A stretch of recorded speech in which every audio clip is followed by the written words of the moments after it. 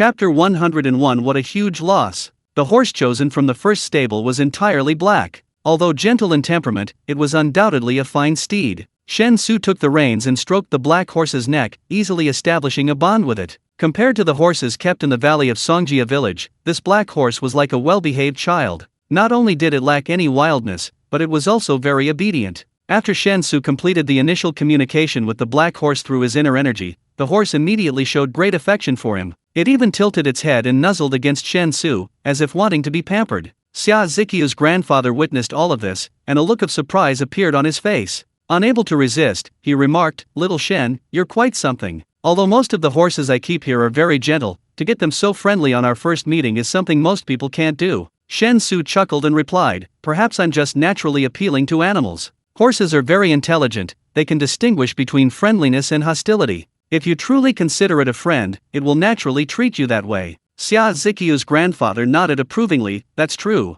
Everyone understands the principle, but very few can truly put it into practice. Alright, mount up, little Shen, let's ride a couple of laps. Let me see how good your riding is." With that, Xia Ziqiu's grandfather mounted his horse first, though his movements were slightly clumsy. These past few days, Shen Xu had been learning various skills from Elder Wufang, and under Elder Wufang's unreserved instruction, he had essentially mastered all those skills. The medical techniques of observation, auscultation, inquiry, and palpation, combined with the aura observation techniques of the Celestial Calculation School, allowed Shen Xu, despite being a novice, to possess remarkably sharp eyes. Observing Xia Ziqiu's grandfather's actions, Shen Xu had some guesses. However, he didn't speak directly. Instead, he mounted his horse and began trotting slowly with Xia Ziqiu's grandfather around the riding arena. It was clear that Xia Ziqiu's grandfather was a very skilled rider. However, due to his age, his ability to control the horse seemed somewhat strained. Worried about an accident, Shen Xu remained by Xia Ziqiu's grandfather's side on his black horse, focusing almost all his attention on him. As for the two bodyguards, they rode behind on horseback. The two bodyguards shared the same focus as Shen Xu. Their sole purpose was to ensure Xia Ziqiu's grandfather's safety. After riding around the riding arena several times, Xia Ziqiu's grandfather finally had his fill. He deliberately slowed his horse, letting it trot along at a leisurely pace, then looked with a broad smile at Shen Xu beside him, who had also slowed down. He said, "Little Shen's riding skills are quite superb. He was able to ride alongside me the whole time, maintaining the same speed. When I went fast, you went fast, when I went slow, you went slow, and there was a full half-meter gap between our horses, without any change in speed. To be able to do that, Xiao Shen's riding skills must have reached the legendary level of perfect harmony between rider and horse, right? Otherwise, how could he control the horse with such exquisite precision? It's as if they've become one, inseparable." Shen Xu quickly replied modestly, "Grandpa Xia, you flatter me. It's not that amazing. It's mainly because your horse is so docile and easy to control,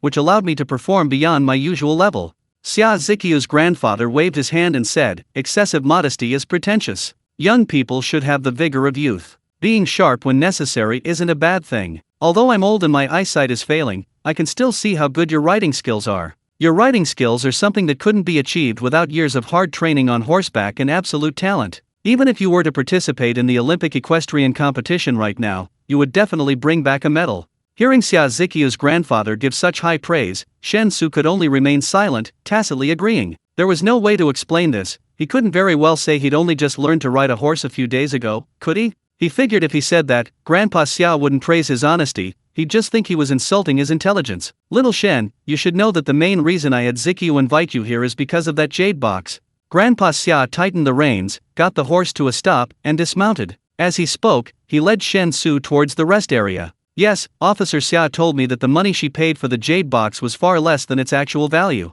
I was thinking that if she paid too little, I could pay more, but Officer Xia told me it wasn't about the money anymore." Shen Xu nodded with a wry smile. Xia Ziqiu's grandfather glanced at Shen Xu, then said meaningfully, "Would it really be better to give more money? Xiao Shen, the material of that jade box is unlike anything I've ever seen. If you had to measure its value in monetary terms, even top-grade Tianhuang jade, which sells for 200,000 yuan per gram, pales in comparison. And that jade box weighs a full 300 grams. Not to mention the jade's own magical properties, it can be classified as priceless. Even if it were to be sold, I reckon it would be absolutely impossible to buy it for less than several hundred million, even a billion. Xiao Shen, can you explain this to me? Why would you be willing to sell a jade box worth hundreds of millions, even billions, to Ziqiu for a mere 2 million? The reason I said it's not about the money is precisely because the material of the jade box is simply too extraordinary.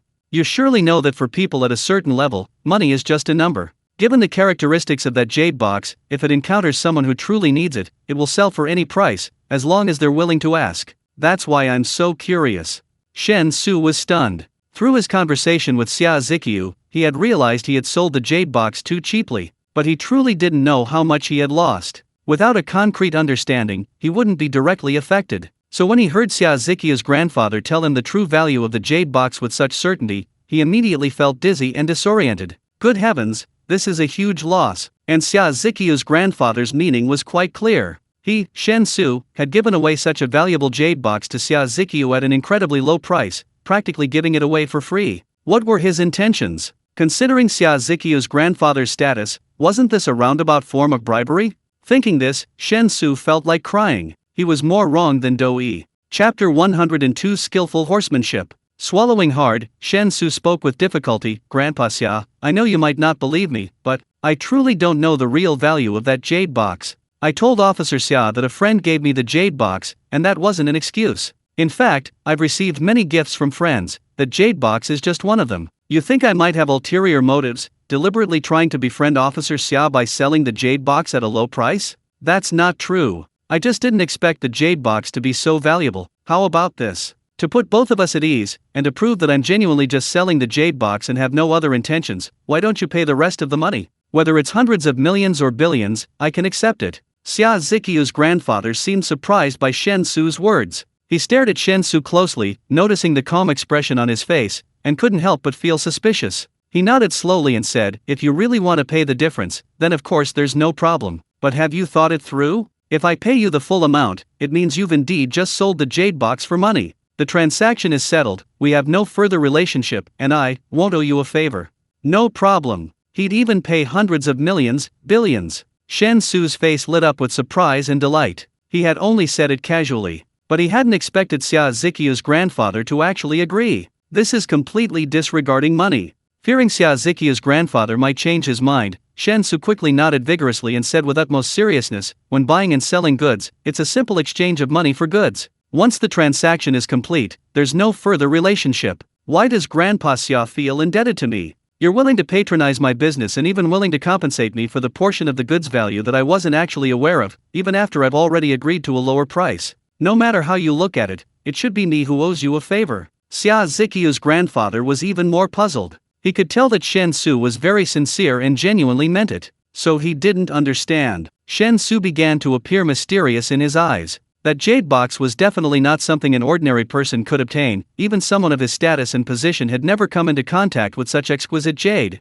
A person with such miraculous properties and the ability to acquire such jade couldn't possibly be short of money. But who would have thought that Shen Xu would be willing to sell the jade box to him entirely for money, stating that the transaction was settled and they would have no further dealings? Wasn't it because he needed something from him that he went to great lengths to find such an irresistible gift and then indirectly delivered it to him? What was he after? This didn't make sense. Just as Xia Ziqiu's grandfather was caught in a terrible emotional dilemma, a piercing scream suddenly rang out from nearby. Shen Xu, whose entire attention was focused on Xia Ziqiu's grandfather, wondering if he was truly willing to pay the difference of hundreds of millions, or even billions, was genuinely startled by this sudden scream. Instinctively, she looked in the direction of the sound and saw a crimson horse galloping wildly across the riding arena. On the horse's back was a person, Xia Ziqiu, her face pale with fright. The piercing scream was clearly from Xia Ziqiu. As the horse galloped, Xia Ziqiu clung tightly to its neck, her entire body pressed against its back. The crimson horse seemed completely out of control. Xia Ziqiu couldn't stop it, and therefore couldn't dismount. She could only desperately try to avoid falling off, knowing that in such a frenzied gallop, a fall would be far more serious than a minor injury. Xia Ziqiu's grandfather, realizing the situation, immediately became anxious and shouted, "Quick! Stop Ilong! Don't let Ziqiu get hurt!" The two bodyguards beside him, without hesitation, mounted their horses and chased after the galloping crimson steed. Shen Xu wasn't idle either. He also mounted the black horse he had chosen. Despite starting last, he quickly left the two bodyguards' horses behind. Saving lives was paramount. Xia Ziqiu's condition was critical, and now was not the time to hold back. Besides, he was counting on a large sum of money. If he could successfully rescue her, wouldn't that be another crucial advantage? Even if the other party was reluctant to pay him, they would probably feel awkward about doing so, right? With this thought in mind, Shen Xu was filled with energy. His mind and the black horse beneath him were one, and in a very short time, the black horse was already keeping pace with the galloping red dragon. The red dragon seemed unable to accept that any other horse could match its speed. As the black horse caught up, the red dragon's hooves moved even faster. It was as if this was the last run of its short life, a tribute to its lost freedom and youth. A rider certainly enhances a horse's abilities, but this enhancement is destined to be limited to the horse's inherent limits. While the black horse was also a fine steed, it was clearly inferior to the red dragon. Even though Shen Xu, through the communication of his inner energy, instantly unleashed its full potential, the black horse immediately showed signs of weakness as the red dragon went completely berserk. Shen Xu, who was originally riding the black horse, reacted swiftly upon seeing Qi Long's unsportsmanlike outburst. He immediately dismounted and landed steadily on the horse's back. Under the dumbfounded gazes of the two bodyguards behind him, Shen Xu slightly pushed off with his legs, using the black horse for support, and leaped, actually landing on Qi Long's back. This acrobatic feat left the two bodyguards completely stunned. For a moment, they even wondered if they were dreaming. Shen Xu had already wrapped one arm around Xia Ziqiu's slender waist, his legs tightly gripping the horse's belly, and his other hand gently resting on the horse's head. He circulated his inner energy, attempting to communicate with the horse. Although the red dragon was indeed the most temperamental horse in this stable, Shen Xu believed that if it were placed in the stable in Songjia village, it would definitely become just another ordinary horse. It certainly wouldn't be a well-behaved horse, but compared to a true troublemaker, it was still quite a distance. Therefore, it didn't take much effort for Shen Xu to establish communication with the red dragon through his inner energy. The previously frenzied red dragon quickly calmed down, its speed gradually slowing, and soon it came to a stop. Chapter 103: Establishing Connections. Xia Ziqiu, her face still showing signs of shock, relied on Shen Xu's support to tumble down from the red dragon's back. The moment her feet touched the ground, her body went limp, and she nearly collapsed. She had used almost all her strength to stay firmly on the dragon, driven by fear. Now that the danger was over, her strength quickly dissipated, leaving her feeling utterly exhausted. Fortunately, Shen Xu reacted quickly, catching her arm again to prevent her from losing control. Thank you. After regaining her composure, Xia Ziqiu stammered her thanks to Shen Xu. Although falling from a raging horse shouldn't kill her unless she was trampled, with insufficient protection, serious injury was almost certain. Shen Xu's timely control of the Crimson Dragon, allowing her to safely return to the ground, while not quite a life-saving act, was certainly a stroke of incredible kindness. Two bodyguards rode up at this moment, dismounting and looking at Shen Xu with incredibly complex expressions. The scene of Shen Xu leaping onto his horse had truly been a huge visual shock to them. "Miss, are you all right?" One of the bodyguards gave Shen Xu a deep look, composed himself, and asked Xia Ziqiu with concern. I'm fine, I'm just a little frightened. Let's go to the rest area and sit for a while." The Crimson Dragon, let someone take the Crimson Dragon back. Don't be harsh on it. It was my fault for insisting on riding it without communicating with it properly, Xia Ziqiu said, slightly stammering. Upon hearing this, Shen Xu reached out and stroked the red dragon's neck, then pressed his head against its forehead, gently patting its head. The red dragon neighed, nuzzled against Shen Xu, and then turned and ran towards the stable. Xia Ziqiu stared, dumbfounded, and asked, Can you communicate with it? How did you do that? It seems very obedient to you?"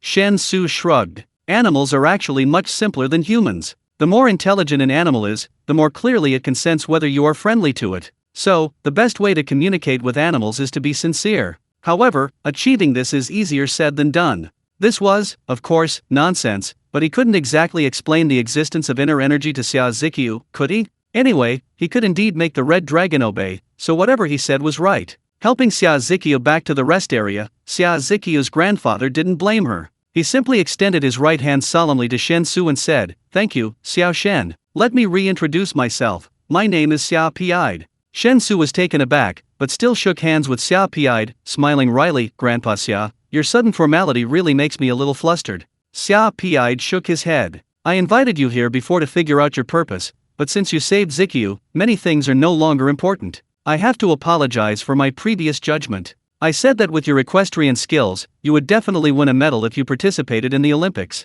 But now it seems that assessment was neither objective nor specific enough. Judging from the skills you just displayed, if you really participated in the Olympics, you could easily win a gold medal. You are the only person I've ever met who can make Ilong so obedient."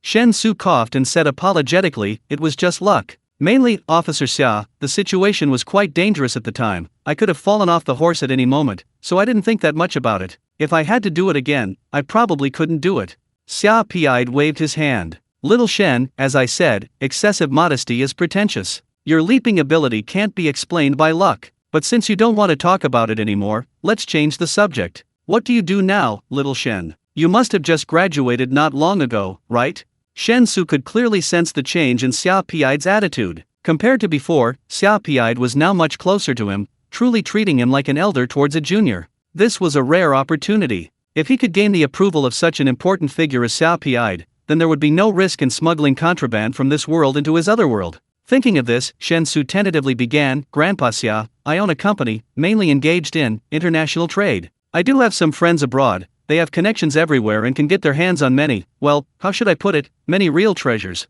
For example, the jade box I sold to Officer Xia was one of those treasures they obtained. However, I haven't figured out how to liquidate those treasures yet. Many of them aren't as safe as the jade box, some are actually contraband, and selling them domestically is illegal. But selling them abroad, Grandpa Xia, those treasures are truly rare, invaluable assets. I still want to keep them in China. Xia Piai raised an eyebrow, feeling he understood Shen Xu's true purpose. That makes sense. Selling things worth hundreds of millions, even billions, to his granddaughter for 2 million, there must be some troublesome business they want to get involved with. Otherwise, it wouldn't make sense. He wasn't actually against it, because according to Shen Xu's meaning, while it was indeed illegal, it didn't harm national interests. On the contrary, if money could truly buy many rare and precious things, it would be a tremendous boon to the country. What is money? It's just paper. In this world, you simply cannot buy truly valuable things with money. As for the issue of breaking the law, as long as it benefits the country, then it's best to keep a low profile and do it secretly.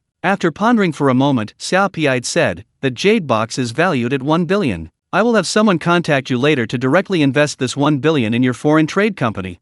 Ziqiu's mother also owns a trading company. All the contraband you obtain from abroad can be traded directly with her company. They'll handle everything, you just need to pay your taxes according to regulations. Also, although I don't think you'll make any silly mistakes, I still want to remind you to keep a low profile. And most importantly, under no circumstances should you do anything that harms the national interest.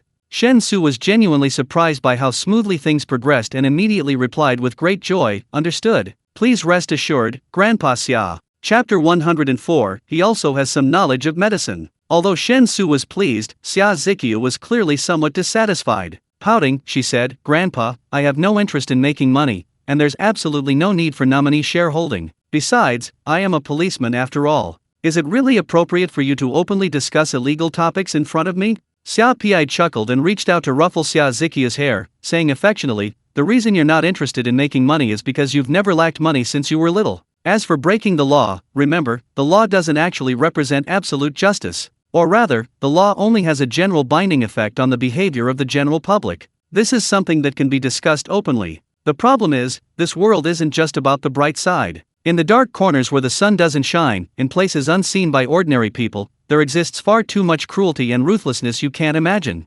Competition between nations often takes place in those corners. It's not about right or wrong, but about mutual interests. This is war. I've protected you too well, to the point that many of your ideas are incredibly naive. In the long run, this isn't a good thing. Take the Crimson Dragon, for example. I've repeatedly warned you not to try riding it lightly, but you just wouldn't listen. Because you've never encountered real danger, your sense of crisis is severely lacking. This is a good opportunity, using Shen Xu as a starting point, to help you mature a bit. Xia Ziqiu instinctively wanted to retort. However, she was in the wrong for the Red Dragon's loss of control, so feeling guilty, she could only obediently nod in agreement. People get so old, they can't handle shocks anymore. Ziqiu really frightened me just now. Come on, Xiao Shen, let's have a couple of drinks to calm down. I have a bottle of good wine here, let's open it as a way of thanking you for saving my little princess. As Xia Piai spoke, he had already gotten up from his seat and walked towards a villa next to the horse farm. Upon hearing this, Xia Ziqiu immediately stepped forward and grabbed Xia Piai's arm, frowning as she dissuaded him, Grandpa, your rheumatism is so severe now, how can you drink alcohol? Your doctor emphasized that you absolutely must not touch a drop.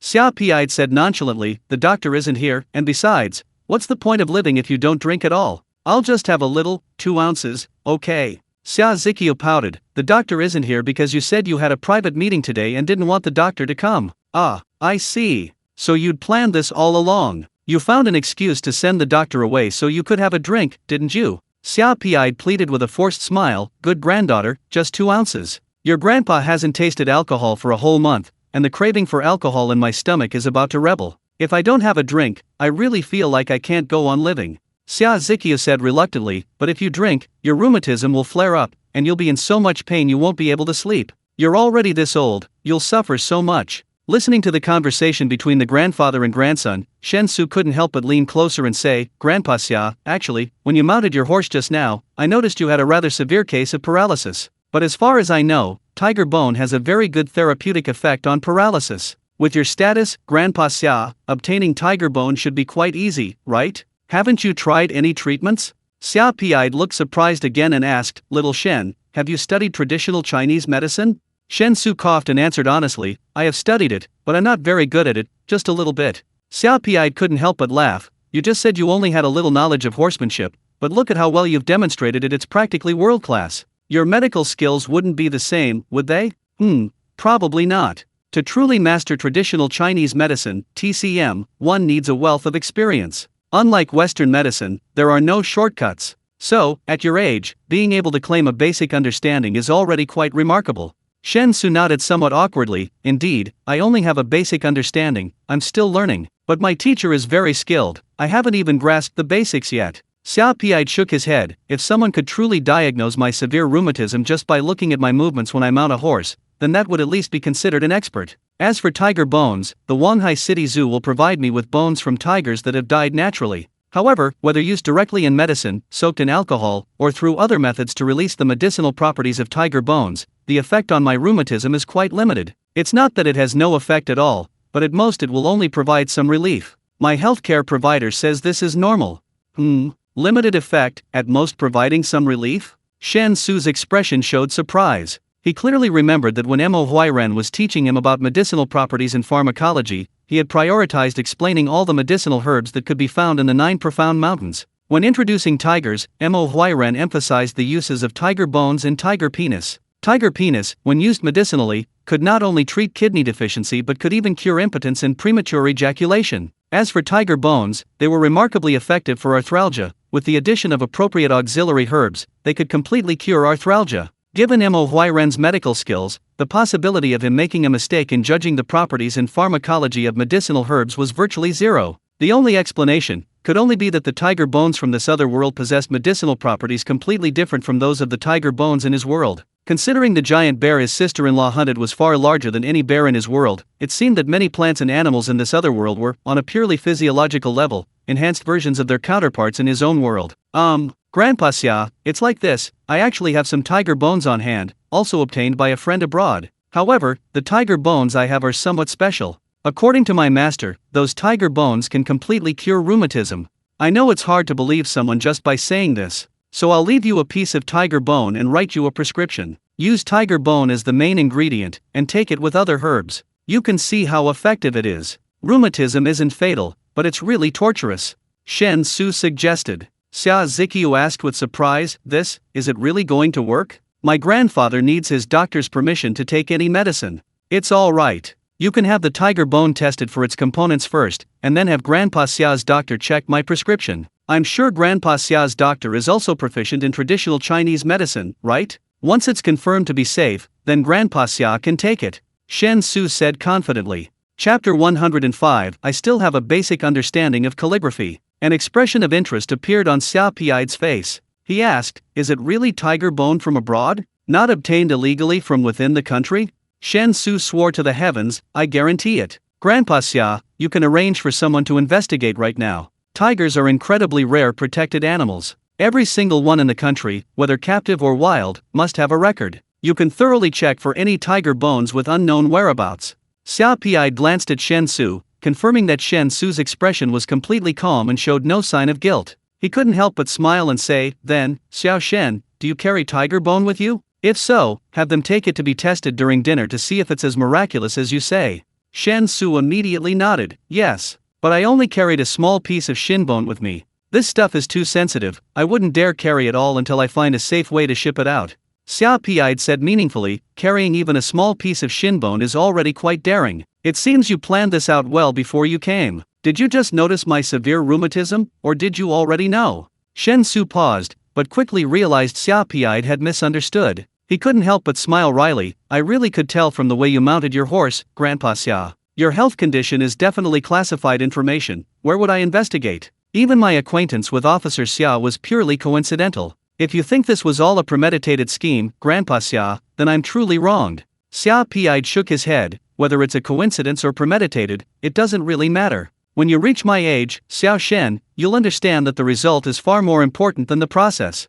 Of course, you young people value the process more because you have a long life ahead of you, so you enjoy all sorts of experiences. But we've already experienced it all, we only want the result. As they spoke, the group had already entered the villa next to the horse farm. This villa was clearly not their permanent residence, it was probably just a place Xiaopi'd used to entertain guests after riding. The overall decor was heavy and opulent, completely at odds with Shen Xu's aesthetic. Go to my study. Write down your prescription, and give me the tiger bone. I'll have someone test it immediately to see if there are any problems. Xiaopi'd led Shen Xu to a room on the first floor of the villa. The room was quite spacious, with a wall of bookshelves filled with all sorts of books. A large wooden desk stood in front of the bookshelves, upon which were placed writing brushes, ink, paper, and various other rather valuable ornaments. Suddenly, Xiaopi'd realized something and lightly slapped his forehead. An apologetic expression appeared on his face as he said, "I'm sorry, I don't have any ballpoint pens in this room. I mainly enjoy practicing calligraphy, so I only have various brushes in my study."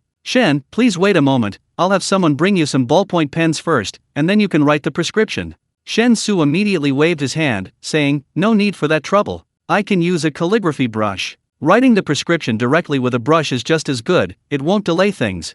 As he spoke, Shen Xu walked to the boss's desk and saw a sheet of Xian paper already laid out. He casually picked up a paperweight from the desk and used it to hold down the four corners of the paper. He had finally figured it out. Since he intended to board Xiaopi'd's giant ship, he should showcase his abilities to Xiaopi'd as much as possible to increase his standing in Xiaopi'd's eyes. Right now, all his skills were at best beginner level. Even if he showed them all, it might not impress Xiaopi'd, so naturally, he couldn't hold back. Being able to unexpectedly connect with such an important figure as Xiaopi'd was his luck, a rare opportunity, and he had to seize it with all his might. If he truly wanted to make a name for himself in this country, and smoothly trade goods between the two worlds, then clinging to a powerful patron was a necessary and sufficient prerequisite. Because this is a country where officialdom reigns supreme. If it were just small-scale operations, then of course it wouldn't matter. But if he wanted to make a significant impact, he had to find a high-ranking figure to back him up. And given Xiaopi'd's current position and influence in this vast country, those with more powerful connections than Xiaopi'd could be counted on two hands.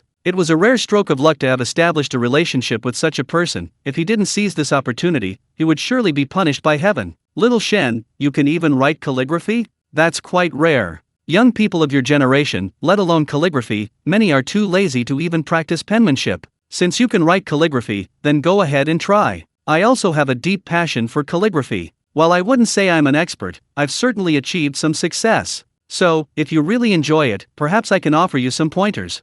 Xiaopi'd walked to Shen Xu's side and said with a smile. However, he didn't have high expectations for Shen Xu's calligraphy skills. Because calligraphy is somewhat easy to learn but difficult to master. Writing with a brush isn't difficult. As long as the posture is correct and you adapt for a while, you can basically write. But to truly reach a high level, to write with form, momentum, and strength, requires a lot of time and effort, as well as a certain talent. At least in Xiaopi'd's understanding, Shen Xu, at his age, could never possibly have achieved anything truly accomplished in calligraphy. However, to Xiaopi'd's surprise, this understanding of calligraphy was completely overturned the moment Shen Xu ground the ink, dipped his brush, and began to write his first character. "Ha!" Overwhelmed with astonishment, Xiaopi'd instinctively let out a soft exclamation. Although, in Xiaopi'd's view, the characters Shen Xu wrote were somewhat immature in form and the brushstrokes not yet fully refined, the key point was that Shen Xu's writing possessed a style he had never seen before. Xiaopi'd had immersed himself in calligraphy for a long time. Given his status and position, and his ability to easily exchange ideas with various calligraphy masters, he was confident he had a broad understanding of all calligraphic styles.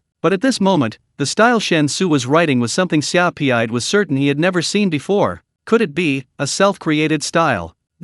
How could it be? Xiaopi'd was shocked. Chapter 106 I have many masters. Strictly speaking, creating your own font is actually quite simple. You can even scribble something random, like a doctor's handwriting on a prescription, and then shamelessly claim it's your own creation. However, truly establishing a unique style, a style of its own, is extremely difficult. Because you must ensure that your writing style has never appeared before, possesses unique characteristics that are entirely yours, and at the same time conforms to popular aesthetics. Words are written to be seen. Therefore, to achieve this purely through self-creation, forming a completely new font that is recognized and admired by those who understand calligraphy, is truly an incredibly difficult task. If a master calligrapher, having immersed themselves in calligraphy for decades and possessing astonishing talent, suddenly has a profound realization on their deathbed, integrating all their knowledge to create a completely new font, then Xia Pi'd, while shocked, wouldn't feel his worldview collapse. But the person who had achieved this was a young man barely over 20. Although it was clear that Shen Xu's handwriting was still in a state of immaturity,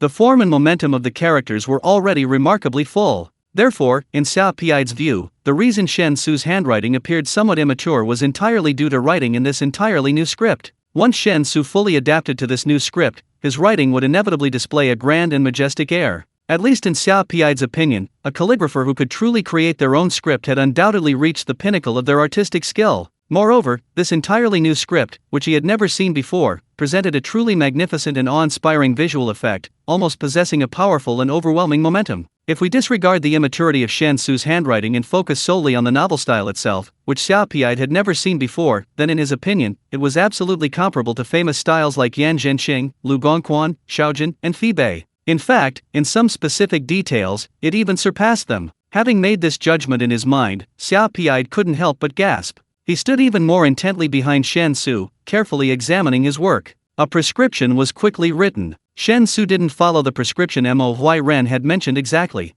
Because the tiger bones from the other world were significantly more potent than those from this world, other herbs from that world likely exhibited similar properties. Therefore, the prescription Mo Huairen formulated based on the medicinal properties of the otherworldly herbs would definitely have some discrepancies when applied to his own world. Fortunately, since the tiger bone, the main ingredient, comes from another world, slight differences in the combination of auxiliary ingredients won't cause any major problems. At most, the medicinal properties of the tiger bone won't be fully realized. And the waste of medicinal properties, aside from using more tiger bone, won't cause any other trouble. This was the best he could do after several days of instruction from Mo Huairen, following his example. After drying the ink, Shen Xu removed the paperweight and reached into his pocket, using it as cover, retrieved a small piece of shin bone from his subspace. He then presented the tiger bone, along with the written prescription, to Xia Pi'd. Smiling, he said, "That's about it. Please have someone verify it, Grandpa Xia. If all goes well, Grandpa Xia will no longer suffer from rheumatism."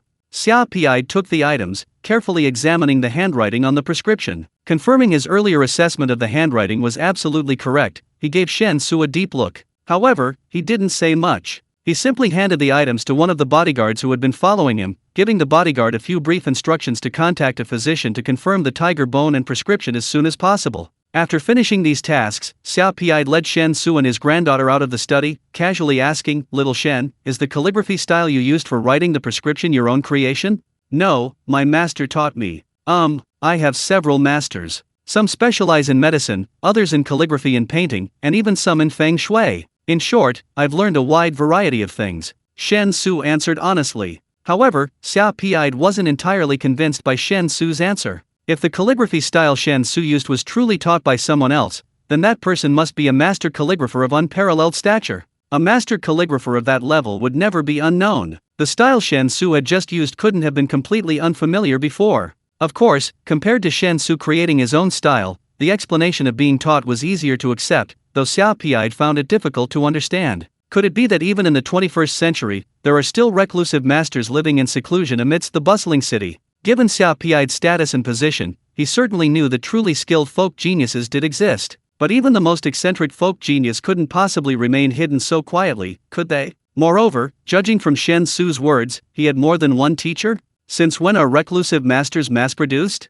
This just doesn't make sense. With these questions in mind, Xia Pi'd led Shen Xu and his granddaughter to the dining table. He felt there was something strange about Shen Xu and planned to have his men investigate him thoroughly after entertaining him, to see what secret Shen Xu was hiding. If there was danger, then naturally, it would be dealt with promptly. But if there was no danger, even for someone of his status, making more connections with truly skilled folk geniuses was still something to celebrate. Lunch was already prepared on the table. It wasn't extravagant, just a simple home-cooked meal, 4 dishes and a soup, 2 meat and 2 vegetable dishes. The chef was clearly highly skilled. Shen Xu tasted the food as if it were a gourmet feast. Just as the meal was nearing its end, the villa's front door was suddenly pushed open, followed by hurried footsteps approaching the dining room. The voices preceded the people. "Old Xia, where is the master who prescribed your remedy? Please, you must introduce me." This prescription is absolutely amazing. That tiger bone is extraordinary too. Judging from the test results, your rheumatism might truly be cured. Chapter 107 The incurable disease is curable. As soon as he finished speaking, a middle-aged man who looked to be in his 40s hurriedly appeared at the restaurant entrance. His face was filled with a mixture of anticipation and anxiety. His gaze swept around the tables, and all his expression was replaced by doubt. He couldn't help but ask, "Mr. Xia, where is the master who prescribed your medicine? Has he left?" Xia Pi pointed to Shen Xu and said with a smile, "He hasn't left. This is young Shen, comrade Shen Xu, the one who prescribed my medicine. It seems you highly approve of his prescription?" The middle-aged man was stunned. After scrutinizing Shen Xu for a while, he said in disbelief, "This young man wrote the prescription. No, it's impossible. That prescription is absolutely exquisite. His understanding of the properties of various medicinal herbs is simply divine. I also stared at the prescription for a long time, repeatedly combining the properties of all the herbs, before I finally understood why the prescription was written the way it was. How could a young man have such a profound understanding of the properties of various medicinal herbs?" After raising his question, the middle-aged man immediately realized how impolite it was. He quickly bowed to Shen Xu and apologized, saying, "I'm sorry, it wasn't directed at you, it's really beyond my comprehension. Traditional Chinese medicine is profound and extensive. Even with exceptional talent, without decades of immersion, it's impossible to have a complete understanding of the properties of all medicinal herbs. This is completely different from Western medicine. Western medicine, in most cases, relies on various medical instruments for pathological diagnosis, allowing for a streamlined approach to training doctors. As long as the medical equipment is advanced, there are generally no major problems. But traditional Chinese medicine is different. Traditional Chinese medicine emphasizes treating the symptoms, analyzing each case individually. Even the same disease in different people will result in different prescriptions due to individual differences in constitution. Therefore, traditional Chinese medicine can never be mass-produced like an assembly line. Rich experience and a significant amount of time spent accumulating knowledge are indispensable for traditional Chinese medicine, TCM. An insufficient understanding of the properties of herbs can easily lead to inaccurate prescriptions, even counterproductive results. This is why there are so many quack doctors in TCM, mostly due to a lack of proper training. Comrade Shen Xu, you are truly too young. You look, probably only around 20 years old? I really can't believe that someone your age could possess such exquisite medical skills, although saying this may seem very offensive. I simply cannot understand, please forgive me. The middle-aged man's words became somewhat incoherent towards the end. Clearly, Shen Xu's youth had greatly shocked him. This was an unexpected situation he hadn't been prepared for. Seeing the middle-aged man's slightly flustered expression, Shen Xu smiled and said, "The prescription was indeed written by me, but it's entirely due to my master's teachings. It has little to do with my own abilities." "Master? Ah, yes, master. You're so young yet possess such profound knowledge of traditional Chinese medicine. You must have studied under a renowned physician. May I ask who Comrade Shen Xu's master is? Could you please introduce me? I don't mean anything by it, I just have some questions I'd like to ask." The middle-aged man's eyes lit up immediately. Shen Xu shook his head slightly, looking somewhat embarrassed. "I'm truly sorry, it's not that I don't want to introduce you, but my master, how should I put it? My masters are all true hermits. They've long been accustomed to a life of seclusion, completely unwilling to have any contact with the outside world, so, I'm very sorry." Upon hearing this, the middle-aged man couldn't hide his disappointment. He nodded. "I understand. It's normal for such master-level figures to be a bit eccentric. It's just a pity I can't witness their brilliance." After a few words of lament, the middle-aged man quickly accepted reality, composed himself, and soon became excited again. Looking at Xia Pi, he said excitedly, "Old Xia, that tiger bone is extraordinary, completely different from ordinary tiger bones. Currently, whether from captive tigers or wild tigers, normal tiger bones absolutely cannot match the medicinal properties contained in that tiger bone. Judging from the medicinal properties of that tiger bone, combined with the prescription given by Comrade Shen Xu, I am at least 80% certain that it can completely cure your rheumatism. This is simply a medical miracle. Because normally, rheumatism can only be relieved, there is no cure. The only slight drawback is that the main reason I am so confident in completely curing your rheumatism is because of that tiger bone. Therefore, no matter how good the prescription given by Comrade Shen Xu is, it is not really meaningful to promote it. After all, without the tiger bone, it cannot be cured. That kind of tiger bone is something I've never seen before in my life. It's probably due to a very peculiar genetic mutation in the tiger, which has terrifyingly enhanced the medicinal properties of the tiger bone. This kind of tiger bone is extremely rare. Once used, it's gone forever. Upon receiving such a confident answer from the middle-aged man, even Xiao Pi'd, who was usually unfazed by any crisis, couldn't help but feel invigorated. Those who haven't suffered from severe rheumatism cannot understand the pain. The most terrifying thing is that, like diabetes, once contracted, it's a lifelong condition. Medication can only provide temporary relief. Moreover, it severely restricts one's life, making it impossible to live as freely as a normal person. In other words, a life lacking quality. Xiao Pi'd had thought more than once that if his rheumatism could be completely cured, he would gladly pay the price of 10 years of his life. Even if he couldn't live much longer, at least he could live well while he was alive. That would be enough. But Xiao Pi'd also knew that was just wishful thinking. Who could have predicted, just when he had basically resigned himself to his fate, a sudden turn of events, a glimmer of hope, would occur? Composing himself, Xiao Pi'd realized that he wasn't the only one suffering from this severe rheumatic pain, so he couldn't help but ask Shen Xu, "Little Shen, how many tiger bones do you have left?" Shen Xu answered very honestly, "Grandpa Xia, I have a complete set. If you need it, how about we use this set of tiger bones as the first deal for my trading company?" A complete set? Xiao Pi'd also became excited. If he really had a complete set, wouldn't that mean that his old friends, who were also suffering from severe rheumatism, could all be cured? Taking a deep breath, Xiao Pi'd said seriously, "Okay, I'll immediately arrange for someone to write the shareholding agreement and then send you the investment funds in the jade box. As for the transaction of this set of tiger bones, I'll have Zikyu's mother contact you directly."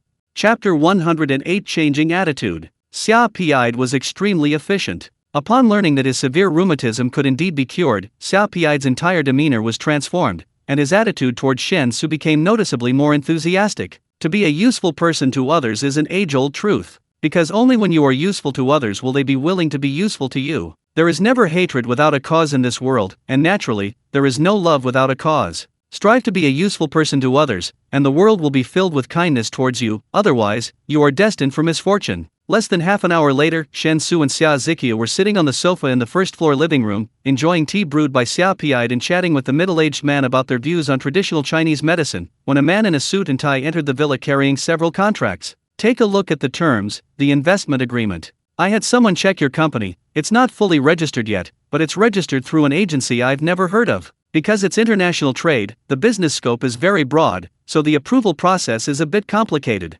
I've contacted the Business Registration Authority and asked them to complete all your registration procedures today, covering the entire business scope. So you can sign this investment agreement now. After you sign, I'll arrange for someone to complete all the investment procedures and add it to your company's registration information. 1 billion in cash, representing 20% of the shares, deposited into the company account, but you're allowed to withdraw the cash freely, without restrictions. If you have any objections to this shareholding percentage, we can discuss it further. I don't care about the percentage, as long as I can guarantee my shareholding. Consider it a birthday gift for Zikyu this year." Xiao Pi'd spoke while handing several contracts to Shen Xu. Shen Xu was genuinely surprised by the conditions Xiao Pi'd mentioned. They were incredibly generous. Xiao Pi'd actually demanded only a 20% stake after injecting 1 billion yuan in cash? In other words, Xiao Pi'd valued this newly registered shell company at 5 billion yuan. Clearly, as Xiao Pi'd previously stated, the 1 billion yuan in cash was merely compensation for the jade box.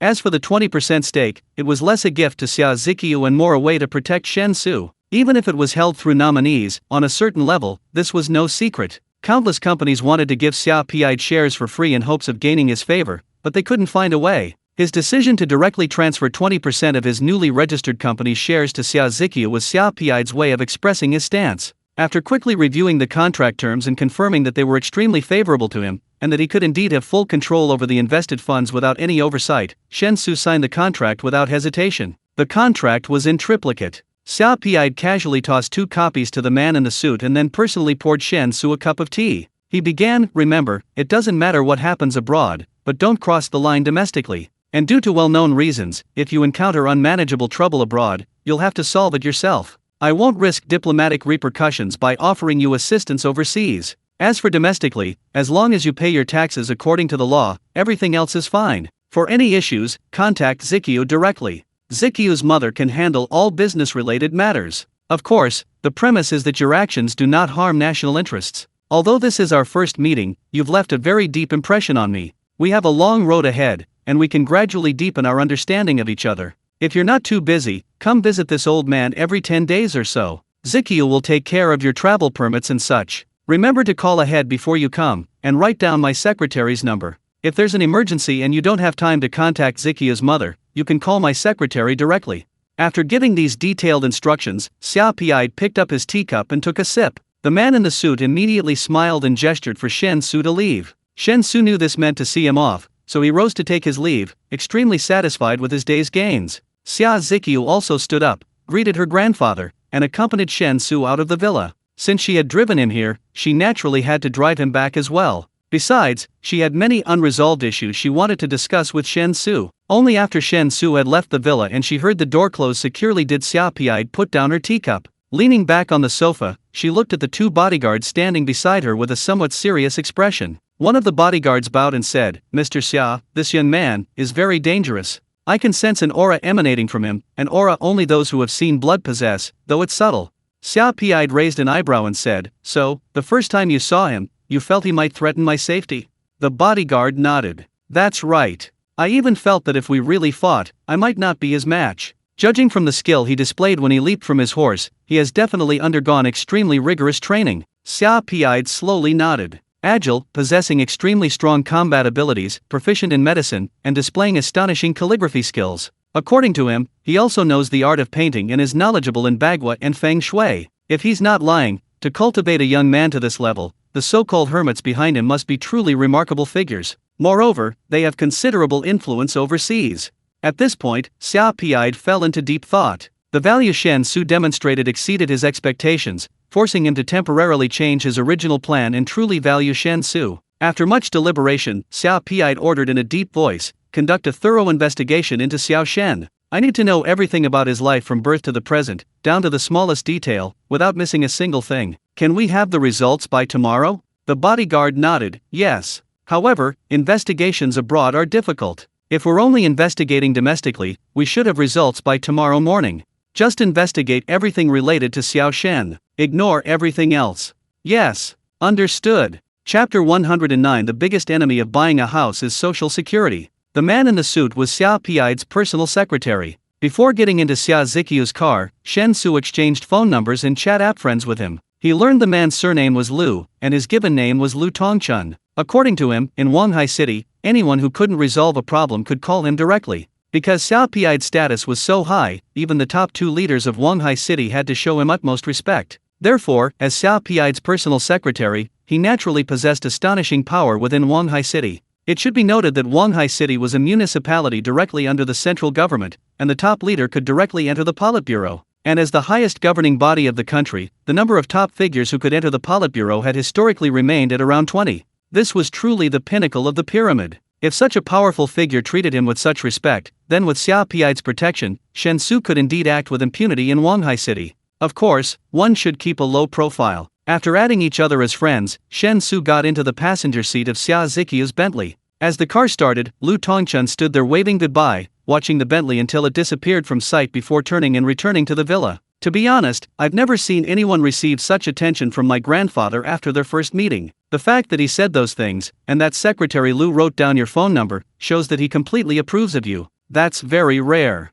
Xia Ziqiu gripped the steering wheel, looking straight ahead, and said. Shen Xu replied rather casually, "To be valued so highly by Elder Xia truly makes me feel somewhat apprehensive." Xia Ziqiu glanced at Shen Xu and said irritably, "What are you apprehensive about? Isn't this the result you most wanted? Don't think I can't see that you're trying so hard to impress my grandfather just to gain his attention. But it's nothing. Many people in this world encounter various opportunities throughout their lives, but very few actually seize them. You freed my grandfather from the torment of rheumatism. I should be grateful to you." Shen Xu shook his head and said, "It was just a small favor, nothing special. Besides, your grandfather gave me a great deal in return. His willingness to let you become a shareholder in my shell company is tantamount to him promising to protect me. For many people, this is a benefit that money can't buy." Xia Ziqiu nodded and said, "Indeed, but my grandfather reacted that way mainly because you did something that no one else could. Curing rheumatism, that's a medical breakthrough worthy of a Nobel Prize, right? It's a pity it can't be widely implemented so that all rheumatism patients can be free from suffering."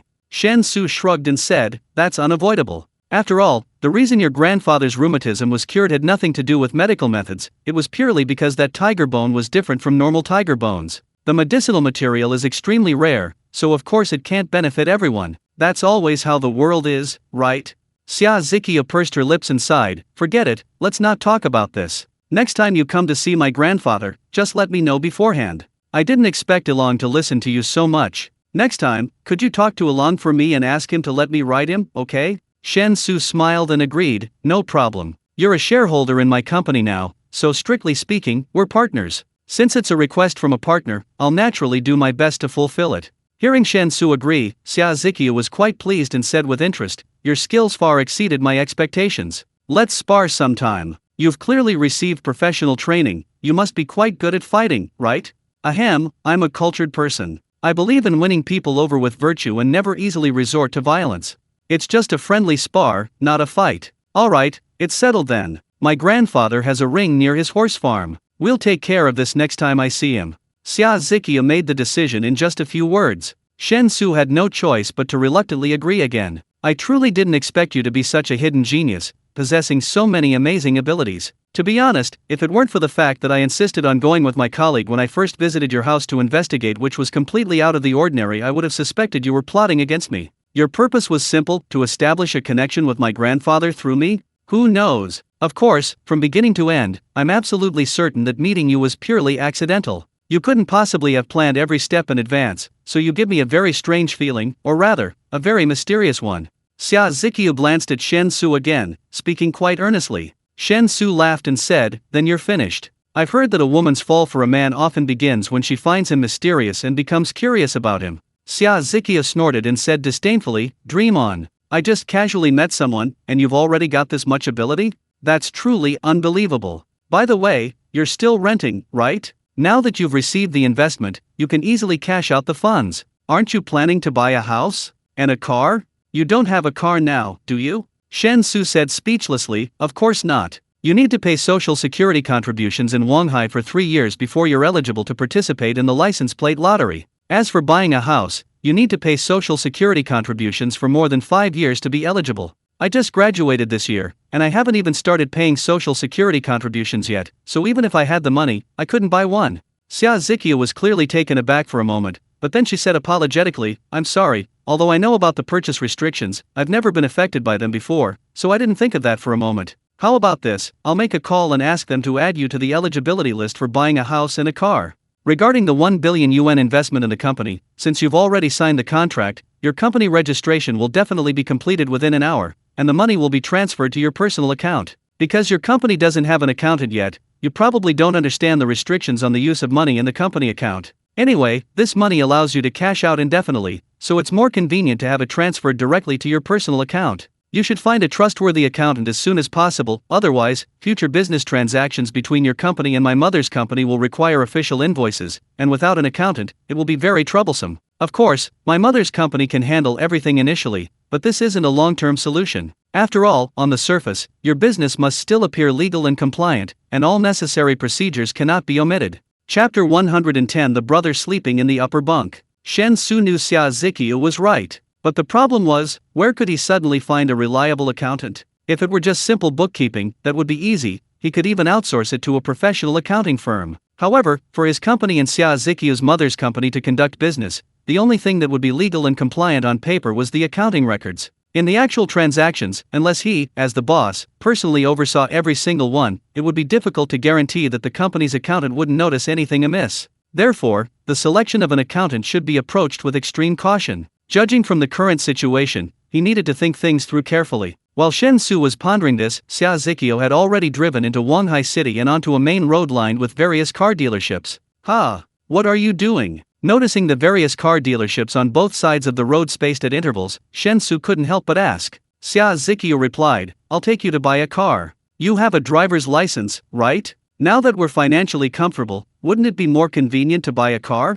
What do you think? Do you have a favorite brand? Shen Xu nodded blankly and said, I do have a driver's license, I got it during summer break in college, but do I really not need to pay the 3-year social security contribution? Xia Ziqiu rolled her eyes, pulled the car over to the side of the road, turned on her hazard lights, and made a phone call in front of Shen Xu. After giving a few brief instructions on the phone, she hung up, told Shen Xu to wait a moment, and then started playing music on the car stereo. Before a single song was finished, Xia Ziqiu's phone rang. After answering the call, Xia Ziqiu turned off her hazard lights. As she continued driving, she said with a smile, all done. Your eligibility to buy a house and a car is no problem at all. Don't worry about the license plate number either, I'll have someone pick a good one for you. How about we just get you a black plate? Although black plates are no longer issued, getting you one temporarily shouldn't be a problem. Compared to a regular blue plate, a black plate is more convenient. If you occasionally commit a traffic violation, as long as it's not serious, it won't be recorded. Upon hearing this, Shen Xu quickly waved his hands, saying, No, a regular license plate is fine. There's no need to choose a fancy number. Your grandfather just told me to keep a low profile, and if I were to make my license plate special, wouldn't that be embarrassing for him? Xia Ziqiu said nonchalantly, he only told you to keep a low profile relatively. As long as you don't bully men or women in public, that's already considered keeping a low profile. What's the big deal about a license plate? But whatever, a regular license plate is fine. I'll register your license plate number with the city's traffic police headquarters and traffic management department later. So, have you decided what car to buy? Faced with Xia Ziqiu's question, Shen Xu was momentarily at a loss for words. He had indeed considered buying a car before, but that was when he didn't have the money. Thinking that his parents had worked hard all their lives, buying them a car back in their hometown would at least give them some face. But back then, he only dared to research models that could be bought for around 70,000 to 80,000 yuan. Now that he's suddenly become rich overnight, if he only spends 70 or 80,000 on a car, wouldn't that be a bit unreasonable? Besides, men's love for machinery is innate. A good car is just as attractive to a man as a naked beauty posing seductively in front of him. So, after looking around, Shen Xu gritted his teeth and said, I also want to buy a car like the one you drive, a Bentley. But not your 2-door, 4-seater coupe, I want a 4-door one. Xia Ziqiu said with considerable surprise, Really? I thought you'd choose a Rolls-Royce. Anyway, with your current wealth, you could easily afford a Cullinan or a Phantom. Isn't Rolls-Royce supposed to be a man's romance? Shen Xu couldn't help but cough, speechless. Mecha is a man's romance.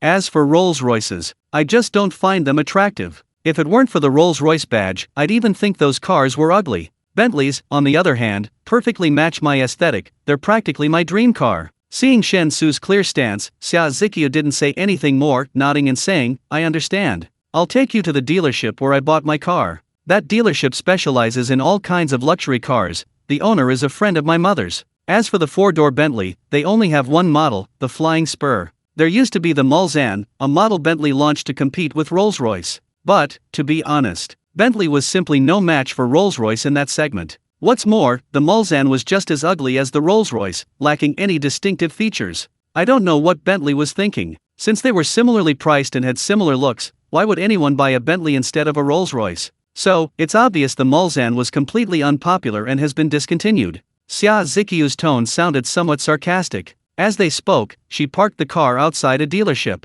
Shen Xu followed Xia Ziqiu out of the car and noticed that the dealership's exterior walls were entirely made of floor-to-ceiling windows, revealing its luxurious interior. Various luxury cars were displayed in the showroom. The sales staff were either impeccably dressed in suits or alluringly dressed in black stockings, but there were hardly any customers looking at the cars. As Xia Ziqiu led Shen Xu into the dealership, she made a phone call. Judging from the content of the call, it was probably to the dealership owner. Immediately, a salesman in a sharp suit approached, smiling broadly and ready to warmly greet the customer. However, after seeing Shen Xu's appearance, the salesman suddenly froze. Brother Xu? Shen Xu exclaimed in surprise. Shen Xu turned to look at the male salesman, his face immediately showing the same surprise. Brother Go? What are you doing here? Hey, don't even mention it. That company that did the campus recruitment was a jerk, they actually backed out. I'm completely stuck here. I had no choice but to find a sales job to tide me over, otherwise I wouldn't be able to stay in Wanhai. What's wrong with you? You haven't called me for half a month.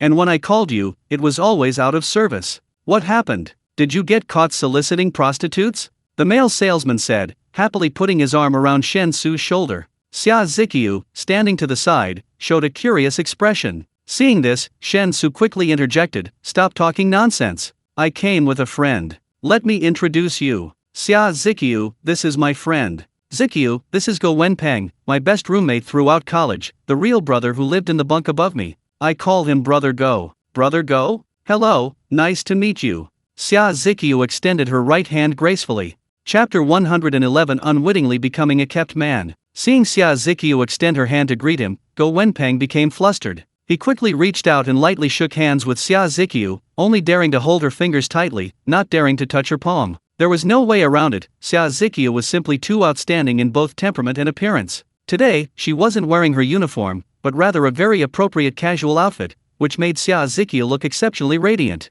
This kind of outstanding overall image would create immense pressure for any man, even making many feel insecure and intimidated. Therefore, Go Wenpeng's hand touched Xia Ziqiu's briefly before separating, and after giving her an extremely professional smile, he grabbed Shen Xu by the neck. Pulling Shen Xu aside, he whispered excitedly, "Wow, Brother Xu, how did you meet her? Even the school beauty queen couldn't compare. I thought you'd be head over heels for Li Jianan. Turns out you've already fallen for someone else right after graduation? Tell me honestly, what have you been doing for the past 2 weeks? Don't tell me you bought this beauty from Vietnam." Shen Xu rolled his eyes, shoved Go Wenpeng's arm away, and said speechlessly, "If you keep talking nonsense, I'll sue you for defamation." "What do you mean, fall for someone else? Li Jianan and I have no feelings for each other. It's unrequited love. Has Li Jianan even given me a second glance? They're determined to stay in Wanghai and become Wanghai residents. I have no house, no car, and most importantly, no Wanghai residency. Li Jianan isn't even interested in putting me in her fish pond. What right do I have to talk about unwavering devotion? Do I even deserve it?" Go Wenpeng leaned back, staring at Shen Xu with utter surprise. He clicked his tongue in amazement. "Brother Xu, how come I never noticed before that you're so self-aware? Excellent. Recognizing one's ordinariness and accepting it gracefully is a sign of maturity. You're not the same person you were 6 months ago, drinking yourself into a stupor for Li Jianan. You've transformed." Shen Xu glanced at Go Wenpeng and retorted, "Irony?" Go Wenpeng immediately swore to the heavens, "Brother Xu, don't wrong me. I'm absolutely speaking from the bottom of my heart. I told you before, someone like Li Jianan, if you really went for it, you'd be wasting your time. But you always held on to unrealistic fantasies. Now that you've truly let go, I'm definitely happy for you." As the two were whispering, a middle-aged man with an imposing presence jogged into the showroom. Along the way, every salesperson who encountered the middle-aged man bowed and greeted him respectfully. Upon seeing the middle-aged man, Go Wenpeng immediately straightened up and whispered to Shen Xu, "Our boss is here. Just pretend you're a customer looking at cars, we'll talk later." But to Go Wenpeng's surprise, his boss jogged straight up to him, then, with a slightly fawning smile, humbly greeted the young lady, Xia Ziqiu. The young woman, Xia, casually greeted her boss and then led him to Shen Xu. "Uncle Zhao, this is Shen Xu, my friend. We're here today to help him buy a car. He wants a Bentley Flying Spur. You should have one in stock, right? Same as always, no discounts, just the market price. Make sure the car is in good condition." "Shen Xu, this Uncle Zhao is my mother's friend, you can call him uncle like I do." Xia Ziqiu explained the situation concisely. The middle-aged man immediately shook hands with Shen Xu with a beaming smile, saying in an extremely friendly manner, "No problem, I'll have someone prepare the contract right away. It's definitely a brand new car this year. I'll add everything you need, insurance and taxes, all together, it'll be 400,000 on the road. Also, I'll cover all future warranty coverage for the car. Whether it's maintenance or repairs, just come to me, I'll charge cost price. Actually, free is fine too, but Xia definitely won't agree, her temper is just like her mother's." Shen Xu thanked him, released the middle-aged man's hand, and suddenly put his arm around Go Wenpeng's shoulder, smiling as he said, "Uncle Zhao, Brother Go is my classmate, he works in sales for you now. Could I put the car purchase on Brother Go's tab? He must have just arrived here, I reckon he hasn't made a sale yet. As his classmate, it's just a small favor, so I should help out. Otherwise, if he keeps failing to sell cars and gets stressed, I'll end up comforting him." The middle-aged man paused, glanced at the name tag on Go Wenpeng's chest, and nodded without hesitation. "Of course, so you're Wenpeng's friend. Then you're naturally considered Wenpeng's client. Here's the arrangement, Wenpeng, you handle the contract. You'll also be in charge of handling everything related to this car. Whatever problems arise, whether it's repairs or parts replacement, you'll be fully responsible for dealing with them." Go Wenpeng's face lit up with surprise, and he immediately agreed. He gently patted Shen Xu's shoulder before turning to attend to the car purchase contract. Selling a luxury car worth millions would mean a salesperson earning at least tens of thousands in commission. Go Wenpeng, like him, was a recent graduate. For outsiders trying to make a living in Wanghai, the initial stages are often the most difficult. So, suddenly receiving tens of thousands of yuan in free income would undoubtedly greatly alleviate Go Wenpeng's financial difficulties. While Go Wenpeng was working on the contract, the middle-aged man pulled Shen Xu and Xia Ziqiu to sit on the sofa in the showroom, brewed a pot of tea, and chatted with them. There was no deliberate probing. The middle-aged man was very talkative, witty, and humorous, making one feel comfortable and at ease in his company. However, during the conversation, Xia Ziqiu's casual attitude toward Shen Xu surprised the middle-aged man. Based on the middle-aged man's understanding of Xia Zikyu, the fact that Xia Zikyu acted so familiarly, seemingly unconcerned about formalities, meant that Xia Zikyu considered Shen Xu one of their own. Is this some hidden young master from some family? As the middle-aged man was still speculating, Go Wenpeng strode over with the prepared contract. Shen Xu took the car purchase contract, not bothering to read the terms, and quickly signed his name. Xia Zikyu then took out her card and handed it to Go Wenpeng, saying, "Use my card. He probably doesn't have any money in it right now." Shen Xu really wanted to say that he was rich. The 30 million he earned from selling gold was quietly sitting in his account. However, the words stuck in his throat. Chapter 112 has become the focus. Go Wenpeng stared blankly as he took Xia Zikyu's card, utterly astonished by Shen Xu's extraordinary talent. He couldn't understand why his best friend, who had remained unremarkable throughout their 4 years of university,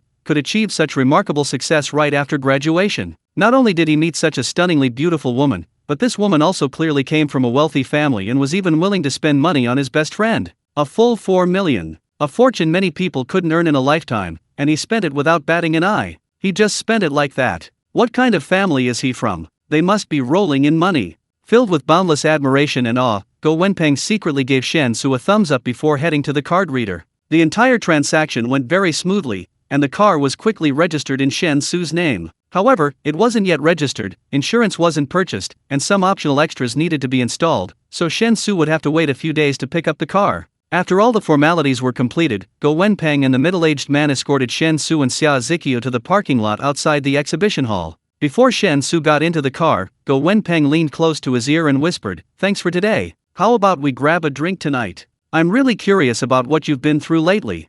Shen Xu thought for a moment, then shook his head. "I've been really busy lately. My sister finished her college entrance exams and insisted on coming all the way to Wanghai to visit me. I also have a lot of things to do on my own. I'll contact you after I've finished these busy periods." Go Wenpeng didn't insist. Their relationship was always straightforward, so he nodded and said, "Okay, call me when you have time. Even though you seem to be being kept by a rich woman now, I still have to treat you to drinks. This sale today should give me a commission of tens of thousands, which is practically a gift from you. Let's go out for a good meal." Shen Xu nodded and said, "Don't worry, I definitely won't fight you for it. I'm leaving now. Go and get those paperwork done for me. I'll pick up the car in a few days." "No problem, I'll get everything done perfectly. Oh, and I'll post about your car purchase in the class group later, mainly for Li Jianan to see. I'll make sure she regrets not giving you a second glance," Go Wenpeng said excitedly. "Isn't that unnecessary? I really don't have any feelings for her anymore. Why isn't it necessary? Wealth and honor without returning home are like wearing fine clothes in the dark. Brother Su, let me tell you, at least half of a person's life is spent living for others. You need to let others know how well you're doing. That way, those who care about you will be happy for you, and those who dislike you will feel bad and depressed." Seeing Go Wenpeng's earnest expression, Shen Xu knew he was indignant about his past experiences in school. He couldn't help but smile and say, "Whatever, just don't overdo it." With that, Shen Xu opened the car door and got in. Xia Zikyu started the car and drove Shen Xu towards a high-end residential complex in the city. "At the same time," she said, "when we get to the sales office, if you like the houses and decide to buy, just pay for it yourself. It'll take at least half an hour to drive there, and the money should be in your account by then. You don't need to pay back the money for this car, consider it a gift from me."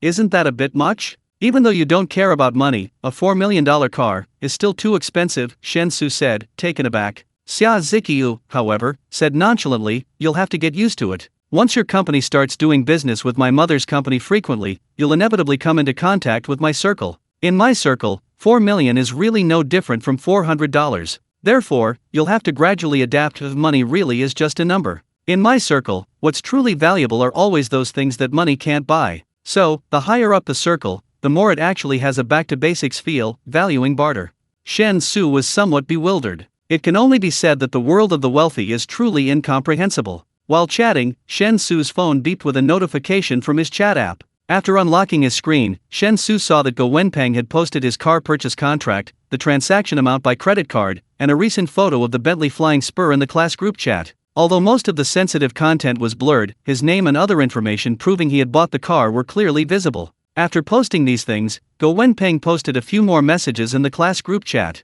The gist of it was expressing his gratitude to Shen Xu, saying that he had specially gone to the car dealership where Shen Xu was temporarily working to buy the car so that Shen Xu could have a sales record right away. The commission from this single transaction would be tens of thousands of yuan, directly solving his living expenses for the next few months. Clearly, to highlight Shen Xu, Go Wenpeng had distorted the facts to some extent. The implication was that Shen Xu didn't care about the 4 million yuan for the car and was only there to help him out. The class group chat exploded instantly. Messages flooded in like a waterfall. Many people tagged Shen Xu in the group, demanding he explain why he could afford a Bentley so soon after graduation. Others questioned the car's value, pointing out that Shen Xu wasn't a resident of Wanghai City and hadn't paid enough social security contributions. What use was the car if he couldn't even register it? However, these questions were quickly countered by others. They argued that if he could afford such a car, couldn't he at least rent a license plate? Compared to the car's price, renting a license plate was a drop in the ocean. Clearly, for these recent graduates from ordinary universities, a 4 million yuan Bentley Flying Spur was simply too much of a shock. Although some classmates came from well-off families, but this good is only relative. At least in Shen Xu's class, not a single family could actually afford and maintain a Bentley. Being able to buy a car worth 200,000 or 300,000 yuan for a recent graduate is already quite rare. It's easy to imagine how unbelievable it was for Shen Xu to buy a Bentley Flying Spur right off the bat, a truly incredible feat in the eyes of his classmates. Especially considering that Shen Xu had been virtually invisible in the class for the past 4 years, the contrast was all the more striking. This was the first time in Shen Xu's memory that he had become the center of attention in the entire class. So much so that he was momentarily at a loss when faced with the barrage of messages in the class group chat, unsure how to respond. After a brief pause, he simply turned off the chat app's notification sounds, then turned off the screen, deciding to ignore it all. Chapter 113: Buying a House. What's wrong? Xia Ziqiu keenly sensed Shen Xu's change in mood and asked while driving steadily. Shen Xu shook his head and said, "Nothing, just some reflections. When you're poor, no one cares even in the bustling city. When you're rich, distant relatives come calling even in the deep mountains. This world is often so realistic it's disgusting." Xia Ziqiu thought for a moment and nodded. "That's true, but that's human nature. There's nothing to be resentful about. Everyone has two faces. When looking up to those above, that face becomes obsequious. When looking down at those below, that face becomes arrogant. So, if you want to feel the kindness of the world at all times, instead of being entangled in various troubles, the best way is to keep climbing upwards. When you reach the highest point in this world, you'll find that everyone around you is smiling, and everything is as you wish." Shen Xu let out a long sigh, stretched languidly to relieve his fatigue, and lamented, "I understand. But I've always lived an ordinary life. This sudden change feels like a mirage, a reflection in a mirror or the moon's reflection in water. Sometimes I wake up with a feeling of unreality, afraid it's all just a dream. No matter how wonderful the dream, it's all fake. Once I wake up, everything shatters instantly, becoming nothingness." Xia Ziqiu smiled. "Although I don't know what you've been through, at least one thing I'm sure of is that this isn't a dream. Alright, we're here. This development isn't off-plan, everything will be sold after it's completely built. The location of the development is excellent, it's all 4-story villas, and the price isn't too expensive, at least considering the quality of the houses. I think the price is quite reasonable. I currently live here, if you buy, we'll be neighbors."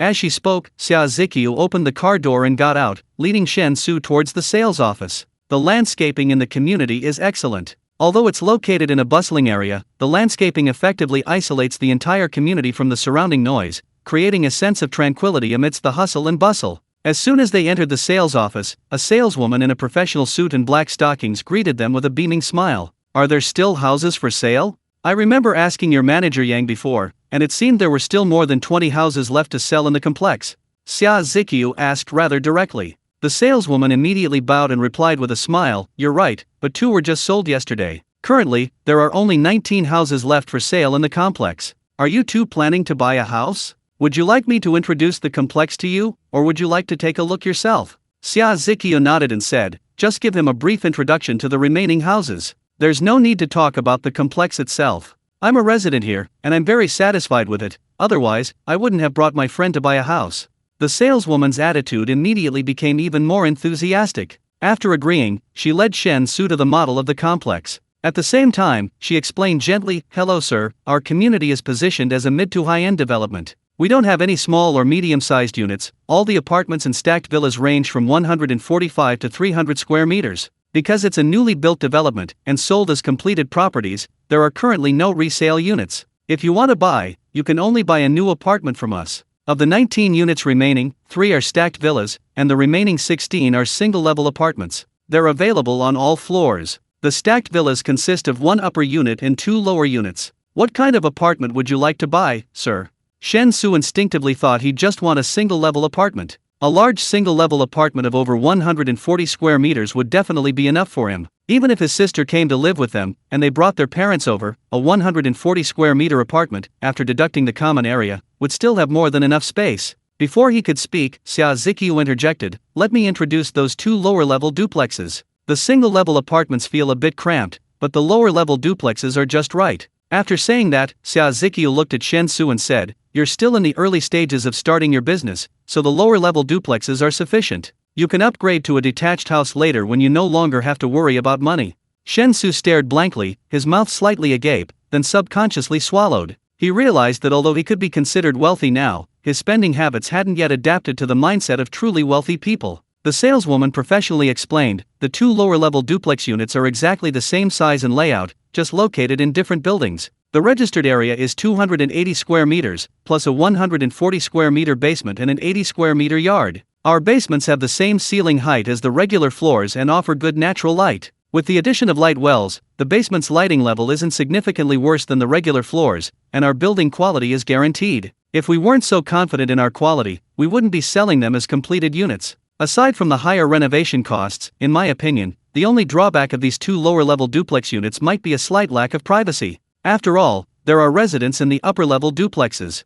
Shen Xu was somewhat bewildered. He had never tried to learn about this kind of high-end residential property before. So, instinctively, Shen Xu turned to Xia Ziqiu, hoping for some advice. Unexpectedly, Xia Ziqiu's suggestion was simple and clear. Without any hesitation, he nodded and said, "Buy a lower-level unit. The one I bought is an upper-level unit, and it comes with a terrace, which is quite nice."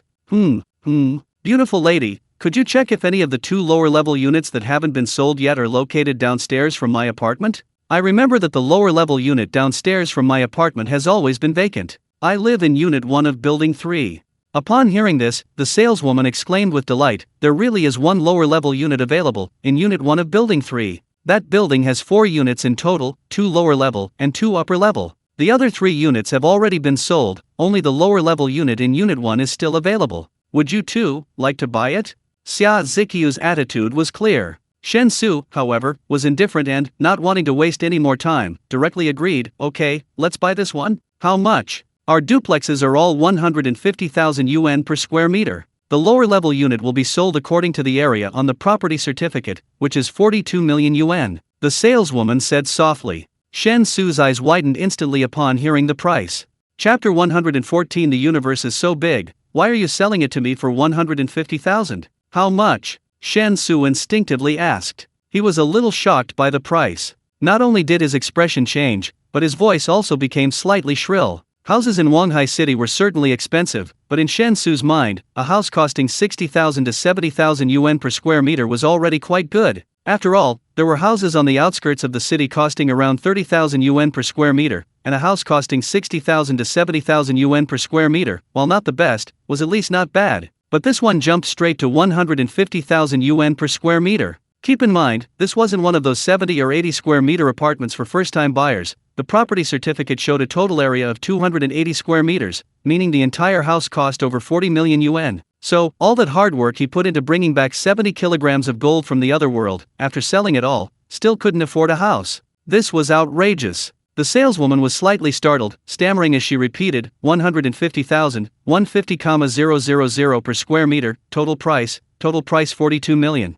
Upon receiving confirmation, Shen Xu took a deep breath. Looking at the saleswoman with an extremely solemn expression, he said in a deep voice, "The diameter of our solar system is 19 billion kilometers, roughly 4 light-years. As for the Milky Way galaxy, its diameter reaches 100,000 light-years, containing at least 200 billion stars like our Sun. And further up, the Virgo supercluster, to which the Milky Way belongs, has a diameter of 100 million light-years. It contains as many as 2,000 giant galaxies. And the Laniakea supercluster above the Virgo supercluster has a diameter exceeding 500 million light-years. The Virgo supercluster is just a filament within the Laniakea supercluster. Yet, there are as many as 10 million such terrifying superclusters throughout the universe. Beautiful lady, don't you think that's a terrifying thing?" As Shen Xu spoke, his gaze towards the saleswoman was incredibly intimidating. The saleswoman instinctively took 2 steps back, nervously swallowing, her hands clasped to her chest, and stammered, "Yes sir, what do you think is scary?" Shen Xu raised his arms, making a large circle, and said excitedly, "The universe is so vast. You're charging me 150,000 per square meter. Isn't that scary? The saleswoman, unexpectedly given a long lecture on the universe, almost cried, saying pitifully, But sir, this price it wasn't me who said it, I had no choice. Xia Ziqiu, standing nearby, couldn't help but cover her face, speechless. Just sign the contract and swipe your card. You don't need to worry about the renovations after you buy it. Give me the keys, tell me what style you like, and I'll do it for you. Of course, if you're worried about the hassle, you don't have to renovate, it comes with a high-end finish anyway. Shen Xu's agitated emotions calmed down a bit. He kept reminding himself that he was already rich. Forget houses worth tens of millions, he could actually afford even mansions worth hundreds of millions. However, he definitely wouldn't buy such expensive houses anytime soon. Somewhat resigned, he signed the purchase contract under the guidance of the saleswoman. After completing the remaining formalities, he took his card, chose to pay in full, and swiped his card on the spot at the sales office for over 40 million yuan. His efficiency and decisiveness impressed the saleswoman.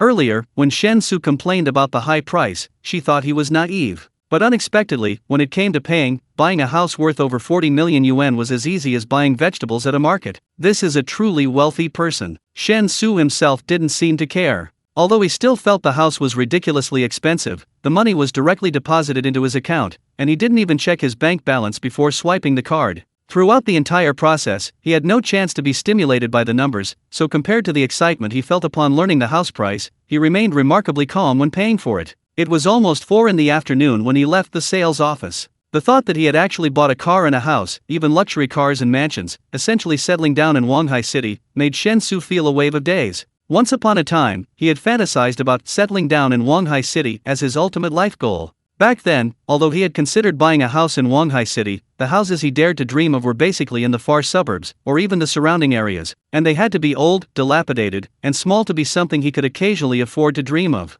And now, in such a short time, not only had his dream come true, but he had exceeded it many times over. Now, it seemed that his so-called ultimate life goal was incredibly petty. If the world's richest man didn't appear, it would feel like a disservice to his amazing time-traveling ability. Almost done. I'll keep an eye on the property certificate processing for you. You should finalize the tiger bone deal with my mother as soon as possible. My grandfather has several old friends who are also suffering from rheumatism. Once my grandfather is completely cured, he'll definitely demand other tiger bones to treat his friends. Standing outside the sales office, Xia Ziqiu instructed. Just as she finished speaking, her phone rang. Xia Ziqiu looked at the caller ID, a look of surprise on her face. After answering the phone and listening for a few words, her expression became extremely serious. After responding twice, Xia Ziqiu hung up the phone and said to Shen Xu with a slightly cold expression, "There's a case that came up, I have to go back to the station immediately, so I can't take you. If you want to go home, just take a taxi yourself. My mother will probably contact you using her private number, the last 4 digits are 6133. If you see it, don't reject the call as if it were an unknown number. Also, remember to find a reliable accountant as soon as possible." With that, Xia Ziqiu hurriedly got into her car. With a roar of the engine, the burgundy Bentley Continental performed a beautiful drift and U-turn, speeding from the parking lot onto the road. Shen Xu was dumbfounded, never expecting Xia Ziqiu to drive so violently. However, his priority now should be figuring out how to conduct business with Xia Ziqiu's mother's company. Although this was only their first transaction, focusing on the tiger bones, since a long-term, stable business relationship would be established, many things could be arranged in advance. For example, the batch of mountain products temporarily stored in Songjia village could all be included in this first transaction. Furthermore, the procurement of rice, flour, and cooking oil could be handled by Xia Ziqiu's mother's company, saving him too much time on such matters. This meant he needed a larger, completely independent warehouse to facilitate his operations. Chapter 115 Take a blow from old son. Having made up his mind, Shen Xu didn't go home. Instead, he took a taxi to the small warehouse he had previously rented. The warehouse was currently empty because the purchased grain had only been briefly handled there before being transported to the other world. Until he bought a larger, completely independent warehouse, this small warehouse could still serve its purpose. After surveying the warehouse and confirming everything was in order, and locking the door from the inside again, Shen Xu went directly to the other world, appearing in his and Song Saiking's marital home. Since their marriage, Song Saiking no longer lived with Song Si but moved back to this side room. Since they were now husband and wife, it didn't really matter when Shen Xu descended to the mortal realm, there was no inconvenience whatsoever. For example, at this very moment, the the first thing Shen Xu saw upon entering the bridal chamber was Song Saiking taking a bath in the side room. If it were before the wedding, Song Saiking would definitely have been so shy that she would have immediately submerged herself in the bathtub, blushing and telling Shen Xu to get out quickly. But now, upon discovering Shen Xu's sudden appearance, Song Saiking deliberately stood up from the bathtub. Although completely naked, she still openly and generously washed herself in front of Shen Xu. She loved the undisguised greed and possessiveness in Shen Xu's eyes when he looked at her. "Didn't my husband say yesterday that he had business in heaven today and wouldn't be coming?" Song Saiking asked with a charming smile as she washed herself. Her playful demeanor, combined with the steamy scene before them, made Shen Xu's blood boil uncontrollably. The Song Saiking after her marriage was significantly different from the Song Saiking Shen Xu had met in the first few days after his transmigration. When Shen Xu first met her, she was a girl burdened with worries. Despite being only 20 years old, in his world, she would still be protected by the ivory tower of university. Untouched by the harsh realities of life, she was full of innocent and naive fantasies about the world. But the Song Saiking of this other world had already shouldered the responsibility of leading the entire Song family village onto the right path. The pressure she faced was immense, beyond what outsiders could comprehend. Shen Xu was absolutely certain that before he transmigrated here, Song Saiking had been suffocating under that mountain of pressure. His appearance greatly alleviated this pressure. And after their marriage, Song Saiking truly found a trustworthy support. Finally relaxing a bit, Song Saiking began to display the charming naivete and liveliness expected of a young girl her age. Shen Xu was pleased to see this. This change in Song Saiking gave him a strange sense of accomplishment. "I thought I'd be busy for a long time, but I didn't expect it to be over so quickly. I also missed you so much, so I decided to come see you and discuss something with you." As Shen Xu spoke, he had already taken off all his clothes and then, with a beaming smile, stepped directly into the bathtub. Fortunately, the bathtub was large enough to comfortably accommodate two people soaking in at the same time. "What is it? Please speak freely, my husband." "Ahem, let's attend to business first, we can talk after we're done. Are you almost finished? Will there be any problems if I come in with the current concentration of the medicinal bath? If there were any problems, how could I let you in? But, this is the bathtub, shall we go to the bed?" "No, it's more convenient here." It was truly a scene of idyllic beauty in the deep courtyard. No one is around on the long spring day. Hot water in the bathtub washes away the fragrant skin. How similar is the shy beauty reflected in the flowers, hesitant to speak, longing for the return of her. Gently pushing open the embroidered door, two swallows fly in pairs, smoke curls in the setting sun, wings suddenly lower. Like that past sorrowful memory, gently caressing the jade peaks, climbing the ladder to heaven. After quite a bit of fuss, the remaining medicinal properties in the bathwater, though not as potent as the herbs Mo Huairen had specially prepared for him, were actually sufficient. The act of intimacy completely relaxed him, so much so that the instant it ended, Shen Xu suddenly realized he had broken through. With Song Saiking, he had successfully broken through from the first rank of martial arts to the second rank. For the past few days, he had been cultivating by soaking in medicinal baths every noon. The initial progress in cultivation was extremely rapid, so after several days of medicinal baths, he had already reached the limit of the first rank of martial arts. His internal energy was also able to break through a full 60 acupoints in a single circulation. Even without today's intimate encounter, as long as he returned to Song Family Village tomorrow and continued his cultivation and study step by step, he estimated he would be able to break through again tomorrow. Of course, regardless, breaking through from the first rank to the second rank of martial arts in such a short time was ultimately something to be happy about.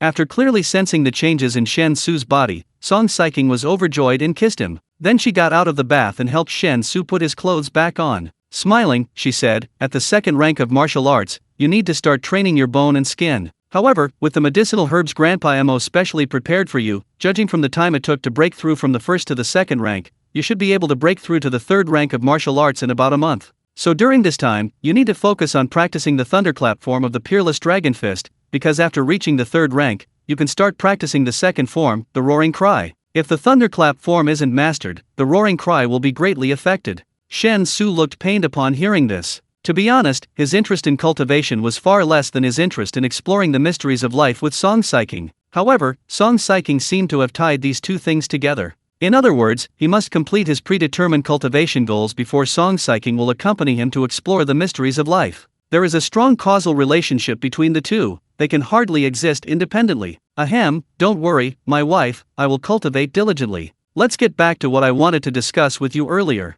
Those mountain goods that Ye Wuju originally planned to take to the town at the foot of the mountain to exchange for grain, are they still stored in the village? Have you dealt with them these days? Shen Xu coughed lightly and decisively changed the subject. Song Saiking shook her head and said, "Nothing has been done. Grain prices in Dongshan Prefecture have been rising continuously. Seeing the rising prices, many grain merchants are hoarding their grain even more tightly, further exacerbating the grain shortage problem in Dongshan Prefecture. Under these circumstances, our mountain products will only be driven down in price more and more, and we simply can't sell them. Chapter 116 Preliminary Plans for Building a Paradise on Earth. It's still there, that's good. Take me to see it. If possible, I might be able to use those mountain goods to exchange for grain from heaven. Shen Xu didn't give a definitive answer, because he didn't yet know exactly what the mountain goods of Songjia village were. Song Saiking, however, looked delighted and immediately pulled Shen Xu out of the side room. After calling out to Song Si in the courtyard and having her sister clean up the bathtub in the side room, Song Saiking swiftly dragged Shen Xu out of the courtyard. It was nearly evening, and smoke was rising from every house in Songjia village. The scenery of the valley became exceptionally beautiful and enchanting. Rows of neat thatched houses and clean village dirt roads were peacefully bathed in the afterglow of the setting sun, as if shrouded in a soft golden hue. Flowers swayed gently in the breeze, emitting a faint fragrance that soothed the soul. The wind in the valley was always so gentle, barely affecting even the smoke from the chimneys. Though not rising straight upwards, it was only slightly slanted. The village wasn't lively, because at mealtimes, the energetic teenagers had long since gone home to their mothers, preparing to fill their stomachs before venturing out again to unleash their seemingly inexhaustible energy. Clearly, whether in this other world or their original one, children were a mixture of angels and devils. Sometimes Shen Xu even felt that if scientists could fully understand why human infants possess such terrifying vitality, perpetual motion machines might actually be possible. Following beside Song Saiking, looking at the thatched huts on both sides of the dirt road, although the air was filled with the scent of nature, Shen Xu still felt that the living conditions in Song family village were too rudimentary. So he asked, "Have you finished reading that book of celestial knowledge I gave you before?" Song Saiking paused for a moment, then replied, "I've finished reading it, but there's a lot I don't understand. I'm planning to ask my husband for help when I have time. However, the contents are very detailed. Even if you don't understand everything, as long as you follow the steps exactly, you should be able to make the thing." Shen Xu said with satisfaction, "Don't worry about whether you understand it or not for now. As long as you can make the thing based on the contents, that's enough. In my opinion, this is very important, so it's best if the village selects someone to be in charge, forms a team, and puts them off from farming, devoting all their energy to studying the contents of the celestial knowledge book." Song Saiking asked in surprise, "Didn't we say before that the contents of the celestial knowledge book could only be read by me for the time being? As for whether others can see it later, or who can see it, we need to discuss that with you before making a decision." Shen Xu nodded, "That's right. So the person selected to be in charge must be absolutely trustworthy. We need to ensure that no matter what happens in the future, the person in charge will not betray you. As for the rest of the team, we don't need to have such high requirements. Because the production process can actually be broken down, meaning each person learns a specific production skill, and then they work together to create what we need. The advantage of this is maximum secrecy. Even if times change and people's hearts waver, and someone betrays us, they only possess knowledge of a single production step, they can't possibly take the entire process with them. Thus, the secret of the heavenly book cannot be leaked." Song Saiking thought for a moment, then said earnestly, "I believe in everyone in the village. They are the blood guards, the pride of our Song family. I am absolutely certain that, when necessary, every blood guard will prove their loyalty to the Song family with their life." Shen Xu spread his hands and said, "Of course, I have no doubt about that. However, in this world, the human heart is always the most complex thing. Especially the more you know, the more principles you understand, the more various thoughts often arise. Therefore, the most righteous are often from humble backgrounds, while the most ungrateful are often scholars. Because those with simpler understanding are more likely to stubbornly adhere to their beliefs when faced with choices, rather than prioritizing self-interest. The blood guards are certainly trustworthy, but we must still nip any negative developments in the bud by establishing sound systems. After all, the human heart is the most unpredictable thing. Denying them the opportunity to err is actually the greatest protection we can offer."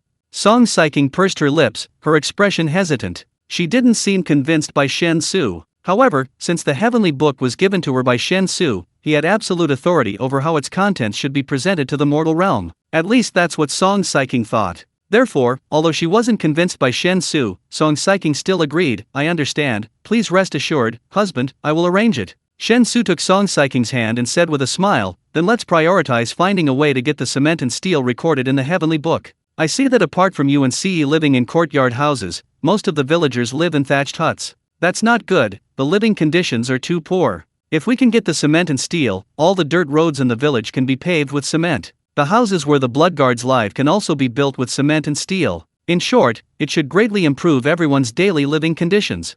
Song Saiking didn't raise any objections, even though she didn't actually understand what cement and steel were. Shen Xu, however, had more to think about. He planned to observe first, to see what kind of things Song Family Village could create with the Transmigrator's manual. Once Songjia Village's production capacity is determined, some modern machinery that Songjia Village definitely cannot produce will be transported directly from his world. For example, solar power generators, agricultural and construction machinery, electric lights and electric stoves, and so on. The sole objective was to fundamentally transform the way of life in the valley, gradually modernizing the daily lives of Songjia Village. Of course, these changes couldn't be allowed to spill over into the valley, otherwise, who knows what kind of chaos they would cause. The valley was secluded enough, like a paradise, and he now held an unparalleled position in Songjia Village, allowing him to recklessly transform the village. And the process of transformation was, in fact, a process of making Songjia Village even stronger, laying a sufficiently solid foundation for Songjia Village's future rebellion. Chapter 117. An incredibly rich but impoverished village.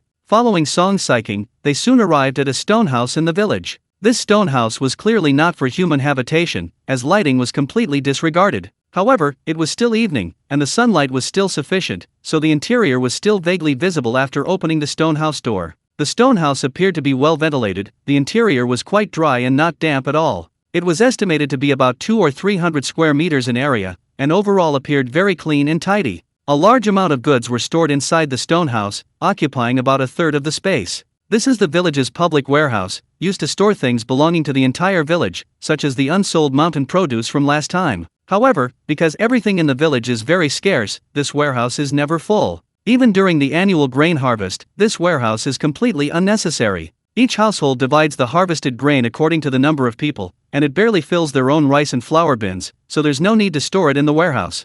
Song Saiking led Shen Xu into the stone house, giving a brief introduction to its basic features. Shen Xu quickly surveyed the interior and said with a smile, "It seems you put a lot of thought into building this warehouse. However, since the village doesn't have a dedicated granary, it's best to organize manpower immediately and build one as soon as possible. As I said, the villagers must be able to eat their fill 3 times a day. We can't keep eating half full and keeping their stomachs in a state of relative hunger like before. This is not only harmful to children's growth but also makes adults weak and powerless. Even if martial artists don't move all day, their energy consumption is far greater than that of ordinary people. This energy must be replenished sufficiently. Otherwise, even the cultivation of the village's martial artists will be greatly affected. We need to store enough food." Song Saiking asked blankly, "Energy, what is that?" Shen Xu paused, then explained, "It's a concept from the heavenly court. The immortals believe that humans must eat to replenish the various nutrients their bodies need daily. The more energy they expend, the more they need to eat. Martial artists eat more than ordinary people because martial artists at a certain level expend more energy with every movement.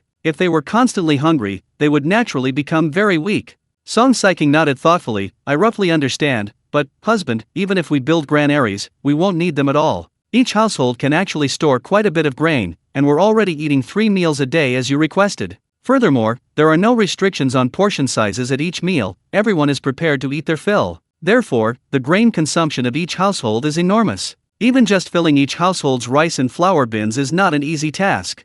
Shen Xu waved his hand, saying, "Don't worry about that, I'll take care of the food. In short, build the granaries as large as possible. No matter how big, I can fill them. The initial requirement is at least enough food to last the entire Song family village of 2,000 people for a year. This is the bottom line for strategic reserves. The granaries must always have enough food to last a year. That way, no matter what happens, we'll have ample room to maneuver and won't be troubled by food shortages, understand?" Seeing Shen Xu's serious expression, Song Saiking didn't say anything more and nodded in agreement. Actually, from a practical point of view, Song family village didn't really need to store that much food. The main reason was that Shen Xu possessed the ability to travel between the 2 worlds at any time. That meant that whenever Song family village ran out of food, he could very quickly transport food from the other world. But Shen Xu knew very well that many things couldn't be considered solely from the perspective of gains and losses. The changing hearts and minds of people also had to be taken into account. He could transport grain at any time, while simultaneously ensuring Songjia village wouldn't suffer from hunger. However, the impact on the villagers was entirely different. Undoubtedly, the latter would give the villagers greater peace of mind. Only with complete peace of mind could the villagers unleash their full potential, becoming his indispensable right-hand man in the other world with maximum efficiency. Therefore, stockpiling large amounts of grain in Songjia village, though seemingly redundant, actually possessed extremely important strategic significance. The mountain produce we collected last time mainly consisted of ginseng, lingzi mushrooms, monkey head mushrooms, and truffles. Although the 9 profound mountains are rich in various medicinal plants and fungi, only a few are truly valuable and easily sellable in town or other cities. Adding to that, the game we hunted is also very attractive to the wealthy households at the foot of the mountain. Not only can the game provide them with a feast, but the hides can be used to make clothing or blankets. However, since we couldn't sell them last time, the meat of the wild animals couldn't be stored for long. So I had the villagers process all the game. The meat was dried into cured meat, and only the hides and other medicinal parts were processed separately. Song Saiking began to briefly explain the current state of the items stored in the stone house. However, Shen Xu didn't hear a word of what Song Saiking said after that. His entire attention was instantly drawn to the words ginseng, lingzi, monkey head mushroom, and truffles. Good heavens, these are mountain products. Is Songjia Village's understanding of mountain products really this advanced? Shen Xu was shocked. In his mind, mountain products were things like hawthorn, hazelnuts, chestnuts, and wood ear mushrooms. But who would have thought that Songjia Village's mountain products would be so high-end? And considering that the tiger bones from this other world far surpass those from his own world in medicinal properties, so these ginseng and lingzi mushrooms from another world, purely in terms of medicinal properties, should definitely be far superior to their counterparts in his world. Then how much are these things worth? Yet they can't even be exchanged for food in the town down the mountain. The unscrupulous merchants of this world are truly too adorable. Luckily, they adhere to the bottom line of unscrupulous merchants, upholding the principle that earning less is a loss. Otherwise, how could such benefits possibly fall into his lap? Chapter 118 Changes in the Subspace 2. Accompanied by Song Saiking, they roughly inspected the mountain produce in the stone house. They discovered that, apart from dozens of various animal hides, the vast majority of the mountain produce was indeed ginseng and lingzi mushrooms. There were over 100 ginseng roots alone, dozens of lingzi mushrooms, and the monkey head mushrooms and truffles were even more extravagant, weighing at least several hundred to 1,000 kilograms. It seemed the 9 profound mountains were indeed a treasure trove. The saying "those who live off the mountains" was perfectly embodied in Song Family Village. Were these things difficult to collect? With so many monkey head mushrooms and truffles, they must have been easy to find in the 9 profound mountains. And what about the ginseng and lingzi? How long did it take you to collect all of this? Shen Xu bent down and picked up a ginseng root, examining its quality as he asked. Song Saiking cutely crossed her arms, revealing her slender figure to Shen Xu. He chuckled and replied, "It's not difficult. Lion's mane mushrooms and truffles are everywhere in the 9 mysterious mountains. Even people from the foot of the mountain could easily go up and collect them, so they never fetch much price in town. Of course, compared to other types of mushrooms, lion's mane mushrooms and truffles are relatively more popular. Therefore, when we're collecting mushrooms, we basically only collect lion's mane mushrooms and truffles. We don't bother collecting other types of mushrooms unless we want to eat them ourselves. As for ginseng and lingzi, they are much rarer. Of course, this rarity is only relative to those mushrooms.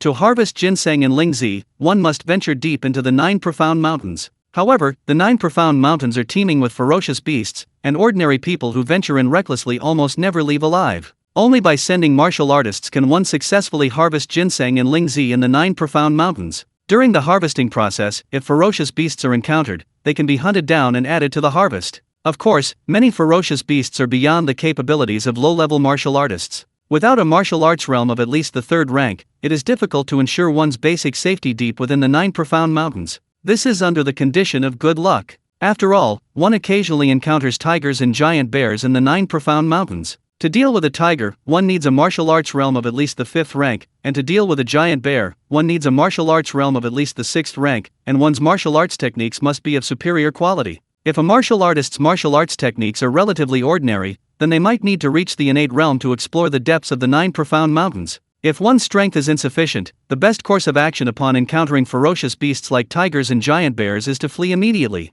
In short, the main difficulty in harvesting ginseng and lingzi lies in the inherent dangers of the 9 profound mountains. As long as those dangers can be ignored, the quantity of ginseng and lingzi is still plentiful. It took us about 2 months to harvest what we have now. 2 months? Shen Xu silently calculated in his mind. Songjia Village didn't have many people responsible for harvesting the mountain products, because cultivating those tens of thousands of acres of land consumed a lot of manpower and time for Songjia Village. Adding to the pressure of daily cultivation, Song Family Village, despite having 2,000 residents, still faced a significant manpower shortage. While he could directly purchase grain from his own world, the 10,000 acres of land Song Family Village owned in the valley couldn't be left idle. This was the foundation of everyone in Song Family Village, their very core. If they were allowed to leave it idle, even if the villagers were willing to obey orders, they would likely harbor resentment. Therefore, once development reached a certain stage, they needed to immediately consider acquiring some agricultural machinery to achieve fully mechanized farming in Song family village.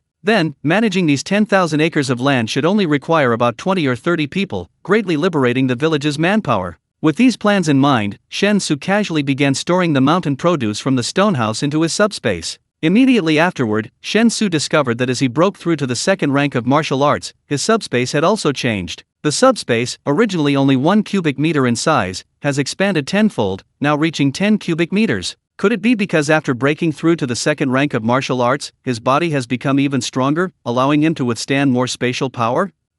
After consuming the Foundation Establishment pill and breaking through to the first rank of martial arts, he successfully activated his subspace. Now, having reached the second rank, he has directly expanded the volume of his subspace tenfold. That seems quite reasonable. The stronger his body, the stronger the spatial abilities he can activate. This is clearly good news for his great undertaking of trading goods between the two realms. The suddenly expanded subspace means Shen Xu no longer needs to repeatedly transport the mountain goods in the stone house. With a thought, he can instantly pack all the mountain goods into his subspace. Of course, he didn't touch the dozens of animal hides, mainly because they were relatively inexpensive and there was no need to resell them. Shen Xu didn't hide the process of collecting the mountain goods from Song Saiking. Therefore, watching the goods suddenly vanish into thin air, Song Saiking's eyes widened in shock. Shen Xu chuckled and said, "This is my hidden universe in my sleeve, a kind of immortal technique. Although I was just a mortal in the mortal realm, I could still use some immortal techniques, albeit with great limitations." Song Saiking looked on with realization, her gaze toward Shen Xu burning even brighter with love. She reached out and stroked Shen Xu's cheek, saying sweetly, "My husband is usually so easygoing and kind to everyone, to the point that sometimes I even forget that my husband is actually a celestial being. All of this feels like a dream." Seeing Song Saiking's emotional expression, Shen Xu's eyes lit up, and he quickly seized the opportunity to whisper a few words in her ear. While speaking, he deliberately licked Song Saiking's earlobe with his tongue. Here. But today is already, and this place is too strange. Song Saiking was clearly flustered. Shen Xu chuckled, "Today's different. I didn't go to study with those old gentlemen today, I'm just taking a break. Besides, I just broke through to the second rank of martial arts, isn't that something to celebrate? Don't worry, from tomorrow onwards, it'll still be a maximum of once a day. Consider today an exception for me, okay?" Song Saiking lowered her head and stammered, "Okay, alright, but can we go back? I really can't accept this place." Chapter 119 First Transaction, Part 1. It was nearly 5 p.m. when Shen Xu returned to the small warehouse he had rented. The two didn't go back to the courtyard house, but instead, in the stone house in the village, Shen Xu took advantage of Song Saiking on the spot. Satisfied and refreshed, Shen Xu took out all the mountain goods stored in his subspace. Besides these, there were the remaining tiger bones, rhinoceros horns, and all the items from the giant bear. Actually, there were also some Chinese medicinal herbs in the stone house, such as deer antlers, dragon skin, musk, and pangolin scales, all pre-processed by the villagers of Songjia village and ready to use. However, Shen Xu didn't take everything at once. He planned to complete the initial transaction with Xia Ziqiu's mother first, to see how she would treat him, and then decide how to maintain his business dealings with Xia Ziqiu's mother's company. Although Xia Ziqiu's grandfather had clearly stated his intention to protect him, it was hard to guarantee that the rest of the Xia family didn't have ulterior motives. As the saying goes, speak of the devil, and he appears. Shen Xu had just begun considering the issue of Xia Ziqiu's mother when his phone suddenly rang. Looking at the caller ID, it was an unfamiliar number. However, the last 3 digits were 6133, instantly reminding Shen Xu of Xia Ziqiu's previous instructions. This must be Xia Ziqiu's mother calling. Composing himself and regaining his composure, Shen Xu answered the phone. "Xiao Shen? Hello, this is Ziqiu's mother. My name is Xing Zaya-chan, you can call me Aunt Xing. Where are you now? Dad asked me to contact you, hoping to finalize that important transaction we agreed on as soon as possible. I just finished a group meeting and plan to come to you immediately with the inspection team. Is that convenient for you?" A slightly elegant voice came from the receiver. Shen Xu immediately replied, "Hello, Aunt Xing, I'm at the warehouse. It's very convenient. You can come directly over. The address is..." He gave Xing Zaya-chan the address of his warehouse. Without any pleasantries, they finished discussing business and hung up. He seemed to be a decisive and efficient person. Shen Xu didn't tell Xing Zaya-chan what else was in the warehouse, because once Xing Zaya-chan arrived, she would naturally see the other items in the warehouse. The agreement with Elder Xiao was to trade the tiger bone set first, no other transactions were discussed. Therefore, if he revealed everything else over the phone, it might create a bad impression on Xing Ziya-chun, making her misunderstand that he was planning to bundle it with other items, which wouldn't be ideal. Letting Xing Ziya-chun discover it herself, if she was interested, she would naturally take the initiative to discuss the transaction. And if Xing Ziya-chun wasn't interested, these treasures from another world would certainly sell easily. Aside from the organs of wild animals, the rest were not contraband and could be freely traded. There was no need to rely on the Xia family's name to conceal anything. They didn't wait long at the warehouse. Less than half an hour later, the sound of a car parking outside the warehouse gate could be heard. Hearing the sound, Shen Xu opened the warehouse door and saw a middle-aged woman, exuding a powerful aura, emerge from a car accompanied by a female secretary and several men. There were 2 cars in total. The woman was in a Maybach, and the accompanying car was a Ford Raptor, a typical American muscle car. Among the men, one wore glasses and had a somewhat effeminate demeanor. The others were all dressed identically, radiating an aura of strength. Shen Xu even noticed the sidearms on some of them. "Is that you, Xiao Shen? Before I came, Dad sent me your photo, but you look much more dashing in person than in the picture, so I almost didn't recognize you." The middle-aged woman walked toward Shen Xu, who was standing at the doorway, greeting him with a smile and extending her right hand. Shen Xu lightly shook hands with the middle-aged woman, then stepped aside and said, "And seeing, your praise makes me blush a little. The things you requested are inside. Shall we get down to business first?" Xing Ziya-chun nodded. "That's what I meant too. However, I brought an expert in inspection. He will conduct a comprehensive examination of your items using instruments. This isn't to doubt you, but a necessary procedure, the most responsible approach for both of us. I hope you won't overthink it, Xiao Shen." Shen Xu waved his hand dismissively. "That's exactly right. Even close brothers should keep clear accounts. Since it's a transaction, it's best to ensure neither party has any doubts." Xing Ziya-chun was very satisfied with Shen Xu's attitude. Without saying much, she led her entourage into the warehouse. But immediately, she was completely captivated by the contents of the warehouse. She became somewhat stunned, because after Shen Xu took those items out of the subspace, he didn't bother to organize them. Instead, he casually piled them all on the warehouse floor. So, besides the tiger bones that were immediately visible, Xing Ziya-chun also saw other valuable items like rhinoceros horn, bear paws, ginseng, and lingzi mushrooms. Most importantly, these precious items weren't stored separately. Instead, they were piled together like trash. Wasn't that a bit excessive? Shen Xu, seemingly oblivious to Xing Ziya-chun's change in expression, bent down, picked up the tiger bones from the ground, and held them in front of her. He smiled and said, "Here's what you wanted. Have someone start inspecting it quickly. It's getting late, let's finish early and go home. We're working for ourselves, there's no need for 996, right?" Xing Ziya-chun snapped out of her reverie, gave Shen Xu a deep look, and then gestured with her hand. The bespectacled, effeminate-looking man immediately stepped forward with his testing equipment, bent down, and began examining the entire tiger skeleton. "Judging from the dimensions of the skeleton, this tiger's size seems a bit too large, doesn't it?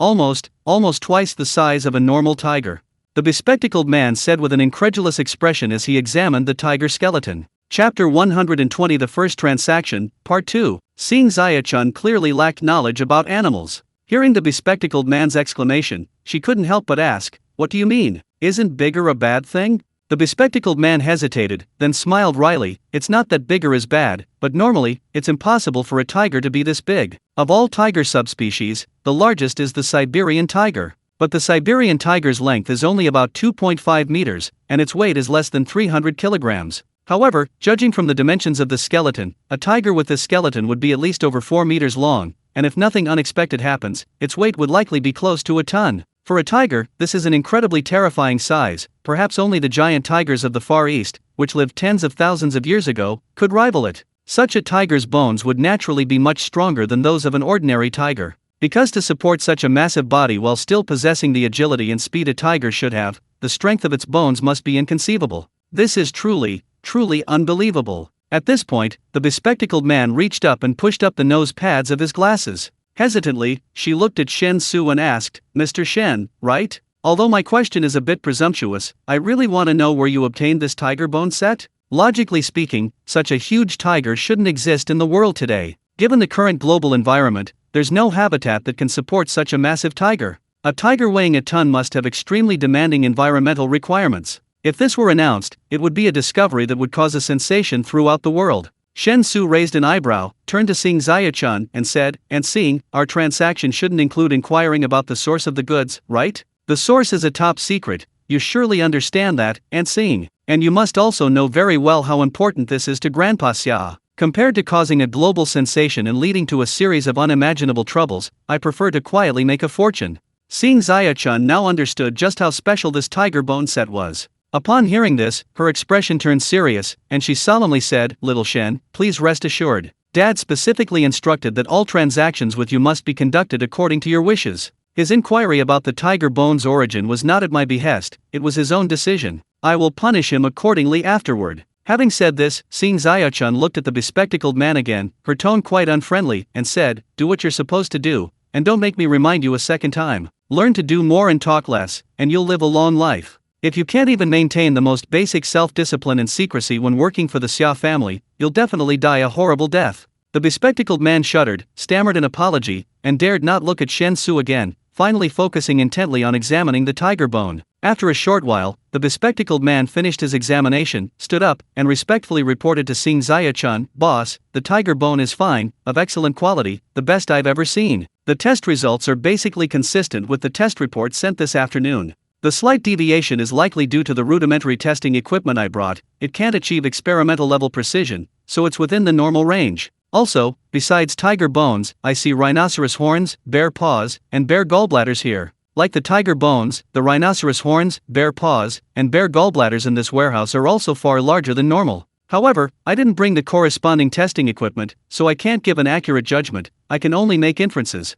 The bespectacled man didn't finish his sentence, but Seeing Xia-chun understood what he meant. She then looked at the ginseng and lingzi mushrooms, which were clearly of extremely high quality, and the dizzyingly large quantities of monkey head mushrooms and truffles. After a moment's thought, she made a decision. She said, "Xiao Shen, are all the things in this warehouse goods, your friends abroad?" Shen Xu smiled and nodded, "That's right. Except for the tiger bone, which I've already promised to Grandpa Xia, I haven't found buyers for the other items yet. And Seeing, if you don't mind, could you introduce me to some buyers? Prices are negotiable." Seeing Xia-chun said in a deep voice, "No need for that trouble. I'll take everything in this warehouse. However, I can't determine the price right now because these things seem to be of very high quality. I need to take them back for detailed inspection before I can give you a quote. Does Xiao Shen agree?" Shen Xu deliberately feigned a troubled expression. He hesitated for a moment, then said, "With Grandpa Xia here, I certainly trust and Seeing, but these things, how should I put it, none of them have the proper documentation. Although they're all from abroad, the channels through which they entered the country aren't compliant. It's a bit similar to smuggling. Is that all right?" Seeing Xia-chun smiled slightly and said, "That's fine. If you're certain about the transaction, I'll complete all the paperwork for you. It'll just involve paying additional customs duties. Although the amount won't be small, I personally don't recommend you try to run away. Of course, if you really don't want to pay customs duties, that's fine too. These are your things, it's your decision. I can handle all the domestic paperwork for you. However, from an elder's perspective, I hope you won't be too concerned about the financial loss.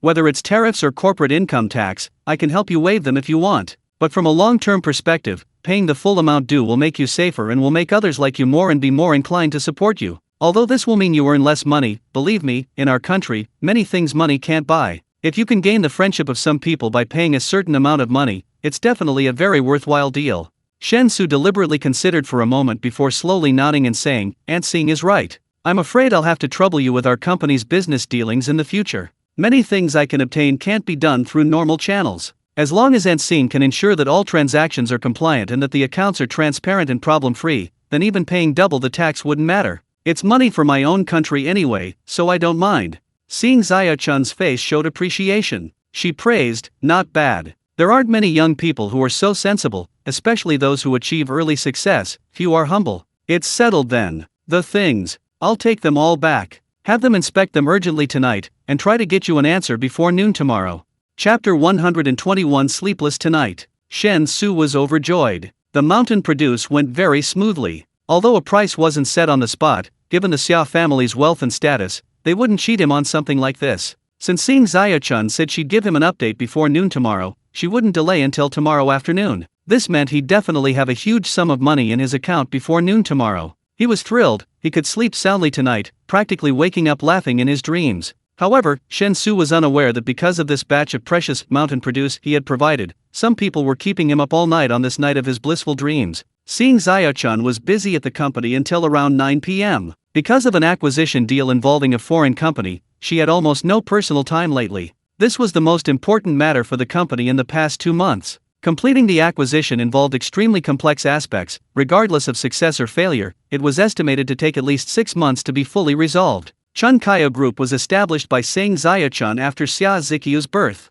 The group's name was derived from a character each from her own name and her daughter's name, a celebration of Xia Ziqiu's birth. Over the past 2 decades, Chun Kaya Group has grown from a small trading company into a multi-industry giant. Leveraging Xia Pi's steadily rising position over the past 2 decades and seizing the golden opportunity of the country's most rapid development, Chun Kaya Group, though not widely known, has many subsidiaries that have become industry leaders. However, Chun Kaya Group is not a listed company, and its subsidiaries operate in sectors unrelated to basic necessities like food, clothing, housing, and transportation, so the average person is virtually unfamiliar with its name. Every year when the domestic rich list is updated, those responsible for compiling the lists and the magazines are instructed that Sang Ziyachun's name is absolutely not allowed to appear on the list. Unless she wants to quit, the rich list must, of course, follow instructions from above. A combination of factors made Sang Ziyachun and the Chun Kaya Group like a shadow enormous in size, yet never exposed to the light of day. Stretching lazily, Sang Ziyachun checked the time and prepared to go home. Her husband was currently a class leader in a prefecture-level city in southern China.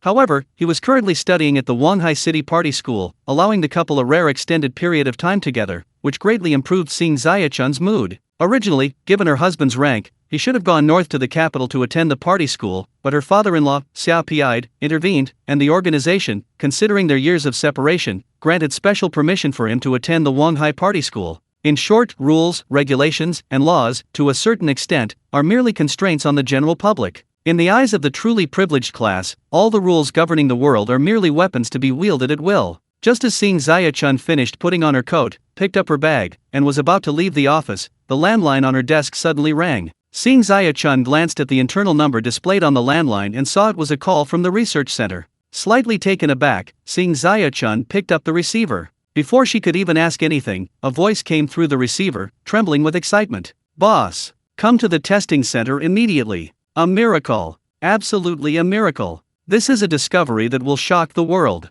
It's unbelievable. If I hadn't seen it with my own eyes, I simply wouldn't have believed them." Sang Ziyachun was somewhat surprised and asked, "Those things we brought back from Xiao Shen's warehouse this afternoon?" "Yes, those things. I originally thought the enormous tiger bones, far exceeding what one would expect, were the most valuable treasures among them, but who would have thought that the truly important treasures were ginseng and lingzi? It's amazing. I can't even describe how I feel right now. It's like a dream." The voice on the other end of the line became somewhat incoherent. Clearly, the person on the other end was so excited they were almost losing control. Although she didn't yet understand what had happened, Sang Ziyachun decisively ordered, "Wait a moment." She then hung up the phone, quickly left her office, and, accompanied by several bodyguards, headed towards the research center. The research center was located within the group's headquarters building, but underground. The ground floor of the headquarters building housed the normal office areas. The underground area was the most heavily guarded, as almost all of Chun Kaya Group's core and cutting-edge secrets were stored there. There were 5 floors in total, each with a different level of security. Elevators connected each floor, but researchers were only allowed to move within their assigned floors and were not permitted to travel to other floors. As the group's chairman, Sang Ziyachun naturally possessed the highest level of internal authority. After verifying her identity at the elevator leading to the underground research center, Sang Ziyachun, accompanied by her bodyguards, went directly to the floor where the testing center was located. Although it was already evening, there weren't many researchers leaving the research center. The incredibly generous salary, benefits, and bonuses greatly boosted the researchers' enthusiasm. Along the way, researchers greeted Sang Ziyachun warmly, and she absent-mindedly returned their greetings, quickly arriving at the testing center.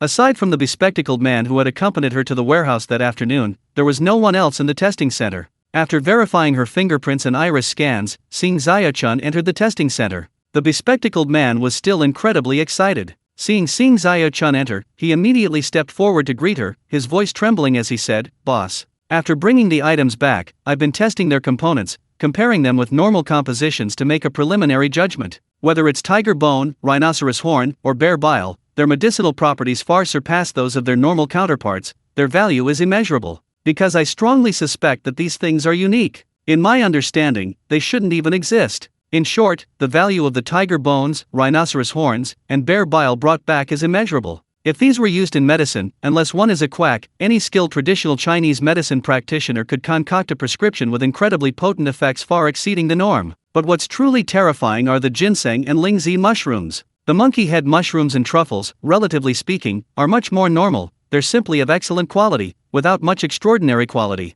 From a purely culinary perspective, they could fetch astronomical prices, but that's about it. Chapter 122 Amazing Drug Effects. Exceptional quality? Able to fetch an astronomical price? That's all? Do you think these three words can be used together? Seeing Zaya-chan asked, utterly bewildered. The bespectacled man smiled wryly. I can't help it, boss, I'm really shocked. If it were just these monkey head mushrooms and truffles, while I'd be amazed by their quality and quantity, it would only be a deal worth tens of millions at most.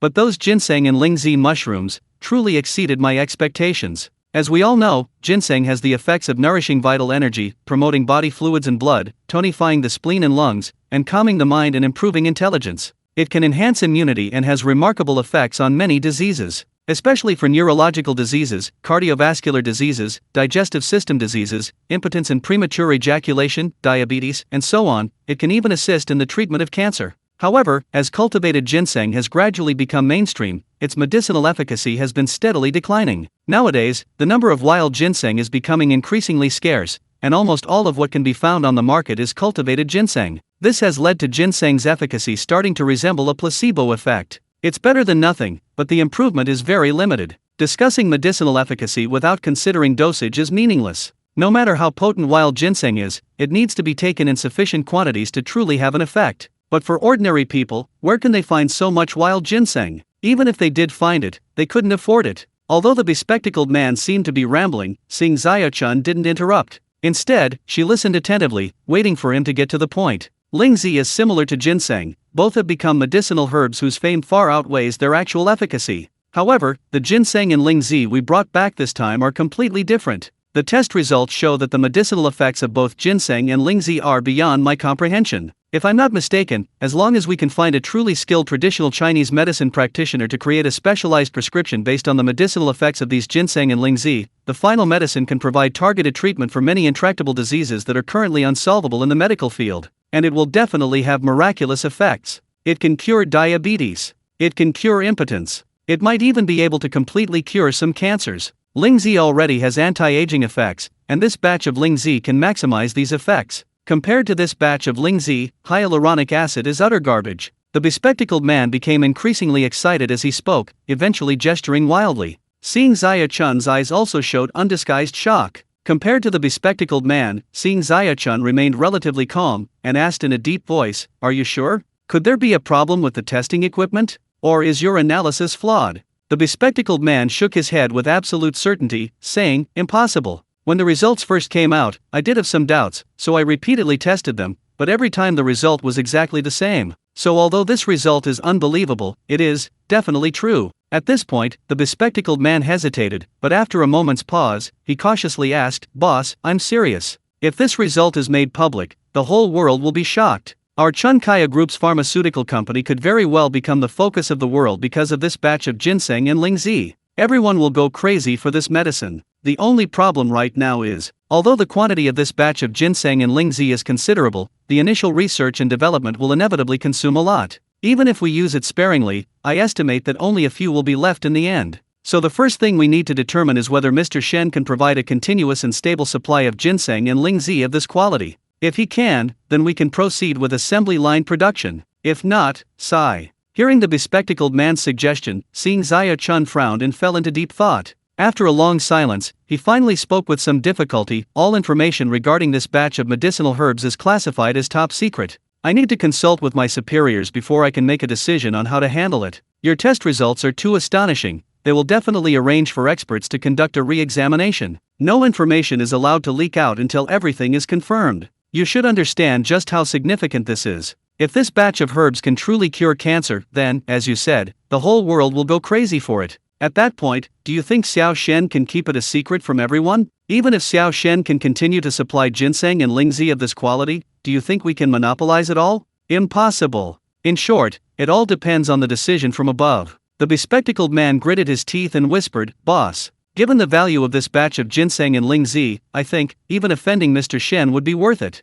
As long as we can snatch the real source of the medicinal herbs from Mr. Shen's hands. Seeing Xia Chun's eyes widen slightly as she stared at the bespectacled man, her heart truly beginning to waver. There was no way around it, the profits involved were simply too great. If she could truly control the source, the benefits would be immeasurable. But no matter how tempted she was, Seeing Xia Chun remained calm. After careful consideration, he shook his head and said, Xiao Shen isn't one of my people. How to deal with him depends on my superior's opinions. Just focus on your job and don't get caught up in these trivial matters. I've always had high hopes for you, and this research center will eventually be in your hands. But you're still too young, often impulsive, and your thinking isn't always thorough. You still need more experience and training. Remember, you're a researcher. Your only task is to do your research well. Everything else is irrelevant to you. As long as you do your job well, you'll be a hero to the group. Alright, it's getting late. Go back and rest. I need to communicate with my superiors to see how to handle this matter. I'll let you know as soon as I have a result. Upon hearing this, the bespectacled man sighed regretfully, gave a listless and then turned to walk towards the changing room. Watching the bespectacled man disappear from sight, Seeing Xia Chun's face immediately turned cold. She quietly ordered, keep an eye on him. Implement full surveillance on him. No information exchange can be missed. If there's any possibility of him leaking information, arrest him immediately. Yes, sir. A bodyguard responded expressionlessly. Chapter 123. Who exactly is he? Emerging from the research center, Seeing Xia Chun was in a state of utter confusion. The test results for the medicinal herbs were completely unexpected and outside her normal plans. And if these unexpected results were leaked, they could potentially unleash a massive storm, leaving her feeling caught off guard and somewhat lost. Although there have been groundbreaking advancements in cancer treatment internationally, many types of cancer, without considering the financial factor, can actually be effectively controlled or even completely cured. However, the probability of a complete cure remains low, and effective control doesn't mean complete peace of mind. Cancer cells remaining in the body are still like ticking time bombs. Therefore, one can imagine how many people would go crazy if the test results for these medicinal herbs were leaked and then proven effective. Not to mention, the effects of these medicinal herbs extend beyond cancer. They also have very positive effects on many other intractable diseases and can even slow down aging to some extent. If she could keep the secret, everything would be fine. If she couldn't. Thinking this, Seeing Xia Chun couldn't help but shudder. She quickly took out her phone and dialed her husband's number. The call connected quickly, and Seeing Xia Chun said in a low voice, Go to your father's tonight. I have something very, very important that I need to discuss with him immediately. Remember to tell Zikyu to come too. Yes, it's not convenient over the phone. Okay, see you in a bit. Hanging up, Seeing Xia Chun, accompanied by her bodyguards, quickly walked out of the company building. These bodyguards of hers weren't hired from outside or from professional bodyguard companies. They were directly contacted by Xia Pied and assigned by the security bureau, what's commonly known as high-level bodyguards, so their loyalty was not a concern. Although it was almost late at night, and she had been busy all day, coupled with almost no rest in recent days, Seeing Xia Chun was extremely exhausted. The information she had just learned at the research center had put her on high alert, making her incredibly alert despite her physical exhaustion. Reclining her seat, Seeing Xia Chun half lay down and closed her eyes, feigning rest. Her car was an extended version of the Maybach S680, 6.5 meters long, more than a meter longer than the standard 5.47 meters of the Maybach. The rear seats, thanks to the partition design, were completely independent, offering a level of comfort far exceeding that of a business class seat on a high-speed train. With its exceptional length, the rear seats could even be folded flat to create a bed. Furthermore, the bulletproof body and blast-resistant special tires added to the vehicle's weight, exceeding 5 tons, making it a veritable mobile fortress. At least in China, such features would guarantee absolute safety. Even if you get hit head-on by a dump truck on the road, given how sturdy this truck is after its modifications, well, if it's a fully loaded truck, it's best to avoid it. Traffic in Wanghai City wasn't congested late at night, and the Maybach pulled into a suburban estate in less than an hour. Seeing Xia Chun, who had been dozing, opened her eyes, took the test report she'd retrieved from the research center, got out of the car, and headed towards the villa in the estate. Although it was past 10 p.m., the villa was brightly lit. Xia Pied was sitting on the sofa in the first-floor living room, chatting with a middle-aged man. This man was Seeing Xia Chun's husband, Xia Zikyu's father, and the eldest of Xia Pied's 3 sons, Xia Bingzhong. As the class monitor of a prefecture-level city in southern China, Xia Bingzhong was only 45 years old, considered young and energetic. Moreover, he had served as class monitor for 5 years with outstanding achievements, and this advanced study was a sign that he was about to be promoted and given more responsibility. Coupled with his significant age advantage and Xia Pied's influence, Xia Pied will be nearly 80 years old in 10 years and will inevitably have to retire. At that time, as long as Xia Bingjong doesn't make any fundamental mistakes, his entry into the family is almost a certainty. This is the successor Xia Piide is grooming for the Xia family. Currently, the results are remarkable. At least Xia Piide is very satisfied with his eldest son. Xiao Chun's here. Please sit down. Isn't your Chun Kaio group currently acquiring a foreign company? Bingjong said you've been incredibly busy for the past 2 months, getting home late every night. He finally managed to get permission from the organization to come to Wanghai for further studies instead of going north, but unexpectedly, he still can't see his wife every day. The pain of missing her is truly unbearable. Seeing Xia Chun enter the house, Xia Piide immediately greeted her with a smile. The teasing tone in his words made Xia Chun blush. Xia Piide rarely acted like an elder at home, so the Xia family atmosphere was always relaxed and harmonious. Xia Chun first glared at the innocent-looking Xia Bingjong, then said in a coquettish tone, "Dad, don't listen to Binghong's nonsense. A kiss between a middle-aged couple can give you nightmares for 3 nights in a row. He'd rather I never come home." Xia Bingjong immediately protested, "I'm innocent. I come home every day after studying to cook for you. I won't let Auntie help. We should speak with conscience." Xia Piide ignored the couple's playful banter and asked Xia Chun with a smile, "Is there something important that you have to come over to discuss with me so late at night?" "I just asked Bingjong, and he said he didn't know either." Xia Chun's expression instantly turned serious. She sat down on the sofa next to Xia Bingjong and then handed the test report in her hand to Xia Piide. As Xia Piide curiously began browsing the test reports, Xia Chun began to articulate her findings from the testing center in a clear and organized manner. At first, Xia Piide didn't pay much attention, but as Xia Chun's explanation became clearer and more detailed, Xia Piide's expression gradually turned serious. Carefully examining the numbers and conclusions on the test report, and listening to Xia Chun quickly recount the latest findings, Xia Piide couldn't hide his shock. He asked in a deep voice, "How many people know about this right now?"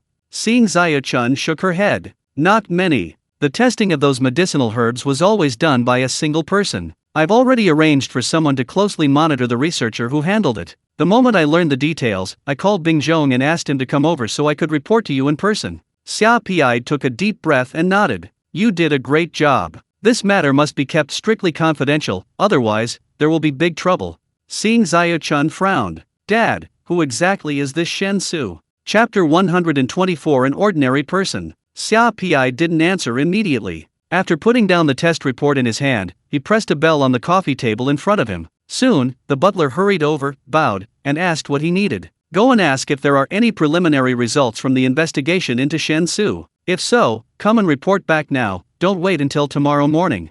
Xia Piide casually gave the order. The butler acknowledged and left, while Xia Chun looked surprised. "Dad," she asked, "you don't know anything about that Shen Xu? Then why did you send me to do business with him? And why did you specifically instruct me to take care of his foreign trade company?" Xia Piide smiled, patted his legs, which were aching from gout, and then recounted, word by word, everything that had happened since his meeting with Shen Xu that day. Xia Bingjong and Xia Chun listened quietly, but as Xia Piide's story unfolded, their expressions became increasingly bizarre. If these words hadn't come from Xia Piide's mouth, they would have thought they were listening to a story. After about 10 minutes, Xia Piide finally finished explaining the situation, and just then, the villa door opened, and Xia Ziqiu walked in, looking travel-worn. "What's wrong? Why did you have to make me come back now? I was investigating a case."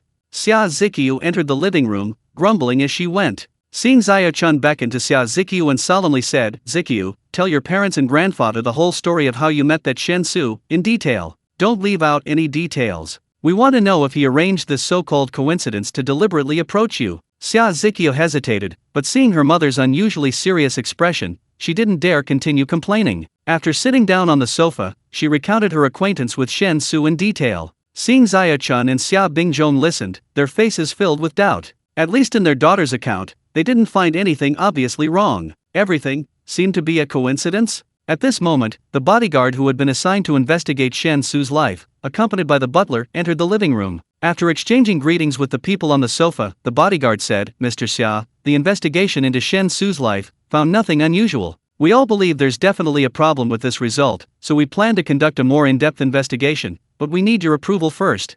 Xia Piide frowned. "Nothing unusual? What do you mean?" The bodyguard carefully chose his words. "We very easily uncovered Shen Xu's entire life from the day he was born until today. From the hospital where he was born, to kindergarten, then elementary school, middle school, high school, university, until he graduated from university and just received his degree this month, everything is crystal clear. We made some phone calls to verify, and we also compared photos of Shen Xu from childhood to adulthood, confirming that there's no possibility of fabrication in Shen Xu's experiences. We also confirmed that the Shen Xu you met today, Mr. Xia, is the Shen Xu we're investigating, but it's too clean, exactly the same as all other ordinary people. He has no record of traveling abroad, and has lived his entire life in his hometown county. He never even left that county before going to university. His university experience was extremely ordinary, and his interpersonal relationships were incredibly simple. In short, his life is utterly unremarkable. Xia Pi'id looked surprised and said, "Can't you find anything? Who taught him horsemanship, medicine, and calligraphy? And that skill, though never displayed, that makes you feel incredibly dangerous, these can't be mastered overnight, can they?" He himself admitted that he had several masters, whom he said were true hermits. But even the most hermits, in today's society, cannot truly and completely hide. Where are his masters hiding? He said the tiger bones he presented were obtained from abroad. But in his transaction with Zaya-chan that afternoon, the items he offered weren't just tiger bones, but also a large quantity of precious medicinal herbs and fungi. If everything was smuggled in from abroad, that means he must have a secret team supporting him overseas, otherwise, it would be impossible to acquire so much. Even if he's never been abroad, these things would have had to come into contact with him, leaving traces, right? Can't you find anything? Hearing Xia Pi'id's barrage of questions, the bodyguard's face showed guilt. He said awkwardly, "Indeed, we really haven't found anything. It's as if, as you said, none of this exists." Xia Pi'id thought for a moment and asked, "What do you plan to do with this in-depth investigation you mentioned?"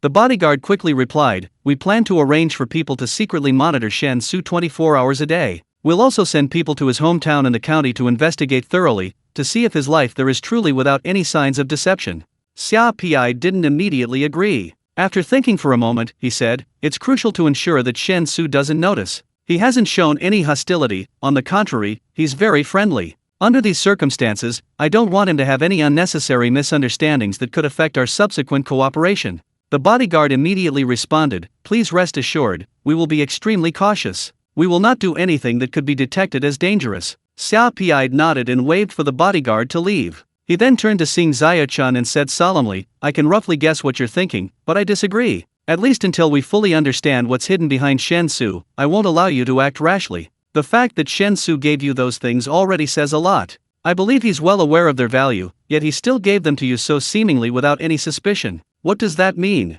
Sing Zaya-chan paused, then her expression changed slightly, and she exclaimed in surprise, "He's testing me." Xia Pi'id nodded gravely, "That's the only explanation. This young man seems guileless, yet his actions are full of hidden meaning. You absolutely cannot underestimate him. If he were truly as simple as he appears, why would the mysterious force behind him push him to the forefront as their spokesperson?" Upon hearing this, Sing Zaya-chan and Xia Bingjong exchanged uneasy glances, a chill running down their spines. Only Xia Zikia was truly puzzled, because in her limited interactions with Shen Xu, she genuinely hadn't sensed how cunning he was. So, she'd been deceived. Chapter 125 My terror depends entirely on your imagination. Dad, then, what should I do? Seeing Zaya-chan asked, slightly uneasy. The scene of her first meeting with Shen Xu that afternoon unexpectedly flashed through her mind. She had to admit that Shen Xu's overly youthful appearance and his rather naive demeanor during their conversation had subconsciously made her feel a sense of contempt. But now, knowing the whole story, Seeing Zaya-chan suddenly felt that Shen Xu was truly unfathomable. His behavior that afternoon was definitely a deliberate facade.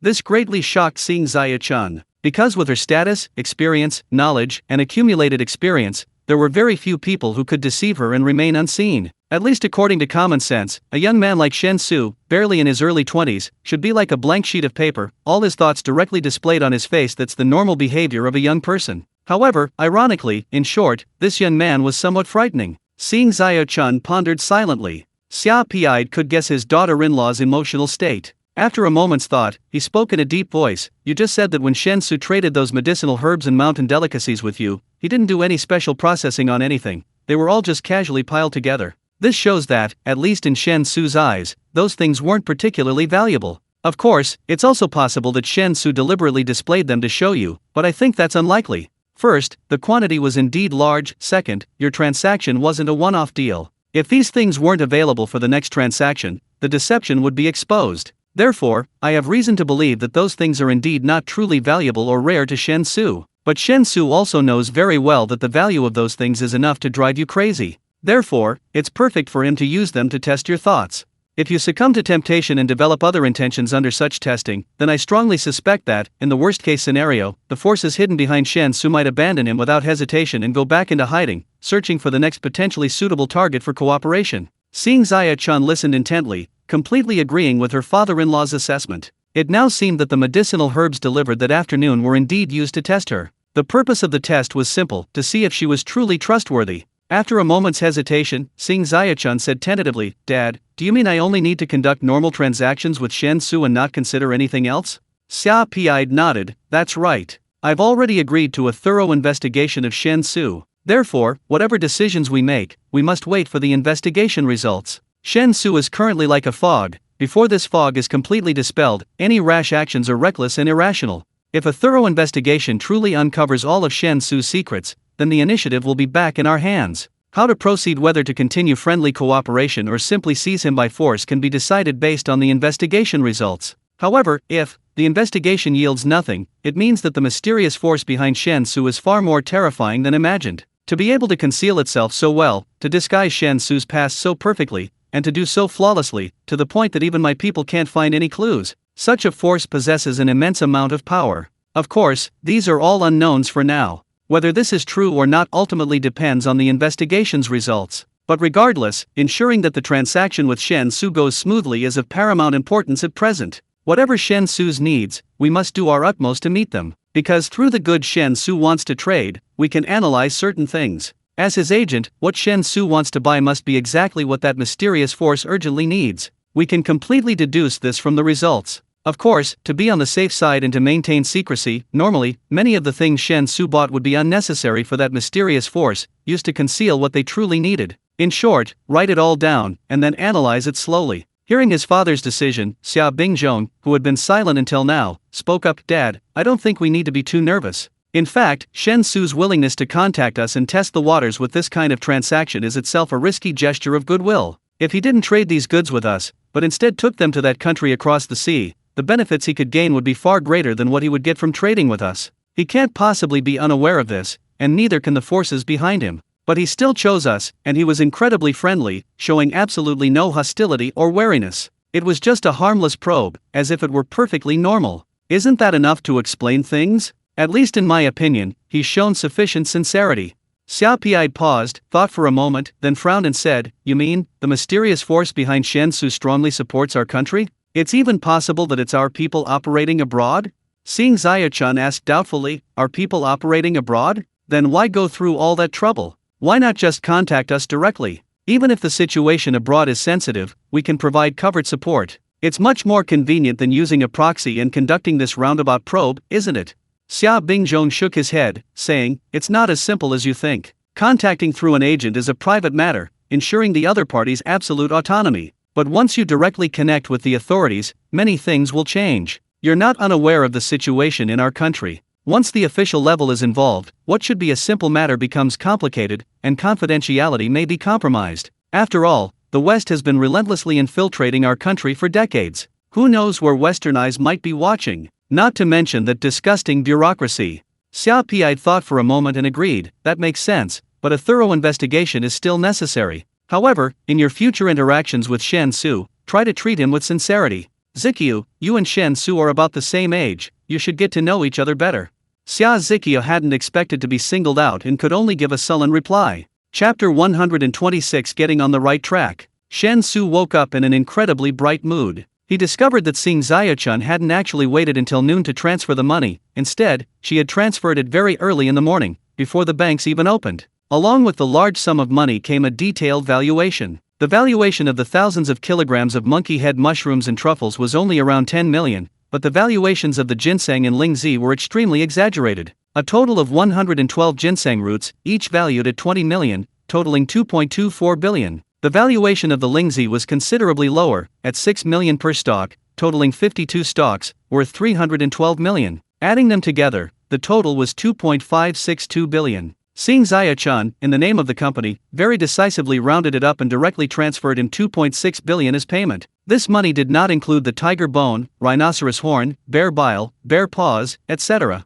Therefore, Seeing Xia-Chun personally called early in the morning to explain. She told Shen Xu that the reason for this was that tiger bones and other ingredients were quite special and couldn't be valued at the moment. They needed to be prepared into medicine first, and then their effects on the users needed to be confirmed before a more accurate assessment could be made. Therefore, the payment for the tiger bones, rhinoceros horn, and bear testicles would be made later. Xing Ziachun sincerely apologized on the phone, but Shen Xu was completely indifferent. Just by dealing in medicinal herbs once, he had easily earned over 20 small fortunes, which was subtly changing his perception of money. Although it was a business-to-business transaction, the money was still deposited into his personal account, not the company account. Mainly because his company was currently a complete shell, with no employees and therefore no accountant to handle company finances. If the money went into the company's accounts, it would actually cause trouble. As for the irregularities involved in the business-to-personal transfer, Xing Ziachun would handle that. With immense joy, Shen Xu headed to the hotel with practiced ease. He hadn't told Shenya about buying a house and a car yet, planning to surprise her after everything was settled.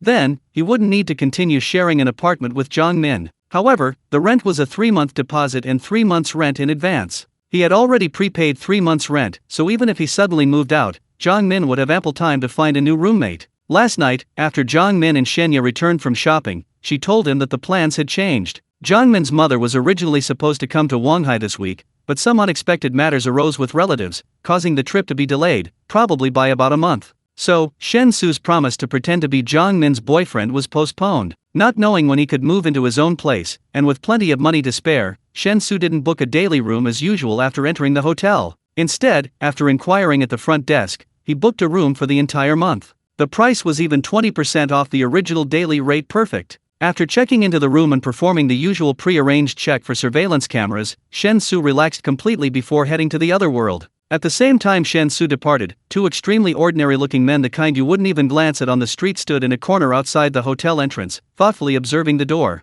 After a moment of silence, one of their phones vibrated. He picked up the phone, unlocked the screen, and looked at the message that had just been sent. His eyes narrowed slightly, and he said, "Information from the police station shows the target has been checking into this hotel every day recently, except yesterday. I suggest a full investigation of this hotel. If the target is indeed meeting with someone, this hotel looks highly suspicious." The other man nodded slowly and immediately took out his phone to make arrangements. Shen Xu was unaware that he was being watched. Although he had broken through to the second rank of martial arts, the improvement from the first rank to the second was not particularly significant. Furthermore, the people tracking and investigating him were true elites, arguably the most skilled in their field, so it was normal that they couldn't detect him. Your calligraphy and painting can already be considered to have entered the basics, so what I will teach you next is how to control your emotions. Whether painting or writing, at its core, it is a process of self-cultivation. Maintaining sufficient composure in any situation is a fundamental quality that a powerful martial artist should possess. Master Yan entered the courtyard and, looking at the slightly agitated Shen Xu, spoke in a rather serious tone. This was the first lesson of the morning. So-called divination is using heaven and earth as a chessboard, and all living beings as chess pieces. You are the one holding the pieces, able to predict the fate of all beings, change future destinies, avert calamities, and glimpse the impermanence of the great Dao. You can traverse thousands of miles of mountains and rivers, roam freely across the 9 provinces and 8 wastelands, wander the mortal world for 100 years, indifferent to the 7 emotions and 6 desires. You must observe the affairs of the world with the heart of an observer, but you must always remember one thing: once a move is made, there is no going back. Blind Feng stood in the courtyard, shaking his head and rambling on, imparting knowledge of the art of divination to Shen Xu. This is the second class of the morning. Medicine can't cure all diseases, and Buddha saves those with affinity. Everyone says I can bring the dead back to life and heal the wounded, but that's all nonsense. The true art of medicine is benevolence. One should have the heart of heaven and earth, treat others' children as one's own, and not change them for personal gain. Human illnesses fall into 4 categories: cold, heat, deficiency, and excess. Any illness indicates an imbalance. The body's cycles are based on balance. This is the foundation of medical practice. Mo Huairen, hands behind his back, explained the more difficult parts of the medical text to Shen Xu with a kind expression. This is the first class of the afternoon. You've already reached the second rank, so from today onwards, I'll teach you practical assassination techniques and how to become a truly qualified assassin. Our initial targets are the wild beasts in the mountains. Those beasts are very alert. If you can assassinate them without alerting them, then you can be considered to have entered the inner sanctum.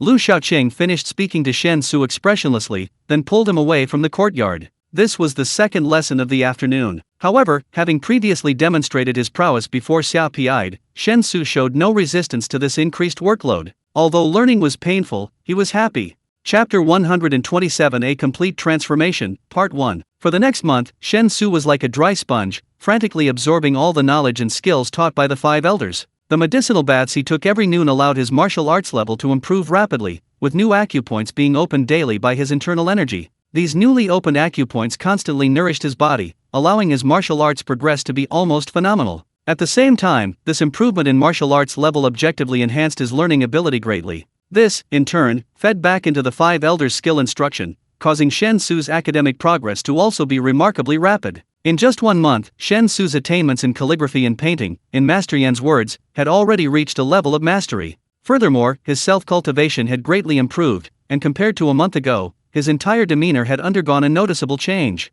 As the saying goes, a belly full of poetry and books naturally brings forth elegance. Although Shen Xu hadn't read many books, he made great strides in calligraphy and painting, ultimately achieving a similar effect. Furthermore, his calligraphy style was the unique script created by Master Yan. While Shen Xu still had a long way to go before reaching the pinnacle, to those unaware of his skill, he already possessed the makings of a master. His painting skills were similar to his calligraphy. The landscapes, flowers, birds, and scenes of everyday life he depicted, while not exactly lifelike, were nonetheless remarkably vivid and lifelike. As for divination, Shen Xu had become highly proficient in using the spirit tortoise shell, the most precious treasure of the divination school. In Feng Bullet and Er's view, this was a symbol of entering the realm of divination. Although Shen Xu's divination often resulted in some inaccuracies, at least his general direction was mostly correct. However, the art of divination is fraught with uncertainty, and Feng Bullet and Er didn't want Shen Xu to become dependent on it. This profound and ever-changing art of destiny was best suited only as a supplementary tool. Otherwise, those who practiced divination would be abandoned by heaven. Those who dared to peek into the ways of heaven would inevitably suffer divine punishment.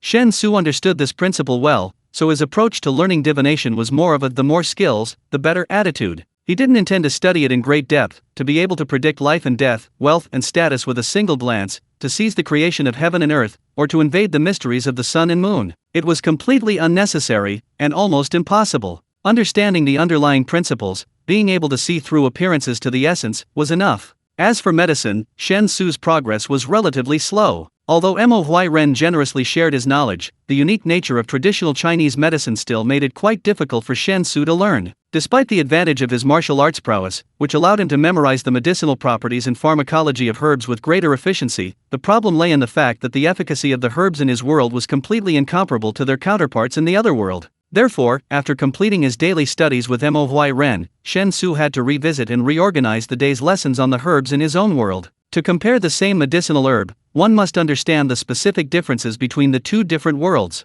Only after clarifying all these points can his medical skills be effective in his own world. Undoubtedly, this significantly increased the difficulty of Shen Xu's learning, resulting in a slower progress in his medical skills, which is to be expected. Of course, even with slow progress, it's only relative. Compared to normal learning progress, Shen Xu's advancement is still an incredible leap. However, Shen Xu's progress in the assassination techniques he learned from Lu Shaoqing was the greatest. Every day, Lu Shaoqing took him to the 9 profound mountains. Under Lu Shaoqing's constant guidance, Shen Xu rapidly underwent his unique transformation through practical combat. For the first few days, he truly gained nothing in the 9 profound mountains. No matter how rich one's theoretical knowledge, once in real combat, countless situations will inevitably arise that leave one flustered and overwhelmed. The forests are teeming with all sorts of strange plants and animals. It's simply impossible to approach prey silently. Furthermore, these animals are naturally sharp-witted. Both carnivores and herbivores are incredibly perceptive, able to see and hear everything around them. Shen Xu couldn't even approach his target without alerting him, let alone carry out an assassination. After repeated failures, Shen Xu began to analyze the reasons for his setbacks.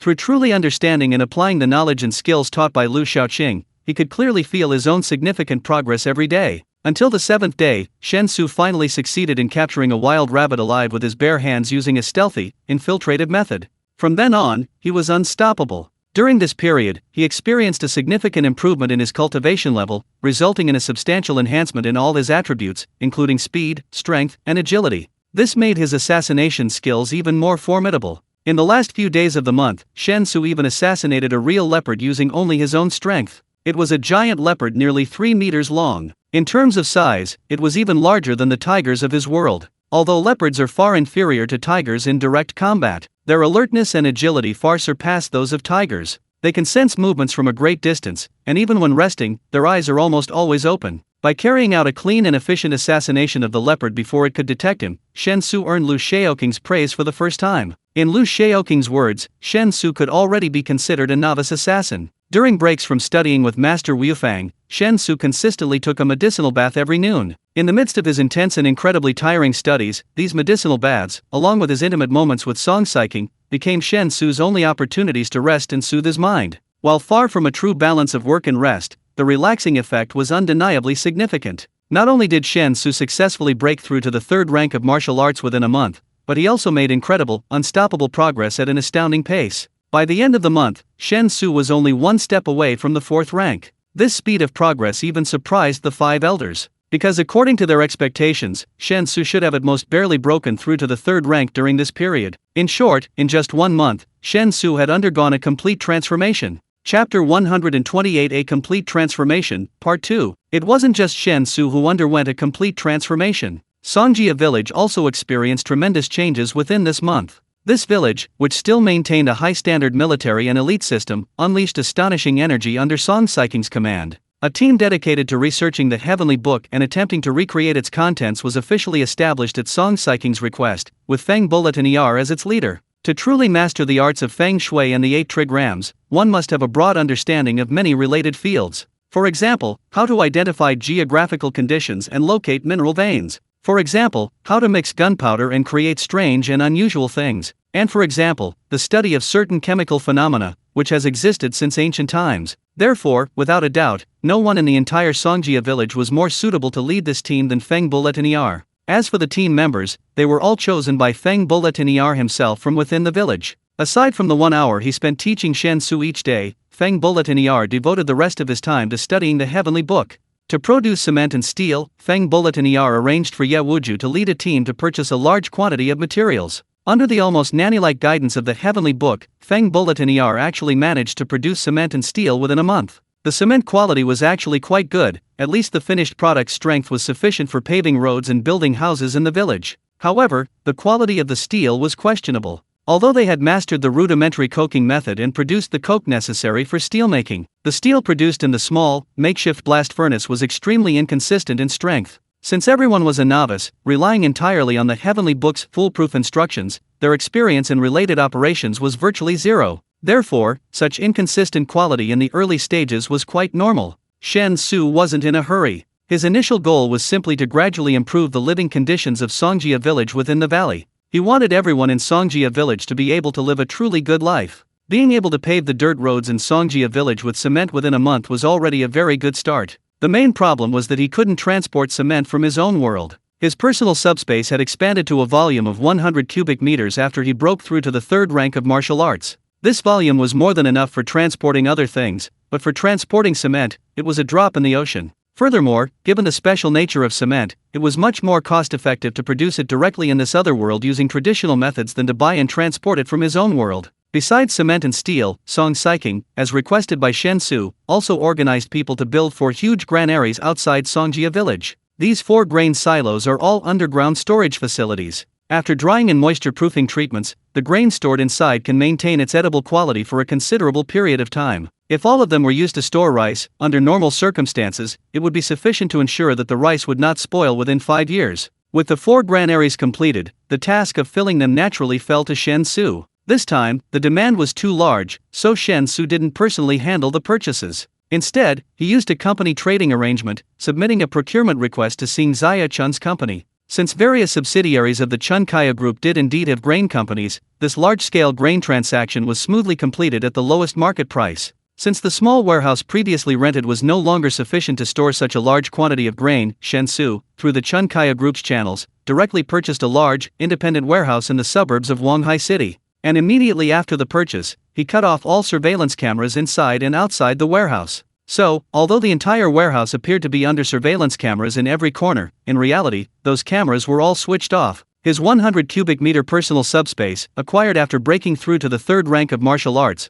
proved invaluable for this grain transportation. This saved Shen Xu a lot of trouble in the transportation process, eliminating the need for him to repeatedly travel through different locations as before. Ultimately, the 4 large granaries were completely filled by Shen Xu the moment they were completed. The amount of grain stored inside was enough to feed the 2,000 people of Songjia village 3 meals a day, until they were stuffed, for 2 years. One can imagine how excited the people of Songjia village were when they watched as the 4 large granaries they had built were miraculously filled. Some had initially wondered why they had wasted so much effort building 4 seemingly useless granaries. However, as the 4 granaries were filled, all their doubts vanished instantly. The people of Songjia village cheered, shouted, celebrated, and, with tears in their eyes, knelt on the ground, kowtowing deeply to Shen Xu. Because they all possessed martial arts skills, their act of kowtowing instantly left countless tiny craters on the ground. Their expressions and devotion were so devout that they didn't seem to be kneeling before their son-in-law, but rather before their faith. This was a unique kind of romance belonging to the people of Songjia village. Having been tormented by hunger for far too long, the sudden realization that they would never have to go hungry again felt like a rebirth for the people of Songjia village. If before this, the desire to reclaim supremacy was merely a belief for the people of Songjia village, a vague dream and a justification for their unwavering commitment, then with the 4 enormous granaries filled,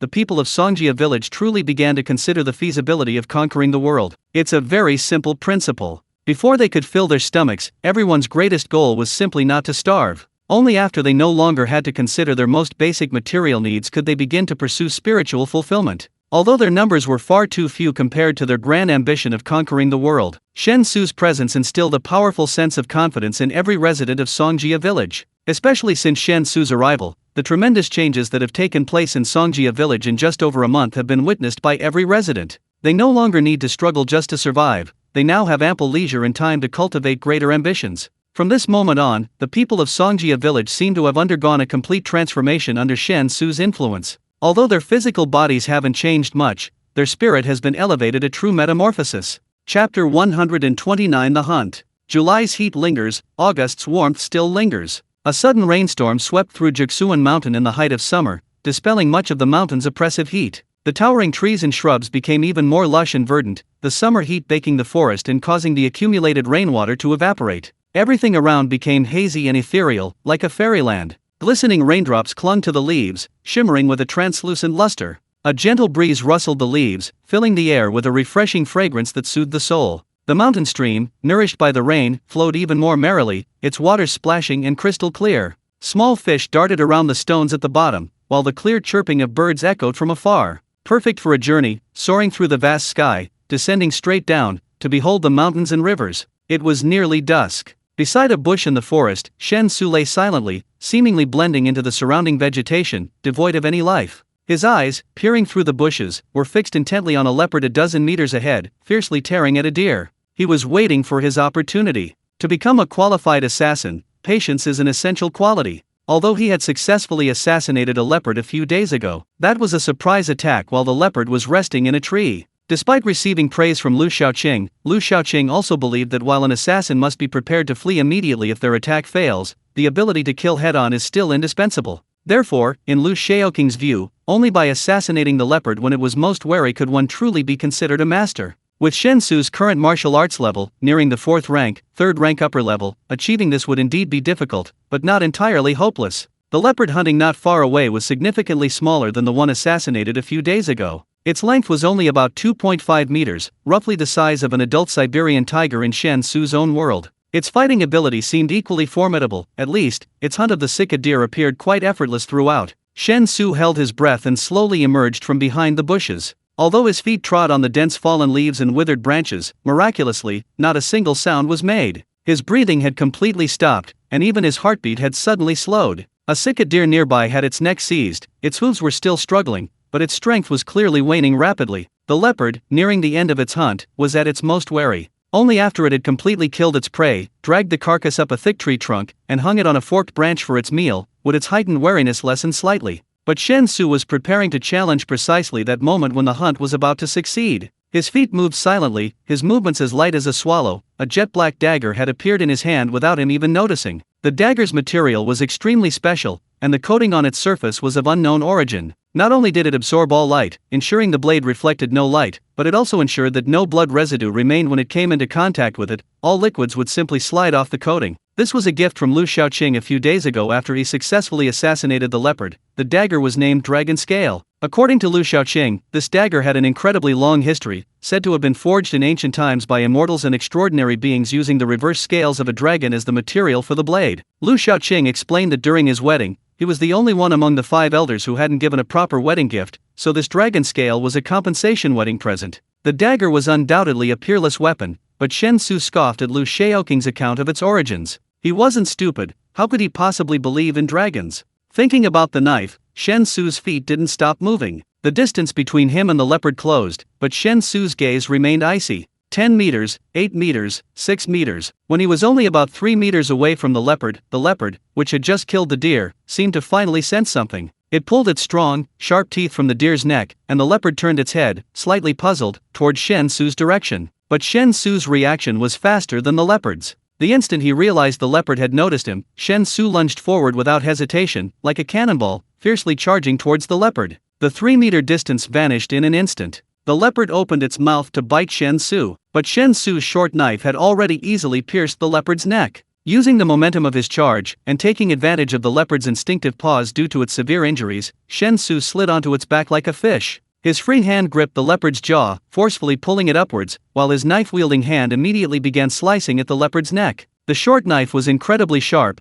cutting into the leopard's neck as easily as slicing tofu. Before the leopard even had time to feel the pain, its head had been completely severed by Shen Xu. Holding the leopard's head in one hand, Shen Xu stood up from its back. The exposed neck cavity, due to the pressure, began to gush blood profusely. Lu Shaoqing, who had been hidden in the shadows, slowly emerged from the side, nodding at Shen Xu, extremely satisfied with his performance. This direct attack on the leopard seemed very simple, but in reality, it contained a huge number of unpredictable events. If Shen Xu hadn't managed to approach the leopard silently and engage it in close combat the moment the leopard became aware of him, then the leopard would have had ample opportunity to maneuver, and the outcome would have been uncertain. According to Lu Shaoking's estimation, the adult leopards inhabiting the 9 profound mountains, when fighting at full strength, would not be weaker than an ordinary 4th-rank martial artist. Shen Xu, with his seemingly effortless 3rd-rank cultivation, managed to kill the leopard head-on. In Lu Shaoking's view, he had essentially reached the level of graduation. Of course, further learning would still be necessary. The term graduation merely meant that Shen Xu had met Lu Shaoking's requirements in terms of basic abilities and could begin learning truly advanced techniques. It's getting late. It seems Miss has something she wants to discuss with the young master, so let's head back early today, Lu Shaoqing said expressionlessly. Shen Xu controlled his emotions and slowly nodded. Chapter 130 Gold and Silver Price Difference. Back in the valley, Lu Shaoqing quickly vanished. Shen Xu was already used to Lu Shaoking's elusive nature and didn't react much. According to Song Saiking, the seemingly most ordinary and unassuming of the 5 elders was actually the undisputed number 1 assassin in the world. Possessing a 9th grade martial arts level, his assassination techniques, when used to their fullest potential, could even pose a threat to grandmaster level experts. To be honest, Song Saiking's description had caused him some trouble. Because the more he learned about the 5 elders, the more Shen Xu would have the illusion that he was living in the Valley of Villains from Gulong's novels. Although the 10 great villains outnumbered the 5 elders, their strength and cultivation were clearly inferior. He had diligently studied under the 5 elders, and his skills were undoubtedly far superior to Zhang Xiao's. Thinking about it that way, it seemed acceptable. Besides, among the 10 villains, only the gambling addict Xian Yuan San Guang and the mad lion Taizhan weren't truly evil. Even the others, like Blood Hand Du Xia, were genuine villains. In comparison, the 5 elders were truly moral exemplars of gentleness, kindness, respect, frugality, humility, generosity, shame, trustworthiness, diligence, and wisdom. Upon entering the village, everyone he encountered along the way, regardless of age or gender, bowed respectfully to Shen Xu. Seeing the genuine happiness on their faces, Shen Xu felt a warm glow in his heart. Stepping onto the hard, smooth cement road, watching the organized construction and renovation of everyone's houses, and knowing that these changes were all due to him, Shen Xu felt a surge of accomplishment. "Husband, you've returned about 15 minutes earlier than usual today. Did you finish today's training?" Song Saiking suddenly emerged from a brick and cement building under construction, looking at Shen Xu with affection as she asked. "Yes, Elder Lu said you had something to discuss with me?" Shen Xu naturally pulled Song Saiking into his arms, pinching her delicate cheek as he asked with a smile. After all, they were in public, and Song Saiking still felt shy, but she neither resisted nor avoided Shen Xu's intimate gestures. Letting Shen Xu embrace her, she lowered her head slightly, avoiding his burning gaze, and said softly, "Would you came to me today, saying that the things Mr. Feng has been asking us to buy these past few days have exhausted all the village's silver.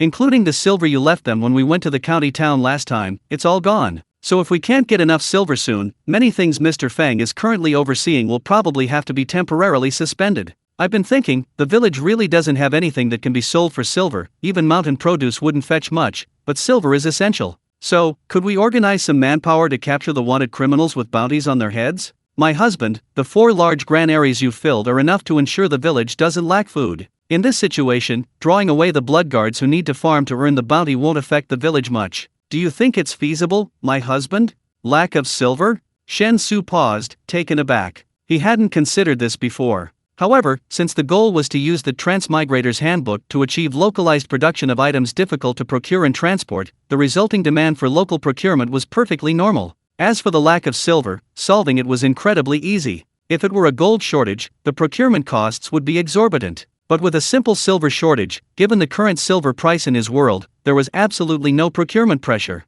Especially industrial silver, which met purity standards, was even stronger and more durable than pure silver, and its price was ridiculously cheap if he remembered correctly. It was currently 3 or 4 yuan per gram. That meant that even purchasing a whole ton of industrial silver would only cost 3 or 4 million. Converted, 3 or 4 million could buy a full 20,000 taels of silver. This amount of silver should be enough for Feng Bulletin to do as he pleases for a considerable time. Thinking of this, Shen Xu suddenly realized a problem. He hadn't considered trading silver before because he thought it was too cheap, too tiring and time-consuming, and probably wouldn't make much money. However, that was before he established contact with Xia Piide. Now, with seeing Xia Chun's Chunkaya group supporting him, trading silver would become incredibly simple. All the complicated transactions could be handled by the Chunkaya group. He only needed to handle the back-and-forth transporting silver and gold between the two worlds. The industrial silver he bought for at most 4 million could be exchanged for a terrifying 100 kilograms of gold in the other world. This gold, sold in his world, could fetch at least 40 million.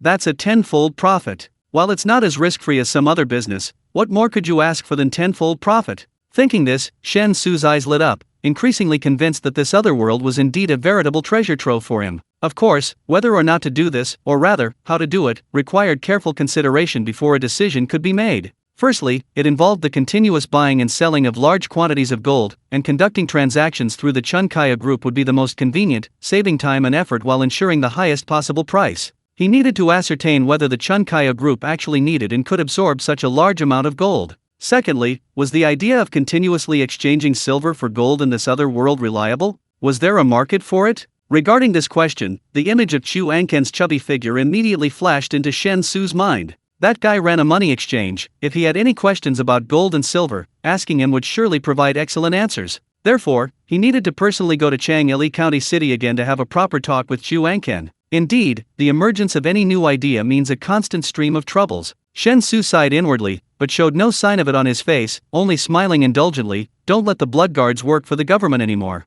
I'll handle the money shortage, so Mr. Feng doesn't need to worry. Also, tell Wuju that I need to go to Chang'ili County again in the next few days when I have some free time. Have him bring some men with me. Song Saiking obediently agreed, then continued, there's something else. Wuju and the others have been searching for all sorts of stones in the mountains these past few days and stringing them into bracelets, saying you wanted those things?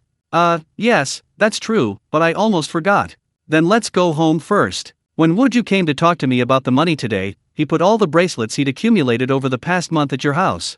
Chapter 131 Locking on the Target. Upon returning to the courtyard house, Shen Xu was stunned by the several large bags of bracelets in the corner. He wasn't sure of the exact number, but it looked like there were at least tens of thousands of bracelets. The vast majority appeared to be amber bracelets, with a smaller portion strung together from various other materials such as agate and turquoise. There are too many. Wuju didn't count them precisely, but there are probably over 30,000 strings in total, a whole month's worth. They're all here. Song Saiking pointed to several large bags in the corner of the courtyard and continued, however, Wuju means that the bloodguards have basically collected all the stones in the dense forest surrounding our valley. If my husband needs more bracelets, they'll have to search even further into the denser forests. Then the harvest won't be as plentiful as it was in the previous month. The farther the distance, the more time will be wasted on the journey. And the further the place, the less familiar they are. While collecting stones, they'll also have to guard against attacks from wild animals. I don't know if that will meet my husband's requirements. Shen Xu was immediately startled. Good heavens, what to do with over 30,000 strings? If they continue collecting more, won't they all just be piling up in his hands? The reason that bald, fat man was willing to buy amber beads for tens of thousands of yuan each was mainly because he didn't know there would be so many. If over 30,000 beads were suddenly dumped in front of him, wouldn't he have a heart attack on the spot? But the beads are already produced, they can't just be thrown away for no reason. Let's store them in the subspace and sell them slowly. Even the Chun Kaya group probably wouldn't have the channels to absorb tens of thousands of top-grade amber beads at once. Anyway, they don't seem to take up much space, so storing them in the subspace shouldn't be too much of a burden. These are enough. Tell Wuju and the others to stop. There's no need to collect any more for now. If I need more later, I'll tell Wuju and the others. It's getting late, my wife, could you please your husband one more time? So that your husband can return to the heavenly court satisfied? As Shen Xu spoke, he waved his hand towards the large bags in the corner of the courtyard, storing all the beads into the subspace. Then, he casually wrapped his arm around Song Saiking's slender waist, a rather lewd smile appearing on his face. Although she knew this was Shen Xu using a hidden technique, witnessing it again still deeply shocked Song Saiking. Weakly held in Shen Xu's arms, Song Saiking stammered, "But husband, he already came once at noon, we agreed, once a day, we can't indulge." Shen Xu shook his head, saying earnestly, "I haven't indulged, I haven't been pestering you every day. This is to reward my astonishing improvement over the past month. Aren't you happy for your husband, my wife?" Song Saiking didn't know how to refute him for a moment, and could only silently let Shen Xu pull her into the side room. The improvement in martial arts realm manifests in every detail of the body. His boundless energy, in particular, made Shen Xu, who had only recently begun his sexual journey, endlessly enjoy their intimate moments. When he pulled Song Saiking into the private room, it was just evening, the sun was about to set, but by the time Shen Xu returned to the bathroom of his rented hotel room, it was already around 7 p.m. Having rented the hotel for a full month, Shen Xu had no intention of renewing the lease, because Xia Zikyo had called him a few nights ago to tell him that all the paperwork for the apartment was complete. Furthermore, the apartment was delivered fully furnished, requiring minimal additional renovations, so he could move in any time he wanted. Shen Xu was also someone who disliked trouble, so he simply told Xia Zikyo that his apartment didn't need any further renovations. He planned to stay for a while and then make a decision based on his experience. Besides, given his current rate of wealth accumulation, he might need to move again soon, so there was no need to go through the same hassle with his first apartment. After completing the checkout procedures at the front desk, Shen Xu walked out of the hotel. He planned to return to his rented apartment to discuss the moving with Shenya. Although Shenya would be starting school in about 2 weeks, the family would eventually find out about the move, so there was no need to hide it. Besides, for the past month, Shenya had been laying the groundwork with her parents back home, preparing to reveal her lottery winnings before school started. To get Shenya to cooperate with him in dealing with her parents, he needed to give her some incentives. However, once he had a plausible explanation for winning the lottery, he could easily cover up any subsequent earnings. He could say he used the lottery winnings to start a trading company, and with the help of a benefactor, the business was booming and highly profitable. What difference would his parents back home make? A person's cognitive abilities are directly related to their life experiences. His parents, who had lived their entire lives in their hometown county, were relatively easy to fool. Shortly after leaving the hotel, Shen Xu suddenly stopped. For the past month, he had lived a monotonous life within his own world. Aside from the hotel and his rented apartment, he only went elsewhere when conducting transactions with Xing Ziachun. However, since successfully breaking through to the third rank about half a month ago, he had always had a vague feeling of being spied on in his own world. And this feeling was becoming increasingly clear as his cultivation level continued to rise. Until today, he had just personally fought and killed a ferocious leopard. He was at the peak of his current physical condition. His perception of his surroundings was far more acute than normal, so much so that the previously vague feeling of being spied on suddenly and instantly locked onto the target watching him. An inconspicuous black Passat parked on the side of the road. One of the two men in the car was playing on his phone, while the other seemed to be dozing off with his eyes closed, as if he were waiting for someone. Shen Xu narrowed his eyes and walked straight toward the black Passat.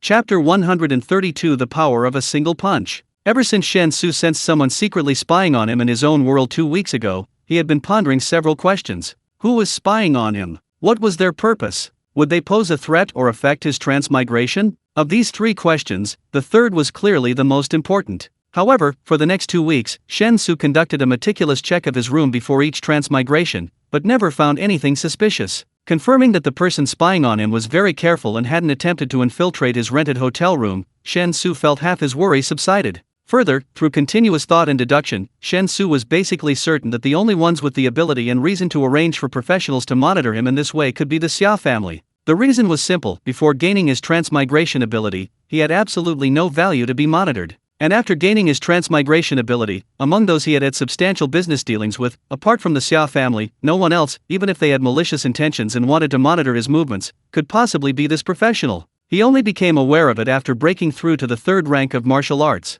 And even after realizing he was being spied on, he still couldn't pinpoint the source of the feeling. To be honest, Shen Xu found the Xia family's reaction quite normal. He understood his choice clearly. If he truly intended to use his ability to travel between two worlds to build a grand enterprise in his own world, then he had to bear enormous risks. If he only wanted a comfortable life with modest wealth, there wouldn't be any problem. He could casually bring over some local specialties from another world, earning a meager living on the sidelines. No one would pay any attention to him. But he could freely travel between two worlds. If he still only had such meager ambitions, he would despise himself. What people often lack in life isn't opportunity. But rather, when they see an opportunity, do they have the courage to seize it and the determination to take action? Previously, Shen Xu harbored the typical mindset of a lowly office worker. But after traveling between the two worlds, in just 1 week, he witnessed scenery he might never have seen in his entire life under normal circumstances. This sudden leap in social class profoundly impacted Shen Xu, causing a complete transformation in his thinking. Although not outwardly apparent, Shen Xu's growth in the past month far surpassed his accumulated experience of the previous 20 years.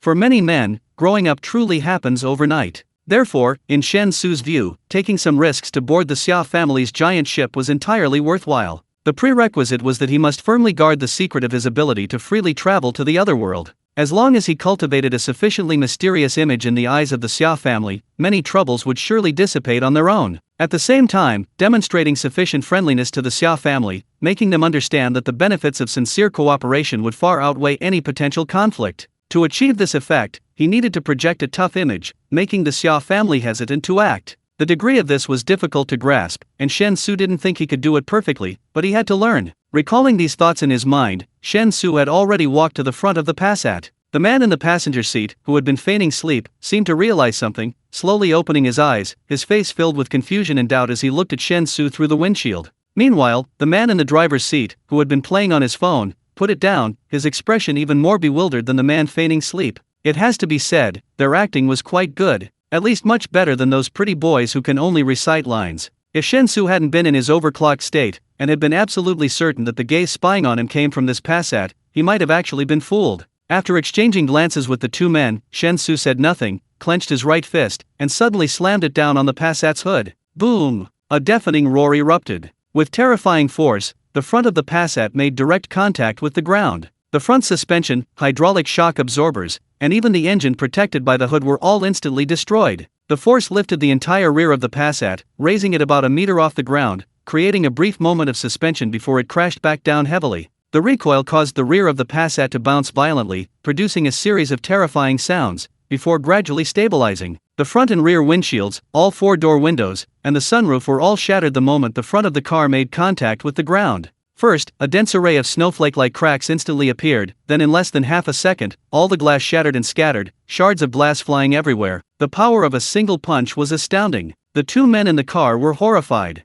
They couldn't comprehend how a single punch could unleash such terrifying force. Even a world heavyweight boxing champion couldn't achieve this. Covered in shards of glass, and because they weren't wearing seatbelts, they were thrown about in their seats as the vehicle tilted sharply. The shards of glass cut their exposed skin, revealing a dense network of wounds instantly. Although they were all small cuts and sores that would heal on their own after a little bleeding, the resulting scene was quite gruesome, making them look like two bloodied figures. Shen Xu looked at the two men expressionlessly and said in an icy tone, "You've been following me for so long, isn't this over yet? The reason I didn't want to talk to you before was because I could guess who sent you. I had to give face to the people behind you. But you seem to have taken my gestures of goodwill and concessions as weakness and vulnerability, and have continued to stalk me without any intention of ending it. What? You plan to follow me for life? To make me live under your surveillance for the rest of my life?" At this point, Shen Xu's eyes turned dangerous. The killing intent accumulated from his recent assassinations of wild beasts was subtly aroused by his inner energy. The two men in the car immediately felt their pupils contract violently, as if they had fallen into an ice cave. They felt as if they were being stared at by a tiger, their minds going blank under the extreme sense of danger. Chapter 133 Learning to Grow. No, don't misunderstand, we were actually, to protect your safety. The man in the driver's seat swallowed hard, then stammered. This was their pre-arranged explanation. If Shen Xu accidentally discovered them, they would use this excuse. They just hadn't expected Shen Xu to actually discover their tracking and spying. This shouldn't be, they were true elites who had undergone the most rigorous training. As top-tier personnel in the security bureau, in non-war situations, they were actually far superior to those special forces soldiers who were considered the kings of soldiers, because their training directions and areas of expertise were completely different. Who could have predicted that an ordinary person, listed in the records as someone who had just graduated from university, not only accurately located them but also smashed their car with a single punch? Protect my safety? With your abilities? I'm not underestimating you, but honestly, even if you had both your arms, you wouldn't be a match for me. Shen Xu snorted coldly, then continued, since you say it's to protect my safety, then I'll believe you. Take your word for it.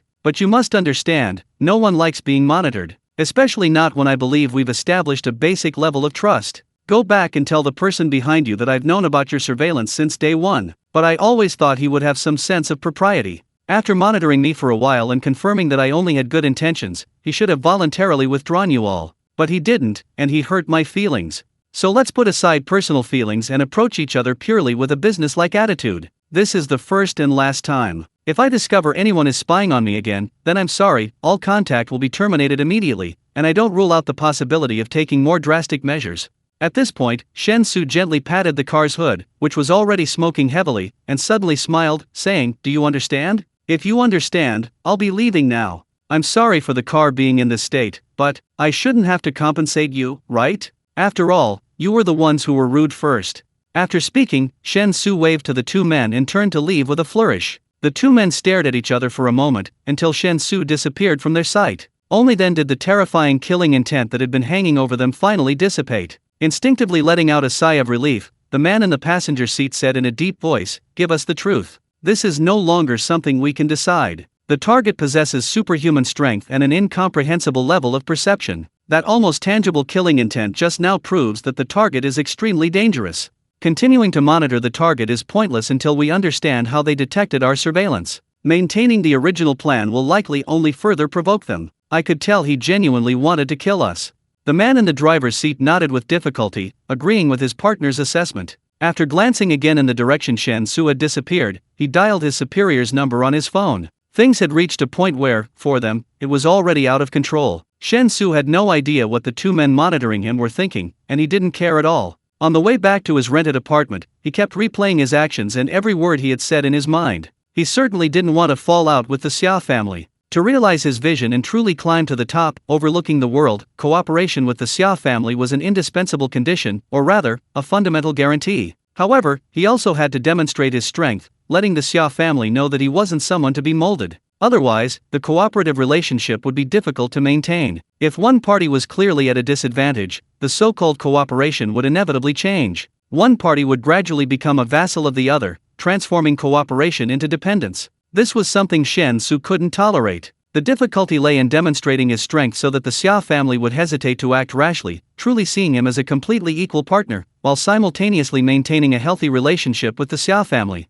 Shen Xu wasn't entirely sure if he could strike the right balance. Just over a month ago, he was a fresh graduate with no social experience. Asking him to be adept at navigating social situations after only a month was asking too much. Therefore, he could only do his best, even if he was clumsy, and push himself to grow. He quickly returned home, smelling the aroma of food wafting from the living room. Shen Ye greeted him at the door, frowning. "Why are you so late today? You usually get back around 5:30. You're over an hour late today. Did you work overtime?" "It's not really overtime. This is a bit hard to explain. Do you know why World War II lasted longer than World War I?"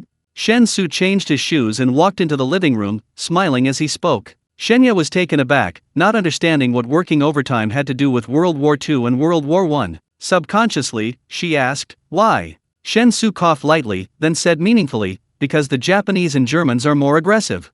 Shenya was even more puzzled. She looked at Shen Xu with a puzzled expression, wanting to reach out and check if he had a fever. "Ahem, let's not talk about that. Let's get down to business. Due to work requirements, I started a foreign trade company. Because of the work, the company has no shortage of business, so it's made a lot of money. I used the money I earned to buy a duplex apartment in Wanghai, and I plan to move in the next couple of days.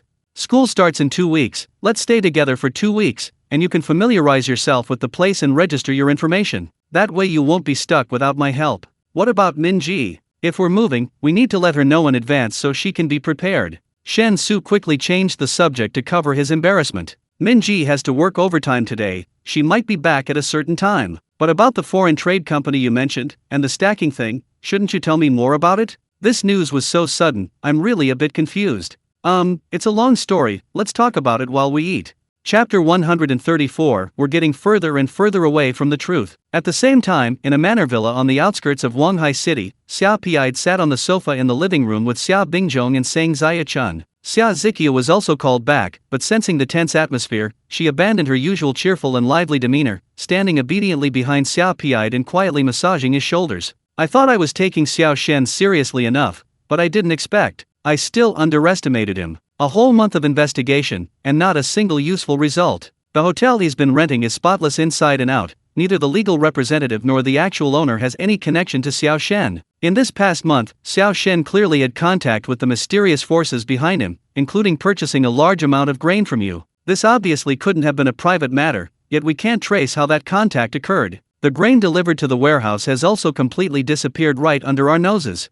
Xia Piide wearily repeated the final investigation findings he had just obtained. The slightly cloudy old eyes looked at Sang Ziya-chun and continued with great doubt, how exactly was this done? All the information that can be found on Xiao Shen is completely normal. Everything about Xiao Shen's life from birth to university graduation is verifiable and clear. But this absolute normality is precisely what's abnormal. The fact that we can't find any problems, no trace of forgery, is truly incomprehensible. For such a situation to occur in our country, the power behind Xiao Shen is far more terrifying than we imagined. Sang Ziya-chun thought for a moment, then frowned and said, I don't understand either. Like you said, Dad, any action should leave traces. But despite our thorough investigation for a whole month, the power behind Shen Xu hasn't found a single useful clue. It's as if the power behind Shen Xu doesn't exist at all. But we all know that the power behind Shen Xu definitely exists. Otherwise, where did those things he used to trade with me come from? What was the point of him buying a large quantity of grain through me? Moreover, after the grain was transported to Shen Xu's warehouse, although we couldn't monitor the transport vehicles entering the warehouse afterward, we're certain that the grain in the warehouse was all moved away sometime during that time. This is absolutely impossible for Shen Xu to do alone.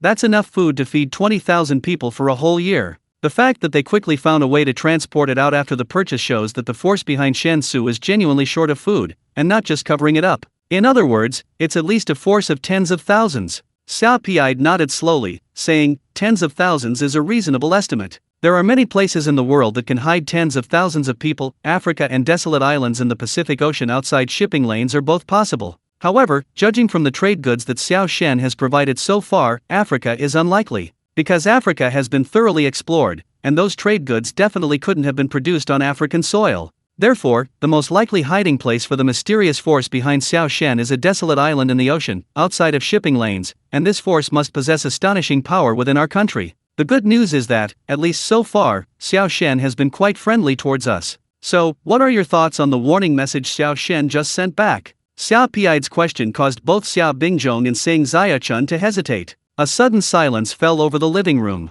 After a long pause, Sang Ziya-chun finally spoke. Since Shen Xu was able to easily discover and lock onto the person responsible for tracking him, continuing to monitor him is pointless. It will only further provoke him. Although we currently know nothing about the mysterious force behind Shen Xu, that force must be incredibly powerful. Considering this, the fact that Shen Xu was chosen by this force to become its open agent is enough to prove that Shen Xu is extraordinary. A single punch wrecked a modified Passat. Such terrifying power is simply beyond human capabilities. Coupled with the fact that the medicinal herbs Shen Xu provided were far more potent than normal, could I possibly conclude there's a connection? Xia Piide and Xia Bingzhong both wore thoughtful expressions. Sang Ziya-chun continued, in short, judging from the current situation, we really need to adopt a proper attitude and treat Shen Xu as an equal. Otherwise, I believe Shen Xu's termination of cooperation is not just empty threats. The reason is simple, judging from the items Shen Xu has provided us for trade, their effects are enough to drive anyone mad. Therefore, Shen Xu and the mysterious force behind him don't necessarily need to cooperate with us, we are just one of their many options. This is also the real reason why Shen Xu tested me before, and why, after discovering I was being monitored, he didn't immediately erupt but instead silently endured for a month. Shen Xu was demonstrating his sincerity, showing that he has no hostility towards us. However, from Shen Xu's perspective, while he understands our probing and surveillance, he cannot accept such baseless testing and surveillance. Clearly, in Shen Xu's view, a month is the limit of his tolerance, hence his explicit warning. In my opinion, since we've been investigating for a whole month and haven't found anything, then as you said before, Dad, it's best if we don't have any other ideas. Maintaining a close cooperative relationship with Shen Xu is the most advantageous option for us. Furthermore, during this month, Shen Xu not only quietly allowed us to monitor and investigate, but also conducted a substantial grain transaction with me during this process. After the transaction was completed, he secretly transported all the grain away right under our noses. Isn't the Shen Xu flexing his muscles on behalf of the forces behind him? He's clearly expressing an attitude. Our probing and surveillance are useless. He and his backers possess methods we can't even imagine. Under these circumstances, if we want to cooperate, we must be honest. After listening to Xing Zaya Chun's explanation, Xiao Piide sat up straight. He took a deep breath and said in a low voice, Ziqiu, contact Xiao Shen and tell him. I want to have an open and frank talk with him. Chapter 135. I was just about to call you. Chubby face, do you have time tomorrow? My grandpa wants to have a good talk with you. Shen Xu had just finished convincing Shenya that his actions of establishing a foreign trade company and using its channels to quickly amass wealth were purely for work purposes and not illegal or irregular, when Xia Ziqiu suddenly sent him a message via a chat app. After a moment's thought, Shen Xu's fingers flew across the screen, typing. My heart is like the ocean. Grandpa Xia invited me, and I'll definitely cancel even if I have something else to do. What do you want to talk about? Little chubby face, you know perfectly well. Your reaction today was too intense. It scared my dad, my mom, and my grandpa. So my grandpa wants to explain this misunderstanding to you in person. Since you have time, I'll pick you up first thing tomorrow morning. My heart is like the ocean. If it's too early, your grandpa should prepare some breakfast, otherwise talking on an empty stomach might be very irritable. Also, why do you like using emoticons so much? Chubby face, I'm happy to. Mind your own business. See you tomorrow. Bye-bye. Oh. Looking at the content displayed on the screen, Shen Xu raised an eyebrow. He wasn't sure if it was just his imagination, but he felt that Xia Ziqiu seemed to harbor some resentment towards him. Of course, whether Xia Ziqiu harbored resentment or not wasn't important. What was important was that Xia Ziqiu had suddenly extended an invitation to him late at night, indicating that Xiao Piide wanted to talk to him in person tomorrow. This was actually a very good outcome. This reaction meant that the Xia family had almost completely accepted the explicit warning he had issued that evening. Although Shen Xu was somewhat puzzled as to why the Xia family was behaving so tactfully, he had only just adopted a rather firm stance, yet the Xia family showed no intention of engaging in any back and forth. Instead, they seemed to have chosen to back down decisively. This was truly unexpected. But without a doubt, this was good news. The Xia family didn't overreact to his firmness, nor did they feel they had lost face and thus confront him head-on. How they would cooperate in the future would likely depend entirely on the outcome of tomorrow's negotiations. Unlike his first meeting with Xiao Piide, tomorrow's meeting with Xiao Piide required him to constantly remind himself to maintain an absolutely equal mindset, otherwise it would be difficult to secure the benefits he deserved. While pondering this, Zhang Min opened the door and returned home. It wasn't even 9 o'clock at night yet, indicating that she hadn't worked long hours today, but a hint of undisguised anxiety lingered between Zhang Min's brows. Min-ji, you're back? I left you some food, but I didn't expect you to be back so early. Let me heat it up for you. You can rest for a bit, it'll be ready soon. Shenya, who was washing dishes in the kitchen, heard the noise, glanced back at the entryway, and smiled as she spoke. Thank you, Xiao Ya. I'll take you shopping for clothes tomorrow. Zhang Min took off her shoes and, as she spoke, entered the living room. She plopped down next to Shen Xu, her feet, clad in long black stockings, resting on the coffee table. Leaning forward, she painfully rubbed her toes beneath the stockings. It seemed her shoes weren't a good fit, as Zhang Min had clearly been suffering all day. Tomorrow? Tomorrow's a workday, Min-ji, don't you have to go to work? Shenya's voice came from the kitchen. Zhang Min sighed as she rubbed her feet. The economy's been bad this year. My small company couldn't stay afloat and decided to transform. All the programmers were laid off today. I came home late not because I was working overtime, but because I was processing my resignation. The main reason is that laid-off employees get N+1 compensation. I have to wait for the company to pay me before signing the agreement, to avoid being cheated. But I've only worked there for 2 years, and the N+1 compensation is only 3 months' salary, so it's not much money. Ha! Min-ji, you got laid off. Shenya jumped out of the kitchen, looking at Zhang Min with surprise, and asked in astonishment, then, what are you planning to do next? Is it easy to find a new job? Zhang Min shrugged and said, I'll think about it next month. My mom is coming to Wanghai the day after tomorrow, and I reckon she'll stay for about a week. Anyway, I got 3 months' salary for free, so I plan to spend a week with my mom first, and then look for a job after I send her off. Oh, right, Xiao Xu, you didn't forget what you promised me, did you? You have to come with me to pick up my mom at the airport the day after tomorrow. Shen Xu nodded and said, don't worry, how could I forget about Min-ji? But I have to take Xiaoa to move tomorrow, so I probably won't be renting this apartment anymore. Of course, I've already paid 3 months' rent, so Min-ji, you have plenty of time to find a new roommate. After Auntie arrives the day after tomorrow, she can stay here with you, Min-ji, or she can stay at my place. Anyway, the apartment I bought is big enough, there's definitely enough room. It's only for a week, there won't be any inconvenience. We'll see what Auntie thinks then. Jiang Min exclaimed in shock, you bought an apartment? Yes, I just bought it recently, but the apartment was delivered fully furnished, so you can move in right away. Where did you get the money? You just graduated this year, didn't you? My family gave it to me. Jiang Min was speechless. Shen Xu winked at Shenya, who gave him two big glares in response. The main problem was that explaining his sudden surge in income in such a short time would be too troublesome. So, when faced with inquiries from outsiders, simply using my family gave it to me was the easiest way to avoid the problem. At least it sounded believable enough. Wow, I didn't know you were a rich kid. You kept it a secret for so long. I should have seized the opportunity to win you over these past 2 months.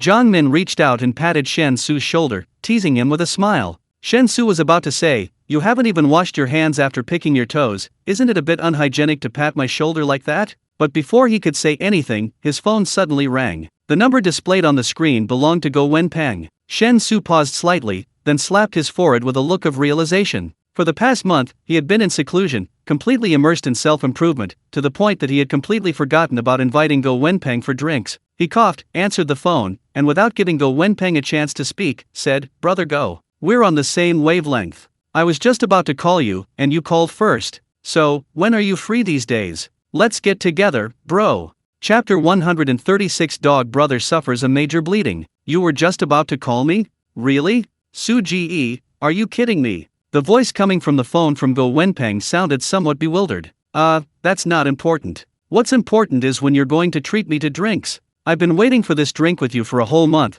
but you haven't contacted me at all. I couldn't wait any longer, so I thought I'd give you a call. I didn't expect you to call me so soon. Shen Xu spoke without batting an eye, as if it were the most natural thing in the world. Go Wenpeng was even more bewildered. There was a noticeable silence on the other end of the phone for a while before Go Wenpeng's slightly indignant voice finally rang out again. Brother Su, have some decency. You were the one who told me to wait for your call. We haven't been in touch for a month, how did it become my problem again? You must have forgotten about me. And you want me to take the blame? I've never seen such a shameless person. What are you saying? Between brothers, why be so calculating? Who calls whom doesn't matter? Comrade Go Wenpeng, I have to criticize you here. As a successor to communism, you should have the spirit of sacrificing the individual for the greater good, instead of arguing with your comrade until you're red in the face over some meaningless right and wrong. I'm ashamed of your words and actions. Silence fell again on the other end of the phone. Even through the phone, Shen Xu could vaguely sense Go Wenpeng's breakdown. But brothers are for taking the blame, after all. Going to great lengths for a brother, even betraying a brother for a girl, that's standard practice. After at least half a minute of silence, Go Wenpeng's voice finally rang out again. It wasn't just my imagination, but his voice sounded somewhat strained, like he was gritting his teeth. Xiao Jing worked overtime today and just got off the company. I was thinking of taking her out for a late-night snack. Do you want to come along for a drink? I also want to talk to you about something in person. It's about Li Jianan. Shen Xu immediately agreed without hesitation, sure. If Brother Go personally invited me, I'd go even if it meant going through fire and water. This has nothing to do with Li Jianan. I'm not interested in her affairs right now, but I can't let Brother go down. Send me your location, I'll call a taxi right now. After hanging up the phone, Shen Xu looked at Jiang Min and Shenya and asked, my college roommate invited me to get some late-night snacks, do you want to come? Shenya pouted and shook her head regretfully, saying, I'm on my period, I'm not feeling well, I don't want to go anywhere. Jiang Min immediately refused, saying, Xiaoya saved some food for me, I'll stay home and take care of her. Besides, I don't even know your college roommate, it'd be pointless to go. Shen Xu nodded, looked at the location sent by Go Wenpeng on his phone, hailed a taxi according to the address, and then put on his shoes and went out. All the paperwork for the Bentley Flying Spur had already been completed, and the license plate, as he requested, had a rather inconspicuous, ordinary number. However, he hadn't had much free time in the past month, his course schedule in the other world was too full, so Shen Xu hadn't picked up the car yet, and had let Go Wenpeng drive it first. As for Xiao Jing, whom Go Wenpeng mentioned, her real name is Wang Suijing. She is his and Go Wenpeng's classmate and currently their boyfriend. Although they are not from the same place, they both want to stay and develop their careers in Wanghai after graduation, so their relationship is currently very stable. Their goal is to work together to settle down in Wanghai. In fact, although their classmates come from all over the country, the vast majority actually came from smaller towns to study in Wanghai. As a result, a considerable number of them chose to stay and develop their careers in Wanghai after graduation, at least half of their class. There was no traffic congestion that evening, and the place Go Wenpeng chose was not far from Shen Xu's rented apartment. It only took about 10 minutes for Shen Xu to arrive at the entrance of a restaurant called Dragon Kingdom. This is a restaurant specializing in crayfish. It is famous for its large, plump, and fresh crayfish. Of course, once crayfish are associated with those three characteristics, the price will naturally become expensive. Without a doubt, Go Wenpeng is planning to spend a lot of money tonight. There were 3 people in total. Go Wenpeng hadn't asked for a private room, and Shen Xu easily found him and Wang Suijing in the lobby after entering through the main entrance. It was past lunchtime, and those who came to Dragon Kingdom for crayfish were mostly there for a late-night snack. Or perhaps they were people who, after their first round of drinking, didn't want to go to a noisy place for their second round and just wanted to grab a bite to eat. Therefore, the tables in the lobby weren't full, at least half were empty.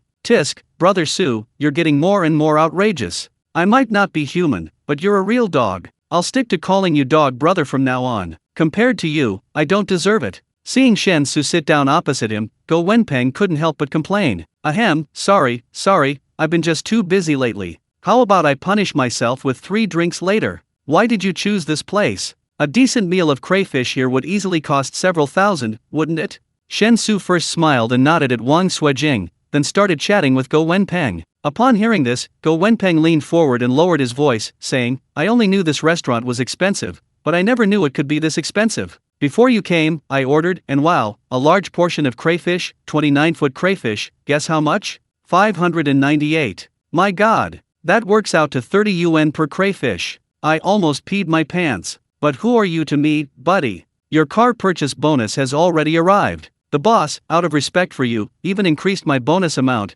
giving me a full 80,000 yuan. That's practically a gift from you. A meal of crayfish is nothing compared to that. So I ordered a whole pot of every flavor of crayfish imaginable, 6 pots in total. Today, buddy, I'm treating you and Xiao Jing to crayfish extravaganza. Eat your fill. We won't stop until we're stuffed. This windfall has to be shared, otherwise, disaster will surely follow. What's that saying again? If virtue doesn't match one's position, calamity will surely follow. If a person doesn't match their wealth, they will surely suffer losses. Shen Xu gave Go Wenpeng a thumbs up and praised, I didn't expect Comrade Go to be so conscientious. Go Wenpeng rolled his eyes and said, don't think I can't tell you're taking this opportunity to insult me. By the way, the main reason I called you out was to tell you about the class reunion tomorrow night. Everyone from our class who stayed in Wanghai will be attending. Li Jianan even called me specifically to ask about you, wanting to know if you'll be going. Chapter 137 came with a mission. However, I don't really know much about your current situation, so I didn't say much to Li Jianan. As for the class reunion, it's been discussed in the class group for a week, but you haven't shown up at all, no matter how many times others tag you. Some people have started making sarcastic remarks, saying that you're no longer interested in your old classmates now that you're rich, but don't worry, I've already dealt with them for you. So, are you going or not? Personally, I think it's a good idea to go. We'll all be in Wanghai eventually, and it's good to stay close to our classmates. We haven't had any major conflicts in these 4 years of university. Apart from Li Jianan hurting you, you've gotten along quite well with the other classmates. You'll only realize this after entering the workforce. Ultimately, classmate relationships are the purest, unlike the backstabbing and intrigue you face after graduation. As Go Wenpeng spoke, all 6 pots of crayfish he ordered were served. Also served were some side dishes and a whole case of beer. All the crayfish were pre-peeled in the kitchen, heads, bodies, and tails all included, but the bodies had already been completely opened, revealing the meat inside. If you wanted to eat them, you could simply use chopsticks to pick them out. There was no need to bother peeling them yourself. Brother Go, something sounds off. Did you come here on a mission today? Shen Xu clinked glasses with Go Wenpeng, downed his drink in one gulp, and then asked in confusion. Before Go Wenpeng could reply, Wang Suijing rolled her eyes and said, it's our class monitor who organized this reunion. It's been almost 2 months since graduation, and most of the classmates who stayed in Wanghai have found jobs. The monitor wanted to get everyone together so we could catch up and see if there's anything we could do to help each other in our future work and life. He called Wenpeng and told him to make sure you came too. Mainly because Wenpeng owes the monitor a favor, so he couldn't refuse. And speaking of which, it's all Wenpeng's fault. Why did he have to post about you buying a car in the class group chat?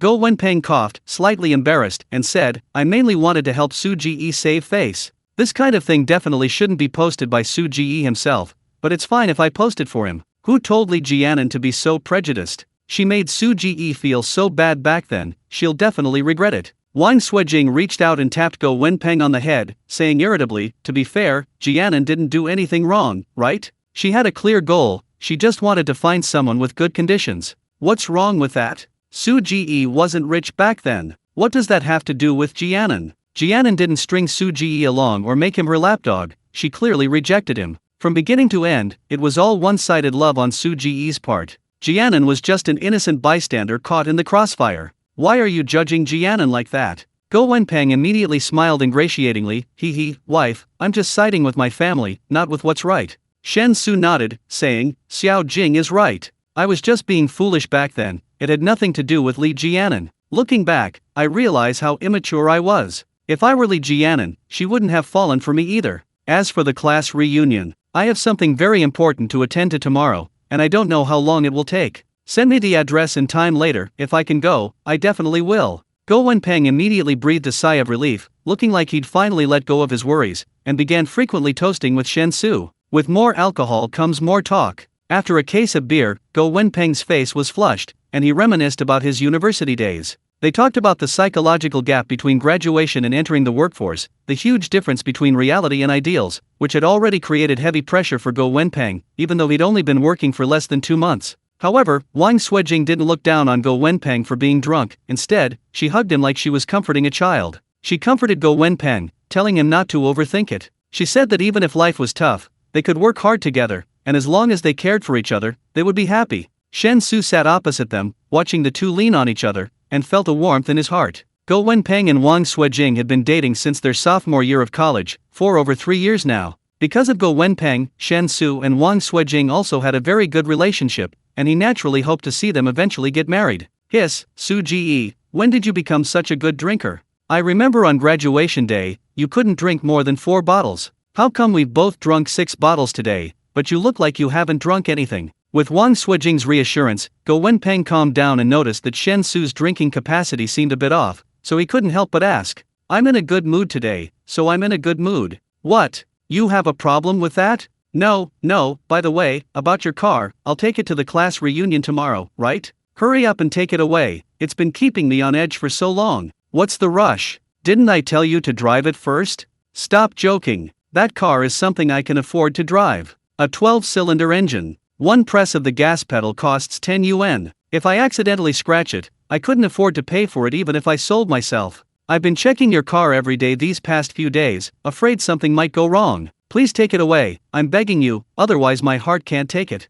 Go Wenpeng was complaining to Shen Xu when a little boy, about 6 or 7 years old, suddenly ran over to the table. The little boy looked around, then suddenly reached into the crayfish pot that Shen Xu and his friends hadn't finished eating and stuffed it straight into his mouth. Those were spicy crayfish, and the little boy clearly couldn't handle the spice. The moment the crayfish meat touched his lips, his face changed color. He opened his mouth and spat out the entire crayfish meat he had just eaten, directly into the crayfish pot. The remaining crayfish in the pot were now completely inedible. Wang Suijing immediately stood up and angrily shouted, Whose child is this? What's wrong with the parents? Don't they care? Running onto someone else's table, eating and vomiting? Don't they have any manners? Before she finished speaking, the little boy stood by the table and burst into tears. Spicy! Spicy! Mommy! It's killing me! The commotion attracted the attention of all the other diners in the hall. At a table next to Shen Xu and his companions, a middle-aged woman stood up anxiously. She picked up a water bottle and held it directly to the little boy's mouth, urging him to drink some water.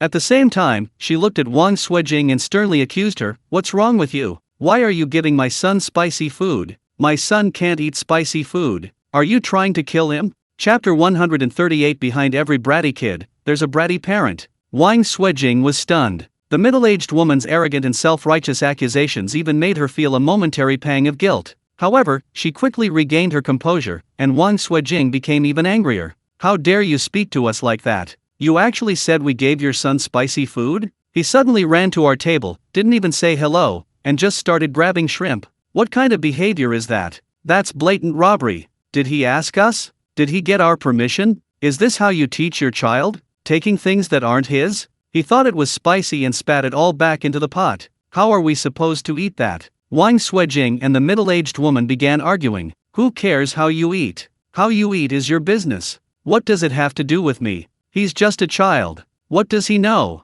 He thinks it's delicious and wants to try it. What's wrong with that? But you. He's a child, he might not know, but don't you know too? Arguing with a child, where's your manners? Is spicy food for a child? My son should spit in your pot. You're ruining my son. Even if my son didn't spit, I would. What kind of idiots are you? The middle-aged woman, in fact, spat directly into the lobster hot pot on Shen Xu's table. Wang Suijing was trembling with anger. She had never encountered such an unreasonable person before. You're utterly unreasonable. The child doesn't understand reason, taking things that don't belong to him. Can't you just say sorry and apologize? What are you doing, throwing your weight around like this? Why is the child so unruly? Isn't it all because of parents like you? He's your child, not mine. He doesn't know, you should teach him. He doesn't understand, but you should. Don't you have any sense of responsibility as a parent? Wang Suijing said, her face flushed. Apologize? I didn't raise my child well? I'm the teacher. How I raise my child is none of your business. Make me apologize. I'll apologize to your mother. As the middle-aged woman spoke, without warning, she raised her hand and slapped Wang Suijing across the face. Smack! The crisp sound rang out, and Wang Suijing was completely stunned. She never expected to be suddenly hit. Go Wenpeng, who had been somewhat slow to react due to drunkenness, instantly sobered up, immediately stood up, pushed the middle-aged woman away, and shielded Wang Suijing behind him. How can you be so rude? Your own child is disturbing our meal, and instead of apologizing, you're hitting us. Xiao Jing, call the police. Before Go Wenpeng could finish his sentence, the two men eating with the middle-aged woman rushed over. One of them even picked up a bottle and tried to smash it over Go Wenpeng's head. Shen Xu hadn't expected the middle-aged woman to hit him, so he hadn't had time to stop Wang Suijing from being attacked. But after Wang Suijing was slapped, he naturally became alert. Seeing that the other party was about to smash the bottle over Go Wenpeng's head, Shen Xu reacted quickly, grabbing the other man's wrist with pinpoint accuracy. With a slight exertion, the man's previously fierce face instantly turned pale, the bottle slipping limply from his hand. He cried out, his body going weak. Ouch! Ouch! Ouch! Let go! My wrist's going to break. Another man who had rushed in with this man was originally heading towards Go Wenpeng, but Shen Xu suddenly appeared out of nowhere, completely catching the other man off guard. After looking around, clearly having drunk quite a bit, his thinking ability had diminished considerably, but he still instinctively changed direction, raising his fist to smash it towards Shen Xu's head. Shen Xu completely ignored him. His third-rank martial arts cultivation had greatly enhanced his muscles, bones, skin, and internal organs. Even a controlled weapon would have difficulty harming Shen Xu in his current state, let alone an ordinary person unarmed. So, without dodging or evading, Shen Xu took the man's punch headfirst. A crisper cracking sound of bones breaking followed by the man's scream rang out. The drunken man, unaware of his own strength, had used all his power in that punch. The blow landed squarely on Shen Xu's head, but unable to cause any harm, not even the slightest shift in Shen Xu's head. All the force rebounded onto the man's own fist. It was as if the man had punched a solid wall, several fingers instantly fractured. Xiao Jing, let's call the police. Since a conflict has broken out and a fight has broken out, we can only let the police handle it, Shen Xu said calmly. The middle-aged woman had lost her initial arrogance. She tightly hugged her son, looking at Shen Xu with a tense expression. The incident happened suddenly. Less than half a minute had passed since the woman started hitting him. The waiters and the duty manager from Dragon Kingdom rushed over. Shen Xu didn't waste any words, simply looking at the duty manager in a suit and tie and saying, "Go prepare your restaurant's security footage. The police will need it when they arrive." The duty manager asked in surprise, "What about here?" Shen Xu shrugged. "The situation here is under control. There won't be any further conflict." The duty manager looked around, confirming Shen Xu's statement, then gave a few instructions to the waiters who had come with him before turning to retrieve the security footage. Shen Xu also released the wrist of the man who had been trying to smash Go Wenpeng with the bottle. The man staggered a couple of steps, vigorously rubbing his wrist, looking at Shen Xu with a face full of fear. He felt as if he were being held in a pair of iron clamps, unable to pull his wrist back even an inch despite using all his strength. Even the effects of the alcohol had been sobered up considerably, and he was naturally wary of Shen Xu. However, the man still appeared confident. His fear stemmed only from worry that Shen Xu might continue his attack. It was clear that the man was brimming with confidence and didn't believe they would truly suffer a loss. The police arrived quickly. From Wang Suijing's call to the arrival of the officers, it took less than 10 minutes. This rapid response likely indicated that patrol officers were directly dispatched, rather than being called in from a nearby police station. Seeing the officers arrive, the man and the middle-aged woman both breathed a sigh of relief. The middle-aged woman, preemptively accusing the police, spoke first. "Officers, quickly arrest these thugs. They beat us. They threatened my son. One of our members is seriously injured. He's still lying on the ground." Chapter 139 The Society of Relationships. Nonsense. You hit me first. It all started because your son came and tried to steal my food. How can you be so shameless? Wang Suijing retorted angrily. You bitch, watch your mouth. What do you mean my son stole your food? Does my son need your pig feed? Don't you know who you are? My dog wouldn't eat what you eat. With the police present, the middle-aged woman seemed instantly safe. No longer afraid of Shen Xu's displayed strength, she reverted to her previous arrogant and domineering self. Shen Xu narrowed his eyes slightly and waved his hand to stop Wang Suijing from retaliating. Since the police were already there, it was better to go to the police station with them to handle the current conflict. It was pointless to waste time arguing here. Actually, it wasn't a big deal, it was just a brat who liked to cause trouble. If parents could adopt a proper attitude and sincerely apologize, no one would really bother arguing with a child. Unfortunately, many unruly children become unruly precisely because their parents are also problematic. Like father, like son, under the influence of unruly parents, perfectly normal children gradually turn into unruly ones. The family he encountered was a prime example. If he had encountered a similar situation before he could transmigrate, Shen Xu probably would have only wanted to avoid trouble and wouldn't want to cause any problems. This was the helplessness of being a low-level wage slave. His tolerance for risk was too low, so he didn't want to get entangled in anything. But now, Shen Xu is completely different from his former self. His judgment of a matter no longer excessively considers so-called gains and losses, but rather pursues whether his conscience is clear. To put it simply, money can't buy my happiness. Officer, the store's surveillance cameras have a detailed record of what happened. You can check the footage to understand the situation. Furthermore, regarding this conflict, we demand that it be handled according to relevant regulations and we will not accept any form of mediation. My friend was slapped in public. This not only affects her physical health but is also a great insult to her dignity. I now demand that my friend undergo a medical examination to see if she has a concussion or any other adverse conditions. Shen Xu ignored the shrewish middle-aged woman and simply turned to the police officer beside him, speaking logically and reasonably. Bullshit. Our friend has been seriously injured by you. She's still lying on the ground and can't get up. You still won't accept mediation? Let me tell you, I won't accept mediation either. This isn't over. The middle-aged woman shouted again. All right, shut up, all of you. We'll get to the bottom of this. Xiao Wang, go check the surveillance footage. Everyone else, take all those involved to the police station. The officer in charge shouted, barely managing to calm the middle-aged woman down. Shen Xu then said to Go Wenpeng and Wang Suijing, don't worry, it's all right. Those who make mistakes must pay the price for their actions. Go Wenpeng and Wang Suijing regained some composure and nodded through gritted teeth. As for the person with the broken finger, due to the severity of the injury, they had to be taken to the hospital for emergency treatment. They quickly arrived at the police station's mediation room, where the officers had already reviewed the retrieved surveillance footage on the way. When they discovered that the person with the broken finger had fractured it themselves after throwing a punch, the officers were speechless. Sitting down in the mediation room, Shen Xu calmly looked at the family of three opposite him. The man had been on the phone the entire way to the police station.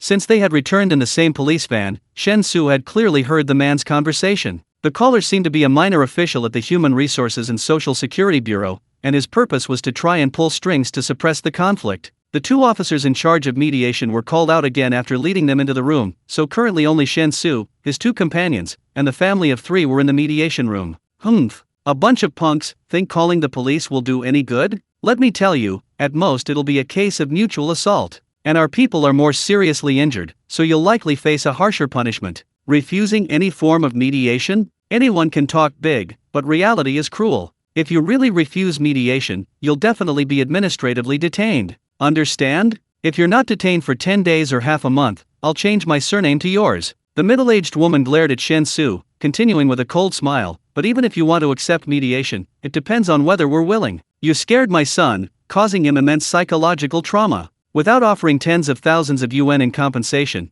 this isn't a question of whether you accept it or not, it's that we won't accept it. Understand? Let me teach you a lesson. There are some people in this world you can't afford to mess with. Go Wenpeng and Wang Suijing looked worried upon hearing this. Although they couldn't hear the man on the other side of the road making a phone call as clearly as Shen Xu, they had still managed to catch some of it. Knowing that the other party was a successful person with some influence, seeing the middle-aged woman's confident demeanor naturally caused them to feel anxious. However, Shen Xu remained remarkably calm, which gave Go Wenpeng and Wang Suijing some confidence. The two police officers in charge of mediation re-entered the mediation room. After sitting between the two parties, one of them said, "We already know the details of the incident through the surveillance footage. Frankly speaking, this matter isn't serious, there's no need to escalate such a small conflict to the point of detaining both parties." At this point, the police officer turned to Shen Xu and continued, "According to the surveillance footage, both of you are at fault. Although the other party struck first, you retaliated, especially since the other party's injuries were more serious. Our colleague called to say that 4 out of 5 fingers were broken. According to regulations, this would not only be classified as mutual assault, but the harm you caused is significantly greater, so you would also be responsible for their medical expenses. A finger fracture falls under the category of minor injury. If a settlement cannot be reached, you will face criminal charges, understand? This is very disadvantageous for you. Shen Xu frowned and said, since you saw the surveillance footage, why are you still lying through your teeth? My friend was slapped by them, and they continued to illegally harass him. I stopped their further assault to prevent the attack. As for the finger fracture you mentioned, you know exactly how it happened. I didn't fight back at all, so what does it have to do with me? Chapter 140 Using a cannon to kill a mosquito. Just because you didn't fight back doesn't mean it's none of your business. He fractured his finger because he hit your head. Looking at the outcome, you weren't injured, but he broke 4 fingers, so you have to bear some responsibility.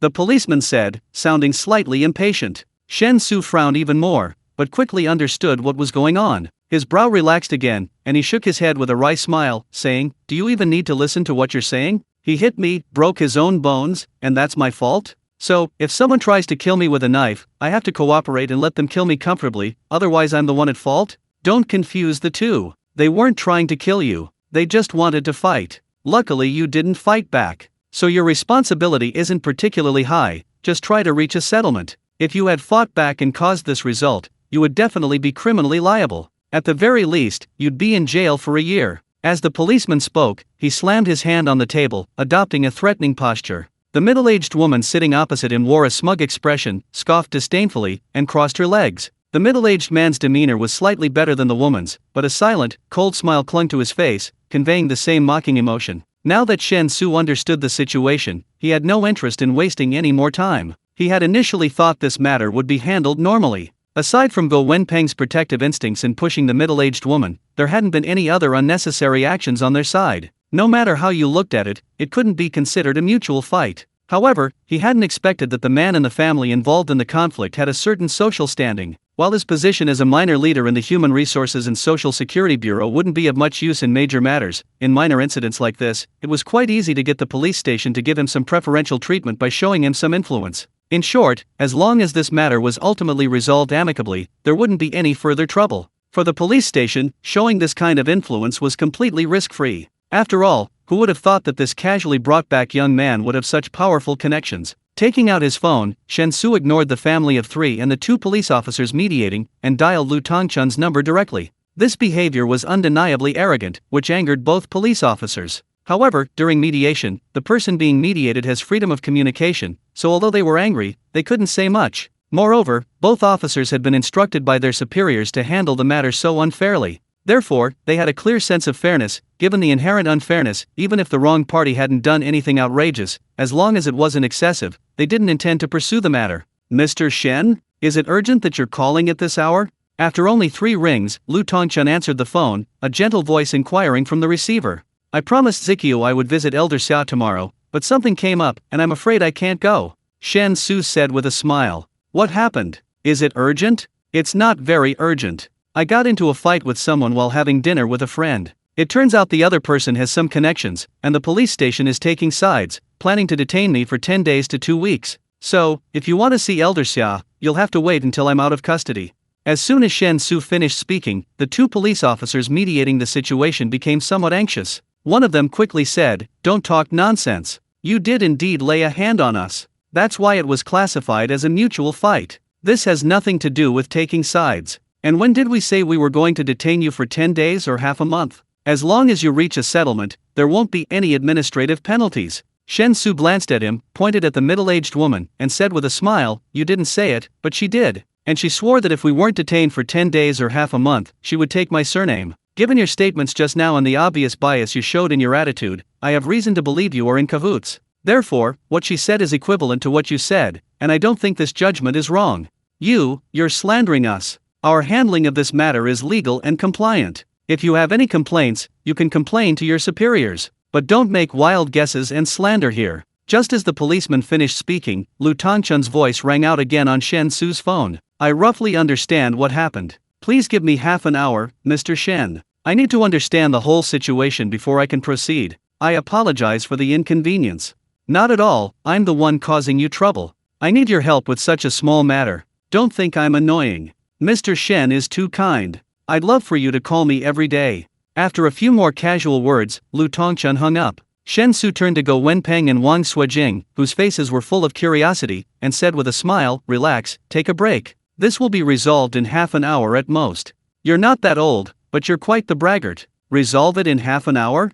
I'd like to see how you resolve it in half an hour. Let me tell you, I absolutely will not sign the settlement agreement until I receive a satisfactory explanation." The middle-aged woman shouted aggressively. The two police officers were quite displeased with the middle-aged woman's provocative and threatening behavior, but their superior's instructions were still ringing in their ears, leaving them no choice but to ignore her. Shen Xu also had no interest in dealing with the middle-aged woman. The more one possesses, the broader one's perspective becomes. For Shen Xu, the situation he encountered today was no longer worth his time or energy. Therefore, he completely disregarded the so-called mediation, simply chatting idly with Go Wenpeng and Wang Suijing, leaving the two officers in charge of mediation utterly exasperated. Less than half an hour later, just over 10 minutes later, the door to the mediation room was pushed open from the outside. Immediately afterward, a middle-aged man wearing the epaulets of a first-class police inspector walked in with a beaming smile. The two police officers in charge of mediation immediately stood up and saluted the man. Judging from the form of address, this middle-aged man was likely the head of the local police station. "Excuse me, which of you is Mr. Shen Xu?" Given a perfunctory wave of his subordinate's greeting, the head of the station turned to Shen Xu and his two companions and asked in an extremely amiable manner. Chapter 141 Serious Consequences. "That's me. What can I do for you?" Shen Xu didn't stand up, he remained seated, speaking calmly. The police chief, however, showed no anger at Shen Xu's dismissive attitude. Instead, he approached Shen Xu with a fawning smile and obsequious manner. "Mr. Shen, I am truly sorry that you and your friends have been wronged. I don't want to make excuses, I have thoroughly investigated what happened to you and your friends. In handling this conflict, our personnel were influenced by external factors, which prevented us from being fair and impartial. This is a serious dereliction of duty on our part, and I offer you my sincerest apologies." As he spoke, the police chief stood at attention, his hands hanging naturally at his sides, and bowed deeply to Shen Xu at a perfect 90-degree angle. After a full 3 seconds of silence, the station chief straightened up and continued obsequiously, "Mr. Shen, I assure you, the person in the station who intervened in this conflict will receive the most severe punishment. A complete demotion is the bare minimum. As for those two," pointing to the two police officers who had mediated the conflict, the chief continued, "while they are somewhat innocent, they failed to uphold principles and instead obeyed orders that were clearly in violation of regulations. This is equally wrong, so they will receive a major demerit." You see, Shen Xu wasn't actually concerned with how the police station would handle the situation internally. What he truly cared about was the fate of the family of 3 across the street. Strictly speaking, the police station was simply caught in the crossfire. Although there was indeed some abuse of power throughout the process, this level of abuse is common throughout the country and shouldn't be surprising. As for a sense of justice, he did have some, but not much. He wouldn't dwell on trivial matters, as long as the instigator received the punishment they deserved. Therefore, meeting the station chief's cautious gaze, Shen Xu casually nodded and said, "Your internal issues can be handled internally. I have no objections." Seeing Shen Xu's agreeable attitude, the station chief immediately breathed a sigh of relief. He visibly relaxed and said sincerely, "Thank you for your understanding, Mr. Shen. We'll handle it as soon as possible to avoid taking up too much of your time. The surveillance footage clearly shows that the other party provoked us first and struck first. Mr. Shen and your friend maintained maximum restraint throughout, without even retaliating. Although one of the other party suffered minor injuries, including 4 broken fingers, that was entirely due to the other party's improper attack and has nothing to do with you or your friend. Currently, it seems the responsibility for this matter lies entirely with the other party. However, since it's just a public order incident, we can only impose administrative penalties on them. We hope Mr. Shen understands." Shen Xu's response was somewhat ambiguous. Administrative penalties for individuals are nothing more than fines or detention. A mere fine would be insignificant, at least to this obviously arrogant family of 3. A small fine wouldn't have any impact on them. At the very least, they need to be detained. Otherwise, how can they learn their lesson? Before Shen Xu could speak, the man of the house stood up. The situation had been turning sour ever since the police chief entered the mediation room. The man of the house clearly sensed something was wrong from the police chief's undisguised attitude, so he decided to quickly try to ingratiate himself and prevent the situation from spiraling out of control. "Hello, is this Director's son? I'm from the Welfare Center of the Human Resources and Social Security Bureau. You must know our director, Director's son." The husband of the family was abruptly interrupted by the director before he could finish his sentence. "Comrade, please return to your seat. Don't try to strike up a conversation. Your matter isn't finished yet. Making unwarranted connections will make me suspicious of your motives." The husband's expression changed slightly upon hearing this. He felt deeply humiliated and sat back down in his chair with a resentful look. However, just as they sat down again, both of their phones rang almost simultaneously. They both took out their phones and, seeing the caller ID, their faces changed drastically. They answered the phone with obvious nervousness, and after only a few words, they both exclaimed in surprise. Jumping up from their seats as if electrocuted, the couple hurriedly explained to the person on the other end of the phone, appearing extremely tense and anxious. Although the explanation was somewhat disorganized, Shen Xu still managed to understand the specifics. The couple had received notifications from their respective work units that, in light of their actions that day, their units had held emergency meetings and unanimously decided to dismiss them both from their public positions. The heads of their respective units had already signed off on the decision and were immediately initiating the necessary procedures. The man worked for the Human Resources and Social Security Bureau, holding an administrative position. The woman was the deputy director of the Academic Affairs Office at a primary school, holding a public institution position. Normally, neither administrative nor public institution positions can be dismissed easily. Even the head of a work unit does not have the authority to dismiss a subordinate who is a staff member with a formal position, because staff members with formal positions are state cadres, not personal cadres. Dismissing a staff member with a formal position without a criminal record is a highly sensitive matter. Is the reason for dismissal valid? Is there any retaliation involved? These are all factors that must be considered and handled with utmost care. Most importantly, if a tenured employee is severely unqualified and is forcibly dismissed, the first person to be affected will be the head of the unit. How can you lead like this? Do you even want to advance your career? In short, for tenured employees, even voluntary resignation is a very troublesome matter, let alone being dismissed. The couple truly never imagined they would encounter such a situation. Once they lose their public office, their lives will inevitably collapse instantly. Everything they currently possess is built upon their public positions. Their social status, their network of connections, the circles they've cultivated based on their official jobs will vanish without a trace. So much so that after hanging up the phone, listening to the busy tone, the couple slumped into their chairs one after the other.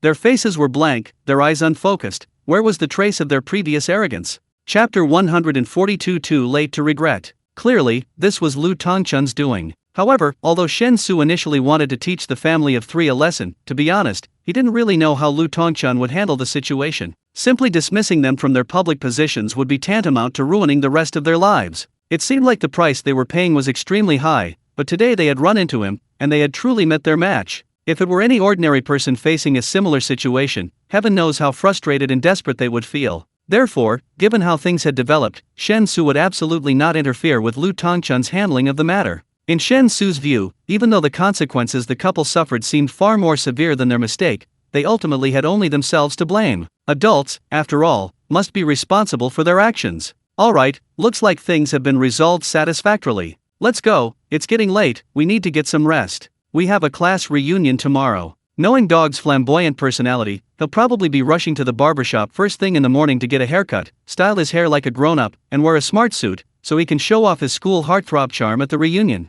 Shen Xu stood up, clapped his hands, and said with a grin, "School heartthrob charm? It's a miracle it's not bloodstained charm. Xiao Jing's on her period these days, but I've had a bit too much to drink tonight. I'm really excited, so tonight I have to fight tooth and nail." Go Wenpeng clenched his fist, looking determined. Wang Suijing slapped Go Wenpeng on the back of the head, scolding him angrily, "What nonsense are you spouting? Aren't you afraid Brother Su will laugh at you?" Go Wenpeng shrank back, looking aggrieved. What would Brother Su laugh at? Is there anything Brother Su doesn't know about our relationship? Shut up.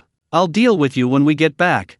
Wang Suijing pinched Go Wenpeng hard on the soft flesh of his waist, making him scream in pain, then walked out of the mediation room first. Although she had been slapped, the couple's phone calls were quite loud, and Wang Suijing knew what had happened. She felt relieved with the final outcome and didn't bother to pursue the so-called compensation issue anymore, thinking it was best to leave it at that. Seeing Shen Xu and the other two about to leave the mediation room accompanied by the police chief, the couple, who had been slumped in their chairs, suddenly realized what was happening. Their unfocused pupils refocused, and the two sprang from their chairs, rushing to Shen Xu and his companions. With a thud, the man promptly knelt on the ground. Gentlemen, please stop. We know we were wrong. We shouldn't have been so unreasonable. All the responsibility for this lies with my wife and me. We'll pay any fine, just please be merciful and don't kill us. We beg you." The man, his voice trembling with tears, continued kowtowing. The woman followed suit, bursting into tears as well, her words mirroring the man's. As for the unruly child, perhaps seeing his parents like this for the first time, he sat obediently in the chair,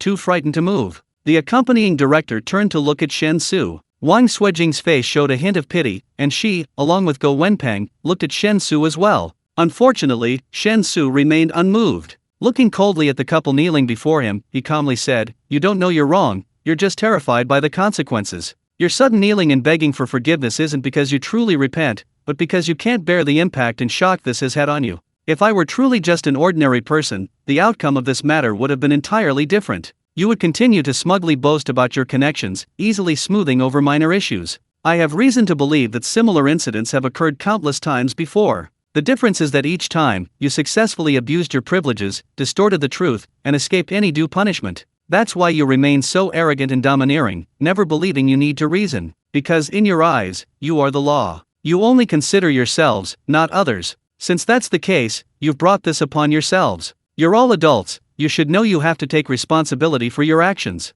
And in this world, apologies are the most useless thing, bar none. Because every apology is actually paving the way for repeating the same mistake. I hope today's events will truly teach you a profound lesson, so that you will completely change for the rest of your lives and become kind people. As for your requests, my answer is only one: I'm sorry, I refuse. Many things are like this, by the time you start to regret it, it's already too late to undo the damage."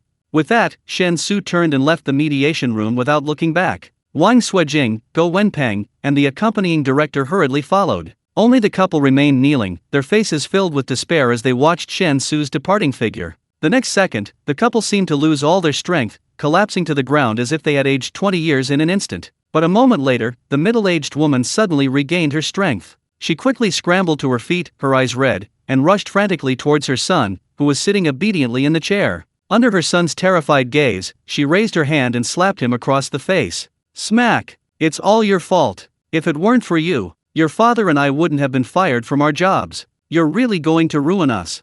All right. Why are you hitting the child? If you hadn't spoiled him all this time, would he be like this now? You wouldn't listen to me before. What's the use of regretting it now? Fine, you're taking it out on me? Did I spoil the child all by myself? Didn't you spoil him too? What happened to all those connections you always talked about? Why aren't they working anymore?" While the couple were exchanging blame and complaints, Shen Xu and his two companions, accompanied by the station chief, arrived at the police station. To Shen Xu's surprise, right at the station entrance, Lu Tongchun was standing straight next to a black Audi A8, clearly waiting for him. The station chief obviously didn't recognize Lu Tongchun, but just by looking at the A8's license plate, he guessed what was going on, so he immediately and cautiously stepped aside. Chapter 143: Keeping the Appointment. "Brother Lu, why did you come all this way? It's such a hassle, I feel bad about it." Shen Xu quickly took a few steps forward, shaking hands with Lu Tongchun as he spoke. Lu Tongchun smiled broadly and said, "It's so late, and I figured it wouldn't be convenient for you to take a taxi.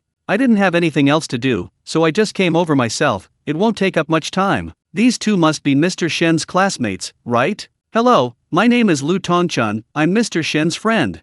As he spoke, Lu Tongchun shook hands with Go Wenpeng and Wang Suijing respectively, then gestured for the three to get into his car. Throughout the entire process, Lu Tongchun completely ignored the police chief standing to the side. However, despite Lu Tongchun's complete disregard, the police chief showed no displeasure. Instead, he breathed a sigh of relief as the Audi A8 started and drove away. Only after the Audi A8 disappeared from sight did the police chief turn and return to the police station. He knew that, at least at the police station, this matter was over. Luckily, the young master he'd inexplicably offended had an unexpectedly good temper, otherwise, he really wouldn't know how to handle the situation. No! He had to emphasize this internally again at the station. This was Wanghai. Although not as extravagant as Beijing, all sorts of important figures were still commonplace. Something like this absolutely could not happen again. Otherwise, he was afraid he'd have a heart attack from the shock. These thoughts raced through his mind. The station chief straightened his back again, and the moment he stepped through the police station gates, he reverted to being the absolute master of this small space,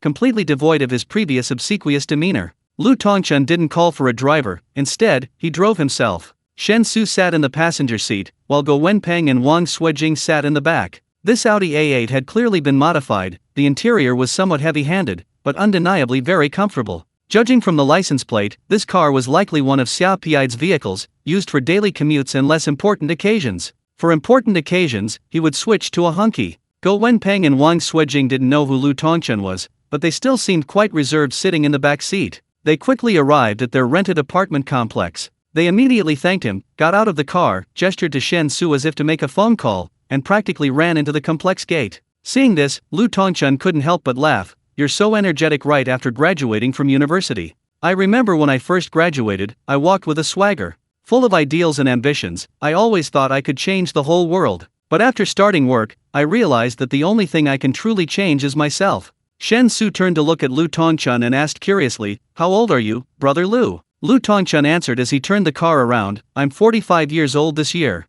A few years after graduating and starting work, I was noticed by Elder Xia, who was working in a ministry at the time, and became his secretary. I've been by Elder Xia's side for almost 20 years. I see. Then it seems your work ability must be exceptional, brother Lu. Shen Xu offered a compliment. Lu Tongchen shook his head and said, "My work ability is just average, but old Xia is kind and very generous. Even if I make a mistake, he won't scold me. Instead, he'll patiently teach me how to do it properly. So you don't need to worry about your relationship with old Xia. Having worked for him for so many years, I've never seen him slam his fist on the table. Old Xia attaches great importance to tomorrow's meeting and hopes you can reach a good conclusion." Hearing that Lu Tongchen seemed to have a hidden meaning, Shen Xu pretended not to understand and directly changed the subject. Lu Tongchen didn't intend to delve deeper, but instead followed Shen Xu's lead. They returned smoothly to their rented apartment. Upon entering the living room, Shen Xu found Shenya lying in Zhang Min's room, watching a TV series with Zhang Min. After inquiring, he learned that Shenya planned to sleep with Zhang Min that night, and Shen Xu immediately felt much more relaxed. Beneath the relaxed mood lingered a sense of loss. The night passed uneventfully. The next morning, Shen Xu was awakened early by a call from Xia Ziqiu. Considering he had to meet Xia Pi that day and attend a class reunion that evening, he figured he wouldn't have time to go to the other world all day. So, Shen Xu went into the bathroom, locked the door, and made a quick trip to the other world. He briefly explained the situation to Song Saiking before returning. After quickly washing up and getting dressed, Shen Xu could hear the even breathing of Shenya and Zhang Min in Zhang Min's bedroom. He tiptoed out of the house. Xia Ziqiu's car was already waiting at the entrance of the complex. Shen Xu jogged to the car, opened the door, and plopped inside. Just as he was about to speak, Xia Ziqiu handed him a plastic bag. The bag contained several large steamed buns and a bottle of mineral water. The buns were still warm, clearly freshly cooked. "Have something to eat. I know I woke you up a bit early, you probably haven't had breakfast yet, right? Oh well, my grandpa had something come up, so I had to make do and take you there early."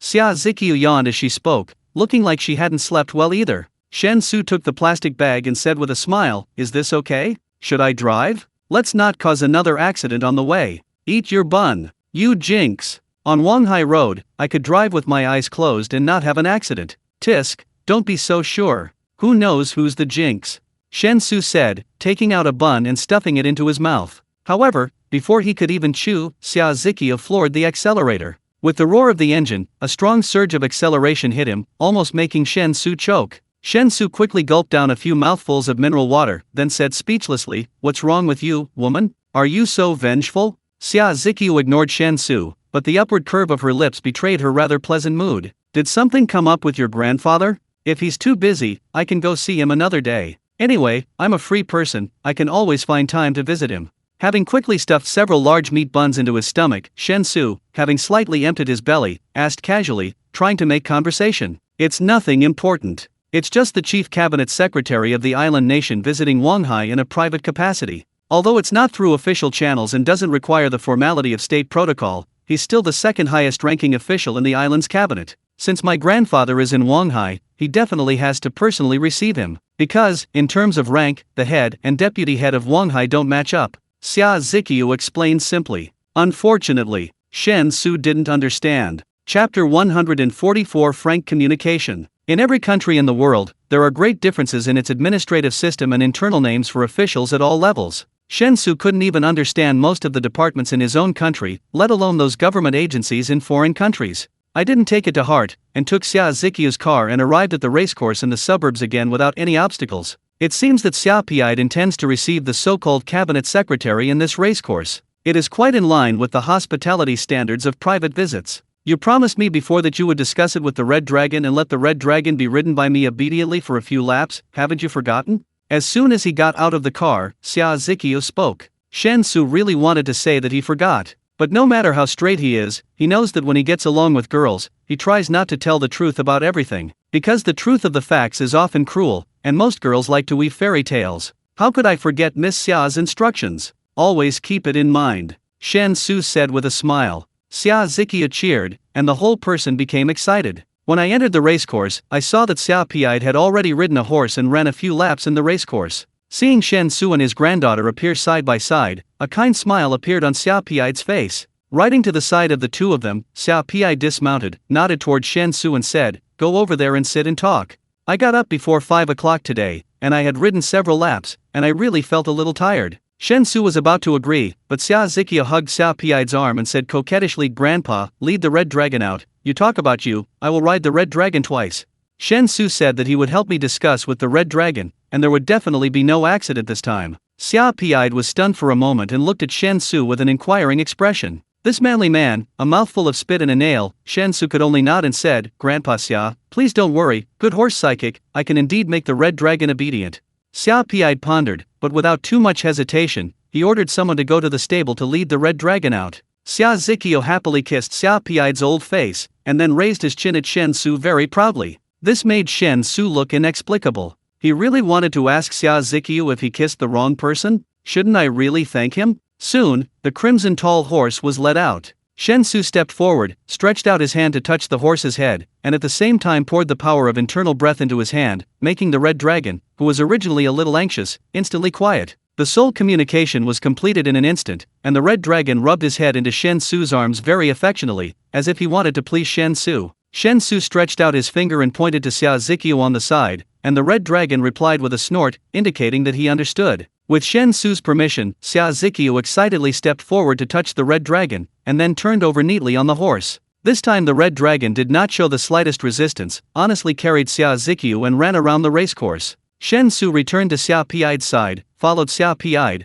and came to the rest area. "Xiao Shen, although we haven't known each other for a long time, in fact, I am already very familiar with you. I guess that young people of your age hate to play official tones and beat around the bush, so if you have something to say, I will say it directly." As soon as Xia Piide sat down, he opened his mouth with a smile. A bodyguard stepped forward and put down the tea in teacups that had been brewed, and then took a few steps back, keeping a certain distance from Xia Piide and Shen Xu. Xia Piide picked up the teapot and poured Shen Xu a cup of tea with his own hands. Shen Xu hurriedly held the teacup with both hands. "I have received your warning yesterday. Although the young man is full of energy, he is quite measured, he didn't hurt anyone, he just smashed a car, and he did a good job. I sincerely apologize to you for the surveillance and investigation I have done to you over the past month." Xia Piide said, actually took the initiative to stand up, and then bowed to Shen Xu. Shen Xu didn't have any psychological preparation for this at all, and he was a little at a loss for a while. Instinctively, he immediately stood up, smiled bitterly and waved his hand. "Grandpa Xia, don't ask yourself, you will want to investigate me and spy on me, it's really normal. It's just, I am indeed not very convenient, and I believe you can understand it." Xia Piide straightened up, pressed toward Shen Xu, and said gently, "Sit. The reason why I called you over for an interview today is to talk to you. I hope that my previous practice of arranging manpower to investigate and monitor you will not have any impact on our subsequent transactions. I can assure you that all investigations and surveillance of you will end here. In the future, you and our Xia family will be a real cooperative relationship. As long as the transaction can continue forever, then all the resources of the Xia family can be open to you and give you enough support." Shen Xu did not hide his emotions at all, and said very happily, "This is the best, thank you Grandpa Xia for your trust. Let the past pass, the most important thing is to look forward, it will definitely get better and better in the future. For example, Grandpa Xia, you see that your rheumatism has been completely cured, right? It shows that the prescriptions and medicines I give are very effective." Xia Piide was surprised, "Can you see this too? You don't have to take the pulse to tell it?" Shen Xu said with a smile, "Some diseases do need to be judged by taking the pulse. But most of the diseases are actually enough to see the clues through the external appearance. Otherwise, cutting the pulse is actually the last step, and watching the complexion is the first step." Xia Piide couldn't help but nod his head and said, "I really appreciate you more and more. You are right, my rheumatism, confirmed by my healthcare doctor, has been completely cured, and left no root cause.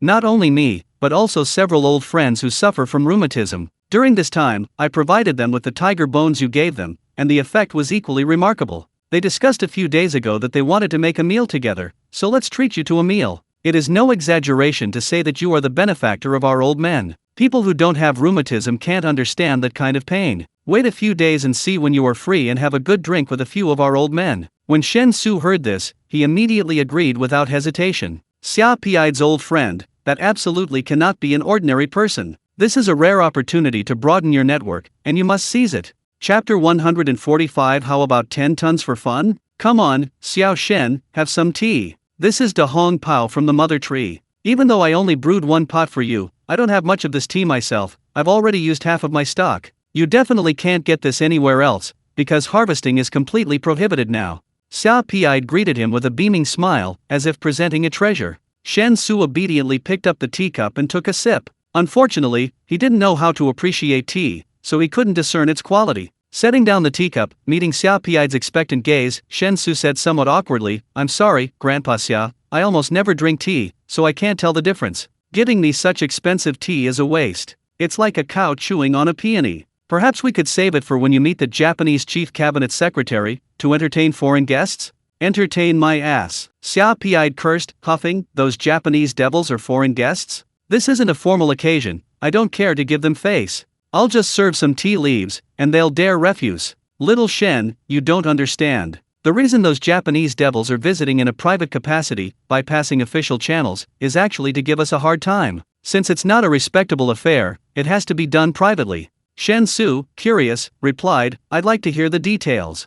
Xia Piai took a sip of tea and said with a cold smile, "As you know, our country's warships have been increasing at an alarming rate in recent years, like dumplings being dropped into boiling water. Our naval power has grown rapidly, and naturally, our sea power has increased significantly. This has put immense pressure on other neighboring countries, especially island nations. South Asian countries can still be subservient to our increased sea power. After all, they are just regional powers, and they have long had a clear understanding of their own position. Our country isn't as domineering as the bald eagle, we will still give them basic living space.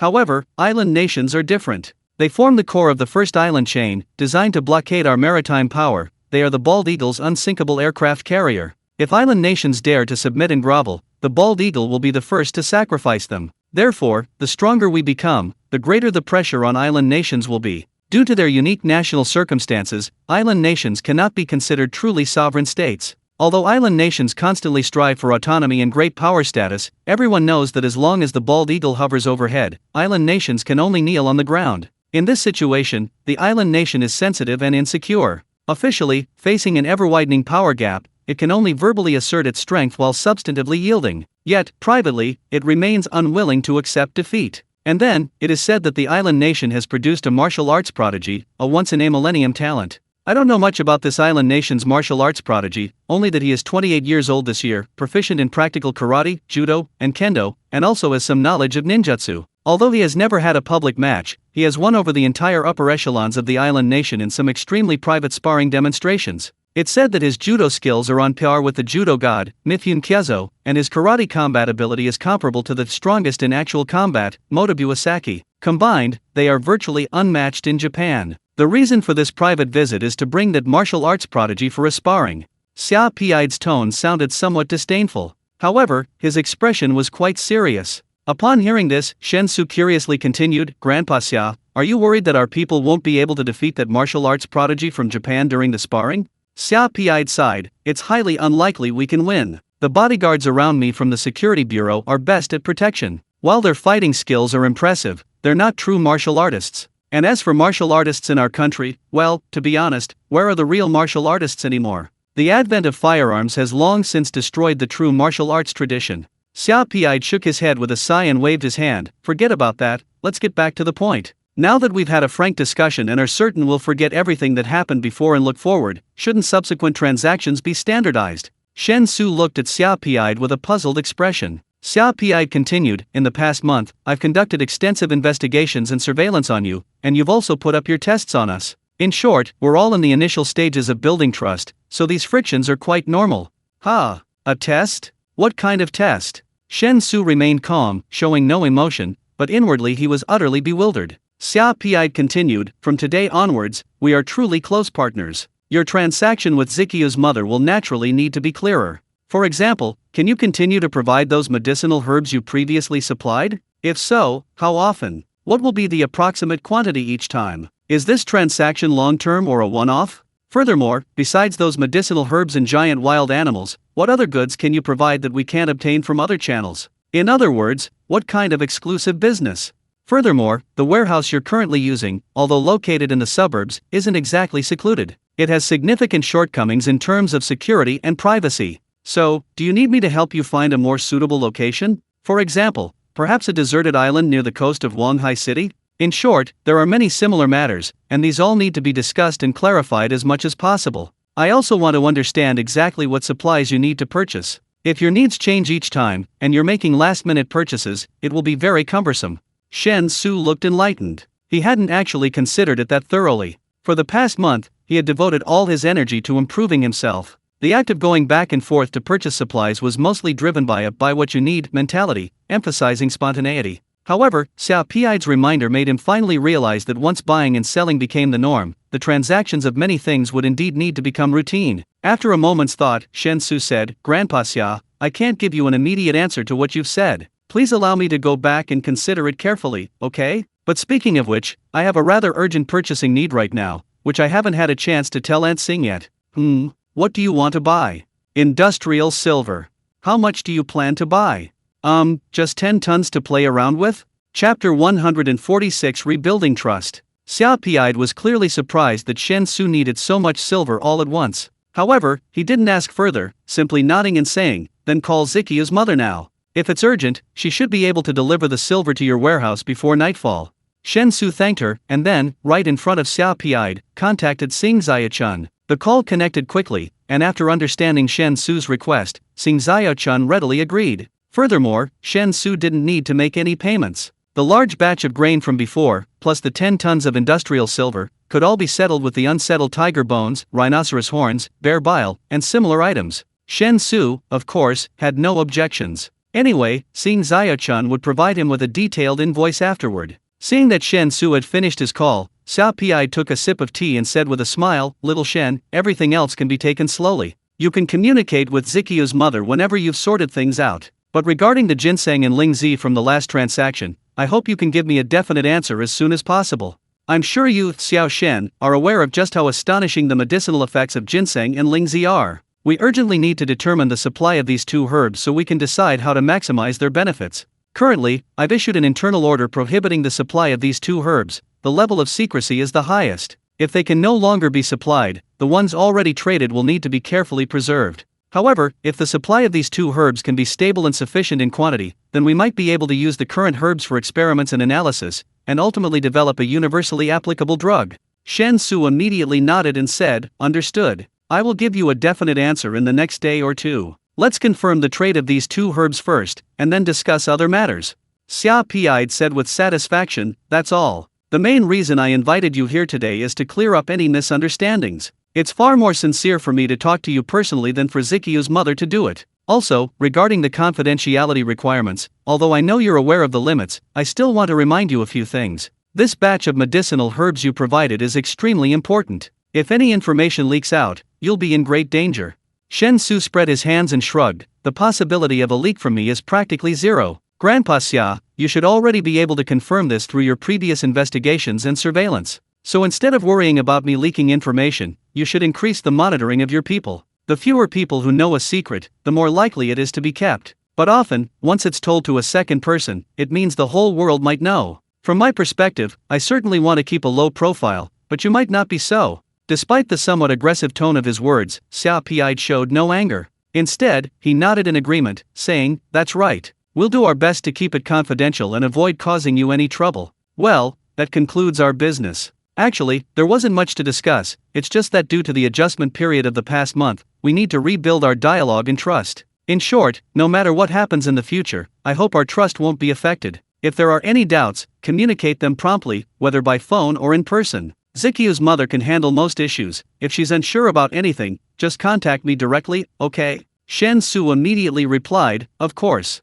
Just like Grandpa Xia said, as long as it doesn't harm national interests and is even beneficial, there are no fundamental conflicts between us. As long as it doesn't cross any lines, everything is negotiable. Ha ha ha ha. Xiao Piai burst into laughter upon hearing this, saying with great satisfaction, "That's exactly right. Alright, let's chat a bit. We were just talking about the first island chain. Actually, the US has established 3 island chains in the Pacific to contain and target us. However, the first island chain is a forward position, while the second and third island chains can be considered logistical supply bases, making the first island chain seem the most important and the greatest threat to us. But in reality, without the support of the second and third island chains, the first island chain is like a rootless duckweed. To maintain the daily operation of these 3 island chains, and also to have complete naval power in the Pacific, the US has stationed a full half of its naval force within these 3 island chains, constantly flexing its muscles against us. What are your thoughts on this? Thoughts? Me? Shen Xu looked at Xia Pi'ide, somewhat bewildered, completely unable to understand why Xia Pi'ide would ask him such a question. He was just an ordinary recent graduate. What did he know about matters of national strategy? Ahem, Grandpa Xia, you jest. What opinion could I possibly have? This is a confrontation between nations, far too distant from my own experience. Shen Xu coughed and spoke honestly. Xia Pi'ide shook his head, saying meaningfully, not distant, at least not for you. Although the Bald Eagle's 3 island chains are primarily intended to strategically contain our country, they won't affect the normal navigation of other ships. But your situation is special. Better safe than sorry. To be able to travel freely and safely within the island chain blockade, you must have your own unique methods. Of course, I don't mean anything by it. I just want to ask, if we decide to break through the island chain blockade, where do you think we should begin? Shen Xu was even more confused. Xia Pi'ide's words clearly had a hidden meaning, so although Shen Xu was puzzled, he only put on a thoughtful expression, as if considering Xia Pi'ide's question. However, in reality, he was just pondering why Xia Pi'ide thought he should have an opinion on such an important matter. After a moment, Shen Xu suddenly realized a possibility. He had previously told the Xia family that he had a sizable team operating overseas. The goods used in these transactions with the Xia family all originated from that team. So, Xia Pi'ide doesn't actually believe the team's base is located in the Pacific Ocean, does he? It seems quite possible. Chapter 147. Let's talk about the desert island. No wonder he casually mentioned finding an uninhabited island in the waters around Wanghai City. It was actually a test. After all, if his fictional overseas team's base was truly on an island in the Pacific, it would undoubtedly possess considerable long-range maritime capabilities. Converting a deserted island and then transshipping goods from it would be far more convenient than using the city's suburbs. While this approach would increase costs, it would greatly enhance both security and confidentiality. He seemed to have no reason to refuse. Moreover, directly purchasing a deserted island and converting it into a base and warehouse would greatly facilitate his frequent interdimensional travels. Regardless of Xia Pi'ide's reasons for thinking things through to this extent, for him, going along with Xia Pi'ide's ideas and letting him go further and further down the wrong path seemed to have no downsides at all. Thinking this, Shen Xu completely ignored Xia Pi'ide's question about where to begin breaking through the island chain blockade and chuckled, saying, Grandpa Xia, how about we talk about finding a suitable deserted island in the waters around Wanghai City to build a base? Upon hearing this, Xia Pi'ide couldn't help but raise an eyebrow, giving Shen Xu a deep look before finally chuckling. He pointed at Shen Xu, shaking his head helplessly, you're really cunning. Fine, if you don't want to talk, I won't force you. As for the deserted island, you know the situation in our country, we can't sell it to you directly. But we can lease it long-term. The lease term and price are negotiable. According to current regulations, the maximum lease term for an uninhabited desert island is 50 years. If you're really interested, go back to the Ocean Bureau and get some information on desert islands. Choose one you like and pay the normal rent. We can't let the country suffer a loss. However, you can have Zikyu's mother handle the island's infrastructure. Chun Kaya Group has an infrastructure company that has undertaken many national projects. You can state your needs, and we can handle all the infrastructure for a desert island without any problem. Of course, if you're not comfortable with that, you can find another infrastructure company. But since we've already discussed this openly, I can guarantee that Chun Kaya Group won't engage in any underhanded tactics during the island's renovation process. Hidden surveillance cameras and listening devices aren't difficult to find with current technology. You can conduct a thorough inspection during the acceptance process. Shen Xu stared blankly at Xia Pi'ide, opened his mouth, but ultimately remained silent. You've said everything, what else can I say? Anyway, this deserted island is just a casual investment, we can use it if we want, and it doesn't matter if we don't. Therefore, Shen Xu wasn't particularly concerned and casually nodded in agreement. He had basically figured it out now. Knowing that Xia Pi'ide had conducted a detailed investigation and surveillance of him without finding anything substantial, Xia Pi'ide naturally came up with many outrageous speculations. Although he didn't know what Xia Pi'ide had imagined, no matter how wild Xia Pi'ide's imagination ran, as long as Xia Pi'ide didn't think he would endanger national security, the more elaborate the imagined scenarios, the more advantageous it would be for him. What's this called? This is called my terrifying power. It all depends on your imagination. Looks like he'll have to try to lean more towards being a charlatan in the future. The less others can see through him, the more secure he might feel.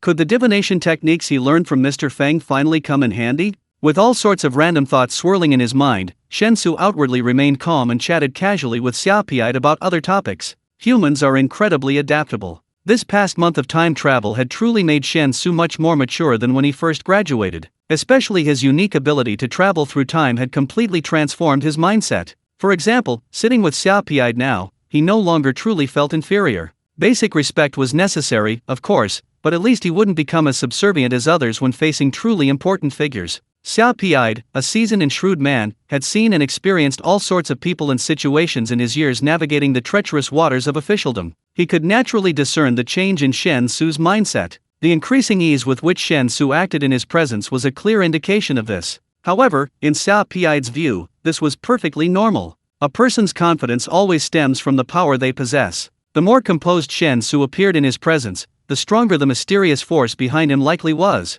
After chatting for a short while, Xia Ziqiu rode to the resting area. Dismounting, she had the stable hands lead along a way, then skipped and hopped over to Shen Xu and Xiaopiite's side. That was so exhilarating. Red Dragon is absolutely amazing. I think if I rode it in a horse race, no other horse could beat it. I'd definitely win. Xia Ziqiu said excitedly, her face flushed. Shen Xu chuckled and replied, perhaps no other horse can outrun Red Dragon, but there are plenty of riders better than you. Red Dragon would definitely win against any other horse alone, but with a rider, it's not so certain. Xia Ziqiu's eyebrows shot up, and she put her hands on her hips, saying, what do you mean? Exactly what it sounds like. Are you asking for a beating? You dare to commit violence in front of your grandfather?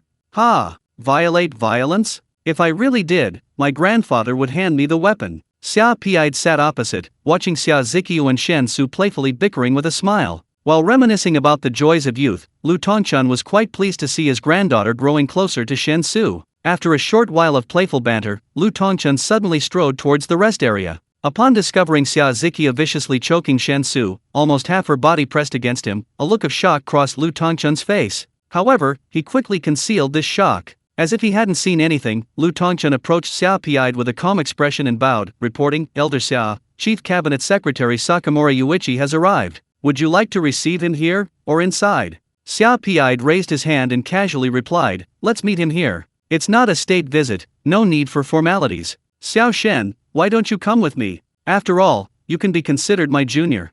Chapter 148 The Greatest Samurai of the Island Nation. Hearing that the guests had arrived, Xia Ziqiu finally got up from Shen Xu's lap, but she still clenched her small fist at Shen Xu in a defiant gesture. Shen Xu rolled his eyes, too lazy to argue with Xia Ziqiu. He straightened his clothes, which Xia Ziqiu had messed up, and stood up behind Xiaopiite. Although it was just a private visit, Xiaopiite was still the second most important figure in Japanese politics. If he were to act so casually and disregard etiquette, it would be a disgrace to his own people. However, Shen Xu was somewhat surprised that Xiaopiite had kept him behind. He had thought that his meeting with Xiaopiite would end with the arrival of the Japanese. But unexpectedly, Xiaopiite wanted to bring him along to meet the Japanese. Even if it was a private meeting, it still seemed a bit too casual, didn't it? As Shen Xu was thinking silently, several men came into his view. There were 6 people in total. Apart from the one at the front, who appeared dignified and imposing, the others each had their own distinctive features. The tallest among them appeared to be around 1.8 meters tall.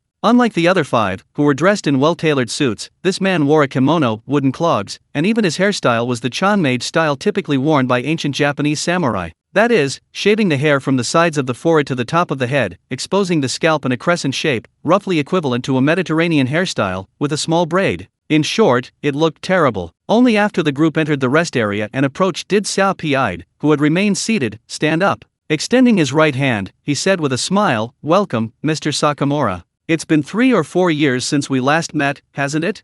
The most dignified of the 6, Sakamura Yuichi, also smiled broadly. As he shook hands with Xiaopiite, he nodded humbly and said, 4 years ago, during my state visit, I had the privilege of enjoying your country's state banquet, a truly unforgettable experience. Mr. Xia's refined and elegant demeanor greatly impressed me. I never imagined that we would meet again today, and that you would be even more charming than before.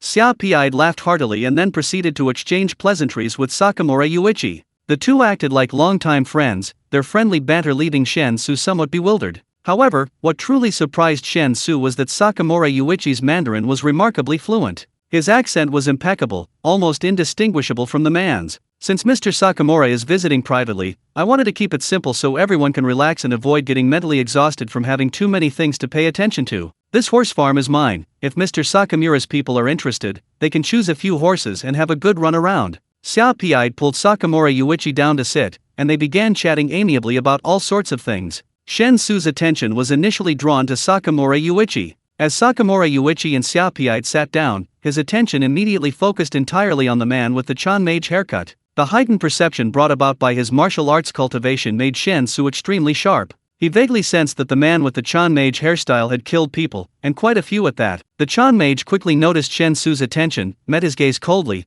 but found nothing unusual about Shen Xu, so he quickly lost interest. It was clear he was an extremely arrogant person. However, generally speaking, the more arrogant a person is, the more annoying they tend to be. Xiao Piai and Sakamura Yuichi chatted for about 10 minutes, their hearty laughter occasionally echoing in the rest area, making Shen Xu's skin crawl. There was no way around it, such insincere behavior was truly repulsive. Mr. Xia, I'm visiting you in a private capacity, mainly to bring my child out to see the world.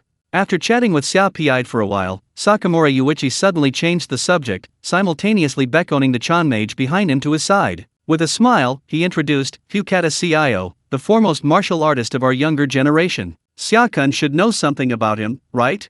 Xiao Piai nodded. If I said I'd never heard of him, Mr. Sakamura certainly wouldn't believe me. But to be honest, while I've heard of him, I don't know much about him. The intelligence department's focus isn't solely on one person, most of what they know is just a side effect. Sakamura Yuichi, seemingly unconcerned about Xiao Piai's mention of the intelligence department, agreed, saying, but the fact that you even took notes on him is enough to prove Fukata-kun's importance. Xiao-kun should know that we Japanese have a strong sense of samurai. While I personally don't advocate the so-called Bushido spirit, a true martial artist is highly valued in our culture. Fukata-kun is proficient in judo, karate, and kendo, and he's a practical fighter, not just a showy athlete. Despite being only 28 years old, Mr. Fukata has already achieved unparalleled prowess within our country. Over the past few years, virtually every renowned martial artist in the country has sparred with him, and none have proven to be his match. We do not wish for Mr. Fukata to become complacent, and since we cannot find a suitable martial arts master within our country to study martial arts alongside him, we naturally turn to your country. We believe that China, with its countless extraordinary individuals, should have someone even stronger than Mr. Fukata. Before Xiao Piai could even speak, Yuichi Sakamura had barely finished speaking when Cio Fukata interjected, I don't think so. We Yamato people are the most valiant people in the world. Since I stand at the pinnacle of the Yamato people, I am essentially standing at the pinnacle of the world. Sakamura-san, the reason I agreed to come with you isn't because I feel I still need to visit masters to learn from them, but because I want you to see that the strongest of the Yamato people is also the strongest in the entire world. Cio Fukata's Mandarin was very stiff, although the meaning was clear, the tone was extremely unpleasant to hear. His tone, in particular, was brimming with arrogance, and after finishing his statement, he even muttered a highly targeted, insulting, and discriminatory word. Although Fukata Sifa deliberately lowered his voice when muttering the word, it was still clear enough for everyone in the room to hear. In an instant, the faces of everyone on Xiao Piai's side darkened. The previously harmonious atmosphere in the room instantly turned as if they were on the brink of an abyss. Chapter 149, A Duel? The kind where the loser has to commit seppuku. Mr. Sakamura. Mr. Fukata's inappropriate words just now have greatly hurt our national feelings. I think he should apologize for his remarks. Xiao Piai looked at Sakamura Yuichi expressionlessly and said in a chilling tone. Before Sakamura Yuichi could speak, Fukata Cio crossed his arms, turned his face away, and said disdainfully, if it were in a public setting, I would naturally apologize for the sake of the Yamato people's reputation. But it's just a private conversation, why should I apologize? Haven't you used plenty of insulting language towards our Yamato people in private? Why haven't I heard you apologize for that? A hint of murderous intent flashed in Xiao Piai's eyes. Ignoring Fukata Cio, he looked at Sakamura Yuichi and continued to ask, is this also Mr. Sakamura's attitude? Sakamura Yuichi stood up and bowed deeply to Xiao Piai at a perfect 90-degree angle. He then spoke, I'm sorry, Mr. Xia. I deeply regret Mr. Fukata's remarks. I also sincerely apologize for hurting your national feelings with those remarks, but I have no right to order Mr. Fukata to do anything. Whether he is willing to apologize is up to him. Shen Xu, standing behind Xiao Piai, felt his blood pressure soar. The insulting word Fukata Sifu had just used was a severe humiliation that no normal Chinese person could accept. Just mentioning that word evokes in the minds of Chinese people an image of that incredibly dark and bloody history. The land was shattered, a mournful wind swirled, a century of devastation for China. Tens of millions of compatriots died innocently in this process. It is a scar etched into the hearts of the Chinese people, a wound that pierces the entire heart, one that will never be forgotten. Therefore, at this moment, watching Sakamura Yuichi display such unwavering spirit, Shen Xu felt a surge of emotion, his blood boiling. Sakamura-san, stop bowing to these people. I don't think I said anything wrong. Yamato's samurai never bow to the weak. You want me to apologize? Fine. Defeat me.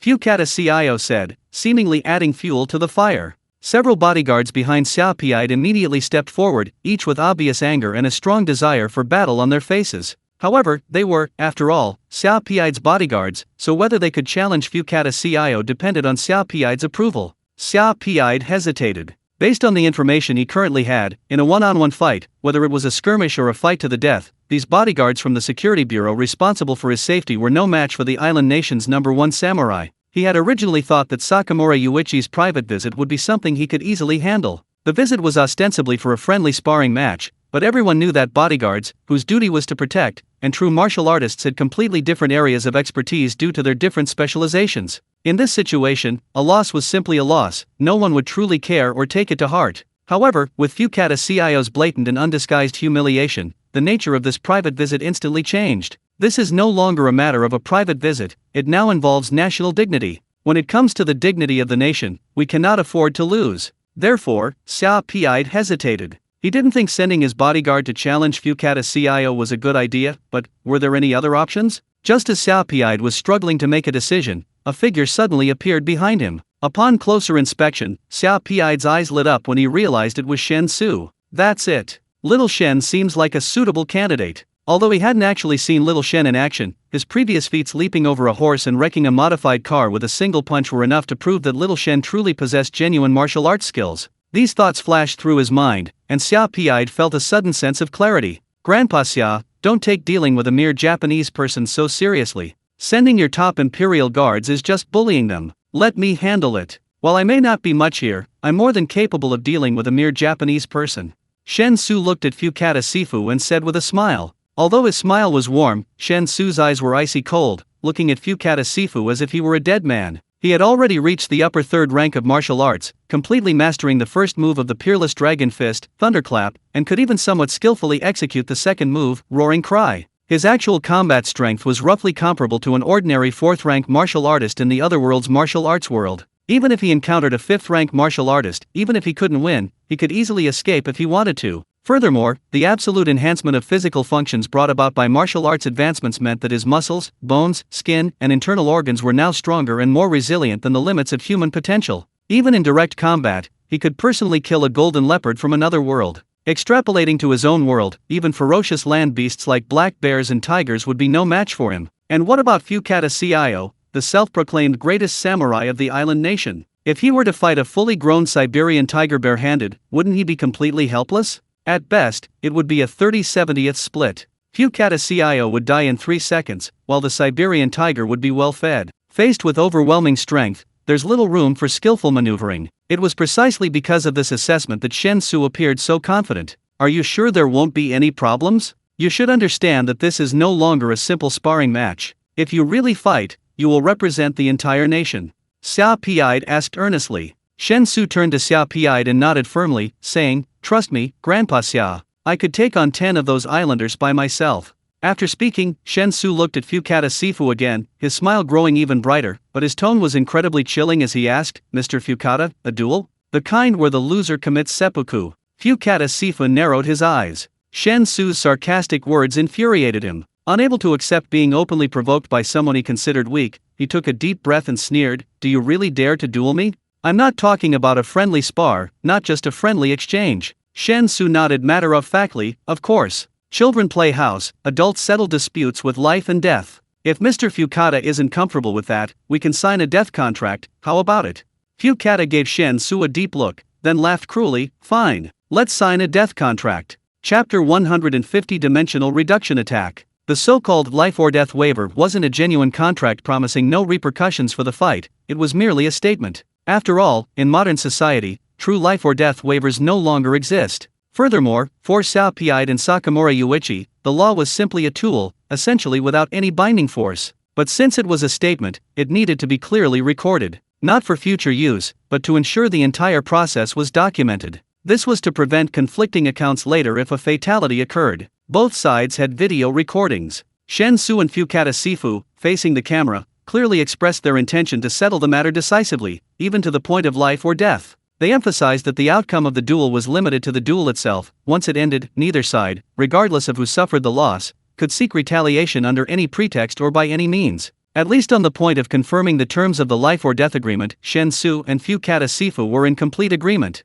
Both had absolute confidence in themselves and didn't believe they would ultimately be the ones to suffer. After making their statements, Shen Xu and Fukatta Sifu walked into the now empty horse ranch. The two stood about 3 meters apart, facing each other. Except for the 2 bodyguards recording the video, who were relatively close, everyone else stood far apart to avoid being caught in the crossfire. Although no one believed that a fight between 2 people without weapons could generate much buzz, caution was always preferable. After all, Xia Piide and Sakamura Yuichi's identities were too sensitive. Regardless of whether Shen Xu and Fukatta Sifu would actually suffer an accident during the fight, the outcome of such a private confrontation wouldn't cause much of a stir. But if Xia Piide or Sakamura Yuichi were to get hurt, things would get really messed up. Even if you regret it now, it's too late. Don't worry, I won't give you a chance to admit defeat. I'll snap your neck. I'll make you understand that the Yamato samurai are invincible, Fukatta Sifu said coldly, his sinister gaze fixed on Shen Xu, like a wild beast that had found its prey. Shen Xu knew this was the usual pre-battle trash-talking. Although it was meaningless, if he could provoke his opponent with words and disrupt their rhythm, perhaps he could gain some unexpected benefits? So, scratching his ear, Shen Xu chuckled and said, I heard you originally didn't have surnames until your emperor decreed that everyone must have one. So, for convenience, you simply take your surname based on where you were born. For example, Tanaka was born in a field, and Inu was born above a well? To be honest, although I don't understand the thought process of you islanders, I'm utterly shocked. I don't know if Yamato samurai are invincible, but Yamato samurai mothers are certainly wild enough to come from anywhere. After all these years of development in your island nation, it seems the only thing that has truly risen to prominence is your women's behinds.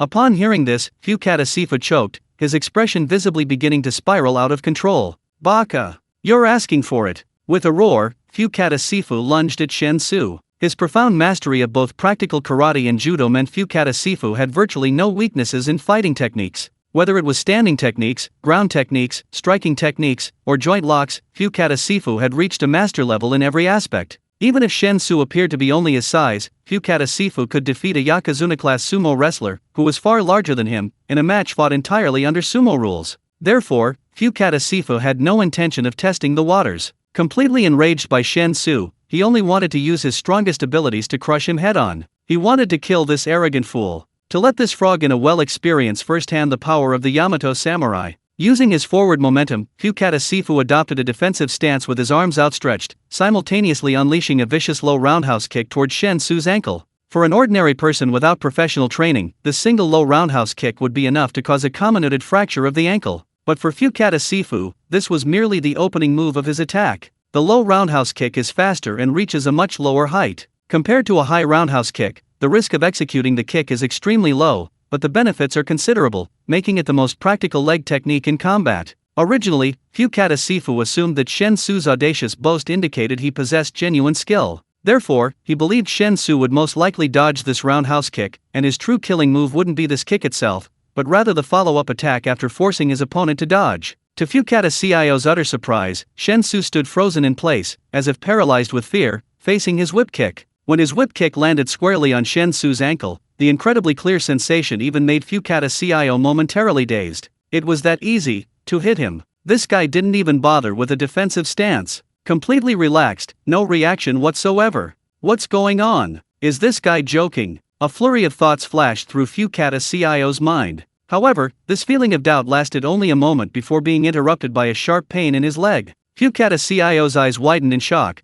because the sensation in his leg was completely different from the feeling of kicking a human leg. It felt more like kicking a steel plate. Damn it! This guy had a shield hidden in his pants beforehand. This guy cheated. The thought flashed through Fukatta Cio's mind, and his instinct was to loudly expose the other party's shameless behavior. But the words had barely reached his throat when the other party's fist was already aimed at his face. Thunder! The other party's deep voice rang in his ears. Fukatta Cio had no time to think. He raised his arms as fast as he could to block. The speed of the punch was simply too fast. He had no time to dodge and could only block it with his arms. For a moment, Fukata Cio felt as if he could smell death. This made Fukata Cio even angrier. Judging from the speed of the punch, the other party was indeed a true master. Such a master fighter actually concealed a shield in his trouser leg during a weaponless fight. How could someone be so shameless? Crack! The crisp sound of bone shattering rang out, and Fukata Sifu's anger was abruptly interrupted by excruciating pain. His arms, which were blocking his face, were shattered on the spot by a single punch, the immense impact sending him flying backward. Fukata Sifu's piercing scream instantly tore through the air above the horse farm. Chapter 151 is all? In stark contrast to Fukata Cio's piercing screams, a deathly silence fell over the onlookers nearby. Not only the Japanese visitors, but also Xia Piai's group stared wide-eyed, mouths agape, their faces utterly blank. No one had expected this turn of events. Both Xia Piai and Sakamura Yuichi were utterly incredulous at what they were witnessing. With just one punch, Shen Xu had defeated Fukata Cio. How could this be? What a joke! Although completely unfamiliar with Shen Xu, Sakamura Yuichi had absolute confidence in Fukata Cio. This currently strongest martial arts prodigy in Japan had truly achieved invincibility across the island for the past few years. Although all the fights were conducted privately, with no footage leaked, Fukata Cio remained relatively unknown among the general public. However, the powerful and influential figures in the island nation held him in high esteem. In a real combat situation, even without weapons, Fukata Cio was capable of defeating a dozen or so strong, adult men simultaneously. With weapons, Fukata Cio possessed the fighting power to take on 100 men single-handedly. In Sakamura Yuichi's view, Fukata Cio had undoubtedly reached the pinnacle of martial arts. No matter what skills the unknown young man temporarily assigned by Xia Piai possessed, he was no match for Fukata Cio. The only difference was how long that young man could withstand Fukata Cio. Given the ferocity of Fukata Cio's attacks, Sakamura Yuichi wouldn't be surprised if that young man was instantly killed. He never expected that while he could guess the process of the fight, he couldn't predict the outcome. It was indeed a one-hit kill, but not Fukata Sifu's one-hit kill on the young man, rather, it was the young man's one-hit kill on Fukata Sifu. Was he dreaming? Compared to Sakamura Yuichi's worldview being shattered, Xia Piai's group wasn't much better off. Of course, Sakamura Yuichi knew nothing about Shen Xu, while Xia Piai's group, having conducted a month-long investigation and surveillance of Shen Xu, possessed a far deeper understanding of him than Sakamura Yuichi. But even with their deep understanding, they never imagined the fight would end so quickly. Shouldn't it at least be a fierce battle for a while? In the end, Shen Xu defeated Fukata Sifu in a mere instant. I could do that too. He just stood there and got punched away by Shen Xu. Did he need any skill? They had just thought this was going to be a spectacular battle. I took my pants off, and this is what you show me. What happened to the island nation's #1 samurai? What happened to the invincible warrior who could defeat anyone in the island nation? What happened to the once-in-a-millennium genius of the island nation? This is it? For a moment, the bodyguards standing behind Xia Piai all wore strange expressions. One of the bodyguards, the one with the weakest composure, even burst out laughing. They were all professionally trained and generally wouldn't laugh unless they couldn't help it. The laughter pierced the surrounding deathly silence with utter jarring force. The moment the sound rang out, Yuichi Sakamura and the others snapped out of their daze, glaring fiercely at the bodyguard. Fukata Cio had stopped screaming, his forehead beaded with sweat, clearly enduring the excruciating pain. However, one of his arms, which he had used for defense, was twisted in a bizarre contortion, seemingly broken by Shen Xu's punch. His other arm appeared unharmed, suggesting that the primary impact had been borne by the broken arm. Meanwhile, Fukata Cio had also suffered an indirect impact to his chest, the intense pain confirming that his ribs were broken. However, he didn't yet know how many were broken. This utterly shocked Fukata Cio. He couldn't comprehend how Shen Xu, whose physique appeared average, could possess such unbelievable power in his punch. As a true martial artist, besides honing his martial arts skills, he also rigorously trained his resilience to strikes. In fact, for any fighting style, resilience is paramount. You must first learn to withstand blows before you can learn to strike. And Fukata Cio's resilience was, of course, top tier. If he were sparring with an ordinary person, using their typical wild, uncontrolled punching style, he wouldn't even feel pain. Even against professional combat athletes, Fukata Cio didn't think he could sustain much injury from being hit unprepared. Who would have thought that this young man would inflict such severe damage with just one punch? His broken arm was undoubtedly comminuted, and even after the force was absorbed, it still struck his chest, causing extensive rib fractures. This was simply inhuman strength.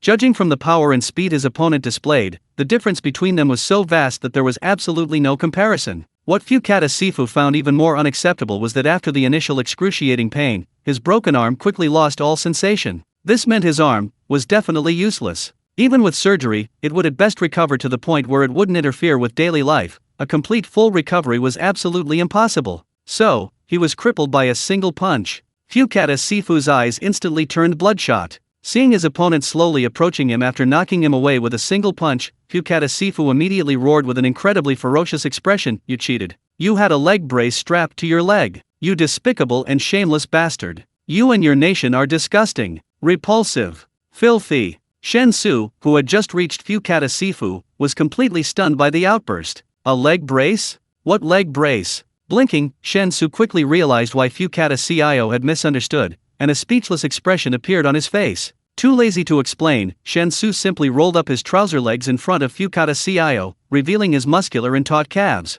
Fukata Sifu stared blankly at Shen Xu's actions, his last remaining support completely crumbling. He slumped, his voice hoarse as he stammered, I surrender." With that, Fukata Sifu struggled to his feet. Although Shen Xu felt a pang of regret, since the other had surrendered, he had no reason to press the matter further. He could only sigh and turn to walk towards Xia Pi'ide. But just then, Xia Ziqiu suddenly exclaimed, "Watch out!" Chapter 152, the second form of the Peerless Dragon Fist, Roar. Before this trip, Sifu Fukata never imagined that he would suffer such a crushing defeat in a country he so utterly looked down upon. He was indeed arrogant, and he had every right to be. He was the island nation's foremost martial artist. For the island nation, with its strong samurai spirit, a true martial artist held a lofty social status. Even if he wasn't well known among the common people, he was an absolute master within the elite circles. Even the Prime Minister treated him with utmost respect. Furthermore, with his undefeated record since his debut, Sifu Fukata always believed that his life would be one of glory. He would gradually become the flag bearer of the island nation. As a martial artist, he would slowly become known to the public, then worshipped, until he became a national treasure and a symbol of the entire country. In his plan, he initially intended to maintain an air of mystery as a martial artist, first gaining status within high society, and then gradually spreading his fame to the general public to cultivate an aura of nobility. Everything was going smoothly. Once he completed this private trip, defeating his opponent with overwhelming power on this land, he would return home and begin a new chapter in his life. Who would have thought? It would all be over in an instant. His pride, his plans, his life, everything he had all shattered by a single punch. Fukata Cio was completely unprepared for this. Therefore, faced with this sudden defeat, this devastating setback that could destroy his entire life, he was utterly unable to accept it. From the moment his eyes turned bloodshot, he had lost his reason. His act of surrendering was merely a ploy to find an opportunity to strike with dirty tricks. He had already realized the vast difference in strength between them, so a direct confrontation was hopeless. His only option was a sneak attack. But surprisingly, after hearing his surrender, his opponent completely lowered his guard, turning and walking away without any warning, leaving his entire back exposed. Fukata Sifu didn't even consider why it had gone so smoothly. Opportunity knocks but once. Perhaps his opponent, though powerful, was inexperienced and unaware of the treacherous nature of humanity. That didn't matter. What mattered was that he had the opportunity to launch a sneak attack. He drew a short knife concealed at his waist with his unaffected hand, then without hesitation, lunged forward and forcefully stabbed it into Shen Xu's back. The blade of the short knife was ripped open. If he could successfully stab him once, and then twist it forcefully, the person stabbed would have virtually no chance of survival. He was going to kill Shen Xu. Nothing less would quell his inner rage. The two were almost touching. The moment Shen Xu turned around, he had already made his move. In the blink of an eye, accompanied by Xia Ziqiu's cry of alarm, the dagger had pierced Shen Xu's back. The bodyguards behind Xia Pi'ide reacted extremely quickly. Noticing Fukata Cio's subtle movements, the bodyguards immediately drew their sidearms without hesitation. However, Fukata Cio was completely shielded behind Shen Xu, meaning that although the bodyguards reacted correctly, none dared to actually fire. At this distance, with their figures almost completely overlapping, even if they were all sharpshooters, they couldn't kill Fukata Cio on the spot without harming Shen Xu. Therefore, everyone clearly saw Fukata Cio draw a concealed dagger from his waist and plunge it solidly into Shen Xu's back. However, due to the angle, no one could see how deeply the dagger had penetrated. Since they couldn't fire, and the situation had changed so unexpectedly, the bodyguards behind Xia Pi'ide naturally had to take other actions immediately. Leaving two to guard Xia Pi'ide's left and right sides, the rest rushed toward Shen Xu and Fukata Cio. However, Fukata Cio's expression was now completely strange. The instant he stabbed Shen Xu with his dagger, his face had contorted into a ferocious expression, making him look like a savage psychopath. But the very next second, all his emotions froze. Because he realized, he couldn't penetrate the blade. The situation was exactly the same as when he tried to kick Shen Xu's ankle with a whip kick. The problem was, while he couldn't kick Shen Xu, he could explain it by Shen Xu's exceptional resilience and the fact that his bones had been forged to their limit. But to be unable to even stab Shen Xu in the back, near his heart, with a dagger. What kind of person could train their body to the point where a sharp weapon couldn't even scratch them? Is this even human? Just as Fukata Cio was beginning to question his existence because of this unexpected and incomprehensible turn of events, Shen Xu suddenly turned around. Due to the angle, no one except Fukata Sifu could see Shen Xu's face. Shen Xu, who should have been filled with rage, instead wore a faint smile. Though the smile was subtle, it sent a chill down Fukata Sifu's spine. His opponent was completely unafraid of a sharp blade. And after he surrendered, his opponent had turned his back to him without any warning. He hadn't had time to think before because he felt the opportunity was too good to pass up, but now that his sneak attack had failed, Fukata Sifu quickly regained his senses and realized that his opponent had done this on purpose. His aim was to lure him into surrendering and then launching another sneak attack, so that his opponent could kill him with a legitimate reason. Having guessed the truth, Fukata Sifu's heart clenched, and he instinctively wanted to throw away the dagger in his hand, seeking a sliver of hope. Unfortunately, how could Shen Xu give him such an opportunity? Before Fukata Sifu could react, Shen Xu had already unleashed the second move of the peerless dragon fist, Shiza. Compared to the overwhelming force of the thunderclap, Shiza is swift as the wind and aggressive as fire. Although it may not appear as imposing as the thunderclap, its actual destructive power far surpasses it. If used without changing one's cultivation level, the speed and destructive power of the Shiza punch are roughly twice that of the Jing Lei style.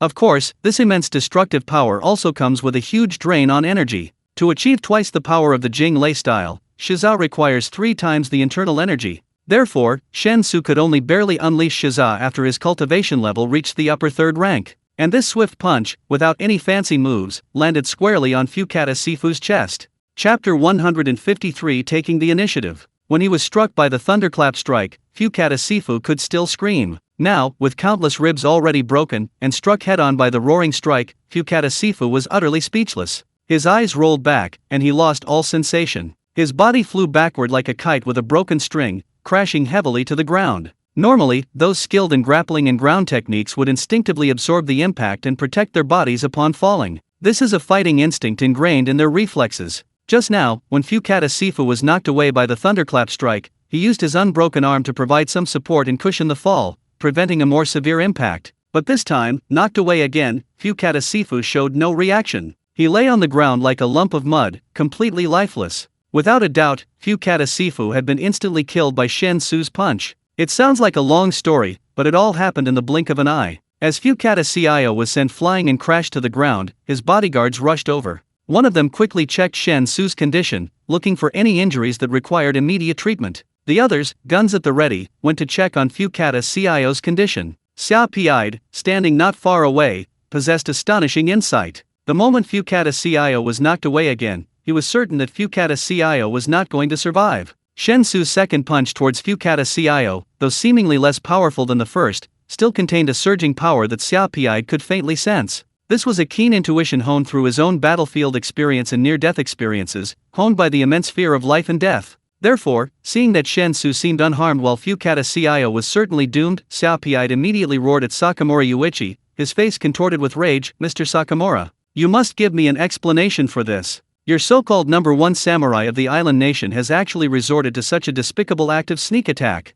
Is this the Yamato samurai spirit you so vehemently proclaim? It's utterly shameless. They had already surrendered. My men, after your men surrendered, honorably abandoned their attack. From beginning to end, my men acted with complete decorum. But what about your men? After surrendering, they shamelessly launched a sneak attack while my men were off guard. Mr. Sakamura, this behavior disgusts me. I don't care whether this was part of your plan or not. You all must give me a satisfactory answer. I'm solemnly warning you here. I will pursue this matter to the end. Even if you're here privately. This is no longer a private matter. You must pay the price. No one can easily let this go." Sakamura Yuichi was also completely unprepared for this sudden turn of events. He couldn't help it, it was all too bewildering. He first watched as Fukata Cio was defeated with a single punch, then saw Fukata Cio voluntarily admit defeat. Before he could even process the defeat, he saw Fukata Cio launch a sneak attack, and finally, Fukata Cio was knocked away once more. Although he didn't rush to check on Fukata Cio's condition, Sakamura Yuichi wasn't stupid.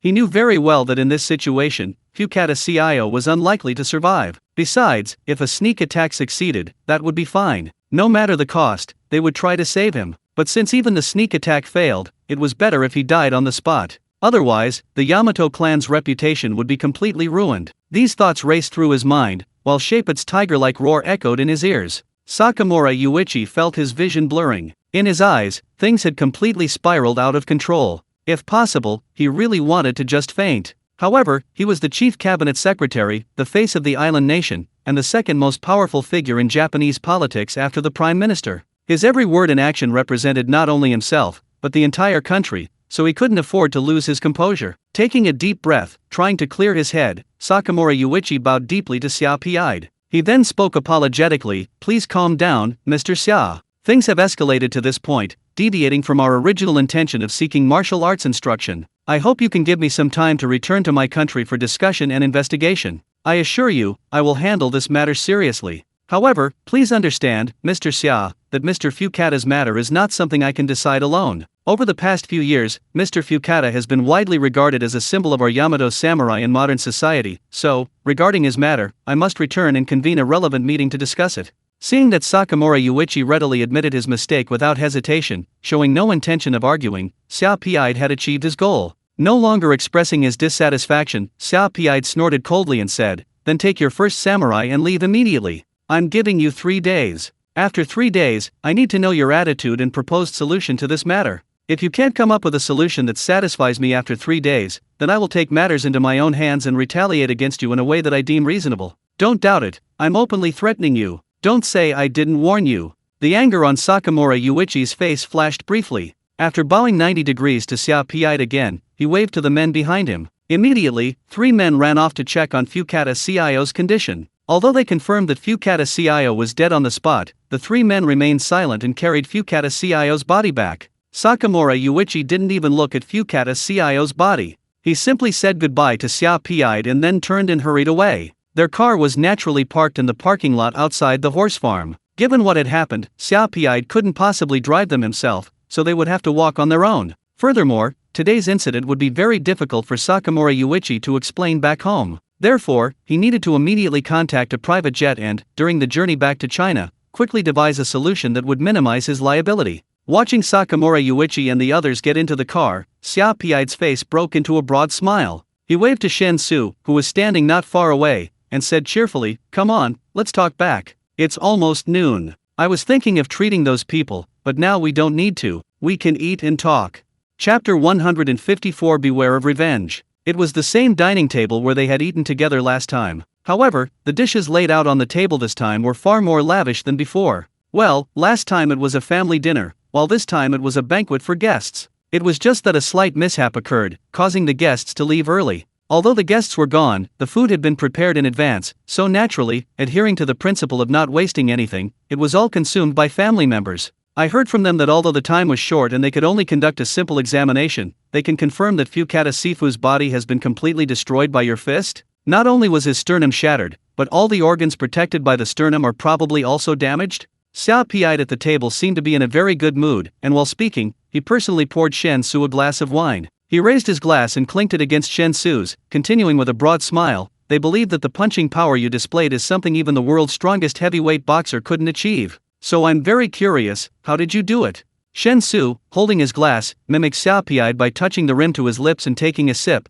then narrowed his eyes to savor it. Unfortunately, he didn't particularly like or appreciate the taste of this strong liquor, so he simply put down his glass. Carefully choosing his words, he replied, "Grandpa Xia, do you know about true ancient martial arts? Not those martial arts routines that have evolved into sports, nor those deceptive fancy moves, but true ancient martial arts that possess powerful practical combat abilities, far more complex than these simple fighting techniques, and capable of truly mobilizing the entire body's strength." Xia Piide paused, then frowned and said, "I know about ancient martial arts, but the ancient martial arts I know are quite different from what you've described. The ancient martial arts I know are actually a type of fighting technique, or rather, a killing technique. Compared to some popular fighting techniques today, they share a similar essence. However, they lack the performative techniques found in modern fighting techniques, like Taekwondo, where the fighting is purely for aesthetics and doesn't consider practical effectiveness. This doesn't exist in ancient martial arts, because the ultimate purpose of all ancient martial arts techniques is to kill." Shen Xu coughed lightly, then racked his brains and continued his fabricated story. "Grandpa Xia,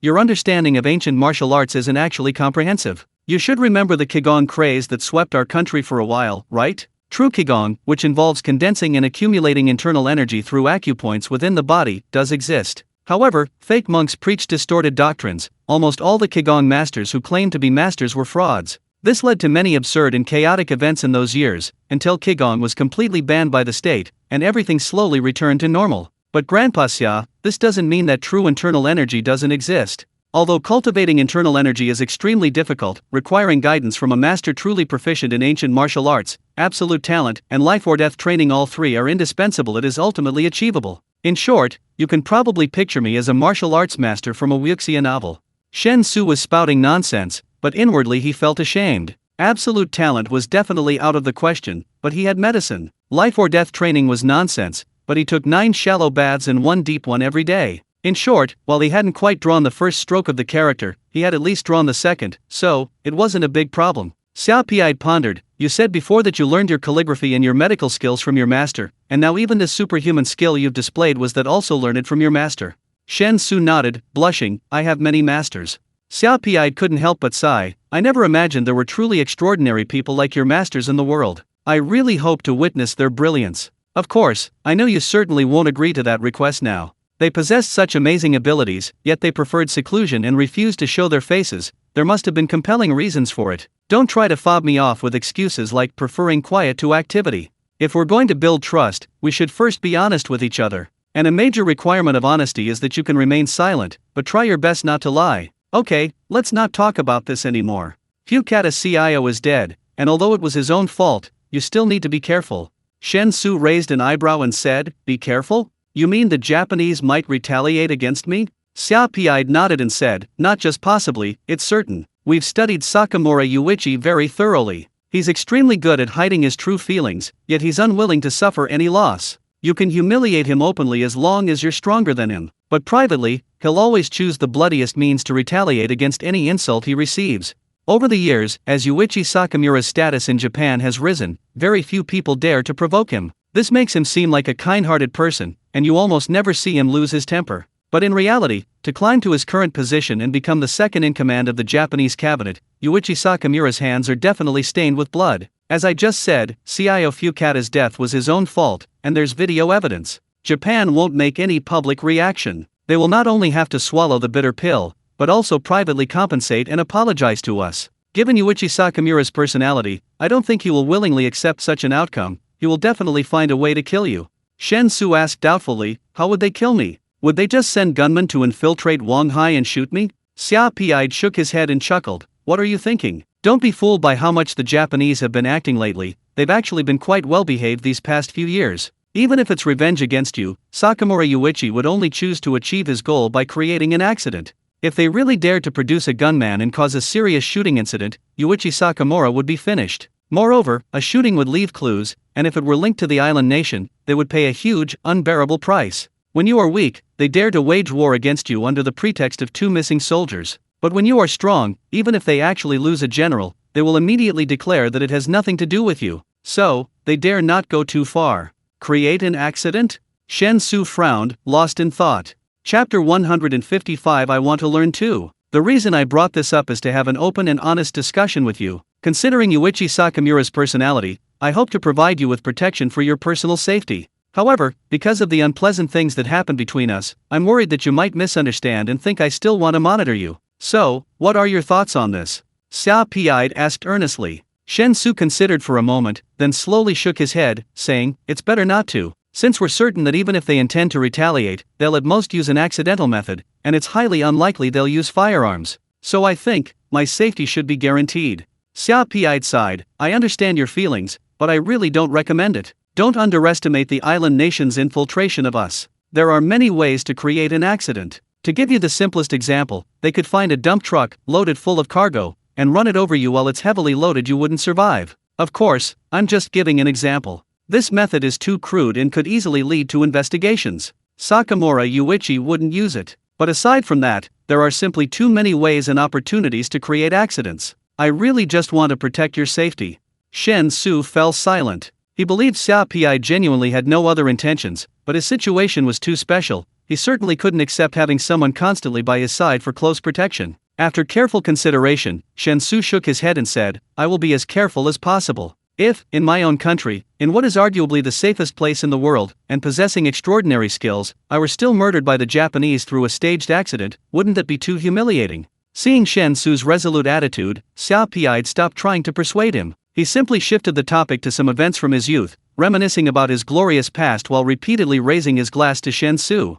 The atmosphere at the table relaxed, and everyone enjoyed themselves. Although his offer was rejected, Xiao Pi'd's mood wasn't significantly affected. Seeing the Japanese suffer a setback, and not only not incurring any consequences, but also being able to use it as an excuse to demand compensation afterward, clearly pleased Xiao Pi'd. Around 1 o'clock in the afternoon, Xiao Pi'd finally got drunk. After his rheumatism was completely cured, he was once again able to display his prowess and charisma at the dinner table, which was the second happiest thing for him recently. Seeing that things had progressed sufficiently, Shen Xu got up to take his leave. Xia Ziqiu naturally offered to drive Shen Xu home, so he left the horse farm with him. Although he didn't like drinking, he had drunk about half a gin, 250 ml, while constantly clinking glasses with Xiao Pi'd. After the alcohol entered his body, Shen Xu discovered that he could completely refine all the alcohol using his internal energy, turning it into energy for his body. So, although he had drunk half a gin of strong liquor, after getting into Xia Ziqiu's car, Shen Xu looked as if he hadn't drunk anything at all. High-proof liquor is essentially a refined form of food. Shen Xu's complete digestion of half a gin of liquor significantly supplemented his daily energy needs, even reducing his lunch intake. This made Shen Xu suddenly realize that he might store more high-proof liquor in his personal subspace for emergencies. How did you do that? I clearly saw it. Fucata Cio's short sword definitely pierced you. There's a noticeable hole in the back of your clothes, yet you aren't injured at all. Is it some kind of legendary, hard Qigong? Xia Ziqiu asked curiously while driving. Shen Xu scoffed. Thinking to himself, I'm wearing the 5-colored heavenly silk armor, why would I tell you? With this thing, let alone cold weapons, Shen Xu strongly suspected that even bullets wouldn't be able to penetrate his defenses unless the kinetic energy was insufficient. At least the threat from pistol bullets shouldn't be too great. Of course, this was just his guess, he wasn't sure if it was really true. Perhaps, he could find an opportunity to conduct an experiment? Anyway, without the 5-colored heavenly silk armor, Fucata Sifu's sneak attack might have seriously injured him. His martial arts realm at the 3rd rank had indeed made his body's resilience exceed human limits. However, a sufficiently sharp weapon, combined with Fucata Sifu's strength, was still enough to injure his body. But then again, if he truly didn't have the 5-colored heavenly silk armor, he wouldn't have deliberately exposed an opening to lure Fucata Sifu into a sneak attack. It is indeed the use of internal energy, but it can't be considered hard Qigong. True ancient martial arts are incomparable to so-called Qigong. Shen Xu casually replied. Xia Ziqiu listened with sparkling eyes, filled with admiration for the skill Shen Xu had previously displayed. After a slight hesitation, Xia Ziqiu couldn't help but ask, then, could you teach me? I don't need to be as skilled as you, just stronger than a normal man. You know, the physiological differences between men and women are too great, resulting in a completely unreasonable gap in physical abilities. I want to become a criminal investigator, and if I'm not skilled enough, I'm afraid I won't be able to. Xia Ziqiu's request startled Shen Xu, because it was obvious that in his world, it was impossible to cultivate internal energy. In that case, even if he wanted to teach, he simply couldn't. However, he couldn't immediately refuse, that would seem too heartless. So, after thinking for a moment, Shen Xu said, I need to go back and ask my master first, to see if he agrees. If he agrees, of course there's no problem, but if he doesn't, then there's nothing I can do. Xia Ziqiu had only asked with a try-it-and-see attitude. Hearing that Shen Xu hadn't ruled out the possibility, she immediately perked up and nodded vigorously, saying, understood. Regardless of the outcome, thank you in advance. Shen Xu was about to say you're welcome when the phone rang. Seeing the name Xing Zaya-chun displayed on the screen, Shen Xu simply pressed speakerphone. Anyway, Xia Ziqiu would be curious about the contents of the phone call, so instead of repeating it after the call, it was better to let Xia Ziqiu listen in. I've delivered 10 tons of industrial silver to your warehouse. When are you going to pick it up? Xing Zaya-chun's voice rang out. So fast. Shen Xu was somewhat surprised. It's not like it's anything rare. Do you think it'll be that troublesome to allocate? Xing Zaya-chun's voice sounded very casual. I'm coming right now. Immediately. Chapter 156 Silver arrives. Xing Zaya-chun's efficiency was so high that Shen Xu was somewhat caught off guard. Seeing that there was definitely enough time, Shen Xu simply had Xia Ziqiu turn around and take him to the warehouse in the suburbs as quickly as possible. At this moment, the delivery vehicle and more than a dozen guards were still at the warehouse gate. A large amount of silver bricks were neatly arranged outside the warehouse gate. Since the gate was not open, the guards cautiously surrounded the silver bricks, watching for any movement. Even though silver was currently worthless, it could still be classified as a precious metal. This 10-ton shipment of silver was worth over 30 million, so they couldn't afford to be careless. With a graceful drift in his burgundy Bentley Continental, Shen Xu got out and walked to the large quantity of silver bricks. These guards had delivered goods before and naturally recognized Shen Xu. Seeing that the person in charge had finally arrived, everyone breathed a sigh of relief. Mr. Shen, the industrial silver you requested is all here. 667 silver bricks, each weighing 15 kilograms, totaling 10,050 kilograms. Please inspect the goods. If everything is in order, please sign this goods handover form so I can report back. The escorting personnel proactively approached Shen Xu and began explaining the details. Shen Xu nodded, not actually intending to inspect the goods, and simply took the handover form and signed his name. He patted the escorting personnel on the shoulder to express his gratitude, then took out the key and opened the warehouse door. The escorting personnel quickly gathered the others to help move the 10 tons of silver bricks into the warehouse. Although the weight was somewhat exaggerated, due to the high density of silver, the 10 tons of silver piled together actually only amounted to about 1 cubic meter in size. Even after being forged into silver bricks, some gaps would appear when stacking them, requiring very little extra space. A dozen or so people worked for nearly half an hour, piling all the silver bricks into the warehouse. After saying goodbye to Shen Xu, the group got into their car and drove away. Xia Zikia curiously looked at the silver and asked, "Are you coming back to the city with me, or staying here to deal with this silver?" Shen Xu slapped his forehead apologetically. "I forgot to tell you, you go back first. I'll take a taxi back to the city after I've dealt with this silver." "Okay, don't forget to ask your master if he can teach me. Get back to me as soon as possible." Xia Zikia gave Shen Xu a small fist clench as a reminder, then turned, got into her car, and drove away from the warehouse. Shen Xu watched Xia Zikia disappear from sight before closing the warehouse door from the inside. After carefully inspecting the warehouse to ensure no one had sneaked in to install any spying devices, Shen Xu finally felt relieved and loaded all the silver bricks into the subspace. Through internal vision, he saw that the 10 tons of silver bricks only occupied a corner of the subspace, which naturally led Shen Xu to some additional thoughts. The current size of the subspace was far less strained than it had been a month ago. So, should he prepare some emergency supplies, storing them permanently in the subspace for separate arrangements, so he could respond to any unforeseen circumstances? With this thought in mind, Shen Xu's mind raced, and he headed to the other world. The room was empty, but impeccably clean and tidy, filled with a delicate fragrance, like the scent of flower petals. Pushing open the door, he saw Song Saiking sitting in the courtyard, basking in the sun while intently working on something.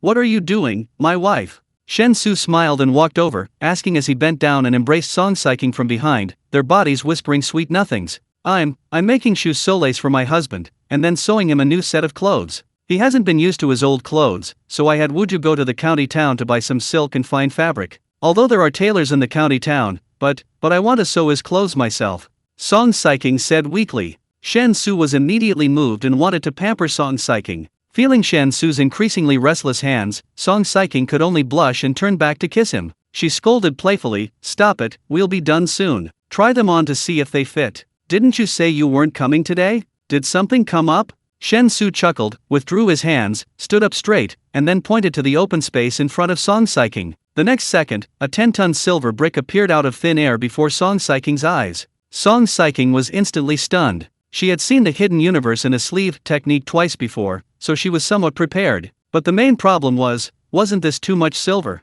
"My beauty, here is 200,000 taels of silver. This young master wants to use this silver to buy you to spend time with me, right here, right now, is that alright?" Shen Xu, rather irreverently, reached out and lifted Song Saiking's chin, speaking in a rather flirtatious tone. Song Saiking snapped out of her shock, her chin lifting slightly in response to Shen Xu's gesture, her eyes sparkling with seductive charm as she said, "Young master, only once? 200,000 taels is enough to buy me. Just once, wouldn't you be losing out?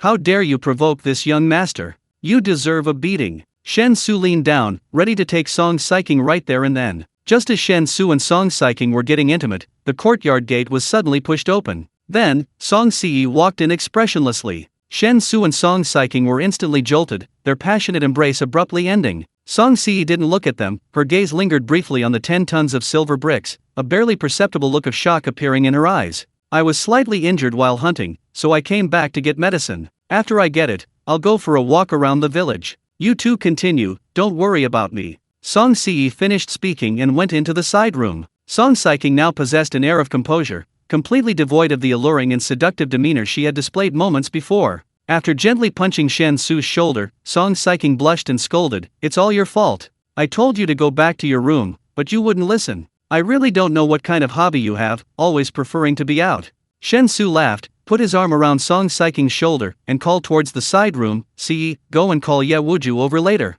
He wanted this silver. The silver bricks are too big to use directly, they have to be melted down and recast. Call him over to discuss how to handle them. Understood. Chapter 157 sees the day. Song Saiking stopped playing along with Shen Xu's antics. She only let Shen Xu have his fill before straightening her clothes, once again projecting a solemn and dignified image. It's incredibly difficult for a young and beautiful woman to effectively control a powerful force as its leader. Even if the force possesses unparalleled cohesion, with every member from top to bottom having absolute identification with the force and unwavering support for the leader, and no ulterior motives, ensuring its smooth and stable operation is still no easy feat. These are, after all, 2,000 living, breathing people, not 2,000 mindless machines. The fact that the sisters Song Saiking and Song Si were able to unite everyone in Songjia village so closely was not solely due to ancestral inheritance. Shortly after Song Si left, Ye Wuju rushed into the courtyard in a great hurry. Upon seeing the massive pile of silver bricks, Ye Wuju stood frozen in shock. Shen Xu stepped forward, put his arm around Ye Wuju's shoulder, patted him gently, and said with a smile, "Take a look. It's a total of 200,000 taels of silver, all here. Check the silver content of these bricks, does it meet your requirements? Yesterday, Saiking told me the village's silver is almost gone, and you were worried about it, hoping I could think of a solution. So I went to find one. Don't worry, this is just the first batch. No matter how much more silver you need, I'll find a way to get it for you." Ye Wuju finally snapped out of his daze, the shock on his face undiminished. He glanced at Shen Xu, his eyes wide with astonishment. "Young master, 200,000 taels of silver. You just brought it all together like that? Then why did you need gold before? 200,000 taels of silver is equivalent to 20,000 taels of gold. Ahem, I know you're confused, but you don't need to understand. Just remember, getting silver is easy, but getting gold is extremely difficult, at least for me, understand?" Shen Xu said vaguely. Ye Wuju didn't really understand. But Shen Xu's attitude was very clear, so even if he didn't understand, he could only nod to show that he understood. Taking a deep breath, Ye Wuju walked solemnly to the pile of silver bricks and began to inspect them. Shen Xu wasn't worried at all about the silver content of the 10 tons of silver provided by Seng Ziachun. According to the requirements for industrial silver in his world, the standard silver content had to reach 99.9%. Such a silver content was practically pure silver. Compared to modern industrial silver, the silver circulating in ancient societies, limited by smelting technology, could never achieve the same silver content. In many dynasties, the silver content of circulating silver was only between 90% and 95%. In some exceptional periods, silver with a silver content of only around 70% even existed. However, considering the unique nature of this other world, the silver content is estimated to be significantly higher than in his previous ancient life. After all, when he sold all the gold he acquired from this other world back in his own world, the buyers never questioned its purity. Either the smelting technology in this other world is far more advanced, or the metal ores here are much purer than those in his own world. Whatever the reason, the purity of the industrial silver should meet the requirements of this other world. Sure enough, after a thorough examination, Ye Wuju's shock was quickly replaced by ecstatic joy. "Young master, young miss, there's nothing wrong with the silver. It's just too big. We need to melt all the silver down and recast it into ingots before using it. Otherwise, using such large silver bricks directly will make it impossible to conduct transactions most of the time." "I'm so excited!" Ye Wuju exclaimed. Upon hearing this, Song Saiking couldn't help but smile with relief. Because this meant that, judging from the current situation, as long as they had enough money to support them, Song Family Village's development would continue to progress rapidly, just like it had for the past month. Meanwhile, the grand goal of the two sisters and all the Blood Guards rebellion would become clearer and clearer, more and more attainable. Thinking of this, Song Saiking turned to look at Shen Xu. The undisguised emotion in her eyes made Shen Xu's mouth suddenly go dry. No hope. How long will it take to recast the silver ingots? Shen Xu forcibly pulled his attention away from Song Saiking and asked. Ye Wuju thought for a moment, then replied somewhat uncertainly, "Son-in-law, I can't say for sure right now, but we need to make molds, cast sand molds, and iron ingot molds first before we can start recasting the silver ingots. Generally speaking, it will take at least a month, right?" Shen Xu thought for a moment and shook his head, saying, "A month is too long. The village is out of silver now, and Mr. Feng urgently needs silver to continue purchasing necessary materials, otherwise, many research projects will have to be suspended, which is unacceptable to us. 10,000 years is too long, we must seize the day. We need to act quickly. Since there's no problem with this batch of silver, we won't recast it ourselves. We'll take it directly to the money exchange in the county town and exchange the silver for silver notes. This round trip won't take more than a few days. I also need to go to the county town to ask someone about exchanging silver for gold. So, you should get ready. Tomorrow won't work, but the day after tomorrow should be fine. We'll set off the day after tomorrow, taking the silver directly to Changli County Town. Upon hearing this, Ye Wuju immediately thought it was indeed a good idea and quickly nodded, saying, "Understood. Please rest assured, young master, I'll arrange for people to come today and prepare the carriages to transport the silver in advance. 200,000 taels of silver. I estimate we'll need dozens of horses to pull the carriages." Shen Xu waved his hand, saying, "No need for such trouble. I have my own way of transporting this silver directly. You just need to arrange your entourage to ensure the safety of this trip. Wuju, you are the left commander of the Blood Guard, and Si Qing's most trusted confidant, so I won't hide anything from you. As for me, I have some very miraculous methods. These methods cannot be known by too many people, because it would cause great trouble for others and bring me unpredictable danger. But Si Qing trusts the most, and I certainly trust her too. So..." As he spoke, Shen Xu gestured for Ye Wuju to look at the silver bricks, and then, right before Ye Wuju's eyes, he directly stored all the silver bricks into his subspace. Ye Wuju's eyes widened instantly. If this were a comic book, his jaw would probably have dropped to the ground. Chapter 158, Turning Passivity into Initiative. Silver, silver, silver, where's the silver? Ye Wuju's teeth chattered, completely unable to comprehend what he was seeing. But the next instant, Shen Xu retrieved the silver bricks from the subspace. Staring dumbfounded at the large number of silver bricks that had reappeared before him, Ye Wuju stood motionless, as if his computer had crashed. His eyes were glazed, his body stiff, as if even his breathing had temporarily stopped. There's no hope. This is a celestial technique called Universe in the Sleeve, and those other magical abilities like Thousand-Mile Eyes and Wind-Following Ears are also celestial treasures. My husband is a descendant of a reclusive celestial sect, so he knows some celestial techniques. However, celestial techniques are completely different from our mortal martial arts, which is why my husband was completely ignorant of mortal martial arts before. I will briefly explain my husband's situation to Elder Wufang and the 8 directions later. Because as my husband provides us with more and more help, there are some things that, at least to you, can no longer be kept secret. Now that my husband and I are married, I don't want everyone to keep speculating amongst themselves. Song Saiking took Shen Su's arm and continued, "But everything about my husband is the most important secret of our Song family village. Apart from Elder Wufang, you, Beifang, and my sister, no other blood guards can know. This is a strict order. It's not that I don't trust them, all the blood guards are my most trusted companions. It's just that my husband's situation is too special, and the fewer people who know these things, the better. I believe you and Elder Wufang can understand this." Shen Xu smiled and gently patted Song Saiking's hand, which was linked with his arm, as a gesture of comfort. The reason he and Song Saiking decided to disclose part of the situation was, as Song Saiking had just said, that with the continuous development of Song Family Village, some things simply couldn't be kept secret. At least in front of the higher UPS of Song Family Village, his unusual abilities would definitely be noticed. The reason why Elder Wufang, Ye Wuju, Zhan Beifang, and the others hadn't asked about it was mainly because Song Saiking had specifically warned them beforehand. But simply relying on a gag order to bury their heads in the sand was clearly not a good method. Therefore, explaining his unusual abilities appropriately, in a way that the higher UPS of Song Family Village could accept, would actually be more conducive to gaining the trust and support of the entire Song Family Village. And compared to a deity descending to earth, the explanation of being a descendant of a celestial sect would obviously be more easily accepted. After all, legends and myths about various immortals were very abundant and widely circulated in this other world. Furthermore, once the high-ranking officials of Songjia village accepted the explanation from the immortal sect's successor, his future actions in this other world would become much more convenient. With the help of these high-ranking officials from Songjia village providing cover, the number of people and things he needed to worry about would also decrease significantly. At this moment, Ye Wuju finally came to his senses, his face still filled with shock. He stared blankly at Song Saiking, then blankly at Shen Xu, muttering, "No wonder you said before, miss, that what you gave Mr. Feng was a celestial book. It really was a celestial book. No wonder the things deciphered from its contents seem otherworldly. Doesn't that mean that with the son-in-law's help, our Song family village has practically received divine favor?" Shen Xu shrugged. "If that's how you think, there's nothing wrong with it." Ye Wuju swallowed hard, finally recovering slowly from the immense mental shock.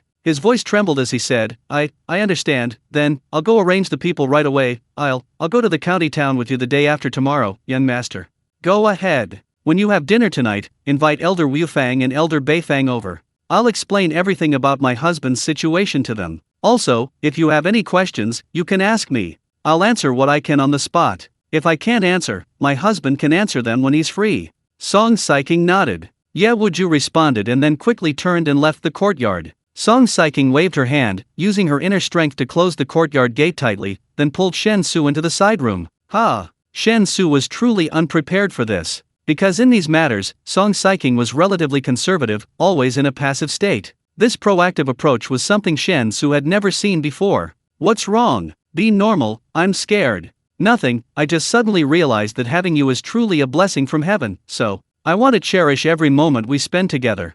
A person who was originally quite conservative suddenly uttered such moving words of love. The impact of this was clearly far greater than someone who habitually spouts nonsense and casually says I love you. At least, faced with Song Saiking's genuine outpouring of emotion, Shen Xu was truly overwhelmed. As a result, it ended quite late. He took another medicinal bath to cleanse his body, and while doing so, he resumed the cultivation he had originally planned to take a day off from. By the time he finished, it was already evening. Seeing that it was almost time, Shen Xu decided to return to his own world to attend his classmate reunion. However, before leaving, he suddenly remembered Xia Ziqia's request and asked, "Wife, are there any martial arts techniques that don't require a cultivation method?" In other words, without cultivating internal energy, just learning the technique itself can still achieve a certain effect. Is that possible? Song Saiking looked puzzled but nodded. Yes, the cloud body wind technique is such a technique. However, without a cultivation method, no matter how much you practice, you can't break through to the third-grade martial arts realm, so it's actually not very useful.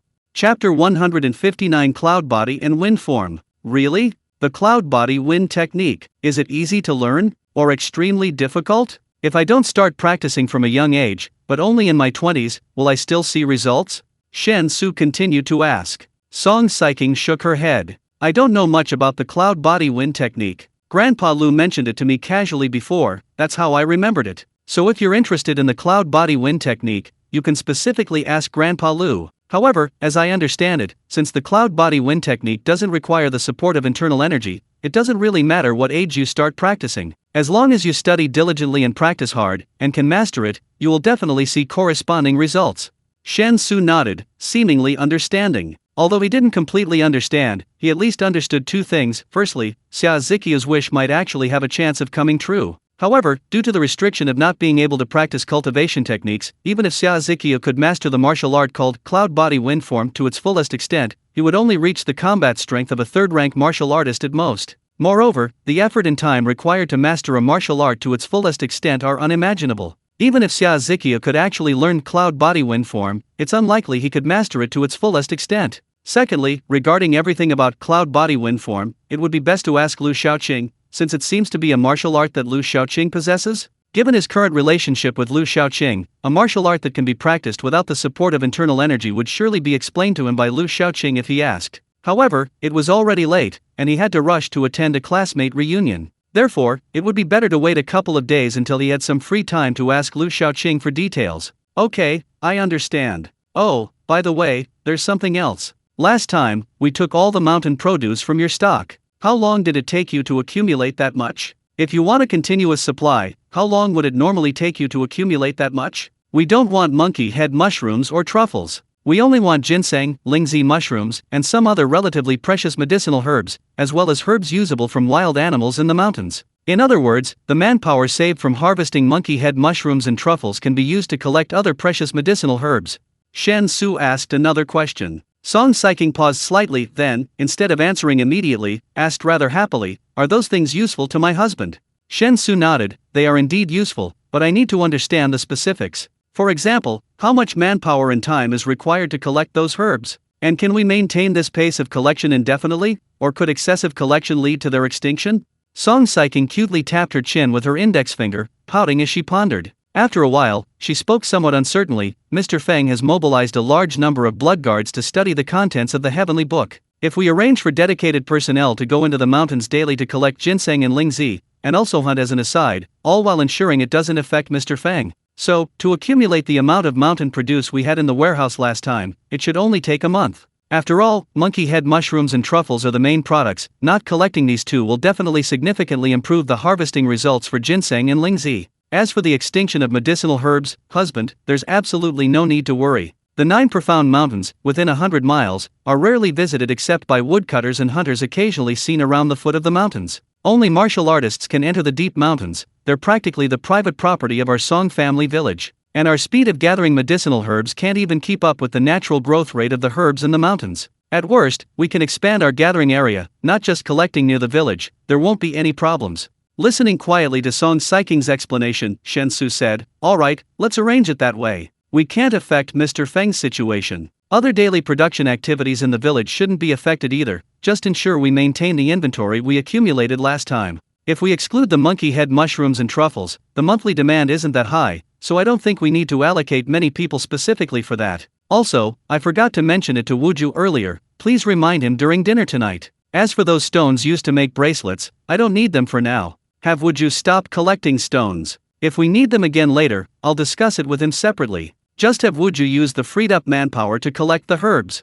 Song Saiking readily agreed. After kissing Shen Xu, watching him disappear into thin air, Song Saiking turned and walked towards the kitchen. Back in the warehouse, Shen Xu found it was already 5 p.m. The time and location of the gathering that Go Wenpeng sent him on his phone was 6 p.m. at a roadside food stall in the city center. Even without traffic, it would take him almost an hour to get there from his current suburban location. Knowing it was better to be early than late for this kind of thing, being late for the class reunion would be embarrassing, Shen Xu quickly hailed a ride-hailing service on his phone. Soon, an Audi A4 pulled up in front of Shen Xu. Before the driver got out and opened the door, Shen Xu got into the front passenger seat. He wasn't used to sitting in the back seat, unless the driver specifically requested it. He usually sat in the front passenger seat. As I fastened my seatbelt, I said, "Driver, could you hurry a bit? I'm in a rush. I have an appointment, so I'd like to get there before 6. Before 6? There's a lot of traffic at that time. Could I take some side roads instead of the navigation to avoid the congested areas? It might be a longer route."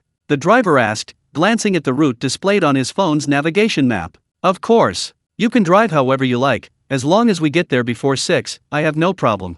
"Okay. There's a bottle of water on your left and tissues under the right door. If you need anything else, please let me know." With that, the driver stepped on the gas, and the car started moving with a slight push. The A4's performance looks good, but the ride comfort is a bit lacking. Of course, it could also be that Shen Xu has gotten used to sitting in Xia Ziqiu's Bentley, making his buttocks seem more sensitive. Leaning back in his seat, Shen Xu took out his phone and dialed Xing Ziya-chun's number.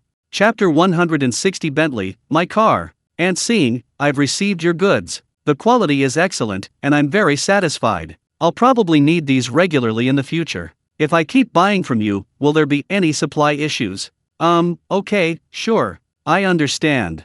Thank you so much, and Xing. I'm not sure yet about the exact quantity or how often I need to ship. I'll let you know in a few days. Also, Grandpa Xia asked me to clarify whether the goods I supplied you before can be supplied long-term. I've already discussed this with my people. It can be supplied long-term, once a month. What do you think? Yes, the quantity will be the same as the first transaction, and we can supply continuously every month. I can't say exactly how long it will last, but it will definitely be on a yearly basis. You can rest assured about that. Shen Xu and Xing Ziya-chun continued their conversation on the other end of the phone. He could clearly hear the barely concealed excitement in Xing Ziya-chun's voice as he mentioned the long-term, continuous supply of the medicinal herbs. Undoubtedly, this matter was of great significance to Xing Ziya-chun. "Okay, I'll sign a supply contract with you before the next delivery. But what kind of goods should be listed and bound by the contract?" "Okay, I understand. It sounds like the contract doesn't have any restrictive clauses for me. Without clearly defined goods, can't I just use anything to cover it up?"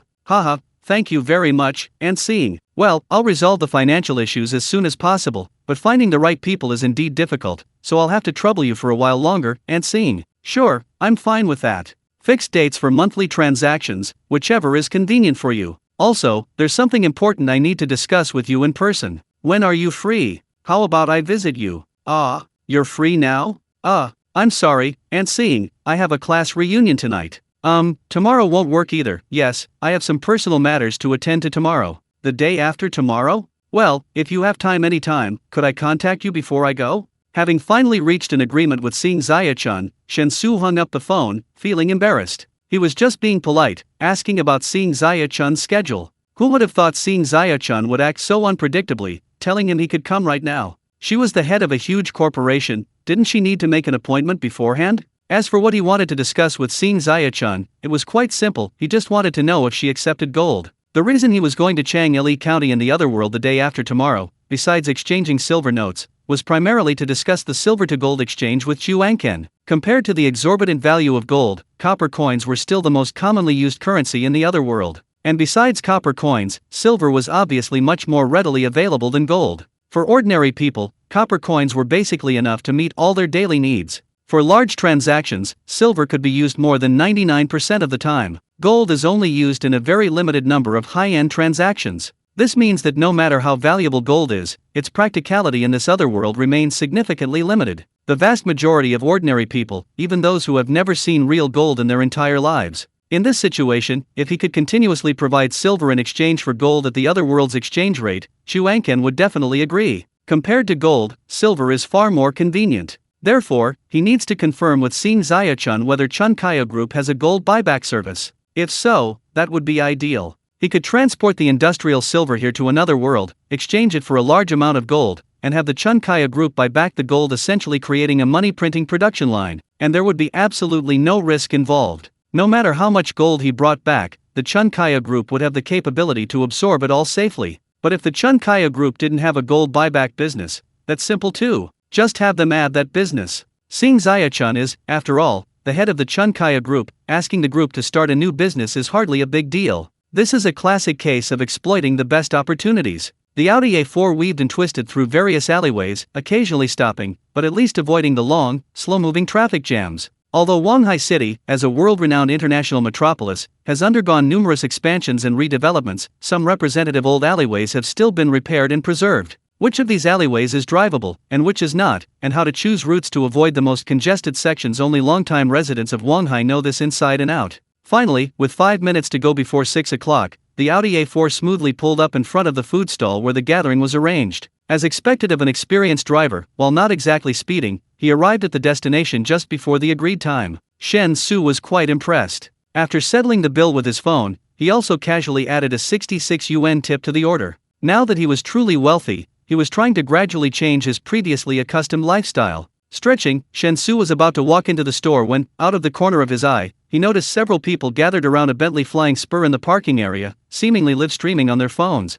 That Bentley Flying Spur, it looks familiar? The license plate number is, that's my car. Shen Xu's eyes widened instantly. Instinctively, he turned and walked towards his car. Standing in front of the Flying Spur was a woman dressed fairly fashionably, but her overall attire had a cheap feel to it, resembling the kind of tight-fitting skirt and high heels often worn by nightclub girls. Across from her stood a girl holding a phone, filming her livestream. The girl leaned against the hood of the Bentley, one hand on the hood, the other pointing her index finger at the phone camera. At the same time, speaking in heavily accented, broken Mandarin, she loudly proclaimed with great enthusiasm, "I came to this city at 18, with nothing. 1 year. Look, guys." As she spoke, the woman half-turned, forcefully slapping the hood of the Bentley with the hand that was on it, while continuing to shout, "Look, guys. 1 year. A Bentley. My car." Shen Xu, who had already approached, was completely dumbfounded. Chapter 161. Guys, does anyone understand this? This Bentley Flying Spur supports fingerprint locks. When purchasing the car, Shen Xu had already registered all his information. So although he didn't have the keys on him, the car keys were still being kept by Go Wenpeng. He could unlock the doors and start the car simply by using his phone. It seems Go Wenpeng had arrived early, which is why he parked the car in the parking space in front of the food stall. However, the Bentley is undeniably eye-catching. Even in Wanghai, it still falls into the category of absolute luxury cars, so it seems to have attracted the attention of a passing internet celebrity. Judging from the internet celebrity's vocabulary, they were probably using a short video platform, since the term laadi, old buddy, is almost never heard on Douyin. My friends, what I want to tell you is, never believe in fate. Your destiny is in your own hands, not in the heavens. Don't think that just because you were born into a poor family, you're destined to live a life of hardship. No, I'm telling you from my own experience. As long as you choose the right path, you too can become as successful as me. My friends, this is the face mask I've been introducing to everyone, the live yeast mask. The original price is $399. You can check online to see if it's $399 on online platforms, but if you buy it from me, it's not $399. I'll save you the first 300, just 99 yuan. My friends, for 99 yuan, you won't lose out, you won't be cheated, but you'll buy yourself a path to success just like me. Join our team. From now on, you won't have to endure the scorn of those around you anymore. A face mask bought for 99 yuan can instantly triple your profit. You can buy a Bentley in a year. Everyone can do it. The woman was talking animatedly, spitting as she spoke, while simultaneously picking up a bag of face masks and repeatedly touting their effects. Shen Xu was somewhat dazed, feeling as if the woman was holding not face masks, but some kind of elixir that could make one age again. Shaking his head, Shen Xu walked to the woman's side, coughed, and said, "Please don't lean so close to my car. It's a new car. If you accidentally scratch the paint, you'll have to pay a lot of money. Besides, it's fine to do a live stream, but claiming other people's things as your own to embellish your image, isn't that a bit inappropriate?" The woman froze. Such situations, where passers-by intrude during a live stream, are actually quite common and normal, especially in public places. The problem was, she had just witnessed the car owner park and enter the food stall. She had even specifically arranged for someone to stand guard at the stall entrance to see if the owner would come out. If the car owner suddenly emerged from the food stall, her people would immediately rush over to warn her, and she would immediately change the live stream location with her team to avoid her boasting being exposed. However, her people didn't come to warn her, and she was absolutely certain that the man who had suddenly barged into the live stream was definitely not the car owner she had just seen. Therefore, after a slight pause, the woman immediately roared at Shen Xu aggressively, "What? Your car? This is clearly my car. How can you be so shameless? Coming to my live stream to ride on my coattails?" Shen Xu rolled his eyes. Although he didn't understand why the woman was so self-righteous, he was already late and didn't have time to waste. He reached for the driver's side door handle, unlocked the door with his fingerprint, and got in. Keyless start.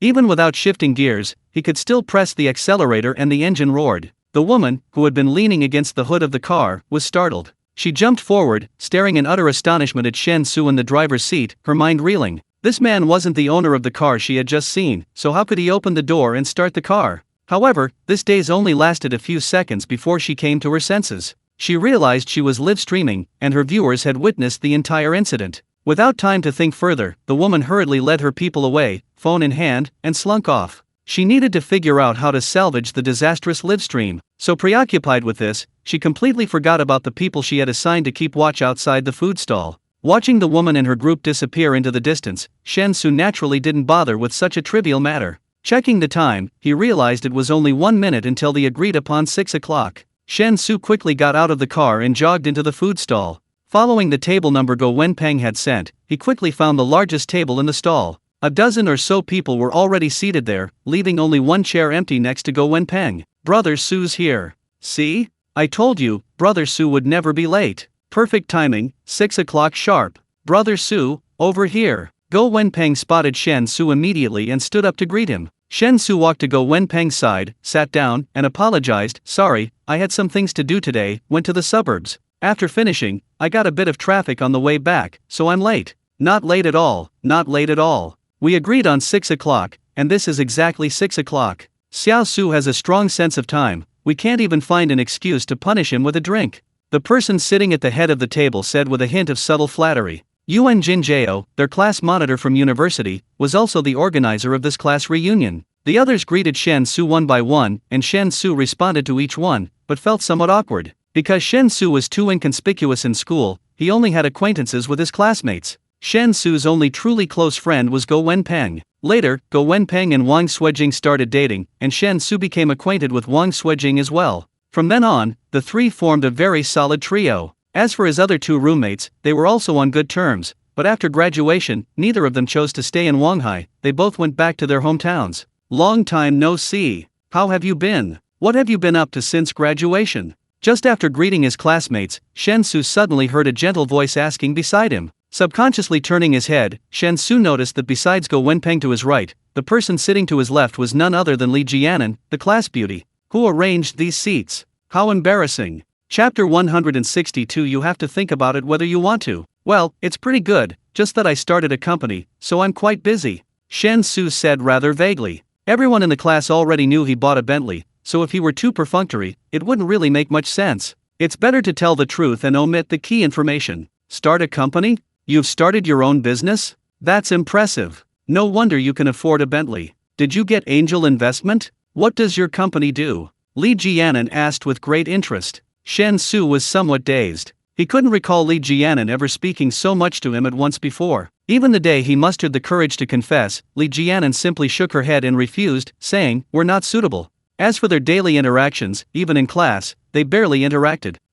It's kind of a startup, a trading company. We did secure angel investment," Shen Xu answered, following Li Jianan's question. The Xia family provided such a large sum of money, yet only held a small percentage of the shares. If it counts as angel investment, it seems acceptable? The only difference is that his company will no longer accept any investment from other individuals or companies, and will never pursue an IPO. With the Xia family protecting him and operating a virtually monopolistic and highly profitable business, his company had no shortage of money, goods, or distribution channels. The need for an IPO was practically zero. A trading company? Aren't startups that raise investment usually internet companies? Li Jianan looked bewildered, somewhat confused as to how a trading company would handle financing matters. At this moment, class monitor Yuan Jinjiao raised his glass, smiling as he spoke. It's been about a month and a half since graduation. Most of you who chose to stay in Wanghai have found your first jobs and have managed to establish yourselves in this city. For us outsiders, making a living and even settling down in Wanghai is incredibly difficult.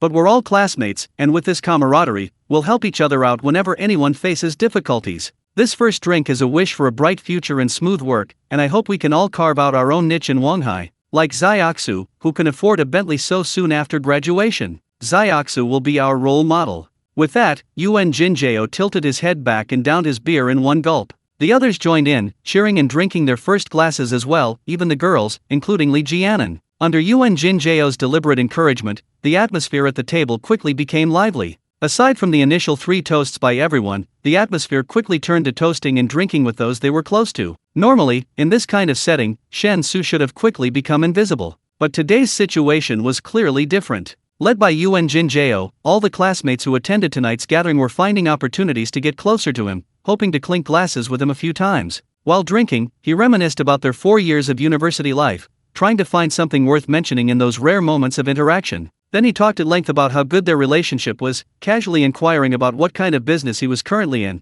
and how he managed to buy a Bentley so soon after graduation. The person who made Shen Xu both laugh and cry was named Su Like. He was handsome, had studied street dance, and was a pretty good singer in his spare time, so he was a popular figure in his class during his 4 years of university, and quite popular with some of the girls. Since he was so popular with girls, he inevitably developed a bit of arrogance. Shen Xu remembered that he hadn't exchanged more than 3 sentences with Su Like in all 4 years of university. But just now, Su Like had put his arm around his shoulder, and his words made it sound like they were already best buddies. Even more ridiculous, after 2 drinks, Su Like held up his phone to show him something, only to discover upon opening the chat app that the two hadn't even added each other as friends. The atmosphere became incredibly awkward, but Su Like immediately sent a friend request and then laughed it off. From being completely invisible to suddenly becoming the center of attention, Shen Xu was genuinely uncomfortable with this drastic change. It really was true what they say, when you succeed, everyone around you is a good person, every face beaming with smiles. Perhaps this is the meaning of when you're poor, no one cares in the city, when you're rich, even distant relatives come calling.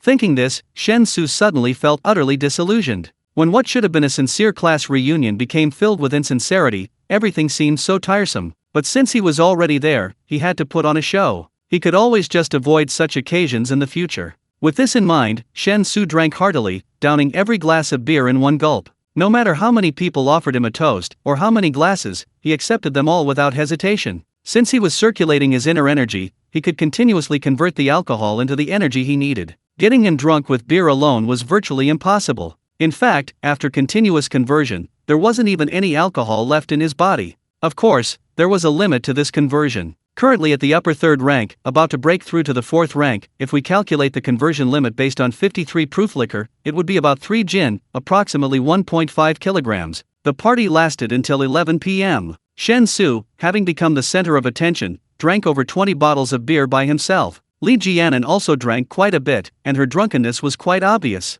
It's late, let's call it a day. Guys, take care of the girls, they've all had quite a bit to drink. Don't let them take a taxi alone. Xiao Su, Jinan is in your hands, make sure she gets home safely. Yuan Jinjiao, slurring his words, had already half-dragged, half-pushed everyone else out the door. Even Go Wenpeng simply handed the car keys to Shen Xu, then put his arm around Wang Suijing and followed the rest of the group. Shen Xu was dumbfounded. He hadn't intended to take Li Jianan home at all, because he genuinely had absolutely no interest in her right now. What are you standing there for? Don't you want to take me home? Li Jianan put a hand on Shen Xu's shoulder and asked in a dazed tone. Shen Xu nodded very honestly, I really don't want to. Li Jianan was momentarily speechless, then gritted her teeth and said angrily, you have no choice. I'm so drunk. If I get hit by a car on the way home, you, as my drinking buddy, will be held responsible. Chapter 163: A fruitless attempt at a staged accident. Having said all that, Shen Xu naturally couldn't just leave Li Jianan alone. Besides, Li Jianan had indeed drunk quite a bit.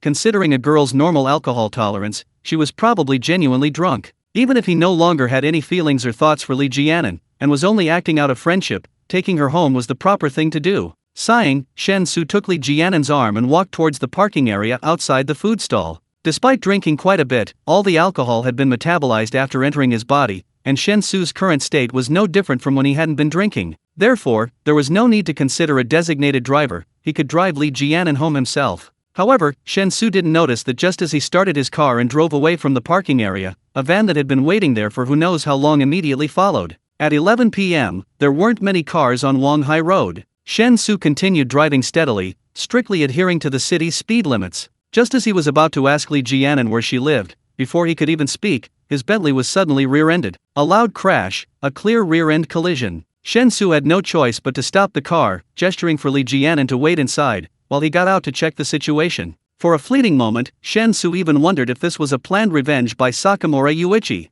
He had staged a rear-end collision with another car, and while he was checking, several masked men would immediately get out of the car behind him and shoot him at close range with guns. However, considering the incident that had occurred that morning, even if Sakamura Yuichi had returned to Japan, he was undoubtedly still struggling to cope with pressure from all sides. Even if he wanted to retaliate, he certainly couldn't do so right now. So, walking to the rear of the Bentley, and seeing the intimate collision between the van's front and the Bentley's rear, Shen Xu was speechless for a moment. This kind of rear-end collision, occurring during normal driving, was definitely the rear car's fault, but even selling the van wouldn't cover the Bentley's repair costs. Besides, vans usually don't have commercial insurance, right? At most, they have mandatory traffic accident liability insurance? As Shen Xu pondered this, the van's door was opened, along with the driver's side door, and 3 men got out. They quickly surrounded Shen Xu, and one of the men said menacingly, "Pay up. Drunk driving and causing a collision. You pay 50,000 yuan, and we won't pursue this. Otherwise, we'll call the police, and you'll not only have your license revoked,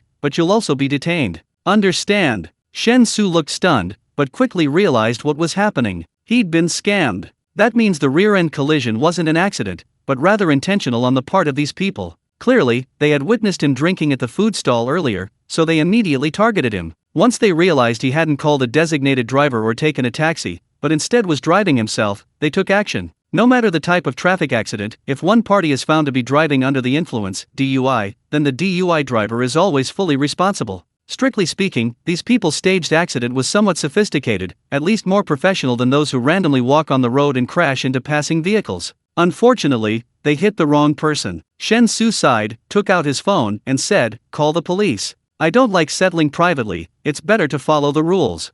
The 3 men were stunned. The other party's reaction was completely unexpected. If they really called the police, the other party would definitely be punished accordingly, but they wouldn't get anything out of it. At most, they'd get some money for car repairs, but to avoid losses, they were using a minivan for their business, so the repair costs were practically non-existent. Wouldn't all their hard work spending the entire night staking out a suitable target have been for nothing? This guy has no sportsmanship. Why didn't he follow the expected strategy? Hey buddy, don't get emotional. Let's talk this out and get it over with, right? It's pointless to argue, you'll only end up hurting yourself. How about this? If you think 50,000 is too much, we can make do with 30,000. Look at you driving such a nice car, you must be rich, right? It's not worth locking yourself up for a mere few tens of thousands of yuan. Why bother? You're not short of money, are you? We're just trying to help you. Don't act impulsively, you'll regret it. The man, who had previously been so aggressive, suddenly changed his tune and began to earnestly advise Shen Xu. Shen Xu's expression turned strange, but he still dialed the police hotline. Seeing that Shen Xu was completely unmoved, the 3 men felt quite frustrated and disheartened. They were after the money, not to send someone to jail. What's the point of doing something that harms others without benefiting themselves? However, since they had already called the police, further discussion was useless. The 3 men could only glare at Shen Xu resentfully before also calling the police, claiming that someone was driving under the influence, which had caused the accident. The traffic police arrived at the scene quickly. It was nearly midnight, traffic was light, and the situation was clear. There was no need for the traffic police to explain the legal consequences. However, since the caller mentioned drunk driving, the traffic police followed procedure and used a breathalyzer to test Shen Xu and the driver among the 3 men. As expected, after Shen Xu blew into the breathalyzer, there was no reaction. The 3 men were instantly stunned. "Impossible, officer. He's definitely been drinking. We saw it with our own eyes. He drank a lot. How could the breathalyzer not show up?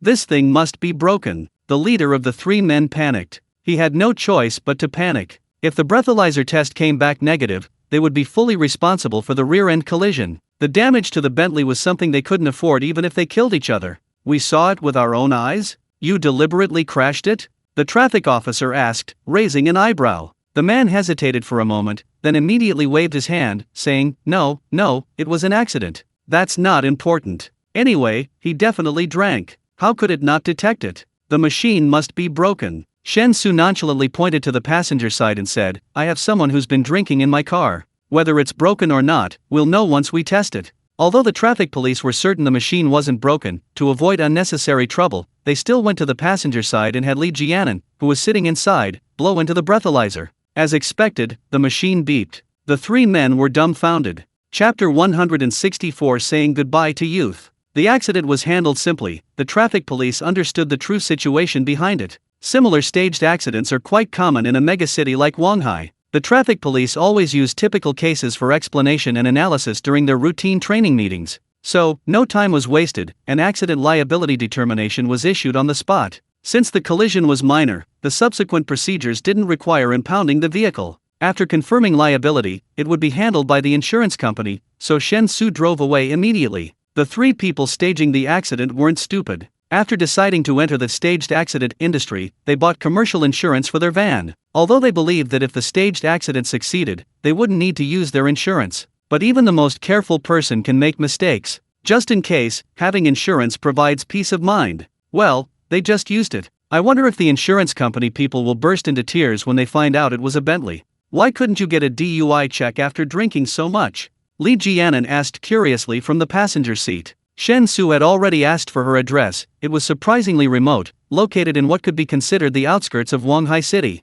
Transportation was inconvenient, and the security was far worse than in the city center. The only advantage was that it was cheap. I didn't actually drink that much, I basically escaped, but I didn't let you guys notice. Everyone was obviously going to drink with me tonight. If I honestly drank every single glass, wouldn't I be asking for trouble? Shen Xu replied casually. Li Jianan was a little confused. Her attention had been entirely focused on Shen Xu tonight, and she hadn't noticed how he had managed to escape the DUI. But she had drunk quite a bit, making her head rather dizzy, so she didn't bother to think about it carefully anymore. She was half reclined in the passenger seat, her upper body's curves accentuated by the seatbelt. She could clearly sense Shen Xu's cold attitude towards her, and under the influence of alcohol, Li Jianan felt incredibly wronged. The atmosphere in the car was tense. Shen Xu didn't make a move to speak, which made Li Jianan feel resentful. She gritted her teeth and said, I know. You're definitely laughing at me in your heart. You confessed to me in school, and I rejected you without hesitation. And now, right after graduation, just because you bought a luxury car worth millions, I'm shamelessly throwing myself at you again. Of course you should look down on me.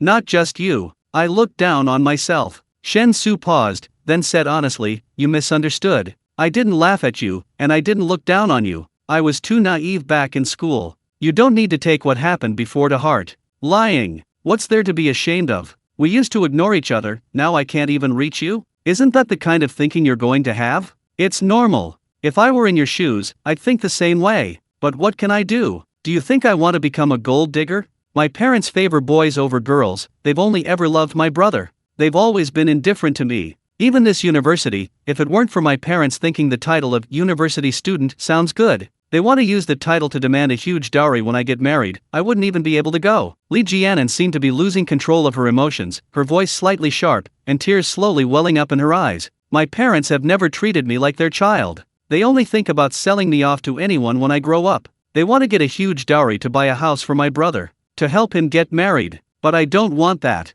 I don't want my parents to casually marry me off to a blind or mentally challenged man. And the only reason? The ridiculous dowry they're offering. But what can I do? They say they gave me life and raised me, so I should repay them. I'm only 22. Other girls are enjoying the sweetness of love. I have to struggle to escape this miserable life. Don't I want love? Of course I do. But I don't deserve it. I must find a way to earn a lot of money, to take it back to my parents, to tell them that I've repaid them tenfold for all the expenses they've incurred in raising me. From now on, I will sever all ties with them. So do you understand? I have to earn money. What job can I do on my own to earn that much money in such a short time? I can only try to find someone who can help me. What's wrong with that? As Li Jianan spoke, her emotions completely collapsed. All the pain that had been building up inside her for years seemed to erupt at that moment. Tears streamed down her face as she covered her cheeks with her hands, sobbing uncontrollably. Her tears were like pear blossoms in the rain, her whole body trembling, leaving Shen Xu looking utterly helpless.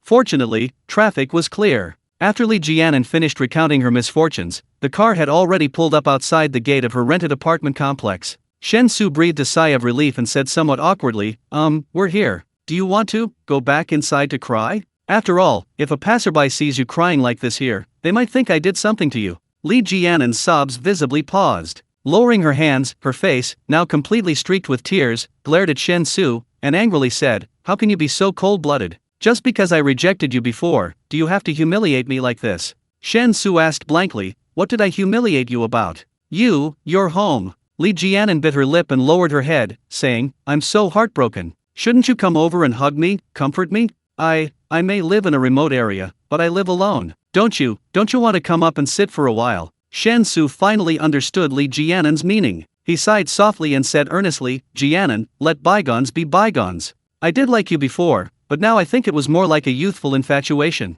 We have to look forward. Li Jianan hadn't expected that even with such obvious hints, Shen Xu would still reject her so decisively. A certain pride within her was utterly crushed. Li Jianan pushed open the car door, slammed it shut, and staggered into the residential area. Shen Xu watched Li Jianan's figure disappear from sight before waving goodbye. He was waving goodbye to his youth. Chapter 165 Subsequent Development Strategies. Back in their rented apartment, Shen Xu found his younger sister, Shenya, still sleeping with Zhang Min. The two beautiful girls were in the same room, and with the door closed, only their whispers could be faintly heard. Along with the occasional sounds of playful bickering and other cheerful noises, it was impossible not to have all sorts of speculations. Shen Xu had absolutely no idea when his sister and Zhang Min had become so close. The development of feelings between women, sometimes, is like a woman's personality, very unpredictable, filled with a quantum superposition of uncertainties. But it had to be said that as Shenya spent every day with Zhang Min, she objectively reduced her clinginess towards him.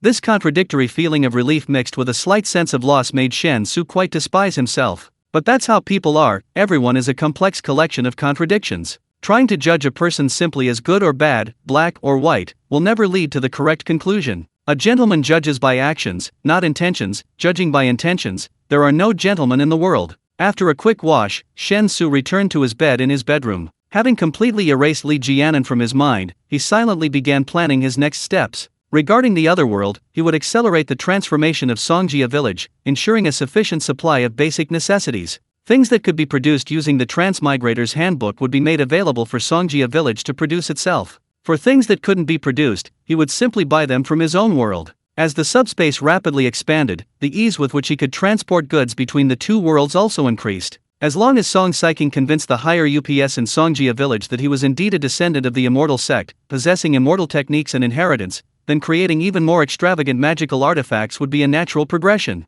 However, considering the potentially enormous impact of various machines on the other world, he planned to initially limit the scope of the major transformation of Songjia village strictly to the valley. Aside from small items like telescopes and walkie-talkies that the people of Songjia village could take out of the valley, all other sensitive machinery to be transported there later was not allowed to leave the valley's boundaries. However, relying solely on his support wouldn't be enough to lay a solid foundation for the Songjia village rebellion. Therefore, leading a team back to Changle County City the day after tomorrow was extremely important. Shen Xu didn't believe that Xu Anken, a wealthy merchant from southern Liang, was simply there to do business, given the dangers of opening a money exchange in northern Zhou. Whether there was any possibility of deeper cooperation would have to be decided after detailed discussions with Xu Anken. Of course, regardless of the difficulties, things in the other world were currently under absolute control. Until the major transformation of Songjia village was completed and Song Saiking raised the banner of rebellion, all changes were confined to the valley where Songjia village was located. A small boat is easy to maneuver, and no matter how it's operated, there's a considerable margin for error.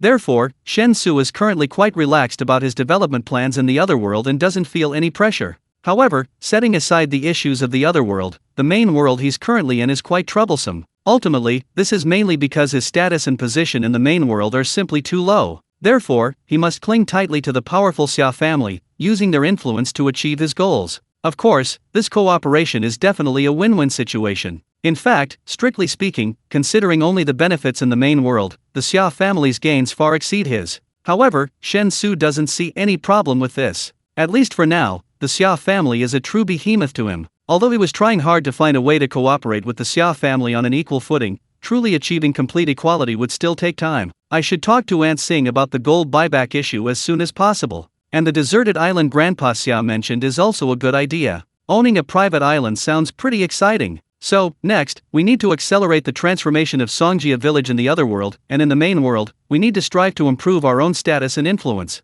In short, we must do both, and do both well. We can't be the one with the lame. Shen Xu silently gave himself a pep talk and slowly drifted off to sleep. With books, the journey is long; without books, it's short. The next morning, Shen Xu got up just as dawn was breaking. After going downstairs and filling his stomach, he took 2 breakfasts back to his rented apartment and saw Shenya and Zhang Min in their pajamas, yawning, washing up together in the bathroom. When is Auntie arriving today? By plane or high-speed train? Should I come with you to pick her up? Shen Xu asked casually, placing breakfast on the coffee table. Zhang Min replied while washing her face, she's flying in this afternoon. Aren't you and Xiaoa moving? You can focus on your own things. I'll call you before she arrives this afternoon. If you don't come with me, my mom will probably nag me the whole way. Remember to behave well. Make sure my mom likes you, so she won't bother me anymore. Otherwise, she'll be setting me up on blind dates all the time. How am I supposed to live? If I can get past this hurdle, you'll be my savior, and I'll treat you to a big meal. As she spoke, Zhang Min came out of the bathroom, clasping her hands together and bowing deeply to Shen Xu. Don't worry, Minji, with my brother's shamelessness, he'll definitely make Auntie happy and won't say a single no. Shenya replied with a grin. You talk too much. Come and eat, then we'll go to the new house. Since we're only picking her up from the airport this afternoon, I can take care of some things at noon, it won't be a problem. Shen Xu blared at Shenya and said irritably. Because the Bentley was rear-ended last night, Shen Xu simply didn't drive it. He left the car keys at home, called Go Wenpeng, and asked him to handle the aftermath of the rear-end collision. He then took a taxi with Shenya to the new house. There wasn't much to move. Shenya was used to being frugal, and Shen Xu didn't have much of a shopping habit. Their clothes combined easily fit into one suitcase. They quickly arrived at the gate of their new apartment complex. After paying and getting out of the car, they scanned their registered ID cards with their phones to open the gate and entered amidst the greetings of the security guard. Shenya followed behind Shen Xu, her face filled with undisguised surprise. Only now did she realize that the house her brother had bought was completely different from what she had imagined. Chapter 166 Coincidences Make History, Part 1. This surprise reached its peak the moment Shen Xu led her into a lower-level apartment. Opening the door and standing in the entryway, looking at the enormous living room and the clearly visible staircase leading up and down the stairs, Shenya immediately covered her mouth with both hands. Brother, this is your house. My God. This, how much did it cost? Shenya rushed into the living room, touring the place like a country bumpkin visiting a grand mansion. To be precise, it's our house. If my parents move to Wanghai in the future, they can live with us. Anyway, the house is big enough to accommodate them. Shen Xu said with a smile. Speaking of which, I've already laid the groundwork. I plan to tell Mom and Dad tonight that you won the lottery. Just be a good actor, don't give it away. As Shenya spoke, she rushed into one of the bedrooms, spreading her arms wide with immense satisfaction, excitedly exclaiming, "This room is great. The lighting is excellent. I declare this my bedroom." Shen Xu chuckled and nodded. Don't worry, Mom and Dad definitely won't suspect anything. Also, regarding my trading company, if they ask, just say it was opened with the lottery winnings. They don't understand anyway, as long as it sounds plausible. I doubt they'll call me, they'll probably just try to find out indirectly from you. Okay. Oh, by the way, I start school next week, do you want to take me? Shenya suddenly peeked out from her bedroom and asked Shen Xu, who was standing in the doorway. Shen Xu was taken aback. Only now did he realize that he had been so busy with things in the other world that he hadn't even had a chance to ask his sister what university she had applied to. He was such a bad older brother. He coughed slightly and asked somewhat embarrassedly, which school did you get into? Where is it? If it's too far, I probably can't take you. Lately, I've been really busy lately. Shenya stepped forward and took Shen Xu's arm, her eyes sparkling with a playful glint. She said mysteriously, guess which school I got into? Shen Xu chuckled, how am I supposed to guess? You definitely can't get into those two in Beijing, but you should be able to get into the rest of the double first-class universities, right? It's just that you might not be able to choose your major at the very top ones. So, whether you want to choose a major you like or a better university, that's up to you. Shenya rolled her eyes and pouted, how boring. You just keep giving me the same old platitudes. Fine, I'm not going to keep you in suspense. I got into the accounting department at Wanghai Finance and Economics. That's their flagship department, ranked second in the entire country. Pretty impressive, huh? Seeing Shenya's smug expression, Shen Xu was completely exasperated. He exclaimed in shock, Wanghai Finance. You applied to a university in Wanghai. Does that mean you'll be studying in Wanghai for the next 4 years? Shenya nodded with a grin. That's right, how about it? Surprised? Unexpected? I made up my mind to stay in Wanghai after I knew you wanted to develop your career there. I just didn't tell you beforehand. After all, I wasn't really confident I could get into the accounting department at Wanghai Finance and Economics. So when I applied, I chose to accept any major I was assigned to. I figured even if I didn't get into accounting, being assigned to another major would be acceptable. But I didn't expect to be so lucky. Not many people applied to Wanghai Finance and Economics this year, and my score was just right for the accounting department's admission line. Shen Xu opened his mouth, momentarily at a loss for words to describe his feelings. Was this a surprise? More like a shock. While his sister getting into the accounting department at Wanghai Finance and Economics was definitely something to celebrate, the fact that he also had to develop his career in Wanghai made the whole situation rather strange. He thought he only needed to endure the 2-month summer vacation, and the danger would be over. But who would have thought this was just the beginning? Far from over. Well, alright then, Wang K. I'll take you to register when school starts. I have something to do, I have to go out for a bit. See if there's anything you need to buy for the house, just go out and buy it yourself. I've linked your family card, you can just use it. Shen Xu felt he needed some peace and quiet and said helplessly. I know, Tisk, it's a pity we can't tell mom and dad about this house yet, otherwise we won't be able to explain it. We have to tell them you started a company first, and then tell them you made a lot of money later, so they can slowly accept these changes. Oh dear, I can't wait. Shenya muttered excitedly. Shen Xu shook his head, about to turn and leave, when he suddenly remembered something. He abruptly stopped, seemingly resigned, and said, by the way, since you've been admitted to the accounting department, learn the basics of bookkeeping as soon as school starts. My company doesn't lack business, but it lacks a trustworthy accountant. You can work for me on a temporary basis and help with the company's books. Shenya's eyes lit up at this, overjoyed. No problem. Just leave it to me. I guarantee I'll get your company's accounts sorted out perfectly. Shen Xu sighed, waved to Shenya, and then left home, utterly exhausted. The world where only he was hurt seemed to be over. He called Xing Xiachun to ask if it was convenient for him to come over now.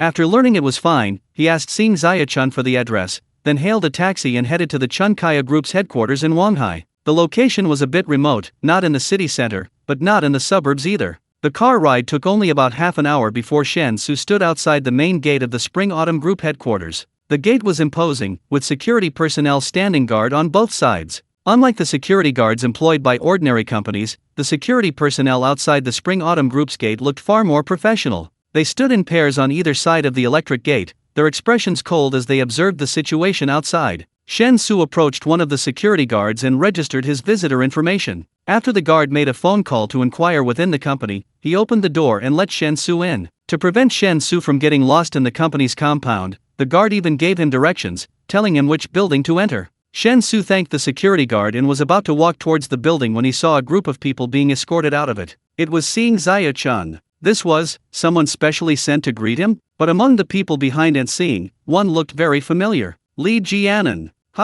The company she applied to after graduation was actually Chunkaya Group. Shen Xu looked surprised. Chapter 167 No Coincidence, No Story, Part 2. Li Jianan trailed listlessly at the back of the group, looking utterly dejected. It wasn't just the hangover, yesterday's events had also deeply affected her. Shen Xu's unhesitating rejection of her invitation made her, for the first time since she was old enough to understand, begin to doubt her own charm. From a young age, Li Jianan knew she was exceptionally beautiful. Growing up in that kind of dysfunctional family made Li Jianan far more mature than her peers. However, this precocity didn't lead her astray. Instead, it gave her a remarkably clear plan for her life from an early age. She wanted to break free from the constraints of her family through her own efforts, so every step she took had to be pragmatic and decisive, without a shred of emotional involvement. And once she made this decision, she consistently acted accordingly. Even her dating choices, starting in high school, were always very purposeful. Moreover, Li Jianan firmly believed that once a man gets something, he won't cherish it anymore. Therefore, despite having several boyfriends over the years, she always maintained a pure and innocent image. The more aloof she seemed, the more captivating and irresistible she became. Even her immediate recruitment into the board office of Chunkaya Group after graduation as a secretary was thanks to a former boyfriend. So what if they broke up? They could still be friends. What bad intentions could a pretty, clean-cut girl have? Originally, Li Jianan thought that with her skillful manipulation of men, she would be invincible even after leaving school and entering the workforce. But who would have thought that just as she developed feelings for Shen Xu and decided to use some tactics to win him over, she met with a firm rejection. This left Li Jianan feeling very frustrated. A boy who had confessed his feelings to her, a classmate she knew well, who had started a company and bought a luxury car right after graduation. In Li Jianan's eyes, all these qualities made him the perfect partner. However, her usual tactic of eliciting pity and making emotional advances by recounting her unhappy family background had failed. Li Jianan tossed and turned all night, unable to understand why she had failed. Jianan, cheer up. Your eyelids are drooping the whole time. If Chairman Xing sees you like this, you'll definitely get a scolding. Don't underestimate us just because we're secretaries in the board office handling Chairman Xing's daily affairs. We represent the company's image. Chairman Xing rarely takes us board office secretaries to greet guests, but whenever he does, it's always someone very important. You'd better perform well. Don't embarrass our company. Another secretary walking alongside Li Jianan noticed her listless state and spoke up with slight concern. Li Jianan quickly regained her composure, forcing herself to stay alert, and apologized softly. I'm so sorry, Sister Lu. I had a university reunion yesterday and drank a bit too much. I really didn't expect Chairman Xing to have such a distinguished guest today. If I had known, I wouldn't have drunk so much. The secretary, referred to as Sister Lu, maintained a very professional smile, her eyes fixed straight ahead, and said, Don't be afraid. The chances of them noticing you are slim. I'm just giving you a heads up. Our salaries aren't low, at least compared to the work we do, the benefits are quite good. So, even if you occasionally act as a decorative figure, don't mess it up. Li Jianan immediately nodded and said, I understand, thank you, Sister Lu. It seems this guest didn't make an appointment. Chairman Xing even came out to greet them personally. Do you know who they are, Sister Lu? The secretary, addressed as Sister Lu, shook her head slightly and said, I don't know. Don't ask around. Working in the board office, you must control your curiosity, or you'll get yourself into trouble. Li Jianan subconsciously shrank back, noticing that everyone else in front of her had suddenly quickened their pace, so she hurried to catch up. 8 secretaries from the board office, plus 4 bodyguards, a total of 12 people followed Xing Xiachun, hurrying towards the company's main entrance. Only then did Li Jianan suddenly realize that the person walking towards the main entrance looked very familiar. It looked like Shen Xu. Li Jianan instinctively stopped in her tracks. After rubbing her eyes vigorously, she looked again carefully and confirmed that she wasn't mistaken, and it definitely wasn't a hangover causing her to hallucinate. It really was Shen Xu. So, the distinguished guest whom Chairman Xing had solemnly and personally greeted was actually her university classmate. How is this possible? Li Jianan couldn't describe her feelings at that moment, but her frozen reaction was immediately noticed by Sister Lu. Awakened by Sister Liu's cough, Li Jianan hurriedly caught up with the group, ignoring Sister Liu's reproachful look. Li Jianan stared intently at Shen Xu, who was now standing face to face with Xing Xiachun, holding her hand. She was certain Shen Xu had seen her too, because Shen Xu's gaze had lingered on her. However, it was only for a brief moment, almost a fleeting glance. And Xing, why did you go out to greet me personally? This really makes me feel a little overwhelmed. There's no need to be so formal between us, is there? I could have gone up myself, couldn't I? Shen Xu said with a smile, shaking hands with Xing Xiachun. Xing Xiachun smiled and said, Since it's your first time here, I'll definitely come down to greet you and show you around. Next time you come, I won't bother you anymore. I'll have someone register your identity and give you group access, so you won't need to register as a visitor anymore.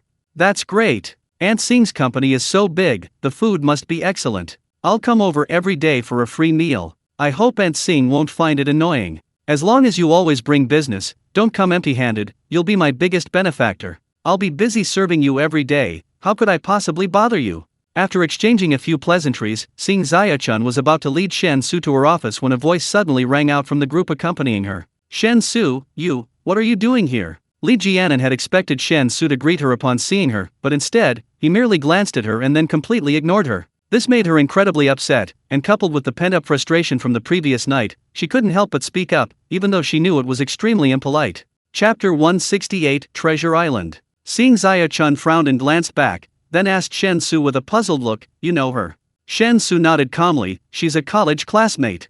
Xing Xiachun said in surprise, What a coincidence? I've never heard you mention her before. If she just graduated, getting a job at our Chunkaya group should be something to brag about, right? Shen Xu shrugged, Just a classmate, not that close. I don't have a penchant for gossiping about other people's private lives, so it's normal that I don't know her. To be honest, I was just as surprised when I saw her. After saying that, Shen Xu nodded to Li Jianan, which was his way of greeting her. Faced with Shen Xu's cold reaction, Li Jianan could only remain angry to herself, not daring to say anything more. Seeing Xia-chun glance thoughtfully at Li Jianan and Shen Xu, then smiled casually and said, "Let's go to my office first. We can talk about the important matter that requires our face-to-face discussion." With that, seeing Xia-chun gestured for Shen Xu to proceed, leading him towards the main building. They quickly arrived at the chairman's office via elevator. The secretary from the board's office naturally went to the adjacent secretary's office. Seeing Xia-chun had the bodyguards wait outside the office, closed the door, gestured for Shen Xu to sit on the sofa, and personally brewed a pot of tea. "Try it. Although it's not as good as the tea at my father-in-law's, it's still top quality. It'll refresh you." Seeing Xia-chun sat down opposite Shen Xu and said with a smile. Shen Xu picked up the teacup and took a sip. Sure enough, he still couldn't tell the difference. Shaking her head helplessly, she put down her teacup and said, "And seeing, I'm here today mainly to discuss two things with you. First, Grandpa Xia suggested I buy a deserted island near Wanghai City on a long-term lease. Then, we can renovate the island, and all our future transactions can take place there. This would greatly improve both security and privacy." Seeing Xia-chun nodded and said, "I know about this, and I've already obtained detailed information about the surrounding deserted islands from the Maritime Bureau. If you've made up your mind, you can directly choose one you like. The lease term can be a maximum of 50 years, and the rent should be in accordance with national regulations. As for all the other leasing procedures, I can handle them for you. After all, dealing with an agency like the Maritime Bureau on your own is quite troublesome. Even with my father-in-law's connections, there's no guarantee everything will go smoothly. It might be more convenient if I handle it." Shen Xu said with great interest, and seeing, "Could you let me see the documents? I know absolutely nothing about the islands around Wanghai." "Of course, please wait a moment." Seeing Xia-chun said, getting up and walking to her office bookshelf. She took out a document and handed it to Shen Xu. Shen Xu opened the document and found it was a thick stack of papers. "There are so many islands around Wanghai?" Shen Xu asked in surprise as he browsed through the documents. Seeing Xia-chun nodded. "Indeed, quite a few. I've crossed out all the inhabited islands for you, leaving only data on uninhabited islands. There are 23 islands in total, varying in size, half alluvial sand islands and half bedrock islands. However, not many of them are truly suitable for renting as a base, because many of them, despite being called islands, are actually just reefs. If it's up to me, I suggest you choose Treasure Island." As she spoke, seeing Xia-chun pointed to the document Shen Xu was looking at. He continued, "Treasure Island has a total area of 0.23 square kilometers, about 10 kilometers from the mainland. It was once garrisoned by troops, but that's no longer the case. Because unauthorized landings are prohibited, Treasure Island retains its pristine appearance. There's only a simple dock for small boats. Strictly speaking, the island's infrastructure is practically non-existent. If you were to rent this island, the modifications and subsequent infrastructure construction, even with a rushed schedule, would take at least a year to complete, costing hundreds of millions." Shen Xu nodded, focusing intently on the information saying Xia-chun pointed out. "It must be said, Treasure Island is indeed quite impressive. Mainly, compared to other islands, its advantages are obvious. The 23 deserted islands are either too close to the mainland or too far away. Furthermore, most of the islands are too small to be suitable as a secret base, as there's little room for modification." After reviewing the basic information of all the islands, Shen Xu had to admit that seeing Xia-chun's assessment was correct, Treasure Island was indeed the most suitable. "Then let's take Aunt Xing's advice and rent this Treasure Island. What do I need to do on my end?" Shen Xu looked up and asked. Seeing Xia-chun said casually, "You don't need to do anything. The paperwork is easy to handle. Let's see what happens tomorrow or the day after. Once everything is settled, I'll have someone accompany you to the Maritime Bureau to sign the lease agreement. You just need to sign, I'll take care of everything else." "Tomorrow or the day after?" Tomorrow or the day after might not be possible. I have some business to attend to and need to leave Wanghai, but I estimate I'll be back in 2 or 3 days. I'll call you when I get back." Shen Xu, thinking about his trip to Chang'ili County tomorrow, couldn't help but suggest. Seeing Xia-chun, seemingly misunderstanding something, didn't ask further. Instead, she nodded knowingly and said, "No problem. Let me know when you're back. Since you've decided to rent the island, I'll contact the infrastructure team today, have them survey the island and create detailed plans. Once we have a preliminary project budget, you can confirm it. As for payment, we can use the goods you trade with me each month to settle the debt. Don't send cash from your company. You've never had a finance department, and I imagine you'd find it troublesome to have money transferred from the company. I'll pay the infrastructure costs in stages according to the construction schedule. After deducting the costs for each stage of the goods you trade for, I'll transfer the remainder to you." Shen Xu naturally had no objections and quickly reached an agreement with Xing Ziya-chun on renting and renovating the deserted island. Alright, the first thing is settled. So, what's the second thing? What else would you like to discuss with me? Xing Ziya-chun put away the documents about the deserted island and looked at Shen Xu with some curiosity. Shen Xu's expression then turned serious, and he said, I'd also like to discuss the gold with Aunt Xing. Chapter 169 The difference between large and small quantities. Gold? What's there to discuss about gold? A look of doubt appeared on Xing Ziya-chun's face. Shen Xu organized his thoughts and said, Aunt Xing, if I could secure a stable source of gold, could you continuously purchase it? The price could be adjusted downwards from the international gold price, just not too much. Xing Ziya-chun looked surprised. After frowning and thinking for a moment, she said, that depends on how stable this so-called stable source really is, and how much gold it can provide. If the quantity is small, it's meaningless. For example, if you guarantee to bring me tens of kilograms of gold every month, that seems like a large quantity. If you were to trade it, it could fetch tens of millions. From a purely trading perspective, it's definitely a substantial deal. But from the perspective of gold itself, at least for me, it has no value, because the market size for gold is simply too enormous. Taking our country as an example, over the past decade, the average annual gold trading volume in our country has hovered around 1,000 tons. This is a massive market worth hundreds of billions, and ordinary gold transactions have virtually no impact on the overall market. Of course, this 1,000-ton gold trading includes a large amount of duplicate trading and paper gold trading, but undeniably, the sheer size of the gold market dictates that it's a game requiring state participation. Ordinary companies or individuals cannot participate in market decision-making. As for me, and for our Chun Kaya group, participating in any business requires becoming a rulemaker. Only by setting the rules at the top can we maximize profits. I personally have no interest in following rules set by others. Shen Xu pondered for a moment, then said, You mean you're not interested if the quantity is too small, but you'd still be willing to do the deal if the quantity is large enough? Xing Ziya-chun nodded matter-of-factly, That's right. Gold is, after all, the most special precious metal in history. Since the dawn of civilization, thousands of years have passed, and throughout these millennia, humanity's material and technological levels have continuously progressed. Correspondingly, many things have naturally undergone tremendous changes with societal development. For example, in the beginning, primitive people used seashells as tokens of exchange, and later, humans invented copper coins, paper money, and so on. With each new currency created, the old currencies were gradually phased out. But throughout humanity's thousands of years of history, one thing has never changed. Regardless of the dynasty, whether domestically or internationally, everyone has always coveted it, gold. It is universally recognized as the most valuable and constant currency. Since it's currency, it needs to function as currency to have value. Therefore, in small quantities, gold is at most used for jewelry or ornaments. Only in large quantities can gold influence the market.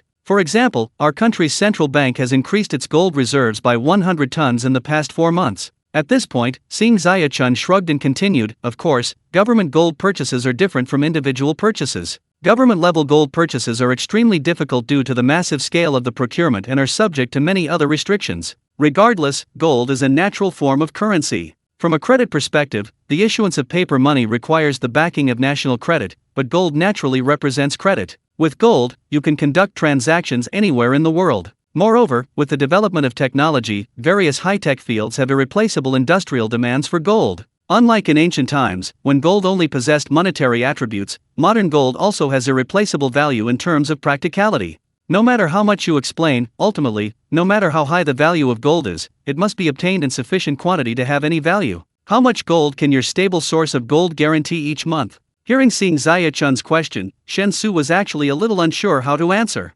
Because he would only be able to determine exactly how much gold he could obtain after discussing it with Chu Anken in the other world. Small amounts of gold can indeed be acquired through trading in scarce goods. However, if, as Xing Ziya-chun claims, a few dozen kilograms of gold isn't worth the effort, then the amount of gold needed would have to be measured in tons. 1 ton of gold is a whopping 20,000 taels of silver. Acquiring it through normal commercial transactions in this other world is incredibly difficult. Only a wealthy tycoon like Chu Anken, who runs a money exchange, has the stable channels to amass such a large quantity of gold. After some thought, Shen Xu said, I can't be sure of the stable supply of gold for now. I'll come back to discuss this with you in a few days. The only thing I can be sure of is that it won't be just a few dozen kilograms. It will be at least in tons, and we'll be trading with you. The only difference is how many tons and how long it can be sustained. I believe that if the transaction volume reaches more than a ton, then this matter will be worth your attention, right?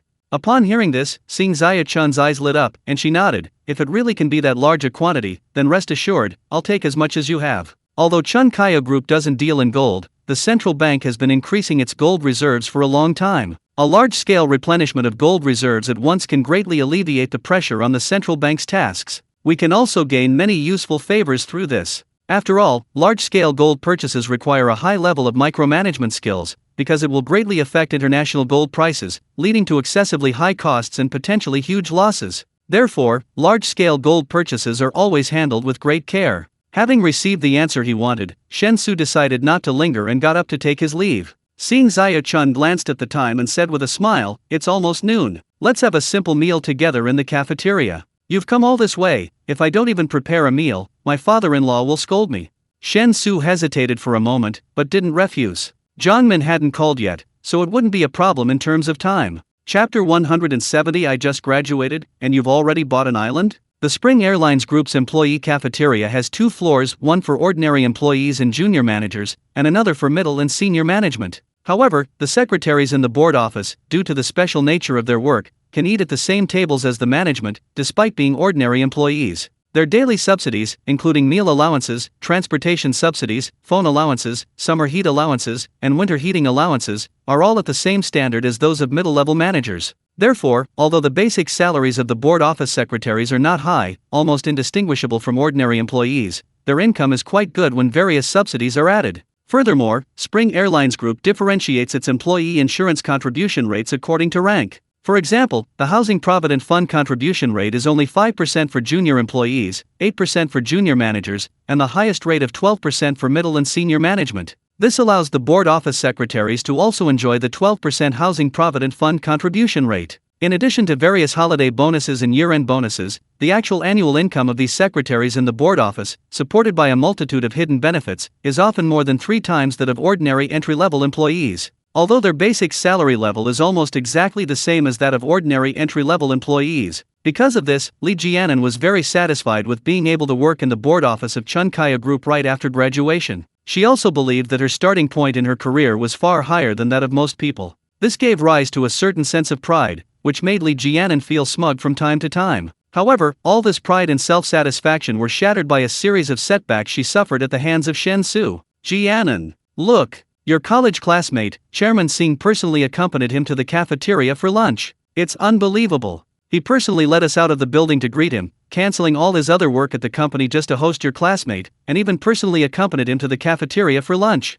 I remember the last person to receive this treatment was the deputy class monitor from Wanghai City who came to our company for inspection and guidance. But what level is the deputy class monitor from Wanghai City? Of course, Chairman Singh would personally accompany him. Why does your college classmate get this kind of treatment?" Li Jianan was sitting at a table in the cafeteria, eating her lunch with a bland taste, when suddenly her arm was nudged by Sister Liu, who was eating with her. At the same time, Sister Liu's incredibly curious and gossipy question rang in her ears. Subconsciously looking up, following Sister Liu's direction, Li Jianan indeed saw Shen Xu, accompanied by Sing Zayachun, appearing in the cafeteria's food pickup area. The staff canteen is a buffet style, offering more than 40 kinds of meat and vegetable dishes daily. On special occasions, it also prepares high-end ingredients such as lobster, crab, and salmon. Meal allowances for meals eaten in the staff canteen are directly included in the canteen's budget. Of course, if you don't like the cafeteria, you can choose not to eat there and order takeout or bring your own food. In that case, the meal allowance will be deposited directly into your salary account in cash.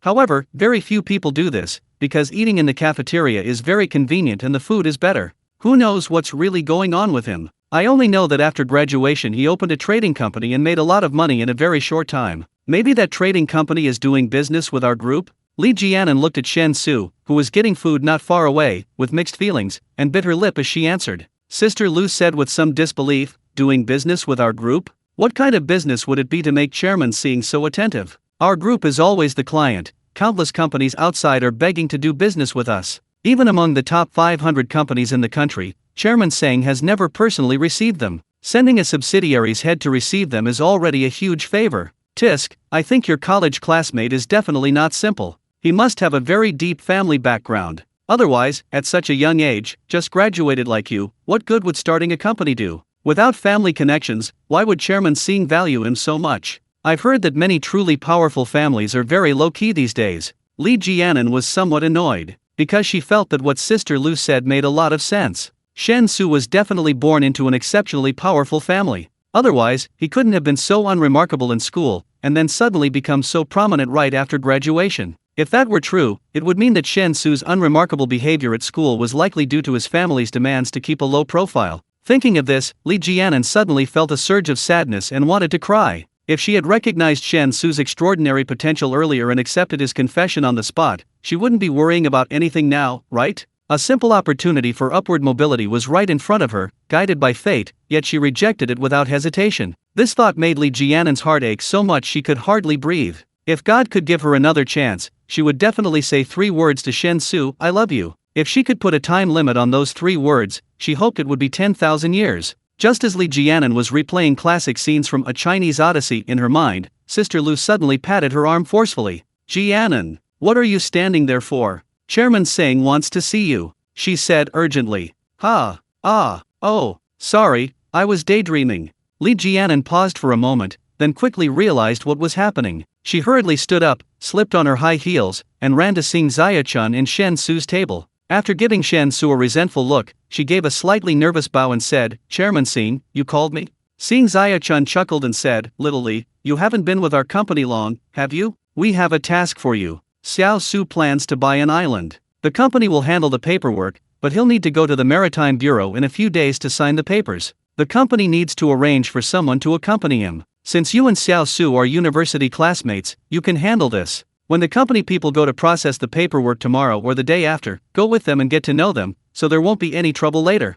Buy an island. Li Jianan looked at Shen Xu in utter shock. Chapter 171, Meeting a Celebrity at the Airport. Shen Xu had no objections to Sing Ziya-chun's arrangements. Mainly because he was now completely indifferent to Li Jianan, he felt it didn't matter who Sing Ziya-chun arranged to accompany him to handle the procedures. As for why Li Jianan had to be chosen, perhaps it was due to some kind of wicked sense of humor on Sing Ziya-chun's part? Who knows? Anyway, it didn't involve any matters of principle, so Shen Xu didn't bother to think about it further. The food at the Chunkaya Group's cafeteria was quite good, but he had only eaten halfway when Zhang Min called. She mentioned that her mother's flight arrived in Shanghai at 2 p.m. and told Shen Xu to just go directly to the airport to meet her. With only an hour and a half left before the plane's landing, Shen Xu simply ended his lunch. After saying goodbye to Sing Ziya-chun, he didn't take a taxi but went straight to the nearest subway station. Although the off-peak traffic was barely tolerable, taking the subway was obviously faster to get to the airport. Since Spring Airlines Group wasn't too far from the airport, the entire subway journey took less than half an hour. With plenty of time, Shen Xu simply found a fast food restaurant in the airport and completely filled his stomach, which he had only managed a half-full meal at the Spring Airlines Group cafeteria. When he received another call from Zhang Min asking where he was, there were still about 10 minutes before his flight landed. Shen Xu paid the bill amidst the stunned expressions of the fast food restaurant staff, and, feeling satisfied, headed towards the arrivals gate. As one of only 4 first-tier megacities in China, Shanghai has 2 airports. One airport primarily handles international flights, while the other primarily handles domestic flights. Shen Xu hadn't been searching for long in the domestic-focused airport when he spotted Zhang Min waiting outside one of the arrivals gates. The next second, Shen Xu's eyes lit up. Today, Zhang Min was completely different from the Zhang Min she used to be when she shared an apartment, as she often worked overtime and didn't pay much attention to her personal appearance. She wore a light yellow short-sleeved t-shirt over a solid-colored knit top, and a pure white A-line skirt. The skirt featured vertical striped pleats, creating a layered look and exuding a youthful vibe. She wore 3-point heels, comfortable and flattering, showcasing the smooth, white curves of her feet.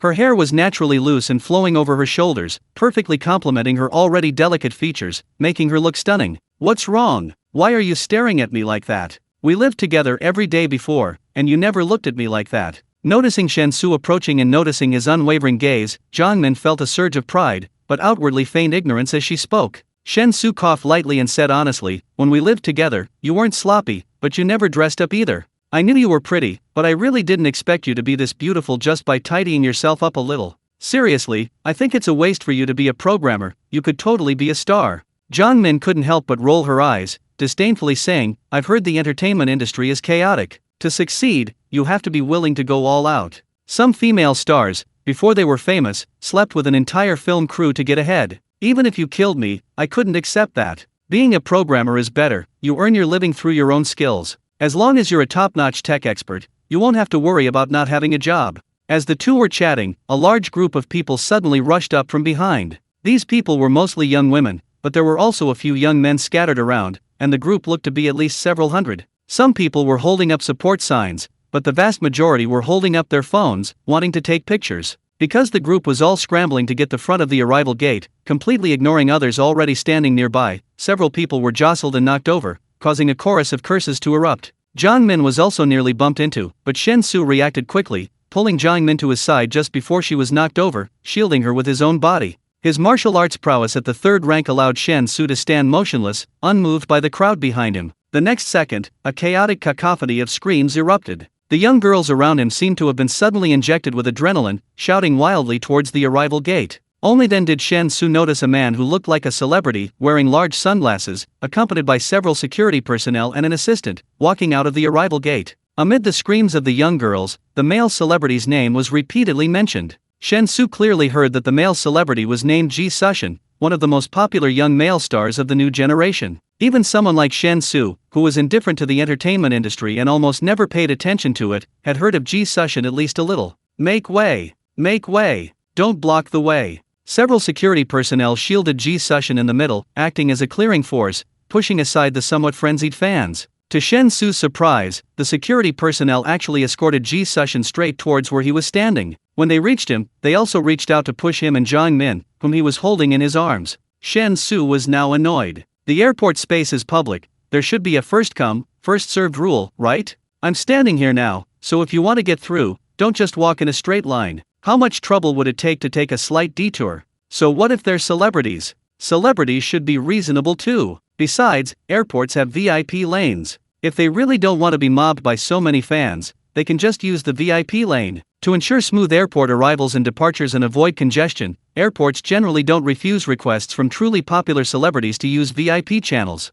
Therefore, Ji Sushin's decision not to use the VIP channel was definitely intentional. He's using the enthusiastic reactions of fans to generate news and maintain his popularity. For celebrities with only a large following, without any notable works, the only way to maintain exposure is through constant media hype and publicity. Just as the security guard's hand was about to reach Jiang Min, Shen Xu acted swiftly and decisively, grabbing the guard's wrist. With a slight squeeze, the security guard screamed in agony, his face contorted in pain. Ah, it hurts. It hurts. Let go. It's going to break. P.S. Brothers, I tested positive, my first positive result. I'm feeling a bit better today and should be able to write tomorrow's update. But according to international practice, I probably won't be able to write tomorrow, so I'll tentatively take 2 days off the day after tomorrow and the day after that. I'll write if I can, and if I can't, I'll go fight the coronavirus to the death. Chapter 172 Mother-in-law's view of son-in-law. The unexpected situation occurred quite suddenly. The other security personnel didn't even have time to react. Even the excited fans were startled.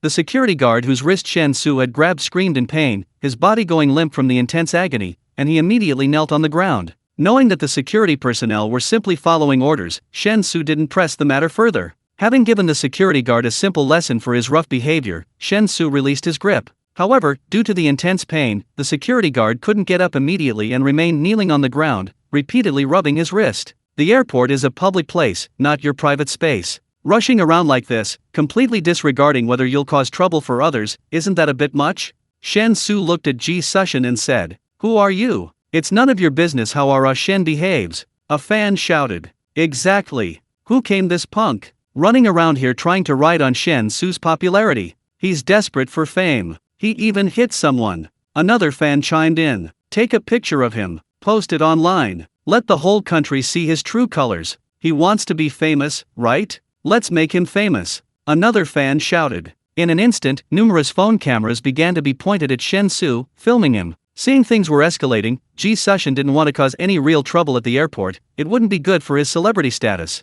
So he simply had someone check the security guard's wrist, confirming it was just a sharp pain that would quickly subside, before leading his men around Shen Xu and Jiang Min. However, as he passed Shen Xu, Ji Sushin suddenly took off his sunglasses and glared at him menacingly. Shen Xu ignored him. As long as the other man didn't continue to provoke him, it was none of his business. As Ji Sushin left, the noisy fans immediately followed, quickly clearing the area at the arrival gate. Jiang Min, who had been held tightly in Shen Xu's arms, asked worriedly, "Are you alright? I've heard that many celebrities' extreme fans resort to doxing. Won't that cause trouble?"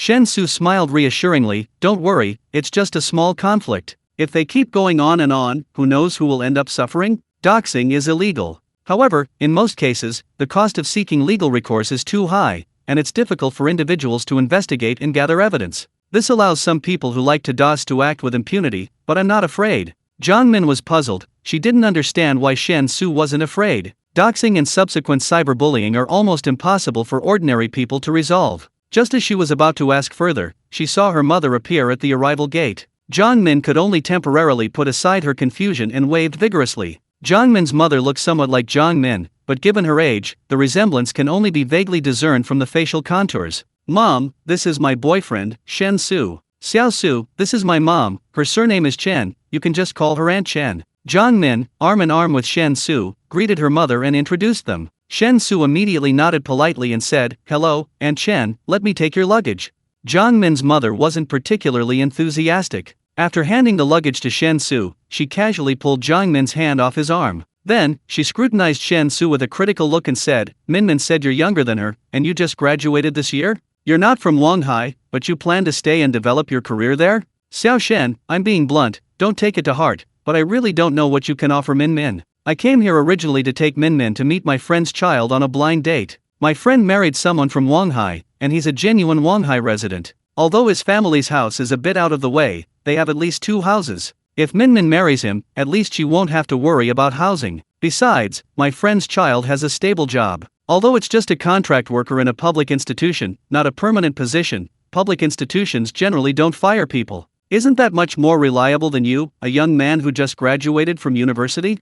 "Mom, what are you saying? Xiao Su is so good to me. Can you stop making me feel awkward right from the start? I'm getting angry," Jiang Min said unhappily. However, Shen Xu didn't seem to care about what Jiang Min's mother said. He was just there to help, not as her boyfriend, so naturally he didn't relate to her words at all. "Fine, I won't say it. What's the use of being nice to you? Can being nice to you put food on the table? You're still young, you don't know what life is. You think love can solve everything, but let me tell you, I've been through this. Mortgages, car loans, daily necessities, that's life. Having money is life. Without money, you're just surviving." Because Jiang Min clearly expressed her dissatisfaction, Jiang Min's mother tried to lower her voice. But even though it seemed like she was whispering to Jiang Min, her voice was still loud enough for Shen Xu, who was walking ahead, to hear clearly. Shen Xu couldn't help but smile bitterly. He completely understood Jiang Min's mother's feelings, but this matter really had nothing to do with him. So, he calmly dragged his luggage to the entrance of the airport terminal and hailed a private car. Remembering Jiang Min's request for him to perform well, and judging from Jiang Min's mother's attitude alone, Shen Xu decided to take Jiang Min and her mother back to his duplex apartment. He figured that once they saw the duplex, Jiang Min's mother would stop pressuring Jiang Min to go on blind dates. Taking a taxi. What era are we living in? Who doesn't have a car? Min, let me tell you, even though traffic is terrible now, having a car is still more convenient than not having one. As soon as they got into the car, Jiang Min's mother started nagging again in a low voice. Her voice was similarly soft, almost like she was whispering to Jiang Min. But Shen Xu, sitting in the passenger seat, could hear her clearly. Such skill takes decades to develop. The car arrived smoothly at the gate of Shen Xu's apartment complex. As soon as Shen Xu got out of the car, he saw his Bentley parked on the roadside near the entrance of the residential complex. As he stepped out of the limousine, the Bentley's door was immediately opened. Go Wenpeng got out of the car and jogged to Shen Xu's side. After handing Shen Xu the car keys, he said with a smile, "I was just about to call you, but since you weren't home, I left the keys at the security booth. Then you came back. It was just a minor scratch. I took it to the repair shop and fixed it right away. I'll handle the aftermath, you don't need to worry about it. You're something else, even bought a house. This address was found by our repair shop owner, so I drove it right over to you. I have something to do, so I'll be going now. Since you've moved, you should at least have a funeral, remember to call me then." With that, Go Wenpeng seemed to be in a hurry, hailed a taxi on the street, and jumped in. Chapter 173 When Are You Getting Married? Go Wenpeng's hurried and flustered manner left Shen Xu somewhat bewildered. By the time he realized what was happening, Go Wenpeng had already gotten into a taxi and driven away. Although he didn't know what Go Wenpeng was busy with, he guessed it couldn't be anything bad. If Go Wenpeng were really in trouble, he would definitely call him. Therefore, Shen Xu wasn't worried. He casually tossed the luggage he had just taken from the chauffeur-driven car into the trunk of his Bentley. Then he gestured for Jiang Min and Jiang Min's mother to get in. "Xiao Shen, this is your car?" Jiang Min's mother stepped forward, carefully examined the car's emblem, and asked incredulously. Although women aren't usually tech-savvy, Jiang Min's mother, being her age, had always been interested in a high-quality lifestyle and was quite familiar with some famous luxury car brands. Confirming that it was indeed a Bentley emblem left Jiang Min's mother momentarily stunned. "Yes, Auntie, you and Min can get in first. I need to park the car," Shen Xu said with a smile. Jiang Min's mother carefully entered the back seat, sitting upright like a schoolchild, as if afraid of accidentally bumping into something and getting the car dirty. "Ahem, Xiao Shen, could I see the vehicle registration certificate? Auntie has never seen such a luxury car before, and I'm curious if there's any difference between the registration certificate for a luxury car and that for a regular car." Seeing Shen Xu get into the driver's seat and start the car, Jiang Min's mother couldn't help but speak. Shen Xu was a little surprised by this request, but didn't think much of it. Since the vehicle registration and driver's license were always in the car, he simply handed them to Jiang Min's mother. Jiang Min's mother took the vehicle registration, opened it, and saw that the name Shen Xu was clearly written in large letters under the owner's section, and the vehicle's usage was also listed as non-commercial. Confirming that this car wasn't just something Shen Xu had rented to show off, a look of immense joy immediately appeared on Jiang Min's mother's face. "Little Shen, since you have a car, why didn't you drive it to the airport earlier? Was parking difficult? Taking a taxi wouldn't affect your travel, but it's ultimately not as convenient as driving yourself, don't you think?" Jiang Min's mother smiled and handed the vehicle registration back, asking quite gently. That gentle tone was a stark contrast to the coldness and harshness she had displayed earlier on the journey. "I had no choice, I got rear-ended yesterday. It wasn't serious, just a scratch, but I still had a friend take it to get the paint repaired. I thought it would take 2 or 3 days, but he brought it back to me in just half a day," Shen Xu answered honestly. As he spoke, the car pulled into a parking space in the underground parking garage. Shen Xu got out of the car, carrying Jiang Min's mother's luggage, and led the two into the elevator that led directly to their apartment. When the elevator doors opened, the spacious and bright living room of the duplex apartment appeared before Jiang Min's mother's eyes, and she immediately gasped in astonishment. Even Jiang Min herself hadn't expected Shen Xu's new apartment to be so extravagant. When Jiang Min first learned that Shen Xu had bought a house and was preparing to move, she subconsciously assumed he had bought a small, rundown apartment. There was no way around it. The housing prices in Wanghai City were simply outrageous. For a recent graduate from an ordinary family, even emptying their parents' wallets and savings to afford a down payment on a small, rundown apartment was an extremely difficult task. But this house, let alone ordinary people, even the middle class in Wanghai City couldn't afford it, right? "Shen, is this your house? You bought it? How much did it cost? Cash or a loan?" Jiang Min's mother walked into the living room, looked at the stairs, and then at the overall layout of the house, unable to help but ask, slightly stammering, "It's my house. I just bought it recently. The total price was 42 million, paid in full," Shen Xu answered truthfully. The number made Jiang Min's mother dizzy. Instinctively, she reached for the back of the sofa, swallowed hard, and then shakily sat down. Even in Wanghai, a house worth 40 million yuan would definitely be considered a luxury home. Perhaps it wouldn't reach the standard of a top-tier luxury home, but for ordinary people, it was a dream they could never even imagine. Xiao Shen, please don't think I'm being nosy, but I'm just really curious, you just graduated, right? Is your family very rich? Otherwise, how could you afford such a house?" Sitting on the sofa, Jiang Min's mother, after calming her shock, stammered. Compared to her arrogant demeanor when she got off the plane, Jiang Min's mother was now noticeably humble, making Jiang Min roll her eyes in disbelief. "My family isn't rich. My parents live in our hometown in the county town. The reason I was able to buy this house is because I started a company right after graduation. And I was incredibly lucky. After the company got off the ground, someone took notice and invested 1 billion yuan.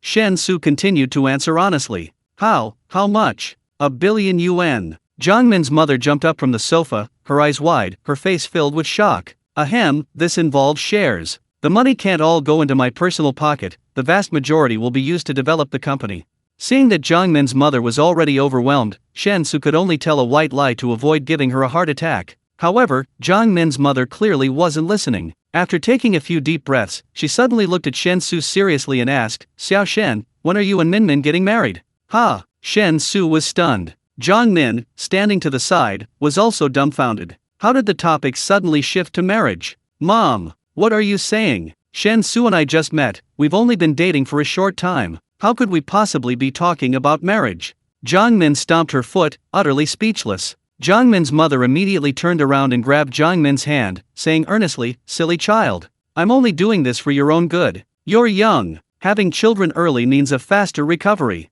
Don't follow those who marry and have children late. It's not only bad for your health, but it's also very difficult to regain your figure. Jiang Min's cheeks instantly turned bright red. Shen Xu, feeling it wasn't appropriate to linger, quickly said, "Auntie, well, my company is in its startup phase, and I'm very busy, so I'll have to go now. My sister should be back soon. Let my sister and Min keep you company. Please stay at home while you're in Wanghai, don't be shy." Upon hearing this, Jiang Min's mother immediately smiled broadly and said, Okay, you go ahead with your work. A man's career is important, don't worry about things at home, Min can handle everything. Shen Xu gave an awkward laugh, afraid of hearing anything more suggestive, and immediately turned and fled. P.S. Guys, I'm 38.5 now, I can't take it anymore. I heard it's really uncomfortable for at least 3 or 4 days, so I'm taking 2 days off tomorrow and the day after. Thanks for your understanding. Chapter 174 The Rebellion in Progress. With plenty of time to spare and nothing else to do, Shen Xu briefly considered the situation and decided to improve the meals for Songjia village.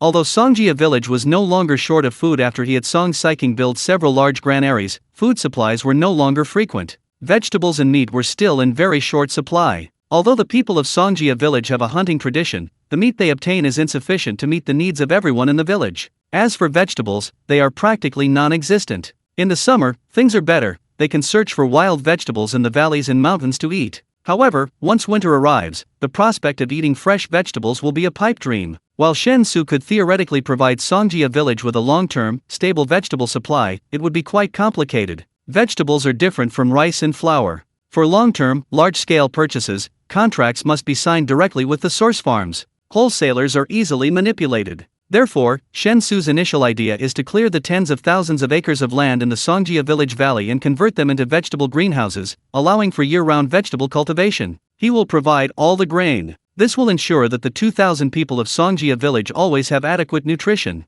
Of course, once the day of rebellion arrives and the rebel forces grow exponentially, the extra people will have to solve their food problem using the most primitive methods of this other world. Shen Xu initially planned to modernize only the 2,000 people of Songjia village to ensure the situation remained under control. Of course, whether this plan could be implemented depended on the opinions of Song Saiking and her sister, and Elder Wufang. He drove straight to the nearest vegetable wholesale market, went on a shopping spree, and then hired a truck to transport the nearly 20 tons of vegetables and meat to his warehouse. Each of the 2,000 people in Songjia village would receive an average of 20 jin, approximately 10 kilograms. It wouldn't last long, but vegetables and meat spoil easily unless pickled. Therefore, letting the people of Songjia village try it first, and then discussing the conversion of all the land to vegetable cultivation with Song Saiking and Elder Wufang, should go more smoothly. Only when the people of Songjia village truly understood how delicious and nutritious vegetables and meat mixed with rice and noodles were would they be truly motivated to change. With this thought in mind, Shen Xu packed all the vegetables and meat into his subspace and headed to the other world.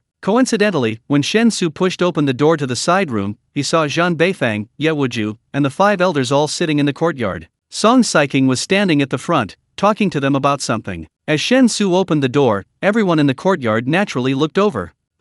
What are you busy with? Shen Xu greeted the others while asking Song Saiking. Song Saiking gave a graceful bow and said softly, replying to my husband, I'm arranging things for the upcoming events. With your help, many things we previously thought we couldn't do yet will now be on the agenda. For example, Grandpa Lu could lead the assassins from the Blood Guard to create chaos among the 3 kingdoms, disrupting their fragile balance and accelerating the outbreak of war. Another example is Grandpa Cao using his connections to place some Blood Guards with military leadership skills into the army, improving their command abilities through real combat rather than just theoretical knowledge. Furthermore, Wuju needs to begin gathering detailed intelligence on the entire Dongshan prefecture. The Northern Zhou's strongest army, the Greedy Wolf Army, is stationed in Changle County of Dongshan prefecture, posing a significant threat. Therefore, before launching our uprising, we must create chaos among the 3 kingdoms, forcing Northern Zhou to deploy the Greedy Wolf Army elsewhere. With Dongshan Prefecture's garrison weakened and the Greedy Wolf Army insufficient in number, we'll have our opportunity to act. Furthermore, and most crucially, the village currently lacks any Grandmaster level experts.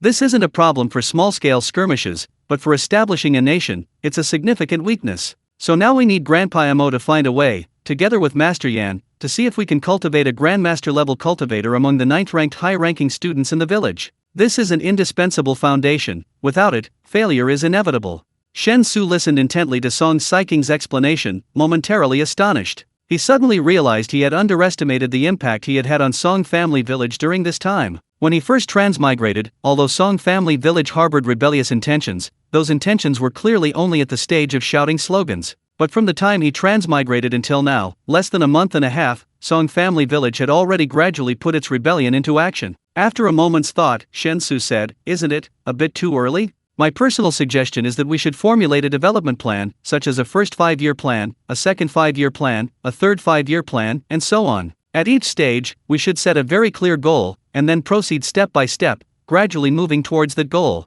For example, in my view, we are currently still in the process of transforming the entire village. At least for now, this should be a period of accumulating strength. Like you said, the village doesn't yet have a true Grandmaster level expert. Can we cultivate one overnight?"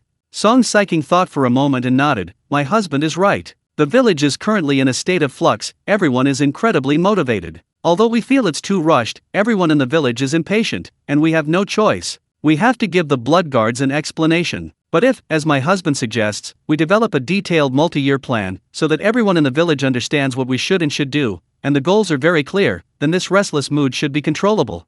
Shen Xu immediately breathed a sigh of relief and nodded. "That's right. We must be planned and organized, and never act impulsively. Well, I came today because I have something to bring everyone. Everyone has worked hard for the past month, so I brought some things to improve your lives." As he spoke, Shen Xu gestured for Elder Wufang, Ye Wuju, and Zhan Beifang to clear the middle of the courtyard. Zhan Beifang darted to a corner of the courtyard, his face beaming with excitement, and said, "Is the young master going to demonstrate his hidden abilities? I only heard about your identity from Miss yesterday, but I've never seen it with my own eyes. It's unbelievable. I always thought that so-called immortal techniques were just made up in storybooks and by storytellers." Chapter 175 Vegetable Freedom. Besides Zhan Beifang, the 5 elders also wore expressions of immense anticipation. Even Ye Wuju, despite having witnessed it once before, still became excited upon seeing Shen Xu about to demonstrate his ability to conceal his power within his sleeve again. Only Song Saiking remained calm, appearing as if she were an experienced and knowledgeable person. Shen Xu smiled. Although he could release everything in his subspace simply by thinking, since it was supposed to be a sleeve concealment, he had to put on a show. So, he waved his sleeve, roughly outlining the area in the middle of the courtyard, before releasing a full 20 tons of meat and various vegetables. Zhan Beifang, Ye Wuju, and the 5 elders all stared wide-eyed, their eyelids unblinking. But the massive amount of meat and vegetables still appeared out of thin air right before their eyes. Even though the 5 elders were all 9th rank experts, they still couldn't detect any tangible trace of it. A universe in a sleeve. It really is a universe in a sleeve. It's amazing. This kind of immortal technique actually exists. I'm so excited. Would you touch it? My hair is standing on end. Zhan Beifang said excitedly, trying to grab Ye Wuju's hand and touch his arm. Ye Wuju dodged aside with obvious disgust, preventing Zhan Beifang from succeeding. However, his excitement was no less than Zhan Beifang's. Although this was the second time he had witnessed Shen Xu use the universe in a sleeve technique, the shock he felt from the scene was no less than the first time. As for the 5 elders, they appeared much calmer than Zhan Beifang and Ye Wuju. However, there was also undisguised horror in the 5 elders' eyes. Even though Song Saiking had explained it clearly to them yesterday, seeing is believing. No matter how eloquently you hear it, it's never as shocking as witnessing it firsthand.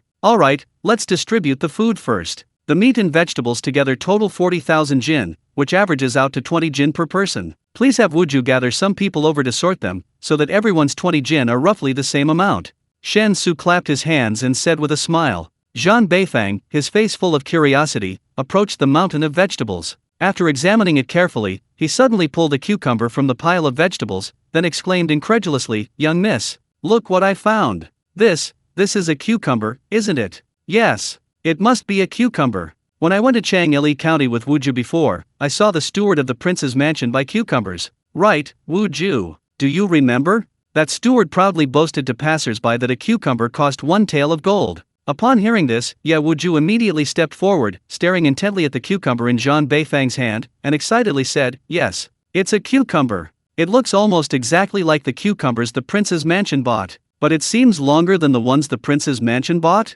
But the prince's mansion only seems to have bought 10 that time, they couldn't buy more. But here, how many are in here?" By the end of his sentence, Ye Wuju had turned to look at the mountain of vegetables before him, specifically the large pile of cucumbers crammed together, his expression shifting from excitement to bewilderment. He couldn't understand why cucumbers, worth an ounce of gold each, would be treated so roughly. Master Yan also stepped forward, circling the mountain of vegetables before clicking his tongue in amazement. Not just cucumbers, he said, I also see eggplants, chives, spinach, and cabbage. While there are also common greens like radishes and celery, the vast majority are rare, some I've never even seen or heard of before. The remaining 4 of the 5 elders exchanged bewildered glances. Master Yan was arguably the most knowledgeable of the 5. In the other 4's memory, it seemed there was nothing Master Yan didn't know. So, even Master Yan had never seen or even heard of these green vegetables, leading the 4 to doubt their very existence. Song Saiking approached Shen Xu, instinctively reaching out to take his arm, and said with difficulty, "Husband, these green vegetables are simply too abundant. Even the royal families of the 3 kingdoms couldn't possibly afford so many green vegetables."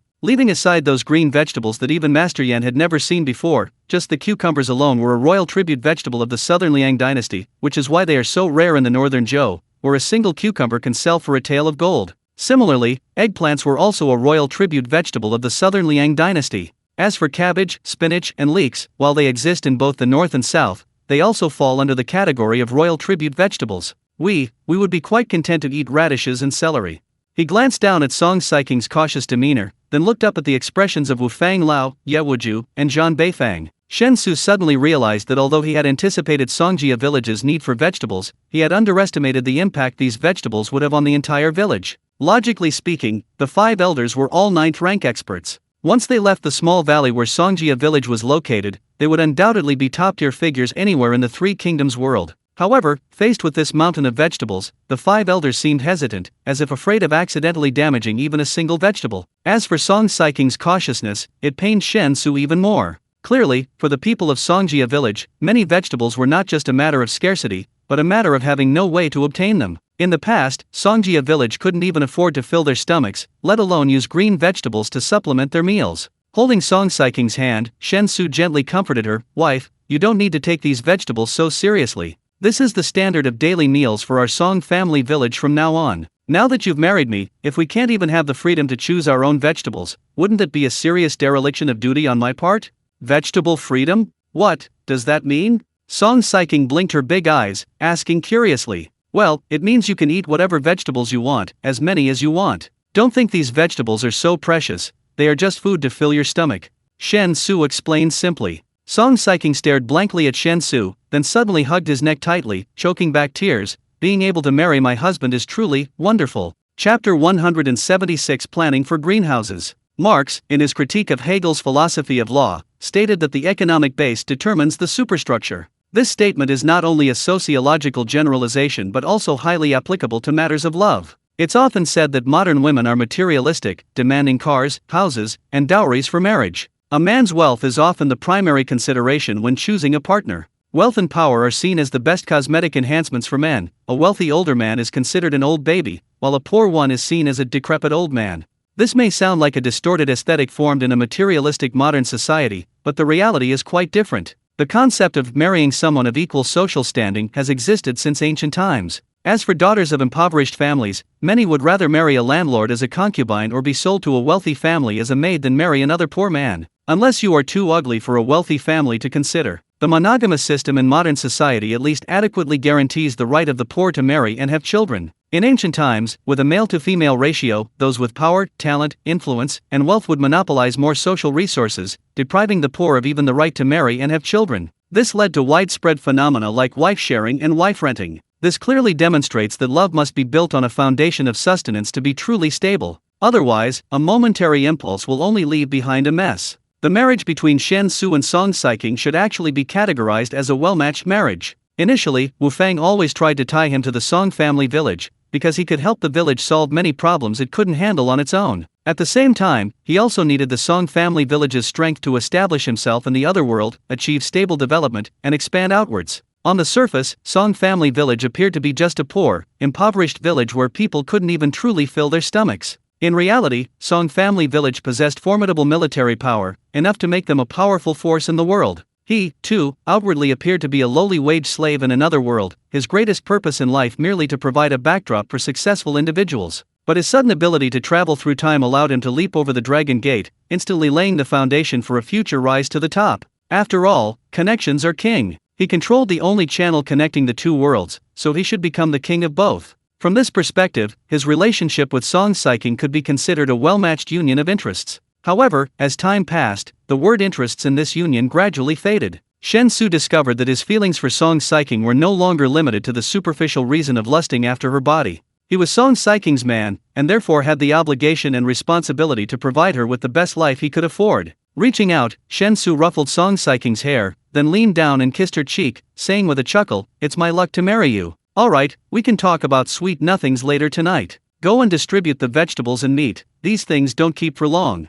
After distributing the vegetables to each household, tell them to eat them as fresh as possible. Any leftovers should be pickled. Tell everyone not to be reluctant, I will find a way to ensure that everyone in Songjia village can eat the vegetables they want. Now that I've become the son-in-law of Songjia village, I will lead everyone to a truly good life. What the Three Kingdoms royal family can eat, our Songjia village must also be able to eat. What the Three Kingdoms royal family can't eat, our Songjia village must also be able to eat." Song Saiking blushed instantly after being kissed by Shen Xu in public, but still obediently responded. After leaving Shen Xu's embrace, she quickly regained her dignity as the young lady of Songjia village and instructed Ye Wuju and Zhan Beifang to immediately arrange the distribution. Soon, the news spread to every corner of Songjia village. Having had their appetites spoiled by Shen Xu in recent days, Songjia village was once again in a state of collective excitement. The specific sorting and distribution were naturally overseen by Ye Wuju and Zhan Beifang. Shen Xu no longer needed to gain recognition through such means. As long as everyone in Songjia village knew that the vegetables and meat were brought by him, that was enough. A month ago, during the first distribution of grain, he personally oversaw the process because the people of Songjia village were unfamiliar with him, and some had never even seen him before. Distributing grain allowed the villagers to quickly get to know him and accept him. But now, he had become the son-in-law of Songjia village and had easily won the affection of everyone in the village. At this point, what he needed to do was maintain a degree of mystery. Vegetables? Greenhouses? Husband, what you're saying, I don't understand. Among the 10,000 acres of fertile land in Songjia village, Song Saiking stood beside Shen Xu, listening as he roughly explained his new plan for the land. She asked hesitantly. Elder Wufang was also nearby, but he clearly understood more of what Shen Xu was saying. Although he still struggled to comprehend it, at least he wasn't as clueless as Song Saiking. It doesn't matter if you don't understand. You just need to know that if my idea is fully realized, then these 10,000 acres of land will be able to grow vegetables all year round. Even in winter, when vegetables can't grow under normal circumstances, our Songjia village will have a sufficient supply of various fresh vegetables, Shen Xu said with great enthusiasm. Song Saiking stared blankly at Shen Xu, feeling as if he were telling a myth. Master Yan nodded thoughtfully, saying, I roughly understand the reasons behind this, but I can't figure out how to accomplish it. Of course, since the young master is a descendant of the immortal sect, if he possesses some divine abilities and can truly accomplish this, then we will definitely give our full support. Hearing Master Yan's statement, the other 4 members of the 5 elders immediately nodded in agreement. Mo Huairen stroked his beard and chuckled, That's right, son-in-law, do whatever you want. Even if we don't understand, we'll definitely support you wholeheartedly. And being able to eat fresh green vegetables in winter, just thinking about it is like living in paradise. Even among the royal families of the 3 kingdoms, only the southern Liang royal family could eat green vegetables in winter, and even then, the variety was very limited. It's truly something to yearn for. Song Saiching finally realized what was happening and quickly nodded, Okay, I'll arrange it right away. Chapter 177 Feasibility of High-End Drones. He walked almost a complete circle around the tens of thousands of acres of fertile land in Songjia village. Shen Xu collected fresh soil from various areas and placed it in his subspace. This was for preparing the next steps in his plan. A greenhouse project involving tens of thousands of acres couldn't be something Shen Xu could just decide to build on a whim. He first needed to return to his own world to find experts to verify and design the plan, having them write down every step in detail. Then, based on the expert's plan, he would procure everything necessary for building the greenhouse.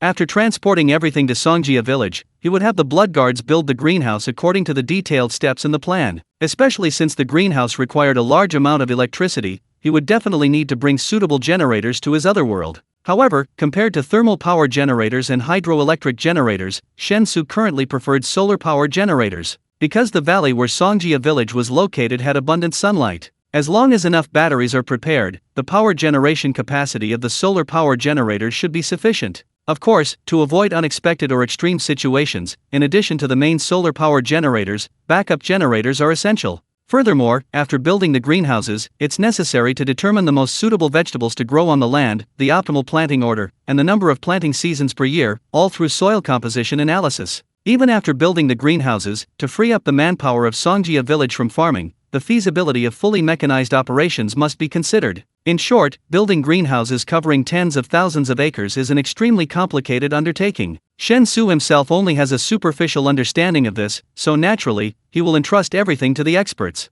Once the experts have completed all the preliminary work and broken down all the steps into simple, user-friendly procedures, it will be his turn to show his skills. Alright, that's enough for now. I'll go back and think about it in detail, figuring out where to start building these tens of thousands of acres of greenhouses. I might bring some things you've never seen before, so be prepared. Shen Xu placed a large handful of soil from the last area into the subspace, clapped his hands, and said with a smile. Master Yan's eyes lit up, and he asked excitedly, "Young master, is it a new magic weapon?" Shen Xu thought for a moment and nodded. "You could call it a magic weapon, but not the small kind we gave you before. It's a large one. Anyway, you'll find out when the time comes. By the way, are you using the 1,000-mile eye and the wind-following ear?" Master Yan grinned. "Of course. We gave the 1,000-mile eye to Beifang. He often leads people into the mountains to collect things, and having the 1,000-mile eye makes things much easier. The wind-following ear was taken by old Cao. He treasures it like the back of his hand, and he won't even let us touch it. He says it's a divine object for commanding battle formations, far more convenient than flag-bearers using flag signals." Shen Xu turned to Cao Yinglong and said, "Grandpa Cao, there's no need to be so precious with those things. To be honest, we have plenty of those here, but I couldn't bring too many before due to the village's situation. Now the village is doing much better, changing rapidly. If you need more, I can bring you more. Besides, I have something much better than clairvoyance and clairaudience. I guarantee it will surprise you." Hearing Shen Xu's words, Cao Yinglong's eyes lit up.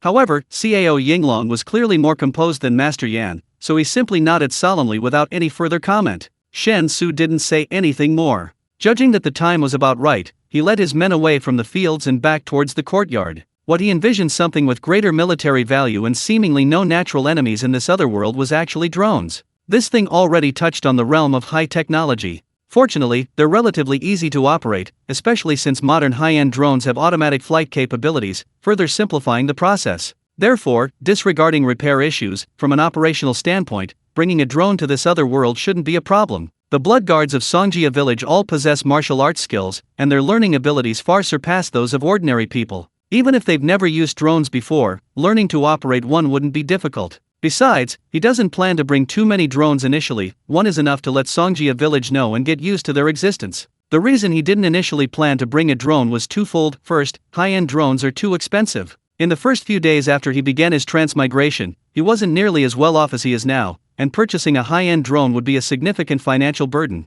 Second, drones need charging, and before transporting generators to this other world, bringing drones would be too inconvenient. He couldn't very well take the drone back to his own world to recharge every time it ran out of power, could he? Now that the decision to build vegetable greenhouses has been made, the solar power generators must be secured. If the generators are made powerful enough, perhaps Songjia village can enter the electricity era sooner. The charging problem for the drones will then be no longer an issue. Back at the courtyard house, the distribution of vegetables and meat was nearing completion. Everyone they encountered in Songjia village along the way was beaming with joy. For the past month or so, they had been living a more abundant and comfortable life than during the usual holidays, and unexpectedly, their son-in-law had brought another great gift. So much so that, with their happiness overflowing, the people of Songjia village were beginning to show signs of almost deifying Shen Xu. After everyone's share had been distributed, Zhan Beifang and Ye Wuju looked intently at Shen Xu, who had just returned to the courtyard house, wanting to hear his instructions and see if there were any new arrangements. "Alright, go back and rest.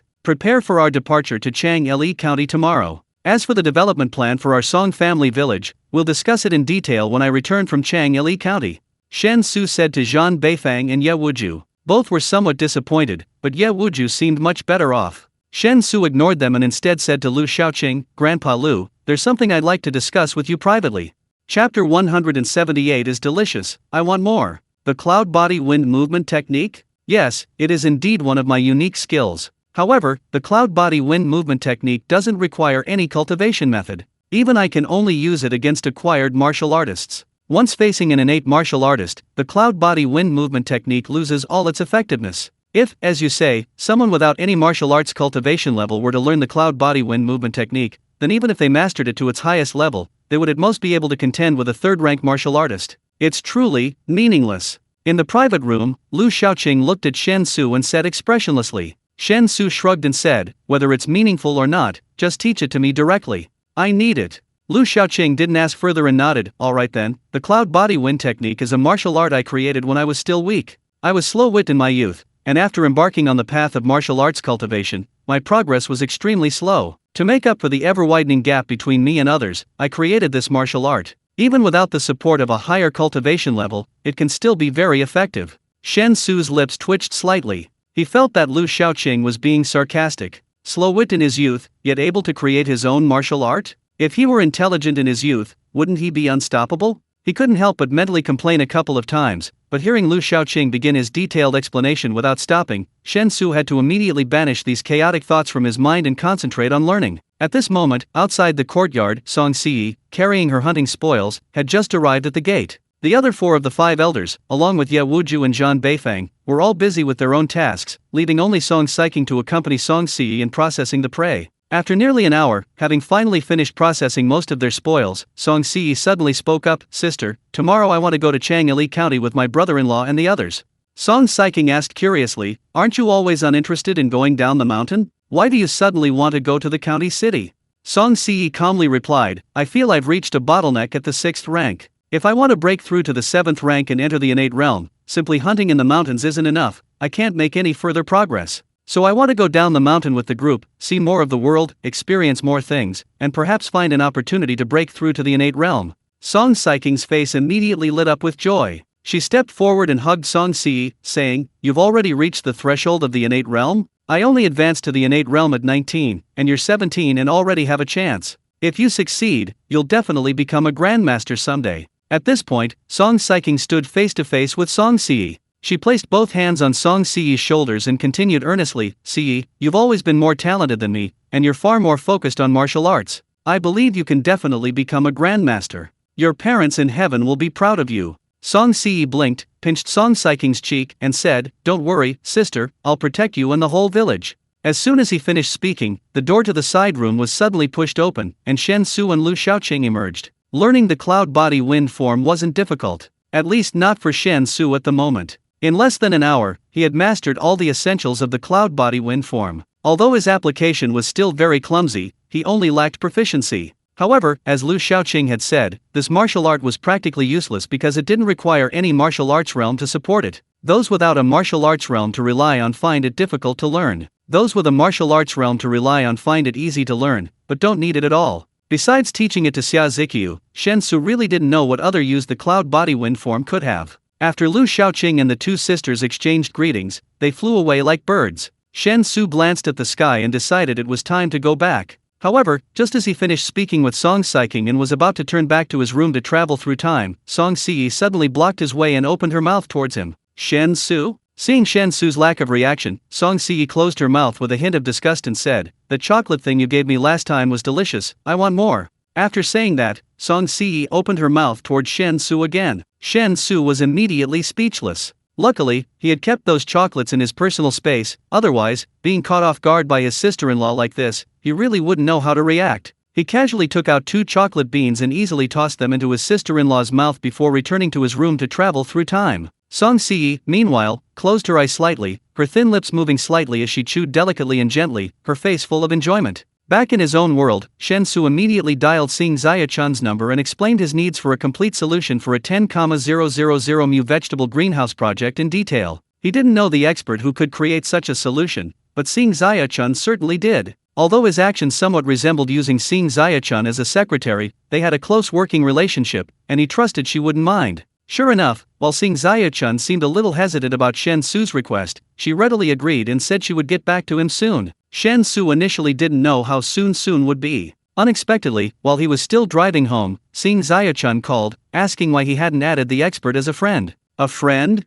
Yes, the expert means that to develop the kind of solution you requested, with steps so simple they're practically foolproof, we need to understand in more detail the climate and environment of the 10,000 acres of land you mentioned. We need a thorough understanding of the land before we can begin designing a solution. There's a lot involved here, and it's too complicated to explain in a few words over the phone. So the expert asked me for your chat app account so we could discuss it further on the app. But after I gave the expert your account, they called me and said you weren't accepting friend requests? Shen Xu was taken aback, then quickly apologized. I'm sorry, Aunt Xing, I was driving and didn't check my phone. I'll accept the friend request as soon as we reach a red light. Chapter 179. An entrepreneur with passion. The world often seems to be deliberately working against you. For example, when you buy stocks, no matter which stock you choose, no matter how good its past performance was, once you buy it, the stock price will inevitably start to fall. Another example is when you stand on the street trying to hail a taxi, absolutely no taxis will appear, and if one does, it's always carrying passengers. But when you don't want a taxi, empty taxis often drive past you one after another, some even beeping to let you know they're available. Specifically, in Shen Xu's case, he hadn't encountered a single red light on his drive home. The usual situation of waiting at traffic lights every few hundred meters, a frustrating ordeal, was completely absent today. It wasn't until he pulled into a parking space in the underground parking lot that Shen Xu had time to take out his phone and accept the agricultural expert's friend request. And as soon as he accepted the request, a long text message arrived. It was clearly typed in advance while waiting for him to accept the friend request. Although lengthy, the message wasn't complex, it simply detailed Shen Xu's specific needs regarding the greenhouse. So Shen Xu turned off the car and explained his core requirements to the expert. His core requirements were few. First, full mechanization, from sowing to harvesting, all done by machines. He wanted the greenhouses, covering 10,000 acres, to be managed by only 20 to 30 people from start to finish. Second, all mechanized operations must use electricity as the sole energy source. Furthermore, citing environmental concerns, he requested that only solar power be used for electricity generation, meaning the greenhouses needed to be equipped with sufficiently powerful solar power units. After Shen Xu sent his core requirements to the expert replied with a series of ellipses. Shen Xu was somewhat puzzled, but soon, an unknown number called. After answering the phone, a slightly aged voice came through the receiver. Mr. Shen, your two core demands will cause the cost of these 10,000 acres of greenhouses to skyrocket. Full mechanization is no problem, but according to your requirements, it means all agricultural machinery operating inside the greenhouses must be electric. Add to that a series of other chain reactions, and the final cost could very well more than double. Shen Xu smiled and said, "It's alright, you don't need to worry about the cost. As long as the product can be produced and fully meets my requirements, money is not an issue." There was a moment of silence on the other end of the line, followed by a rather wistful sigh. It's rare to meet an entrepreneur with such a vision as Mr. Shen. In the past, the bosses who came to me hoping I would provide solutions always prioritized cost.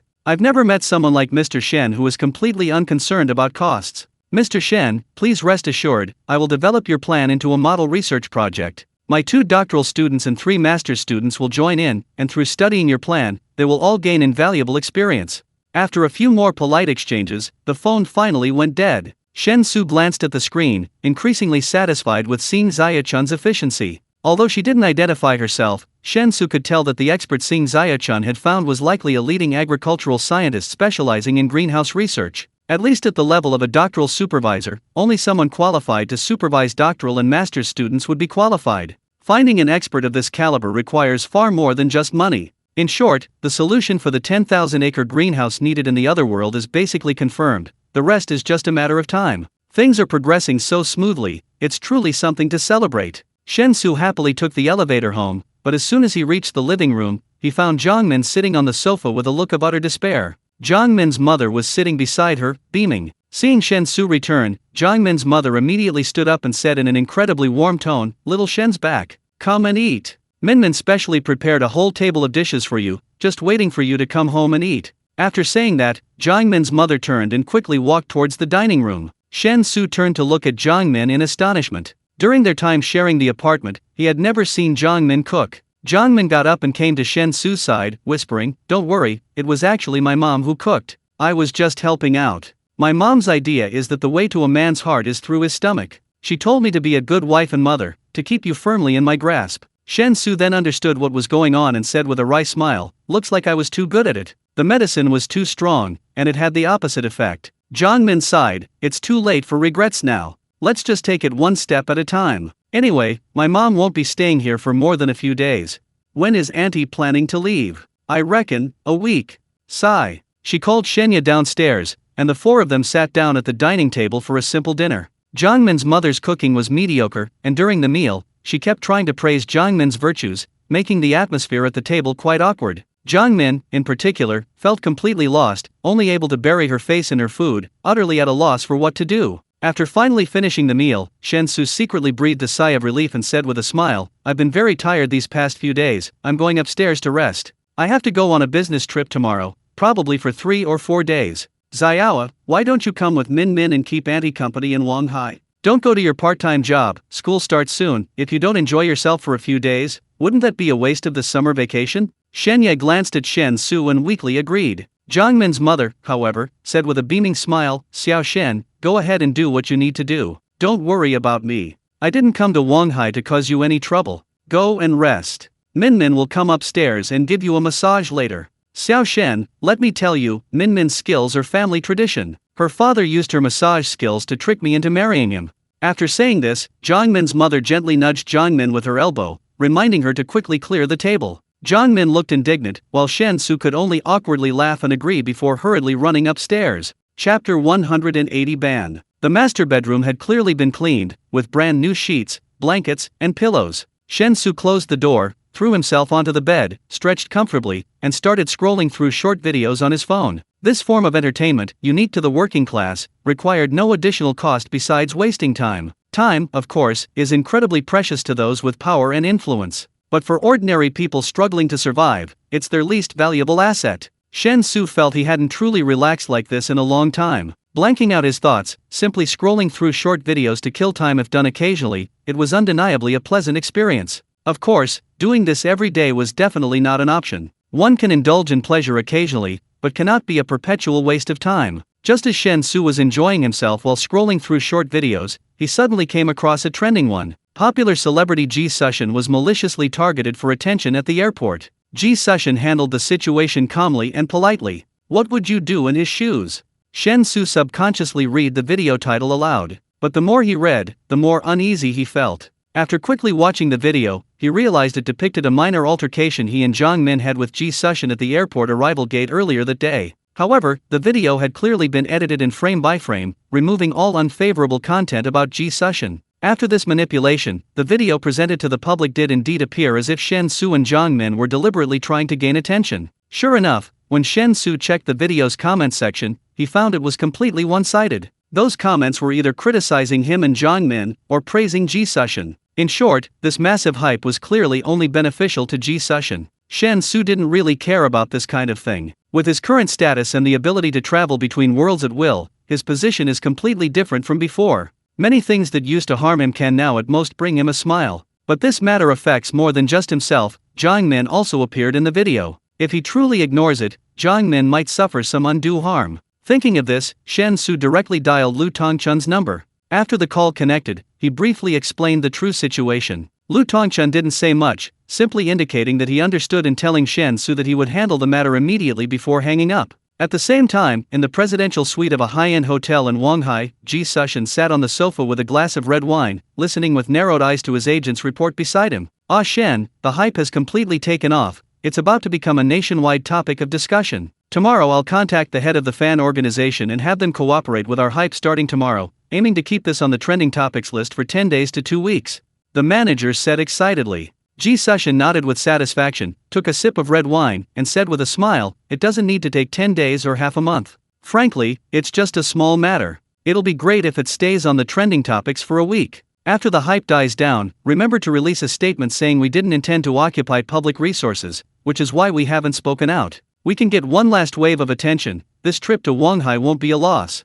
The agent was about to agree when his phone suddenly rang. It was a call from the official higher-level department. Although puzzled, the agent quickly answered. He was about to offer a few words of flattery when the person on the other end didn't give him a chance to speak. After a barrage of scolding, they quickly laid out many other demands. The agent's expression froze instantly, and his face gradually turned pale. He listened obediently for over 10 minutes, hunched over like a grandson, until the voice on the other end finally stopped. He swallowed hard and asked in a trembling voice, Could you tell me, that young man, who is he? At least let us die knowing why. Ji Sushen, who had been sipping his wine, had already noticed his agent's unusual behavior. However, after his agent had listened so attentively for over 10 minutes, he genuinely couldn't understand what was going on. Now that his agent had finally spoken, Ji Sushen instinctively sensed something was wrong. He instinctively stood up from the sofa and brought his ear close to the phone, practically face to face with his agent. But the next moment, the suggestive word uttered from the phone made his agent shudder, nearly dropping the phone. The person on the other end had already completed their task and hung up without hesitation. Before the agent and Ji Sushen could even process what was happening, the phone rang again the moment the agent had just hung up. This time, it wasn't just the agent's phone, Ji Sushin's personal phone rang too. Both of them frantically answered the calls, seemingly wanting to see if there was any room for reconciliation. However, what they heard after answering the phone made their expressions even more grim. The calls went on, almost non-stop, for about an hour before everything finally calmed down. Ji Sushin and the agent seemed to have lost all their strength, collapsing limply onto the sofa. Both of them stared blankly at the ceiling of the presidential suite, lost in thought. After a long silence, Ji Sushin finally spoke with difficulty. If I were to clarify the truth of the whole matter, and sincerely repent, while exposing my shortcomings, causing resentment among fans, and completely destroying all my current popularity, even if I did all that, all I would get in return would be a complete ban and never be able to set foot in the entertainment industry again. But if we don't do this, they'll take action. Not only will they blacklist me, but they'll also use my current illegal activities to directly arrest me and put me in jail to repent for my actions. But the problem is, when did I break the law? I don't know anything about it. The agent replied woodenly. Strictly speaking, filing taxes under the studio's name is actually tax evasion. It depends on whether the higher UPS want to investigate, or rather, whether they arrest us or not is entirely up to them. Ji Sushin paused, then seemed to age considerably in an instant, and said in a hoarse voice, I understand, let's do as they say. Chapter 181 The Little Clever Kid. Lu Tongchun returned the call even faster than Shen Xu had anticipated. After learning that the matter had been resolved, Shen Xu curiously asked Lu Tongchun what would happen to Ji Sushin. When Lu Tongchun said that Ji Sushin had cooperated fairly well, so the only solution was a complete ban, preventing him from ever setting foot in the entertainment industry again, Shen Xu was quite surprised. He had thought that Ji Sushin would issue an apology statement and clarify the truth, and that would be about it. After all, regardless of how much of that online traffic was fake, Ji Sushin was one of the most popular young male celebrities right now, with enormous influence in the entertainment industry. Wasn't this a bit too ruthless to ban him outright? Won't there be any backlash? Making him admit his mistake while banning him is basically ruining him, isn't it? Shen Xu asked, stunned. Mr. Shen, you don't need to worry about anything. Even the most famous star is just a star. This isn't the West. The West is capitalism, the wealthy can own everything, so stars have extremely high status because they're all very rich. Here, we have bureaucracy. Only those with power can own everything. No matter how rich someone is, without corresponding power to match, they can only keep a low profile. I did ruin him, but at least I left him a way out. I didn't push things too far. This was just using his case to make an example of him. Making this a big deal is the only way to deter others and prevent you from encountering similar trouble in the future. The entertainment industry is a very sensitive circle, they know best who you can't mess with. Lu Tongchun said with a chuckle on the other end of the phone. Hearing Lu Tongchun's completely nonchalant tone, Shen Xu suddenly understood the meaning of power. The superstars who are high and mighty in the eyes of ordinary people are, to the truly powerful, just to be molded and kneaded at will. The sheer size of this class gap far exceeds the imagination of ordinary people. If he were truly a public servant, how could everyone flock to him like moths to a flame? After chatting with Lu Tongchun for a few more minutes, Shen Xu hung up the phone, deeply moved. He used to hate the privileged class the most, but now he himself had become part of the privileged class. Then he realized that what he hated wasn't the privileged class, but rather the fact that he couldn't enjoy the privileges they enjoyed. From this perspective, he was indeed an utterly vulgar person. Just as Shen Xu was reflecting on himself, the bedroom door suddenly opened, and Zhang Min walked in with a look of despair on her face. What's wrong? Shen Xu asked, puzzled. Zhang Min sighed, her eyes vacant, and said, after clearing the table and washing the dishes, my mom asked me to come up and give you a massage. Shen Xu exclaimed in surprise, isn't that unnecessary? I thought Auntie was joking. Zhang Min shook her head and said, since you're already here, a massage is fine. My mom wasn't lying about this, my dad is indeed a very good massage therapist. Although I can't compare to him, I've learned quite a bit from watching him grow up.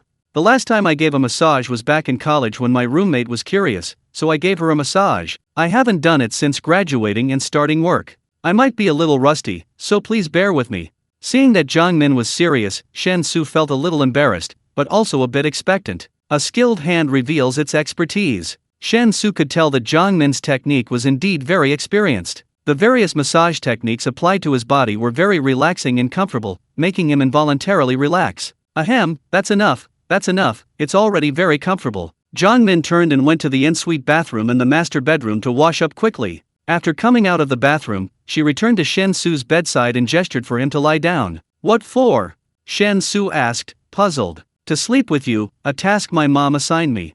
Chapter 182 Before Departure. Nothing happened that night. The next morning, just as dawn was breaking, Shen Xu got out of bed. Although the master bedroom had a standard double bed, Jiang Min was surprisingly restless in her sleep, keeping Shen Xu up quite a bit all night. While Jiang Min's idea of a post-coital period wasn't inherently wrong, it was clear she had extensive theoretical knowledge but virtually no practical experience. Otherwise, she wouldn't have naively believed that this skill could remain inactive for an entire night with a young man. Thank goodness I have principles, otherwise I'd have shown you the harsh realities of society. After washing up, Shen Xu came out of the bathroom, looked at Jiang Min still sleeping like a log, and muttered to himself before turning and leaving. Because he was up so early, Shenya and Jiang Min's mother were obviously still asleep. So Shen Xu left a note and tiptoed out of the house. He drove straight to his warehouse, parked the car, closed the door tightly, and locked it from the inside. After confirming everything was safe, Shen Xu transmigrated. It was early morning in the other world, but the scene was already vibrant with life. The Song sisters, Song Saiking and Song Siyi, were eating breakfast in the courtyard. Shen Xu, having rushed off and feeling hungry, sat down to eat with them. It must be said, Song Saiking's cooking skills were quite impressive. Before, even a skilled cook couldn't cook without ingredients, but now the house was fully equipped, allowing Song Saiking to truly showcase her culinary skills. She even managed to create a feast for the eyes with breakfast alone. Perhaps this was the perfect wife, capable in the living room, the kitchen, and always ready to be taken to bed? After they had filled their stomachs, Ye Wuju led his men and horses to the gate of the courtyard house. Shen Xu took the handkerchief Song Saiking offered, wiped his mouth, and then walked smugly out of the courtyard. To Shen Xu's surprise, Song Siyi followed closely behind him. What's going on? Taking the reins of his horse from Ye Wuju, Shen Xu looked at Song Siyi beside him and asked. Song Siyi said expressionlessly, I'm going with you to Chang'ili County. Shen Xu asked in surprise, You're going too? What for? Sweetie, we're going on business. We'll buy you toys when we get back, okay? Song Siyi didn't speak, but suddenly the long sword at her waist was drawn. A flash of cold light startled Shen Xu. Husband, Siyi's skills are quite good. She definitely won't hold you back on this trip. She's currently at a bottleneck in her cultivation level and needs to break through it through travel, so let's take her with us. Song Saiking emerged from the courtyard, smiling broadly, and continued, Siyi, put your sword away. What kind of talk is it to brandish a sword in front of your brother-in-law? I can agree to your idea of going out, but you have to promise me that you'll listen to your husband in everything while we're traveling, and you can't be willful. Song Siyi bit her lip, sheathed her sword, and slowly nodded. Shen Xu was speechless. A perfectly good trip, but he had to bring his sister-in-law along. Wasn't that just asking for trouble? But having been put on such a fuss, he couldn't refuse, so he reluctantly agreed. At the same time, in Chang'ili County, the Baofeng Long branch, which had only been open for about a month, hadn't even started a single day of business. But in the branch's backyard, Chu Anken was already up early, sporting huge panda eyes, listening to the branch manager's report. He hadn't had a good night's sleep for almost half a month, to the point that he had lost a considerable amount of weight. It wasn't that he didn't want to sleep, but the pressure was too great, making it difficult to sleep soundly. Master, we can't accept any more of Shue's silver notes. Shuez is clearly targeting us, adding many requirements to the redemption of the notes. If we take the notes to Shuez to redeem, we're lucky if we get even 30% back. At this rate, our branch's reserves will soon be depleted. Transporting silver from home is a long journey. Following the agreed-upon transport intervals, it's simply not enough time. Based on the current depletion of reserves, our remaining silver will only last for 3 more days at most. After 3 days, the silver will definitely be gone, the branch manager said anxiously. Chu Anken shook his head gravely, saying, No, if we don't accept Shue's silver notes, Baofenglong will have no chance of expanding its business in Chang'il County. No one will accept Baofenglong's silver notes directly. A bank's reputation isn't built overnight. Only if we can also redeem Shue's silver notes will the people of Chang'il County quickly accept us. As for Shue's silver notes, no matter how many demands they make, it will only delay our cash redemption. Ultimately, they will all have to redeem them. This is Shue's reputation. Shui wouldn't risk its own reputation just to suppress us. If Shui dared to do that, I'd be even happier. However, Shui's owner isn't that stupid, and we can't expect to defeat them by relying on their stupidity. The branch manager naturally understood this, but he couldn't think of any other solution at the moment. Hearing Chu Anken's statement, the branch manager could only smile bitterly. Master, that's true, but we have no money right now. No matter what, we need sufficient cash to maintain your position, right? We're currently keeping our cash situation well under wraps, preventing Shui Ji from figuring out our true strength, which is why we've been able to hold on for 3 more days. If Shui Ji knew the exact amount of cash we have left, they would definitely try to force a run on us. Then, let alone 3 days, we wouldn't even last 3 hours. You know the consequences if the bank can't pay out the cash, Master. Do we really have to go that far? There's no need to keep pushing like this. Chu Angken frowned and said, "My decision is irreversible. Besides, we're not at our wits' end yet. Can't we still hold out for 3 more days? Don't give up until the very last moment. Here's what we'll do, we'll operate as usual today. I'll go out for a walk and see if I can find a solution. If we still can't resolve the cash reserve shortage in the next 2 days, then, we'll do as you said, find a reason to announce that we'll temporarily stop paying out Shui's banknotes.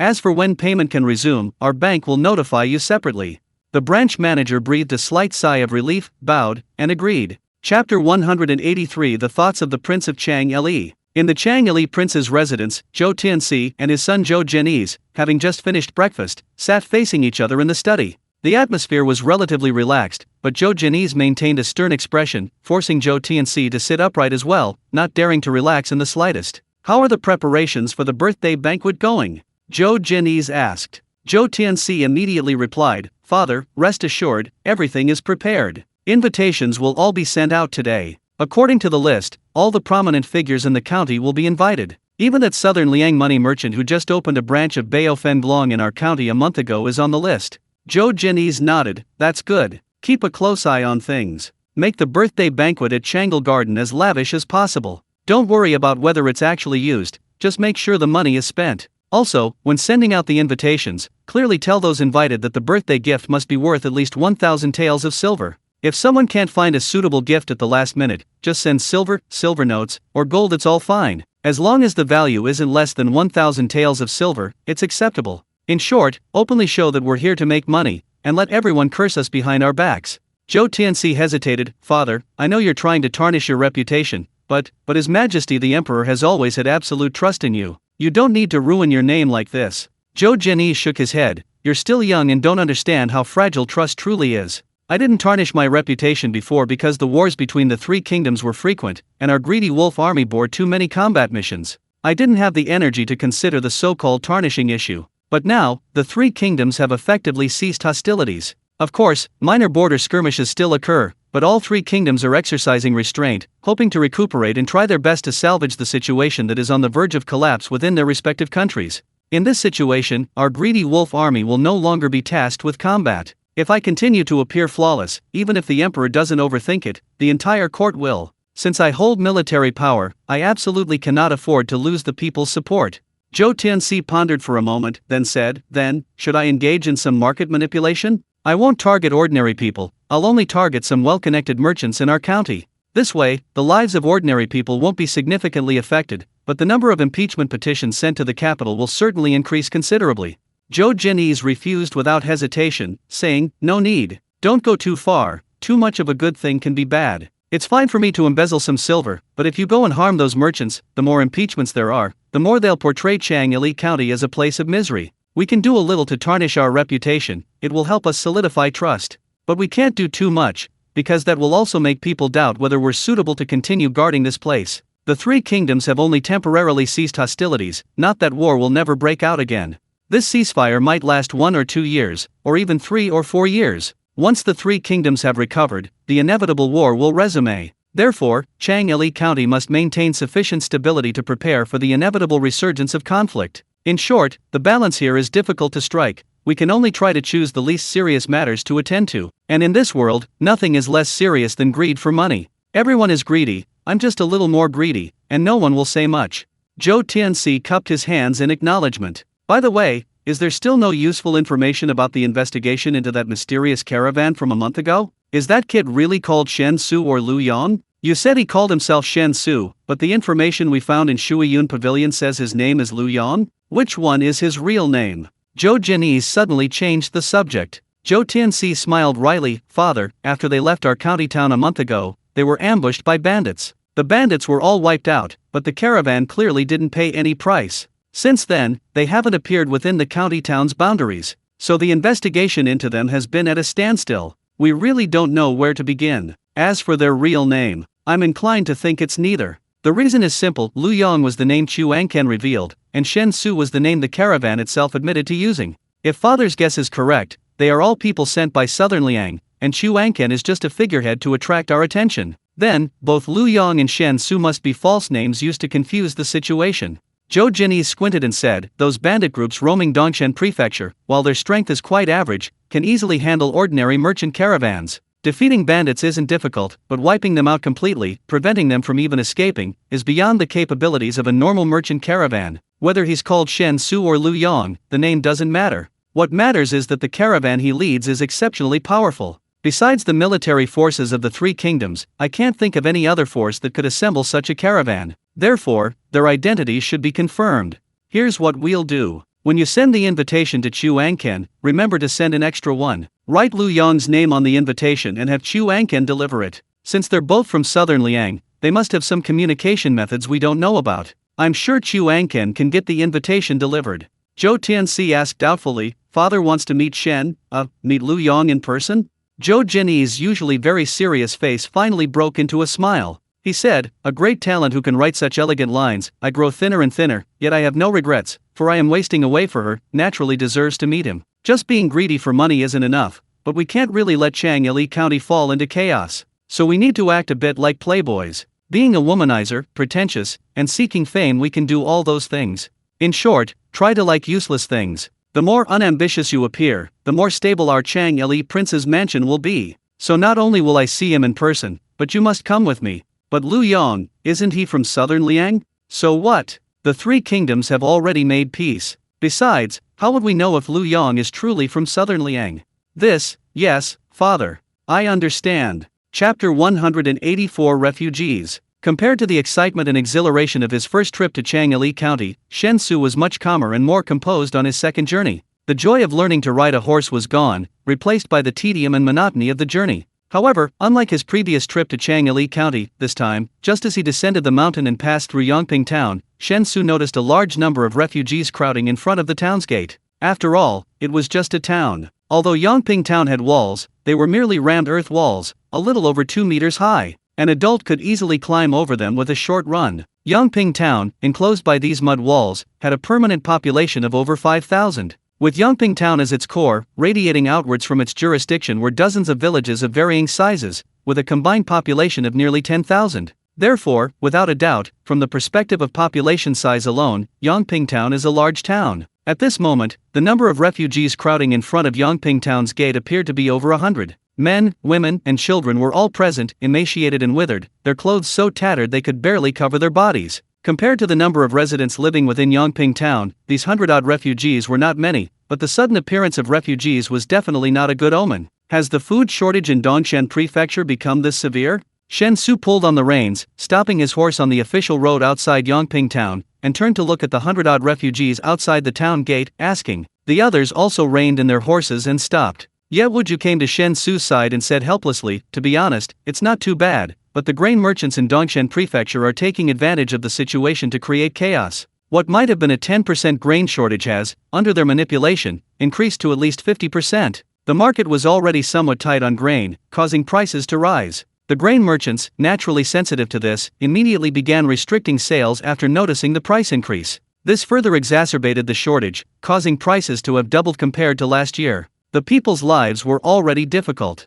With the continuous wars of the three kingdoms, taxes were levied in countless amounts. In good years, they could barely make ends meet, but in bad years, they had no choice but to pawn their children and borrow money from loan sharks to survive. But how could they repay those loans? In the end, it only led to ruin and death. Shen Xu nodded slowly, his mood somewhat strange. He knew that in a feudal society with insufficient productivity, the lives of the common people were extremely miserable. Knowing this was one thing, but when this misery was presented so realistically and concretely before his eyes, it still inexplicably shook him. Just then, Shen Xu saw some refugees pull up a few weeds from the roadside and stick them into their messy hair. One after another, other refugees began to follow suit, kneeling before the gates of Yongping Town, but they didn't even have the strength to climb over the mere 2-meter-high mud wall. Soon, a wealthy man dressed in silk, accompanied by servants, emerged from Yongping Town with his hands behind his back. He glanced at the refugees, their clothes adorned with wild grass, and nodded to those he deemed suitable. Immediately, a servant would approach with a small bag of grain to negotiate with the refugees. What are they doing? Shen Xu asked, frowning. Ye Wuju explained, selling one's head by sticking a weed on it means selling one's life. If someone is willing to buy it, the buyer can do whatever they want with it, even if they buy it and kill it immediately, the government won't interfere. Generally speaking, pretty girls are easier to sell. Brothels and similar establishments always want to buy girls with clean backgrounds. Strong young men are also easier to sell because they can work. However, if it's an elderly person, or someone sickly, someone who looks unwell and unlikely to live long, even if they want to sell themselves, no one will buy them. In short, once you sell yourself, you're no longer a human being, but livestock. Shen Xu didn't say anything more. He simply watched quietly as the wealthy man quickly bought 2 refugees, and then other wealthy people came out of Yongping town to buy people. About a dozen groups came out, and a total of 30-odd refugees were bought. As for the remaining 60 or 70 refugees, they were completely ignored. What will happen to them? If no one buys them, will they just have to stay here and starve?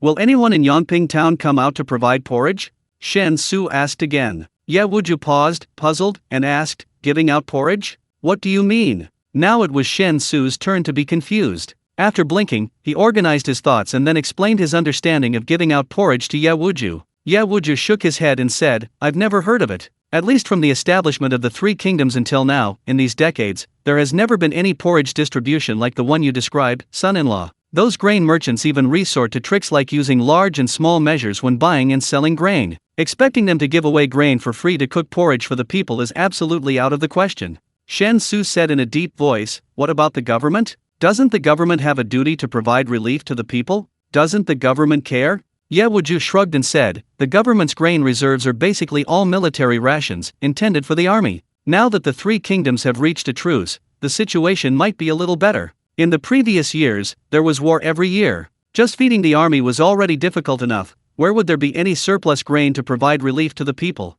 Shen Xu said speechlessly, then, what about the people? Like these refugees, are we just going to watch them starve to death? Ye Wuju sighed and said, if it were before, these people would be directly recruited into the army, becoming cooks, grain transport teams, and so on. If the fighting intensifies, they would be immediately pulled to the front lines. Although many will die at first, after a few battles, those who survive will naturally become qualified soldiers. The army will definitely have enough food, if not enough to fill their stomachs, at least they won't starve. But now, since the 3 kingdoms have ceased hostilities, there shouldn't be any more conscription. So, the fate of these refugees, besides being bought, is pretty much only one path left: starvation. Shen Xu took a deep breath, glanced intently at the refugees, then tugged on the reins and drove back towards Chang'ili County. But compared to before seeing those refugees, Shen Xu suddenly felt that this alien land beneath his feet was much more three-dimensional and vibrant. Chapter 185. No one could capture Paris before France surrendered. The dates in this other world correspond to the lunar calendar, so although it was late August in the Gregorian calendar in Shen Xu's world, it was still July in this other world. As the saying goes, plums ripen and fall from the branches by the window, bamboo shoots sprout from the grove beneath the wall, continuous rain obscures the passing of spring, only a clear sky reveals the depth of summer. When Shen Xu rode his horse to the city gate of Chang'ili County, it was just noon. The sun shone brightly, the sky was clear and cloudless, and the azure blue was breathtaking. But the air was not refreshing. The scorching heat turned the earth into a sauna, the surroundings hot and stuffy, and even a slight breeze could not bring any relief. The official road they had traveled along was scorching hot, and the heat waves kicked up by the galloping horses were fiery and suffocating. Shen Xu felt that the surface temperature was likely over 40 degrees Celsius, but supported by his martial arts realm, his body had developed an extremely high heat resistance. Even under such scorching heat, he didn't break a sweat. Through the regulation of his internal energy, the surrounding temperature remained confined to his skin, unable to penetrate his body. This discovery delighted Shen Xu. He hadn't expected that his internal energy could be used as a temperature regulator. However, he was currently only at the upper 3rd rank of martial arts, and his internal energy wasn't very strong, so his ability to regulate temperature was clearly limited. This was evident from the behavior of the others around him. Not to mention Ye Wuju, even his sister-in-law, Song Xi, maintained a cold and aloof demeanor throughout their journey, her expression unchanged. Although her clothes completely covered her body, even half of her snow-white neck, there was no sign of her body temperature rising. What are you looking at? After noticing Shen Xu stop his horse and turn to look at her thoughtfully, Song Xi asked expressionlessly. Shen Xu dismounted and casually replied, nothing, just a little curious. Aren't you hot? The sun is scorching today. Song Xi also dismounted, saying in a cold tone, martial artists at the innate realm can be impervious to heat and cold. Although I haven't reached the innate realm yet, I'm only one step away. Normal temperature changes won't affect me. As they spoke, they had already passed through the city gates of Chang'ili County. Considering that the most important purpose of this trip was to discuss exchanging silver for gold with Chu Anken, the 10 tons of silver definitely needed to be presented before heading to find Chu Anken. Otherwise, if 10 tons of silver were to magically appear in front of Chu Anken, who knows what kind of trouble it would cause. Therefore, Shen Xu decided to first find a suitable inn to stay in, then buy a few trunks. He planned to take the silver directly from the inn, pack it into the trunks, and then take it directly to Chu Anken's money exchange. He didn't specifically look for the inn he stayed at last time, but chose one nearby. After leading the horses to the stables, he opened a row of rooms on the first floor of the inn. Shen Xu, along with Ye Wuju and Song Siyi, went into one of the rooms and retrieved the 10-ton silver brick from his subspace. Soon, blood guards returned with large wooden chests newly purchased from the county town's market, and began to pack the silver bricks. Although they had no idea where the silver came from, their ingrained habit of obeying orders prevented them from asking any questions. They simply worked diligently without uttering a word. In a moment, calculate how much silver Mr. Feng needs to purchase. Let's set aside this portion first. The rest we'll use to exchange for gold with Chu Anken. As the blood guards quickly finished packing all the silver bricks, Shen Xu turned to Ye Wuju beside him and continued, "Originally, the silver was supposed to be kept for the village, but now we need to use it temporarily to discuss exchanging it for gold with Chu Anken. Don't worry, after I finish talking with Chu Anken and confirm whether the silver-to-gold exchange can proceed, or if it can, how it will be conducted, I will prepare an extra amount of silver sufficient for the village's use, to ensure that Mr. Feng's side is not delayed." Ye Wuju quickly cupped his hands and said, "Young master, you're too kind. You're the one who obtained the silver, you're free to use it as you see fit. Besides, the things Mr. Feng wants to buy aren't expensive. I estimate it'll be a few thousand taels of silver, enough for half a year." Shen Xu shook his head and said, "Don't try to appease him. What Mr. Feng is handling is very important to us. No matter how much silver it costs, it's worth it." "Yes, young master, then I'll take some men to load the carts first, and then arrange for someone to inquire about that newly opened money exchange, called Bao Fenglong, right? Find out exactly where Bao Fenglong is located." As Ye Wuju spoke, he began to instruct the blood guards to carry the packed silver bricks out. Fortunately, they were all martial artists of rank 6 or above, possessing immense strength, otherwise, it would have been truly difficult to move these boxes filled with silver bricks. Shen Xu stretched, intending to take a break, when he saw Song Siyi bring a bathtub from the inn. She quickly filled the tub with hot water, tested the temperature to make sure it was fine, and then stared intently at Shen Xu. What is she doing?" Shen Xu asked, bewildered. Song Siyi said in a flat tone, "Before we came out, my sister specifically instructed me to keep an eye on you while you took the medicinal bath. You seem to have been a bit lax these past few days. I haven't seen you practice your martial arts much. If you don't even take the medicinal bath, do you expect to improve your internal cultivation level by sleeping?" Shen Xu felt a little guilty and forced a smile. "I definitely need to take the medicinal bath, but it's not as convenient as home when we're out. How about we put it off for now? I can start again when we get home?" Song Siyi shook her head without hesitation. "No, although my sister told me to do whatever you say when we're out, this is an exception. I have to make sure you finish your bath. Either you be obedient and take off your clothes and go in yourself, or I'll help you undress and then throw you into the tub. You choose." Shen Xu and Song Siyi stared at each other for a while, realizing that Song Siyi's attitude was absolutely firm and there was no room for negotiation. He could only nod helplessly in agreement. His sister-in-law seemed rather stubborn. If he insisted on fighting back, Shen Xu suspected she might actually strip him naked on the spot. That would be incredibly embarrassing for him, the brother-in-law. Rather than passively admitting defeat, it was better to actively beg for mercy. The best way to remain invincible is to kill yourself, leaving your opponent utterly bewildered. Chapter 186, Bank Run. The sensation of soaking in a medicinal bath was essentially the same. The only difference was that previously, when Shen Xu soaked in medicinal baths, Song Siking was always by his side, while this time, Song Siyi was watching him from the tub. Unlike the medicinal baths Song Siking had to take to treat her injuries, the one Shen Xu was soaking in was specifically prepared to enhance his martial arts realm, making it an extremely potent tonic. During the soak, the medicinal effects of the herbs continuously flowed into Shen Xu's body, causing his internal energy to circulate and strengthen, breaking through more acupoints.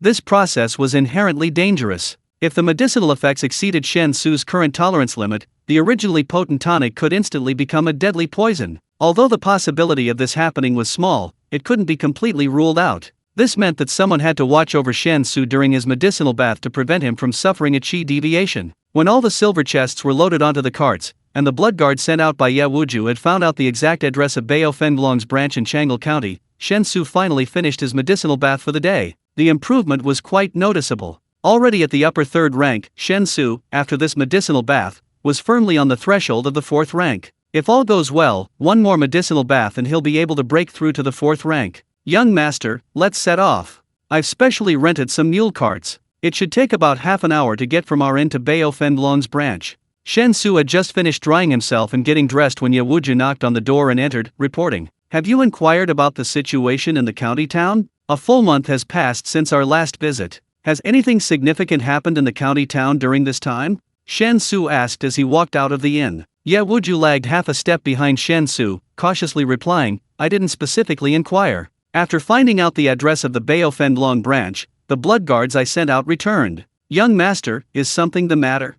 Shen Xu frowned. "Nothing, but the blood guards' habit of gathering information doesn't seem very good. Although we're not planning a rebellion immediately, we'll have to take that step sooner or later. The more detailed our understanding of Chang'ili County's situation before the uprising, the easier it will be for us to formulate a suitable plan. The current blood guards don't apply what they've learned to other situations when investigating things, which is unacceptable. As the head of the blood guards intelligence department, you need to pay more attention to this. I don't care what they were like before, but from now on, the blood guards must perform in a way that satisfies me." These words weren't harsh. However, to Ye Wuju's ears, they still made him feel deeply ashamed. The son-in-law is right. In fact, due to their semi-military, semi-farming lifestyle over the years, the blood guards' training in many areas has been severely lacking. However, now that the food problem has been completely solved by the son-in-law, the blood guards no longer need to expend much energy on farming. I assure you, within 3 months at most, the blood guards will have made up for their lost skills, Ye Wuju said with utmost seriousness.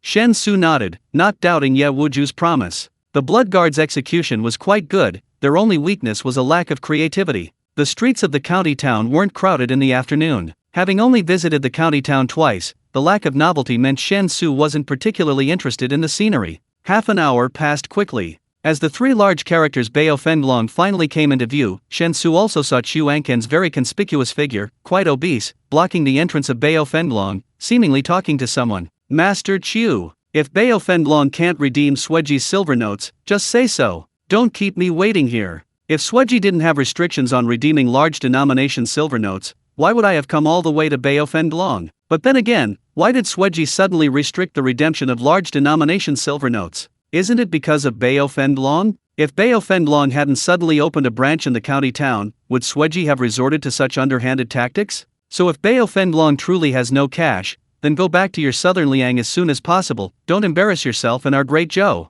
You're dragging honest merchants like me down with you. What did I do to deserve this?" Shen Xu had just reached the entrance of Bao Fenlong when he heard a rather impatient grumbling coming from inside. However, Chu Anken, who was blocking the entrance, showed no anger whatsoever, his face still beaming with smiles. He said amicably, "Master Lu, how could Bao Fenlong not exchange a mere 3,000 taels of silver notes? It's just that Shueji suddenly put us in a bind, making our cash reserves a bit tight. How about this, if you're not in a hurry, we guarantee we can exchange the silver for you tomorrow, what do you say? If you really need it urgently today, then how about exchanging it for gold instead of silver? 3,000 taels of silver is equivalent to 300 taels of gold. Although our cash reserves are a bit tight, our gold reserves are quite plentiful, which will definitely meet Master Lu's needs. Bah! I need the silver today. I need to distribute it to the weaving workshops in each village. Otherwise, why should they give me the cloth? Tomorrow? Do you know how much silver I'll lose tomorrow? Will Bao Fenlong compensate me for the lost silver? And forget about the gold. If I give gold to the weaving workshops in the villages, will they even accept it? The silver is barely enough, which village would accept gold? Anyway, I don't care. If Bao Fenlong can't pay out the silver, then hurry up and put up a notice. As long as you put up a notice, Sweji will naturally lift the payment restrictions. I'll still get the silver today." The agitated voice grew even louder. Blocking the gate, Chu Anken couldn't help but smile bitterly. He had initially thought his remaining cash would last at least 3 days for payments, but unexpectedly, a large cloth merchant arrived that morning, demanding 3,000 taels in silver notes. His branch only had a little over 2,600 taels of cash left in stock, so it was clear that, let alone 3 days, he had only managed to hold out for half a day. Sighing, Chu Anken reluctantly decided to concede defeat. But just then, someone patted his shoulder. Chu Anken instinctively turned his head in the direction of the pat, and the next second, a look of delight spread across his chubby face. "Brother Lu, long time no see. Where have you been for the past month?" Chapter 187. I have as many as you want. Let's catch up later. How about we solve your current problems first? I overheard something, and it seems, your money exchange is short of cash. Shen Xu asked with a smile. Chu Anken didn't hide anything and briefly explained the predicament the Bao Fenlong branch was currently facing. The cloth merchant who was sitting in the branch waiting to exchange cash was clearly getting impatient. Seeing Chu Ankan and Shen Xu chatting so casually, the cloth merchant was furious and stood up angrily, ready to unleash a torrent of curses. But before he could even utter a curse, Shen Xu had already gestured for the blood guards to carry the large wooden chests filled with silver bricks into the money exchange. Then, under the watchful eyes of the cloth merchant and Chu Ankan, Shen Xu casually lifted the lids of the chests, revealing the gleaming white silver bricks inside. Hiss!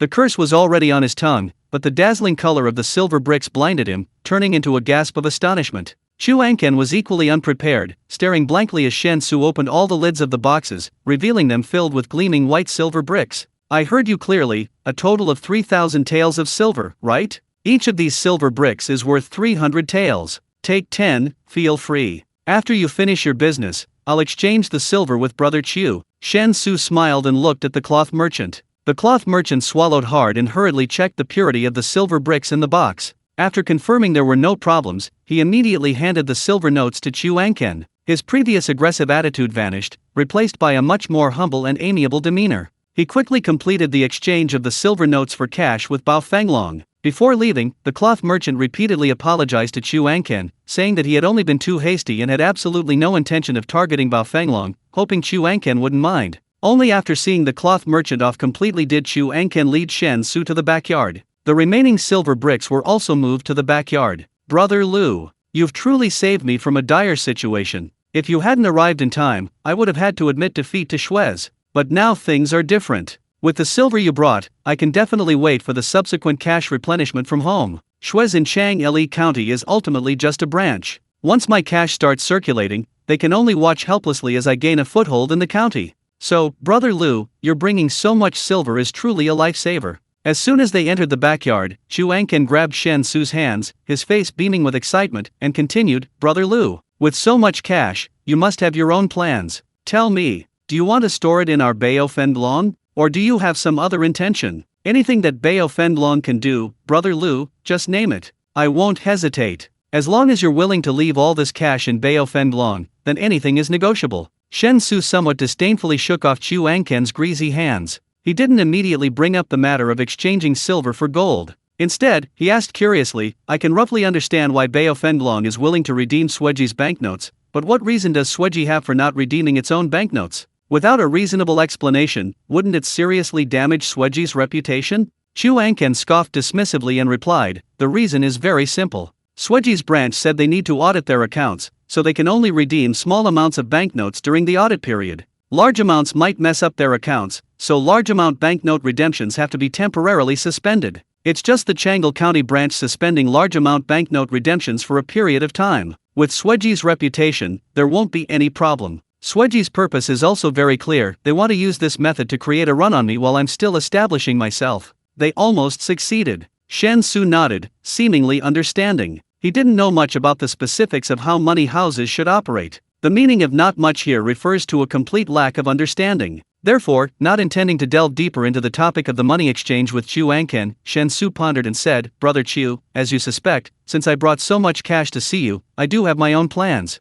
I hope to exchange this silver for gold of equal value from your money exchange. Moreover, the silver for gold transaction won't be a one-time event, there will likely be many more in the future. I just wonder, Brother Chu, are you capable of handling so much silver? Your silver reserves are almost depleted, what about your gold reserves? Are they enough to exchange for this silver? Chu Ankan was somewhat surprised. After carefully examining Shen Xu, he asked, not deposited with our Bao Fenglong, but brought to our Bao Fenglong to exchange for gold? And not just this once? Brother Lu, if I may ask, how much silver do you have in total to exchange for gold? Shen Xu countered, how much silver can you consume? Chu Ankan raised an eyebrow, confidently replying, I can eat as much as you have.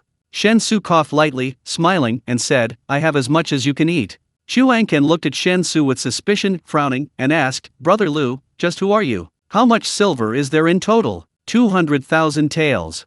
200,000 taels. That's 20,000 taels of gold. I already have that gold in my treasury, but it's definitely used as ballast. If I give it all to you, I won't have a single tael of gold left in this branch. Chu Ankan looked at Shen Xu with a frank expression and continued, but seriously, if you can really provide me with a continuous supply of cash, it would actually ease the pressure on me to transport it. I just need to keep bringing gold from home. One tael of gold is about half the size of one tael of silver, but its value is 10 times that of the same weight of silver. From a transport perspective, it's certainly more convenient. So, Brother Lu, I very much hope that what you're saying is true. But with such a large sum of gold and silver involved, I can't act on impulse. I must ensure sufficient safety and no risk before making a decision. Shen Xu thought for a moment and said, how about this? This time I'll only exchange half for gold. The other half can be kept directly in your bank. You can give me silver notes. However, it would be best if subsequent silver to gold exchanges could be done as soon as possible, and the larger the amount, the better. If the amount is large enough, I can even give you 10% as interest,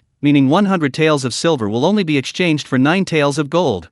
Upon hearing this, Chu Angken's eyes lit up instantly. Chapter 188. What outrageous things are you spouting? Of course, the 10% interest isn't free. You'll only receive the 10% interest if you exchange more than 200,000 taels of gold with me each month. If it doesn't reach 200,000 taels, the exchange rate will remain the same. Furthermore, Bao Fenglong's channels will be open to us. If we need to purchase some scarce resources that are difficult to procure on the market, Bao Fenglong must help us with the purchase. Can you agree to this condition? Shen Xu asked with a smile. A look of wariness appeared on Chu Angken's face. He hesitated before speaking. Brother Lu, there are some things we need to make clear beforehand. There are some items that are difficult to procure on the market, and Bao Fenglong simply cannot purchase them. For example, crossbows and armor. If we were to try to buy these, and were caught, we would be beheaded no matter where in the 3 kingdoms we were. Another example is salt. This is a vital source of tax revenue for the 3 kingdoms. If we buy smuggled salt instead of official salt, not only will the salt merchants be beheaded, but the common people who buy smuggled salt will also be whipped. Therefore, if what Brother Lu wants to buy falls into the category of contraband, please forgive Bao Fenglong for being unable to help.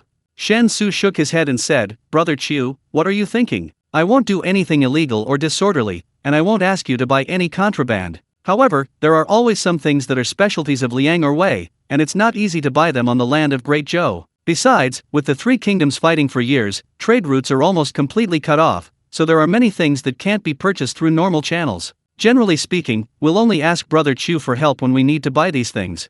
Upon hearing this, Chu Angken was relieved, and his chubby face once again beamed with a hearty smile. He began, since things have come to this point, it would be incredibly unreasonable of me to refuse. Brother Liu's request isn't unreasonable. An exchange of 200,000 taels of gold per month is a high demand, but for Bao Fenglong, it's something we can manage with some effort. As long as Brother Lu can provide sufficient silver, our transaction can definitely be sustained and continue. The transaction is mutually beneficial, it's good for both of us. So, how about we tentatively trade once a month? Shen Xu naturally had no objections. Calculations showed that this would ensure the trading of about 10 tons of gold each month. The required cost was 100 tons of industrial silver, which, based on the current price, was roughly between 3 and 400 million. And 10 tons of gold, handled by Sang Xiachun, could be sold for at least 4 billion. Given the current rise in gold prices, it could even sell for around 4.5 billion. Normally, one gold transaction per month would bring him at least 4 billion in net profit. After silently calculating in his mind, Shen Xu suddenly realized that he didn't really feel anything about this number.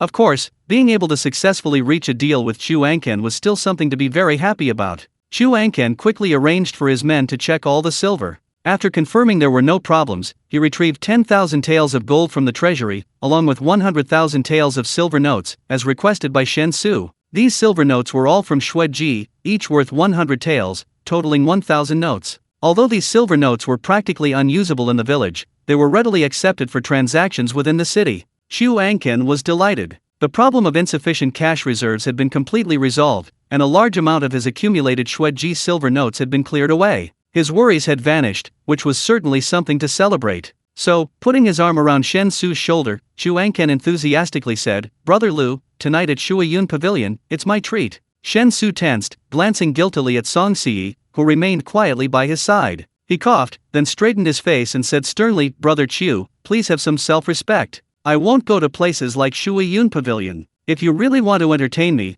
then just take me to Gishan Lintang for a meal. Chu Angken was taken aback, then asked doubtfully, Brother Lu, are you alright? Didn't we have a good time at Shuiyun Pavilion last time? Is it because Miss Lu only invited me that you're angry? That explains why you disappeared after leaving Miss Liu's room. If that's the case, don't worry, Brother Lu. Tonight we'll order 10. I won't take any, I'll send them all to your room. What nonsense are you spouting? Shen Xu bristled, his eyes widening as he glared at Chu Angken and shouted, Who went to Shuiyun Pavilion with you? You can eat whatever you want, but you can't say whatever you want. Otherwise, I'll sue you for defamation. Chu Angken was even more confused. However, he suddenly noticed that Shen Xu seemed to be subtly gesturing towards him with his lips. Following Shen Xu's gesture, Chu Angken finally noticed Song Siyi's presence, and his heart skipped a beat. He couldn't understand why he hadn't noticed such a stunningly beautiful woman beside Shen Xu before. Was his attention focused on the money? That shouldn't be the case. After all, she was a living person, and a beautiful young woman at that. There was no way he could have ignored her so completely.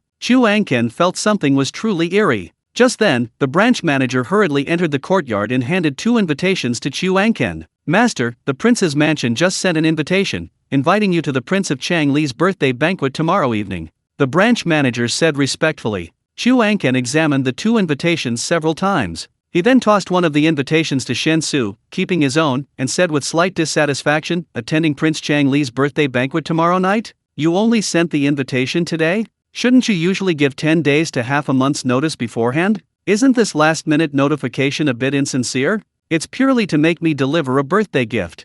Shen Xu ignored Chu Angken's complaints, only looking down at the invitation Chu Angken had thrown at him. The invitation clearly stated that Lu Yong was invited to attend the birthday banquet of Prince Chang Li. Strange. How did the prince's residents know I was here? And why am I included in this birthday banquet? Does Prince Chang Li not recognize anyone else? Shen Xu asked, looking utterly bewildered. Chu Angken rolled his eyes and said, "You're asking me? Who am I supposed to ask? Anyway, the prince's invitation has already been sent. If you don't go, you're disrespecting Prince Chang Li."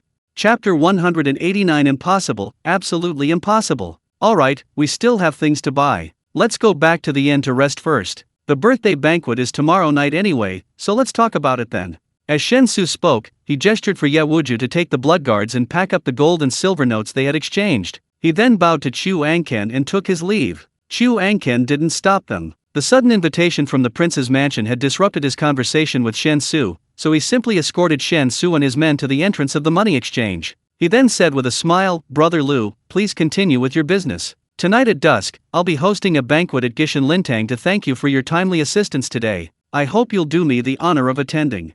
"Dusk? I'll be there on time," Shen Xu casually agreed. Ye Wuju's blood guards split into 2 groups, half went to return the rented mule carts, while the other half carried small boxes filled with gold. Shen Xu, holding the invitation from the prince's residence, walked at the front, pondering whether it held any special meaning. "Why did that fat man keep calling you Brother Lu?" Song Siyi, following behind Shen Xu, suddenly asked. Shen Xu absent-mindedly replied, "We met in the county town a month ago. He asked me my name, and I didn't tell him my real name, but lied and said my name was Lu Yong." "Lu Yong? Does that name have any meaning?" "No meaning, it was just something I made up." "What kind of place is Shui Yunjian? You were clearly very nervous when that fat guy mentioned it." Cough cough cough. "Siyi, don't talk nonsense. I wasn't nervous, I just felt very disdainful when Brother Chu mentioned Shui Yunjian." "So what kind of place is it?" It's the largest and highest class brothel in the county."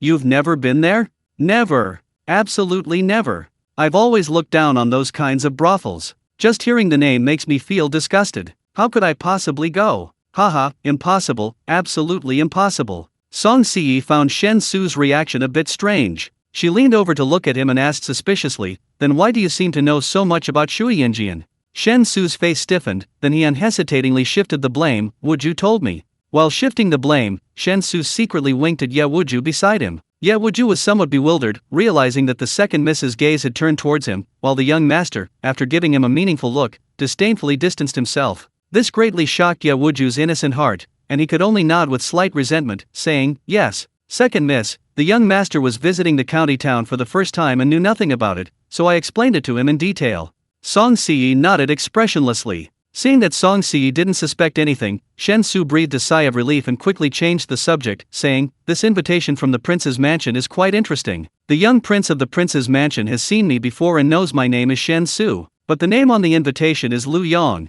and the invitation was sent directly to the Bao Fenglong branch. I don't believe the prince's mansion has such exaggerated control over the entire Chang Li prefecture. We've only just entered the city today, and we're already being monitored by the prince's mansion? In fact, if someone were truly monitoring us, it's unlikely they would escape our senses unnoticed. So, this must be a coincidence. The most reasonable explanation is probably that the prince's mansion misunderstands the relationship between me and Chu Angken. Chu Angken has a background in southern Liang, so the prince's mansion might mistakenly believe we're also from southern Liang. If that's the case, it provides perfect cover for your identities. After all, you're all unregistered residents.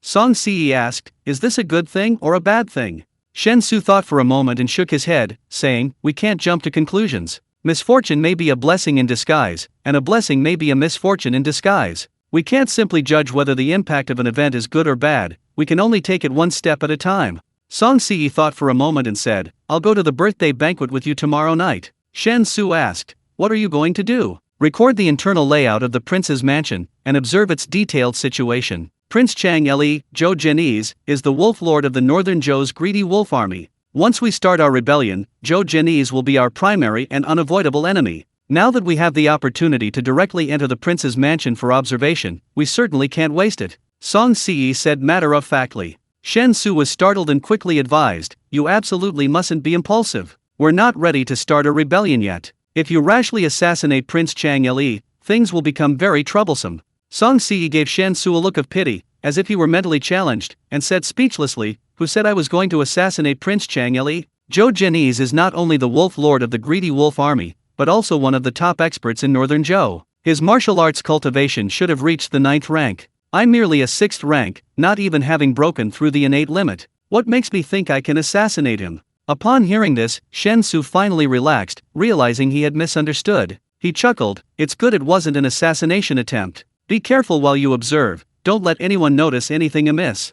The group quickly returned to their rooms at the inn. The chest full of gold was set down. Ye Wuju tucked the silver notes into his pocket and led the blood guards out again to purchase supplies for Song family village in Feng Bulletiniar. Song Ce asked Shen Xu for 2 chocolates, ate them, and then returned to her room next door, satisfied. Approaching her breakthrough to the innate realm, Song Ce dedicated at least an hour each day to meditation. Breaking through to the innate realm after birth is a complete qualitative leap for martial artists, a true tribulation. If one's mental state isn't flawless, the breakthrough process could easily lead to chi deviation. Therefore, Song Ce was extremely cautious about it. Her daily practice of self-cultivation and spiritual awakening was never perfunctory or negligent. Of course, compared to others, Song Ce, due to her cultivation of the ice heart technique, possessed exceptional mental control, thus the risk of breaking through to the innate realm was much lower than for other martial arts practitioners. Shen Xu stored all 500 kilograms of gold into his subspace. After a moment's thought, he returned to his own world. Since the prince's mansion had sent an invitation, he needed to prepare a gift in advance.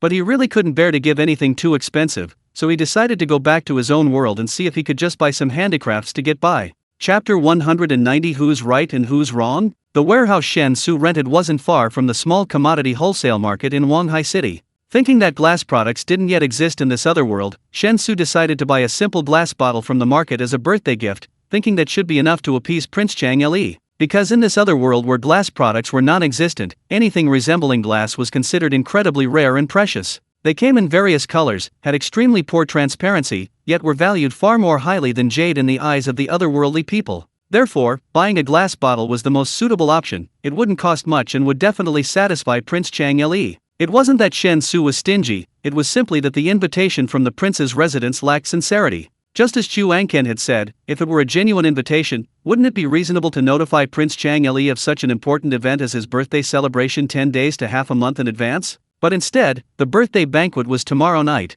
and they only came to deliver the invitation today. It felt like a birthday banquet was about to begin, but they realized they could squeeze in a few more people, so they scrambled to find extra attendees and, at the same time, try to squeeze in more gifts. In short, it was infuriating. Driving his Bentley, following the navigation on his phone, Shen Xu quickly reached the main road outside the small commodity wholesale market. He just needed to wait in the left turn lane for one traffic light, then make a U-turn. However, just as Shen Xu was patiently waiting in line for the light to turn green, and the cars in front of him started to move to make their U-turns, a Tina suddenly cut in from the straight lane, crossing the solid line. This sudden cut startled even Shen Xu, who instinctively slammed on the brakes and honked the horn. A piercing horn blared, but the Tina driver, who had cut in line, remained unmoved. Instead, he rolled down the driver's window, extended his left hand, and gave Shen Xu the middle finger. Shen Xu's eyes widened instantly. Good heavens, cutting in line with such arrogance. And you're crossing a solid line and forcibly changing lanes. Seeing the Tina driver stick his head out and deliberately spit in a provocative manner after giving the middle finger, Shen Xu's face turned cold. He released his foot from the brake and rammed into the Tina. Bang! The impact wasn't loud, but because the Tina had already cut in at an angle, after Shen Xu's front bumper hit the left rear door, the car slid sideways, almost completely blocking Shen Xu's path. The Tina driver was stunned. Clearly, he hadn't expected Shen Xu to actually dare to hit him. After a few seconds of stunned silence, the Tina driver angrily pushed open the door and got out. He went up to Shen Xu and kicked the driver's side door hard, yelling, "Do you even know how to drive? I'd already reserved the spot and you still rammed into me. This is a new car. How much damage will you cause if you hit it?" Shen Xu had just called the police and made a phone call to Go Wenpeng before leisurely getting out of the car. Looking at the car door, he noticed a rather noticeable dent from the driver's kick. "I'm talking to you. Are you deaf or mute? Can't you hear me?" The Tina driver became even angrier after realizing Shen Xu ignored him after getting out of the car. As he shouted, he tried to shove Shen Xu, but before his hand could even touch Shen Xu's shoulder, Shen Xu had already moved faster, grabbing his wrist. With a single, forceful movement, the Tina driver's anger instantly vanished, replaced by a face that paled instantly with pain. "Ouch! Let go! You fucking let go! My wrist's going to break." According to Chinese law, intentionally damaging another person's property, with a value exceeding 5,000 yuan, is grounds for investigation by the police, a criminal offense, generally punishable by up to 3 years imprisonment. This is a new Bentley Flying Spur, and the driver's side door is worth approximately 100,000 yuan. "You just intentionally damaged my car door with violence, and I'm calling the police." As he spoke, Shen Xu released the Tina driver and simultaneously called the police a second time. However, the first call was to the traffic police, while the second was directly to 110, the emergency number. "Bullshit. Who are you trying to scare? My car is only worth 200,000 yuan. You want 100,000 yuan for just one door? Let me tell you, you hit my car. If you don't give me sufficient compensation and the depreciation cost of the vehicle, I'm not letting this go." The Tina driver continued to roar angrily. Of course, having experienced Shen Xu grabbing his wrist earlier, he didn't dare to act rashly again. Shen Xu didn't bother arguing with this kind of person and simply stood quietly to the side, waiting for the police to arrive and handle the accident. Actually, if this person hadn't gone so far, giving the middle finger and spitting, Shen Xu wouldn't have bothered at all. Even though he was annoyed by being cut in line, it was a small matter, and he could let it go. However, the other person's arrogant and domineering attitude was truly unacceptable. So Shen Xu decided to teach him a lesson. This world shouldn't always allow those who break the rules to benefit, while those who follow the rules always suffer. That's wrong. Those who do wrong should pay the price for their actions, instead of letting whoever is unreasonable benefit. Soon, the traffic police arrived at the scene. After examining the situation and the marks on the road, they quickly determined that the Tina driver was fully responsible. The Tina driver was furious, shouting, "Why is it all my fault? I already had my lane. He saw me. He stopped, then accelerated again and hit me. He should be fully responsible. He hit me on purpose." The traffic police officer turned to Shen Xu and asked, "Did you hit him on purpose?" Shen Xu immediately shook his head, "Of course not. He cut in line so suddenly, I wasn't prepared at all, and I reflexively slammed on the brakes. Then, when he changed lanes over the solid line, he rolled down his window and used threatening gestures and language towards me, which startled me. I'm a very timid person. After being startled by him, I accidentally released the brake, which caused my car to collide with his vehicle. All of this can be proven by the surveillance footage. Officer, in this situation, what responsibility do I bear?" The traffic policeman shook his head without hesitation, saying, "Crossing the solid line and forcibly changing lanes was the main cause of this accident. Unless you intentionally hit him, you don't need to bear any responsibility. However, since there was a second collision, I'll check the surveillance footage. Please wait a moment."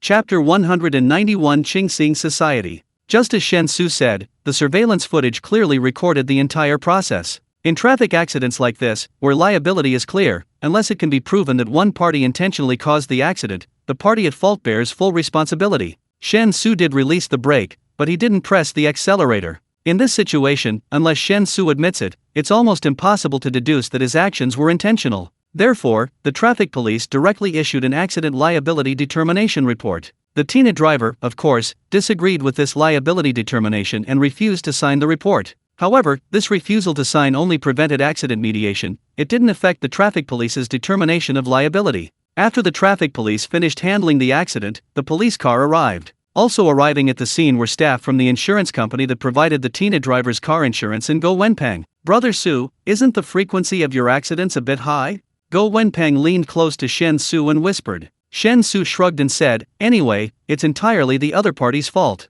Your car dealership can even make a profit on repairs, so why not?"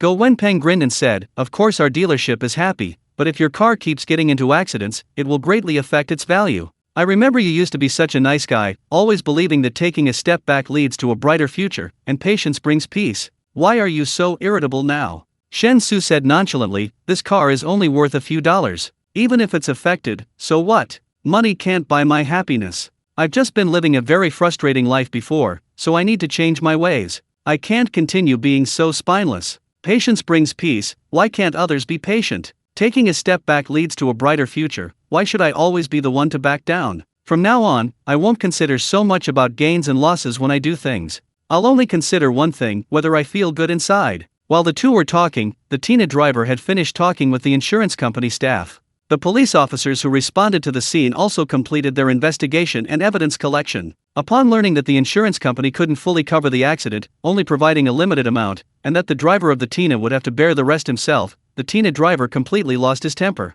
Especially since the police officers present determined that he had intentionally damaged other people's property and needed to take him in for further investigation. This completely extinguished the Tina driver's previous arrogance. He rushed to Shen Xu in a panic, pleading with a face full of remorse, "Buddy, I know I was wrong. Please forgive me this time. I promise I'll drive carefully from now on and never dare to do anything illegal again." Shen Xu glanced at the Tina driver, then turned to the police officers and said, "Officer, I have other things to attend to, so I'm entrusting this matter to my friend. The case itself is very simple, nothing complicated. My demands are very simple. I will not accept any form of mediation, nor any form of compensation. I don't want a single penny. I only hope that he will be punished according to the relevant regulations."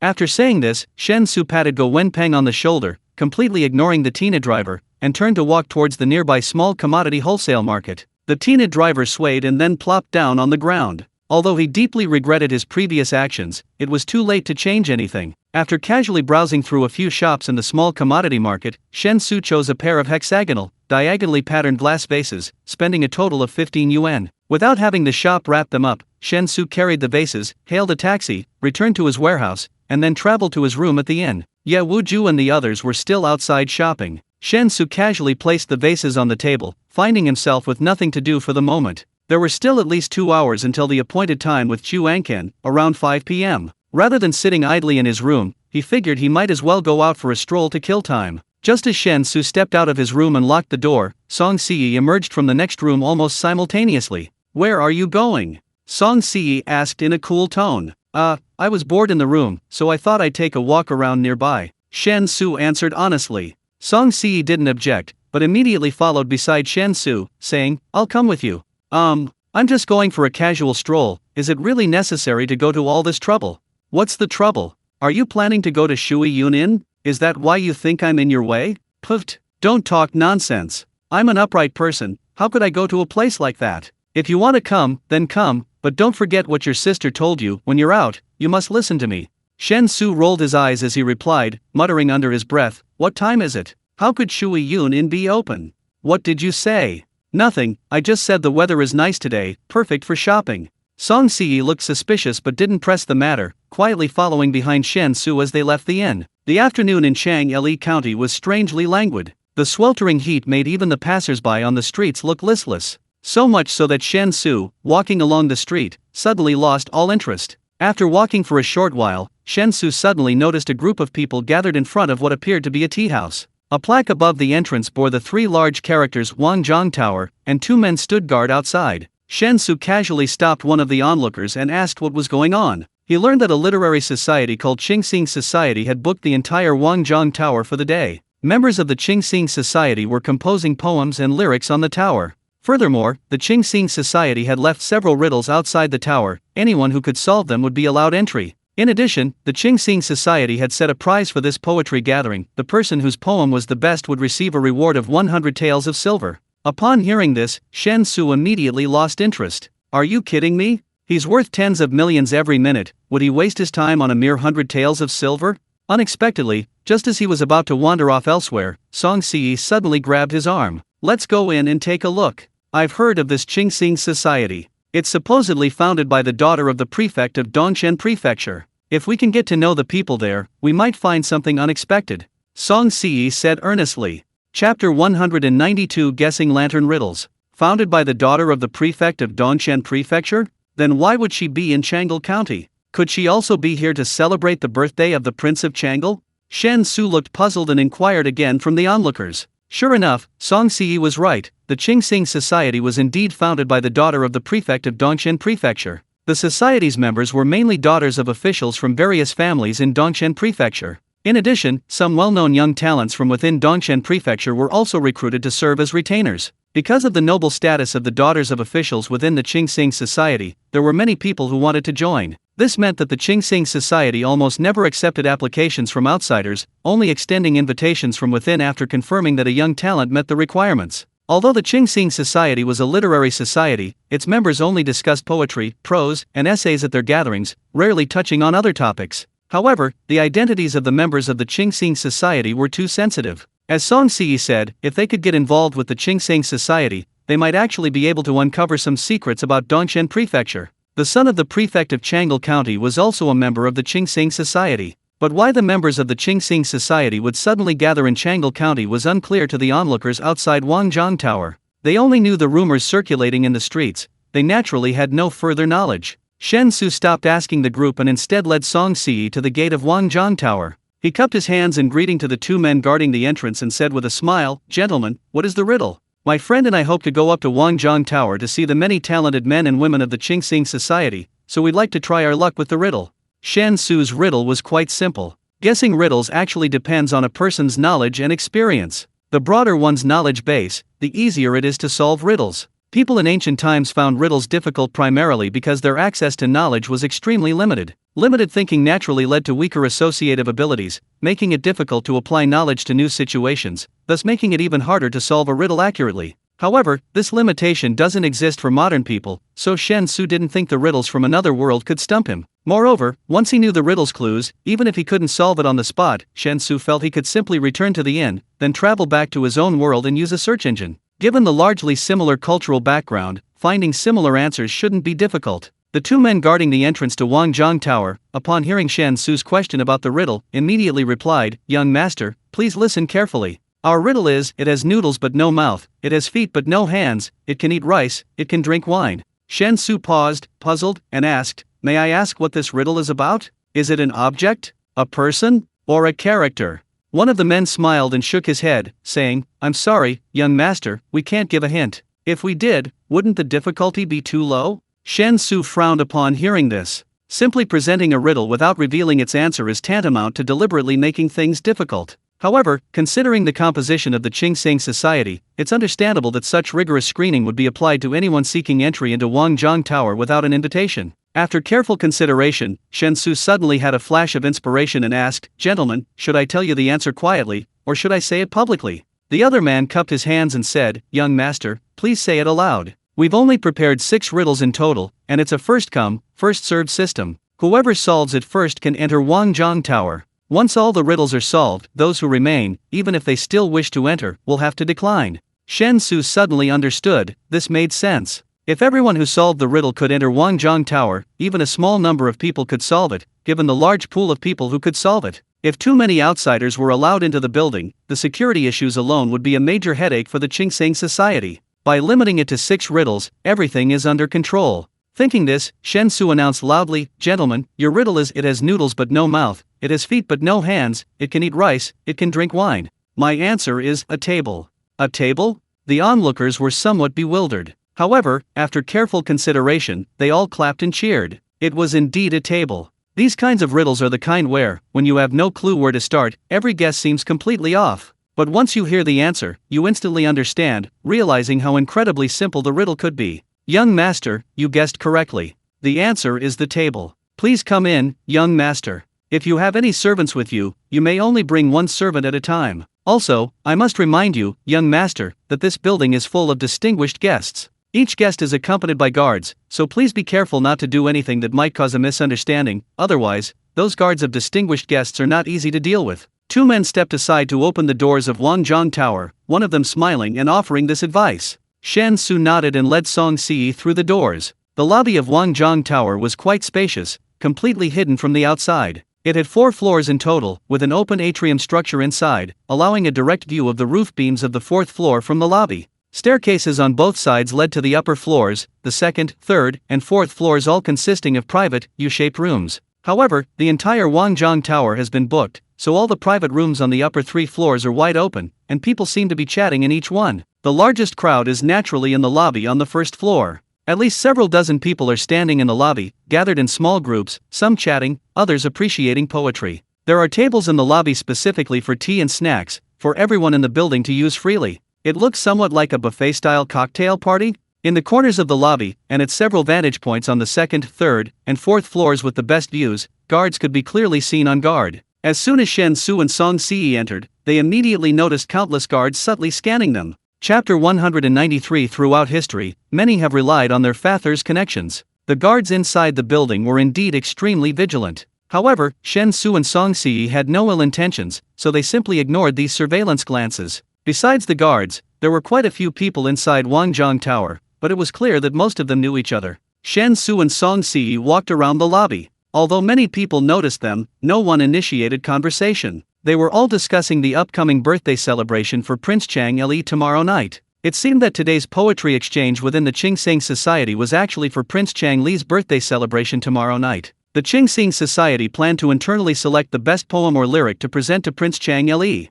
Far beyond the clear lake to buy wine, I recite poetry atop the Wangjong Tower. Swallows alight in pairs on the hall. Youthful days were wasted beneath the flowers, secret joys followed by countless partings. Tonight, spring waters flow by the river. Where are the banners of Lan Qiao? My heart yearns to speak, yet I hesitate. The east wind is languid and powerless, I hesitated to descend. A young scholar, standing in the center of the hall, suddenly spoke aloud. This young scholar was dressed in fine silks and satins, and the folding fan in his hand was clearly expensive. The lifelike flower and bird painting on the unfolded fan was undoubtedly the work of a master. As the young scholar recited this poem, cheers and compliments immediately rose from the surrounding crowd. Impressive! Brother Ji Chang's poem is profound in its imagery and exquisite in its language. It should be considered the best poem of the day. Indeed, indeed. Brother Ji Chang truly lives up to his reputation as the foremost talent of Dongshan Prefecture. His work is truly remarkable. It seems Brother Ji Chang will undoubtedly shine at tomorrow night's birthday banquet. If he catches the eye of the Prince of Chang Li, given his status, his future is limitless. Hearing these compliments, the young scholar smiled with considerable pride, clearly very satisfied with his poem. However, a beautiful woman standing with the young scholar frowned and shook her head, saying, "No, Chang Li County produced a lyricist named Lu Yong before. Have you all forgotten his poem? My clothes grow looser, yet I have no regrets. For her sake, I grow thin and pale." Just that one line alone surpasses all our lyric writings by a great margin. And that was written by Lu Yong for a courtesan. If you can't write a better poem than that, why present it to the Prince of Chang Li for his birthday? Do you want the prince to misunderstand that he's inferior even to a courtesan? In short, unless you can write a better poem than Lu Yong's, you absolutely cannot present it for his birthday. Perhaps you should all think about writing a poem that's at least presentable. With your abilities, I doubt you can write a better poem than Lu Yong's. Continuing to compete on lyric writing is completely pointless. Besides, haven't you found Lu Yong yet? Is it really that difficult to invite him to join the Qingxing Society? This beautiful woman appeared to be in charge of the Qingxing Society. As soon as she spoke, those who had been flattering the young scholar immediately fell silent. The young scholar's face stiffened slightly, seemingly feeling somewhat embarrassed, and he said awkwardly, "Xinran, the birthday banquet is tomorrow night, that's enough. We just need to do our best." Prince Chang Li is usually very magnanimous and won't say anything more. The beautiful woman, called Xinran, immediately glared and said, "Shi Jikang, I didn't form the Qingxing Society for personal gain. I didn't bring those so-called talented men in to provide them with a place to flatter each other. I wanted to recommend talent for our great Zhou. Tomorrow's birthday banquet for Prince Chang Li is a rare opportunity for the Qingxing Society to shine. You absolutely must produce a passable poem. Forget about lyrics. You are no match for that Lu Yong. You must find a way to get that Lu Yong into the Qingxing Society." Being reprimanded in public again by the woman, Shi Jikang couldn't help but feel annoyed. But he couldn't afford to offend the woman, so he had to find another outlet for his frustration. After looking around the hall, Shi Jikang's gaze naturally fell on Shen Xu and Song Xi. The reason was simple: he didn't know Shen Xu and Song Xi, meaning they weren't members of the Qingxing Society. Those not from the Qingxing Society who could be present at Wangjong Tower today could only have gained entry by correctly solving riddles. This meant they had no status or background, making them perfect targets for picking a fight. Moreover, the woman among the two was strikingly beautiful and possessed a cool, aloof air, which perfectly suited Shi Jikang's tastes. Without hesitation, Shi Jikang walked directly in front of Shen Xu and Song Xi. Looking at Song Xi's position, half a step behind, a frivolous smile appeared on his face. He began, "Brother, my name is Shi Jikang. The prefect of Changle County is my father." Shen Xu raised an eyebrow and cupped his hands in greetings, young Master Shi. What brings you here? Shi Jikang didn't return the greeting, but looked at Song Si with gleaming eyes and said, "It's nothing serious. This young lady is your maid, isn't she? I wonder if you would be willing to part with her. I can buy her, or you can exchange one of my other maids for her. It's entirely up to you. If you're willing to do me a favor, I can even introduce you to our Qingxing society." Shen Xu didn't react immediately, but he could sense a murderous aura emanating from Song Si behind him. After a slight pause, Shen Xu finally understood what the young master meant. Was this blatant human trafficking? Shi Jikang, however, didn't see anything wrong with his actions. Maids and servants belonged to their master's family, and the master naturally had the right to dispose of them as they pleased. Let alone maids and servants, even concubines, unless they're the principal wife, can be bought, sold, or given away at will. Shi Jikang originally just wanted to vent his frustration, but after carefully observing Song Si, he was genuinely captivated. This aloof, icy beauty was simply irresistible. First of all, she's not my maid. Secondly, if you like buying people, go back and buy your mother. Finally, is the Qingxing society so great? Introducing me to join? Do you think I care? Joining the Qingxing society would mean associating with someone like you, which would be a tremendous humiliation for me. Shen Xu retorted directly, showing no mercy to Shi Jikang. So what if he's the son of the prefect of Changle County? Even if Shi Jikang's father is Li Gang, he's already directly provoked Song Si. As her brother-in-law, Shen Xu has to stand up for his sister-in-law, right? You're vulgar. I only wanted to buy your maid, and you use such foul language. You're a disgrace to us scholars. Shi Jikang's face flushed red as he rebuked him. A scholar? Tisk, if all scholars are like you, then I dare not call myself a scholar. I can't afford to lose face like that. As Shen Xu spoke, he directly grabbed Song Si's hand and walked out of Wangjiang Tower. Chapter 194. I'm not very good at writing poetry. Although he came in to get involved with the Qingxing society, since the other party insulted his sister-in-law in public, there was obviously no need to continue to be hypocritical and deceitful. It's just that when Shen Xu took Song Si's little hand and was about to walk to the gate of Wangjiang Tower, he was suddenly stopped by two men who looked like guards. At the same time, the beautiful woman who was called Xinran before walked over with a slightly ugly face. My name is Ning Xinran, and I founded the Qingxing society. If Shi Jikang's words and deeds offended the young master, then I will apologize to the young master on his behalf. But the matter between Gongzi and Shi Jikang should not involve the Qingxing society. Introducing the young master to join the Qingxing club, is it a humiliation to you? This is too much. Shen Xu found that Song Si had the intention to draw her sword, and hurriedly patted Song Si's little hand gently to reassure her. At the same time, he turned his head to look at Ning Xinran. Since this beautiful woman claims to be the founder of the Qingxing society, she is obviously the daughter of the Fuzun of Dongshan Mansion. The person involved in the Qingxing club is not me, it is the Shi Jikang Shi Gongzi, who thinks that introducing me to the Qingxing society can be an attractive condition, but obviously, I have a different opinion from him. In addition, Miss Ning, you are also a woman. Do you agree with the attitude of that Shi Jikang Shi Gongzi who bought and sold women at will? Or in Miss Ning's opinion, women should be despised like this? Shen Xu said without humility or arrogance. Ning Xinran suddenly stuttered and said in a deep voice, of course, women should not be despised at will, but the world is like this. Shi Jikang's behavior is not much inappropriate, but he is a young master, and he seems too aggressive. Ning Xinran's words were a little reluctant. As a woman, she is indeed not used to the practice of many people buying and selling women as goods. However, the world is like this. Unless she is born as prominent, it is almost impossible for a woman to have any status. Therefore, for Shen Xu's move to protect Song Si, Ning Xinran actually appreciated it. But she is the founder of the Qingxing society after all, and seeing Shen Xu's disdainful attitude towards the Qingxing society, she can't turn a blind eye. Regarding Ning Xinran's entanglement, Shen Xu laughed and said, you have your opinion, and I also have my opinion.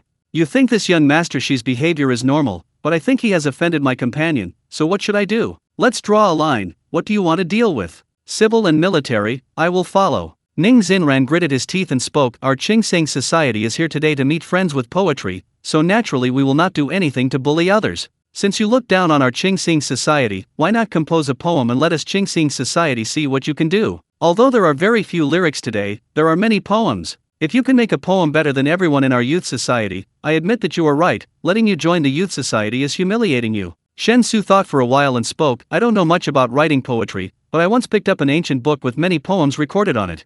I'll pick one from it and give it to you. If any of you can make a better poem than this one, I will apologize to you in public. But if no one has this ability, Hey, then your Qingxing society can really only get a false evaluation. Listen, this poem is like this. I don't see the ancients in front of me, and I don't see the future behind me. Thinking of the vast distance between heaven and earth, I weep alone. As soon as the words fell, the whole room was quiet. Everyone who heard this poem froze in place as if they had been cast a spell, and their faces were full of shocked expressions. Shen Xu smiled, ignored everyone, took Song Si's little hand, and walked back to the gate of Wangjiang Tower. The two guards did not continue to intercept this time, but turned sideways and gave up the gate of Wangjiang Tower. Seeing that Shen Xu was about to take Song Si out of the door, Ning Xinran finally came back to his senses and immediately shouted anxiously, "Who wrote this poem?" Chen Xiang. With the end of the reply, Shen Xu and Song Si walked out of the gate of Wangjiang Tower. Ning Xinran read the whole poem repeatedly several times, and suddenly turned her head and asked another woman beside her, "Wanyi,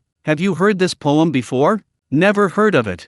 "You haven't heard it, which means that this poem is indeed the first time it has appeared. Do you think the ancient books that man said are really, or is it just a random excuse?" "I think it's an excuse. Once such a poem appears, it will inevitably spread to every corner of the three kingdoms in a very short period of time, and the theory of ancient books is not credible. What's more, the name Chen Xiang has never heard of before. If it is really an ancient book, this Chen Xiang must be a very famous poet in the past. How can there be no poems that have ever been passed down to the world?" "I think so too." Ning Xinran nodded slowly and continued in a deep voice, "I'm afraid Chen Xiang is that guy himself. Or maybe it's the guy's random make-up name. The poem should have been written by that guy too, but it looks, that guy didn't like false names, so he casually found an excuse for ancient books. This person, it's really free. If anyone else had such a poetic talent, I am afraid that he would not have been able to help showing off everywhere long ago, or would he be like him? But he put on an attitude of avoidance. From this point of view, what he said was right. Shi Jikang recommended him to join our youth society, which was indeed a humiliation for him. The woman known as Wanyi spoke, "In any case, this poem is excellent, or, at the birthday banquet tomorrow night, we will give this poem to the Prince of Changle to celebrate his birthday?"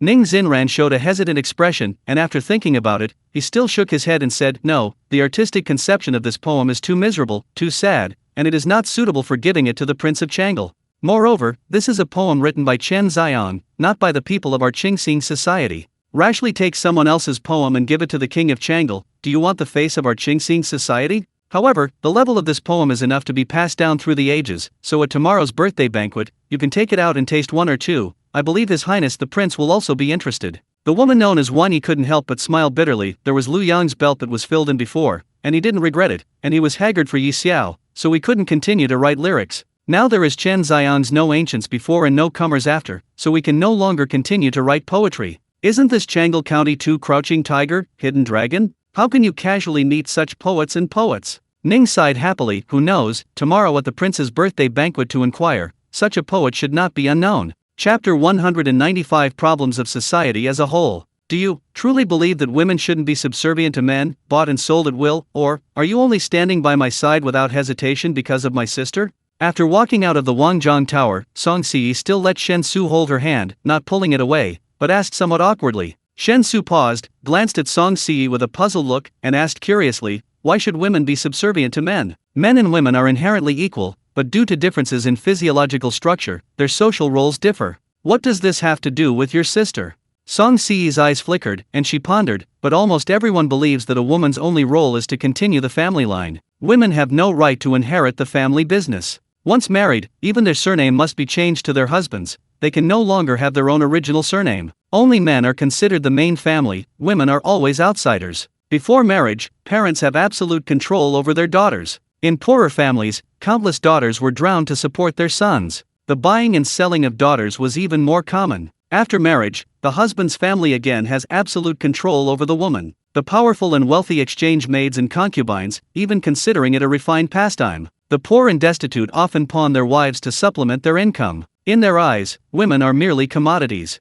Shen Xu thought for a moment, then shrugged and said, "This is a problem of the entire society, caused by the structure of production. To change this, we must launch a bottom-up social transformation. Of course, this will be extremely difficult, but I believe it can be done. Why is women's social status so low, completely incompatible with men's? Because in today's world, men possess absolutely dominant productive forces. In rural areas, farming, water disputes, and neighborhood conflicts all require men to handle these matters. Men are inherently much stronger than women. During the years of war between the three kingdoms, the soldiers in the army could only be men, at most. Some strong women were conscripted for washing and cooking. The physiological differences between men and women dictate that, from a universal perspective, there is a fundamental gap in productivity between them. Unless social productivity is reshaped, production methods continue to advance, and the means of production are no longer primarily controlled by men, and even women can achieve productivity levels comparable to men under the new production methods, the problem cannot be fundamentally solved.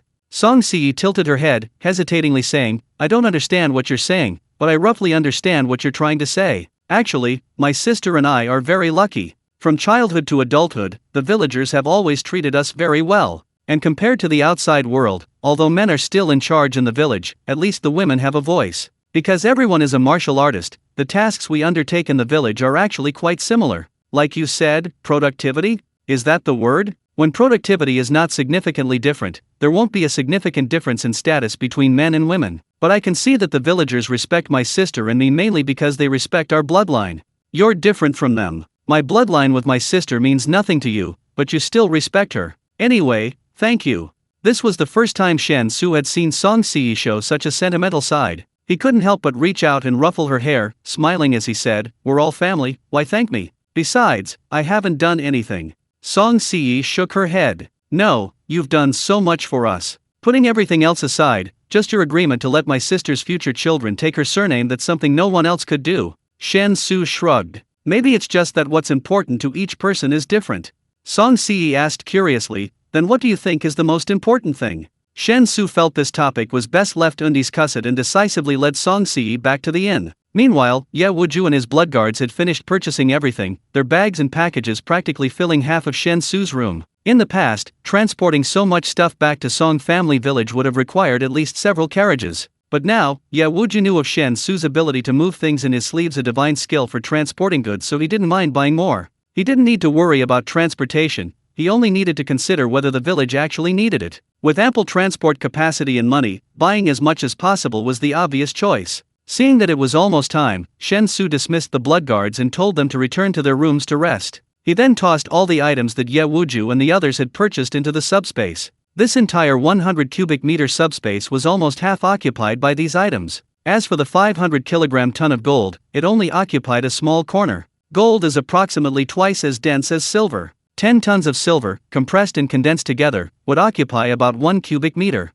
However, 1 cubic meter of gold would weigh a full 19.32 tons. Therefore, the half-ton of gold would only occupy 1/40th of a cubic meter of space, practically negligible within the current subspace. "Let's go, Chu Angken is treating us to dinner, let's not be late." Since Bao Fenglong is the largest money exchange in Nanliang, it must have very deep connections. Building a good relationship with Bao Fenglong wouldn't be a bad thing for us. Although we're definitely going to rebel, when we first raise our banner, our primary target will definitely be Northern Zhou. That's our main conflict right now. Therefore, maintaining contact with Nanliang won't be a problem. After packing his things, Shen Xu spoke as he led Song Si and Ye Wuju out of the inn. The other bloodguards didn't need to be brought along. If he was unavailable later, Ye Wuju would definitely handle the transactions with Chu Angken on his behalf.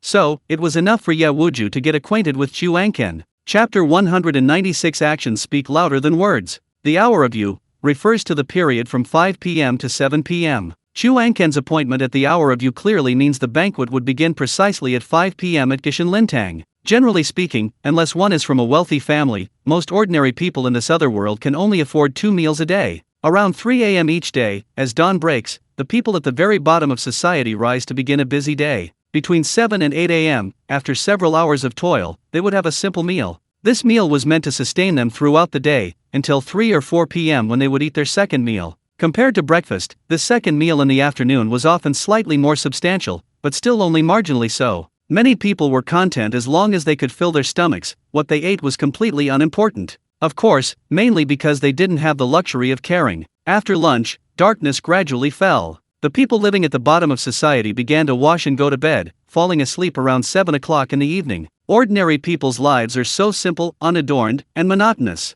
They toil daily just to fill their stomachs, devoid of any joy or spiritual pursuits. They work at sunrise and rest at sunset. For them, life is a repetitive, numb process. Their birth is meaningless, their death unnoticed. In their mundane existence, they hastily pass through the short decades of life. When everyone who knew them is dead, no one will even know they ever existed. All traces will vanish into nothingness. The things they cared about and valued in life seem like a joke. Everything becomes an illusion, only death is the sole reality. It's terrifying. Even more terrifying is the powerlessness to defy fate, leaving them only to face it helplessly. Walking the streets of Chang'ili County, watching the hurried pedestrians around him, Shen Xu was lost in thought. The lives of the lower classes in this other world were undoubtedly extremely miserable, especially after witnessing firsthand the group of refugees gathered outside Yongping town before coming to the county town, buying and selling themselves like commodities just to survive. That scene deeply affected Shen Xu. But upon reflection, were the lower classes in his world really living such good lives?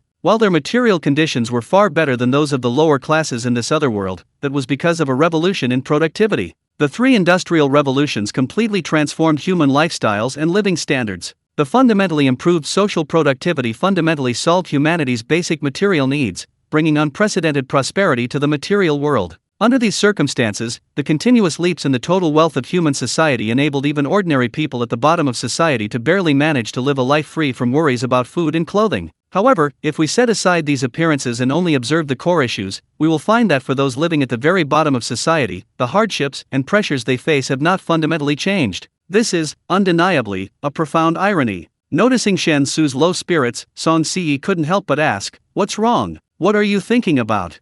"Nothing, I just feel that life is sometimes quite meaningless. I once read a story about a rickshaw puller named Xianzi. He believed until his death that his miserable life was because he hadn't worked hard enough. But, is that really true?" Shen Xu gave a self-deprecating laugh and continued, "Of course, that's life. We always have to find some meaning in our lives so we don't live without direction. So that saying is actually true, the most important thing in life is to be happy." Song Si nodded, seemingly understanding, and pondered, "Don't dwell too much on things you can't control. No matter what, your sister and I want you to be happy. Besides, we have higher goals to achieve. If you feel the people are living poorly, then strive to give them a completely new life. All sorts of ideas are no match for action. Instead of idle speculation, do something useful." Shen Xu turned to look at Song Si with considerable surprise, praising, "You've never been very talkative. I thought you weren't good with words, but I didn't expect. I underestimated you." Song Si pursed her lips and said, "I don't like to talk, not because I can't, but because I believe actions are more useful than words.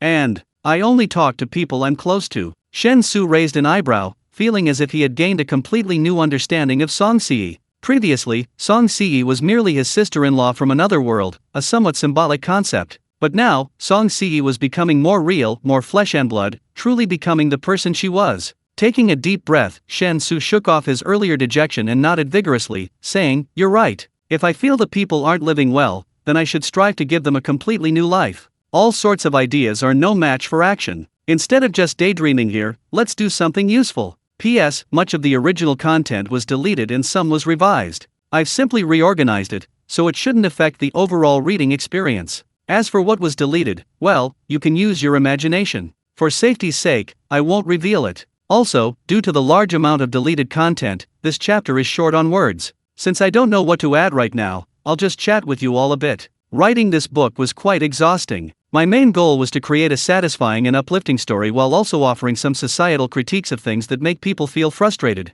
Perhaps this is why some parts of the plot feel fragmented and disjointed. However, a long novel, often millions of words long, can only be written as a grand fantasy novel. It can use leveling up to pull the plot from beginning to end, making the whole book seem to always follow the leveling up and not deviate too much from the main storyline. When writing about urban life, it's difficult to seamlessly connect the plot points and create coherence. Whether writing about minor scenes or everyday life, it inevitably feels disconnected from the fantasy world setting. I can only do my best. If it falls short, I sincerely apologize. Of course, this is also largely due to my lack of ability. If I were truly that talented, I would probably be famous by now. So, I must admit my shortcomings and accept criticism. However, aside from that, I took this book very seriously. For example, as many readers have probably noticed, there aren't many typos in this book because I repeatedly proofread each chapter before publication. My heart is aching, but I won't say it bursts into tears. Oh. Chapter 197 New Trouble. Upon arriving at the gates of Gishan Lintang, Shen Xu found Chu Angken already waiting.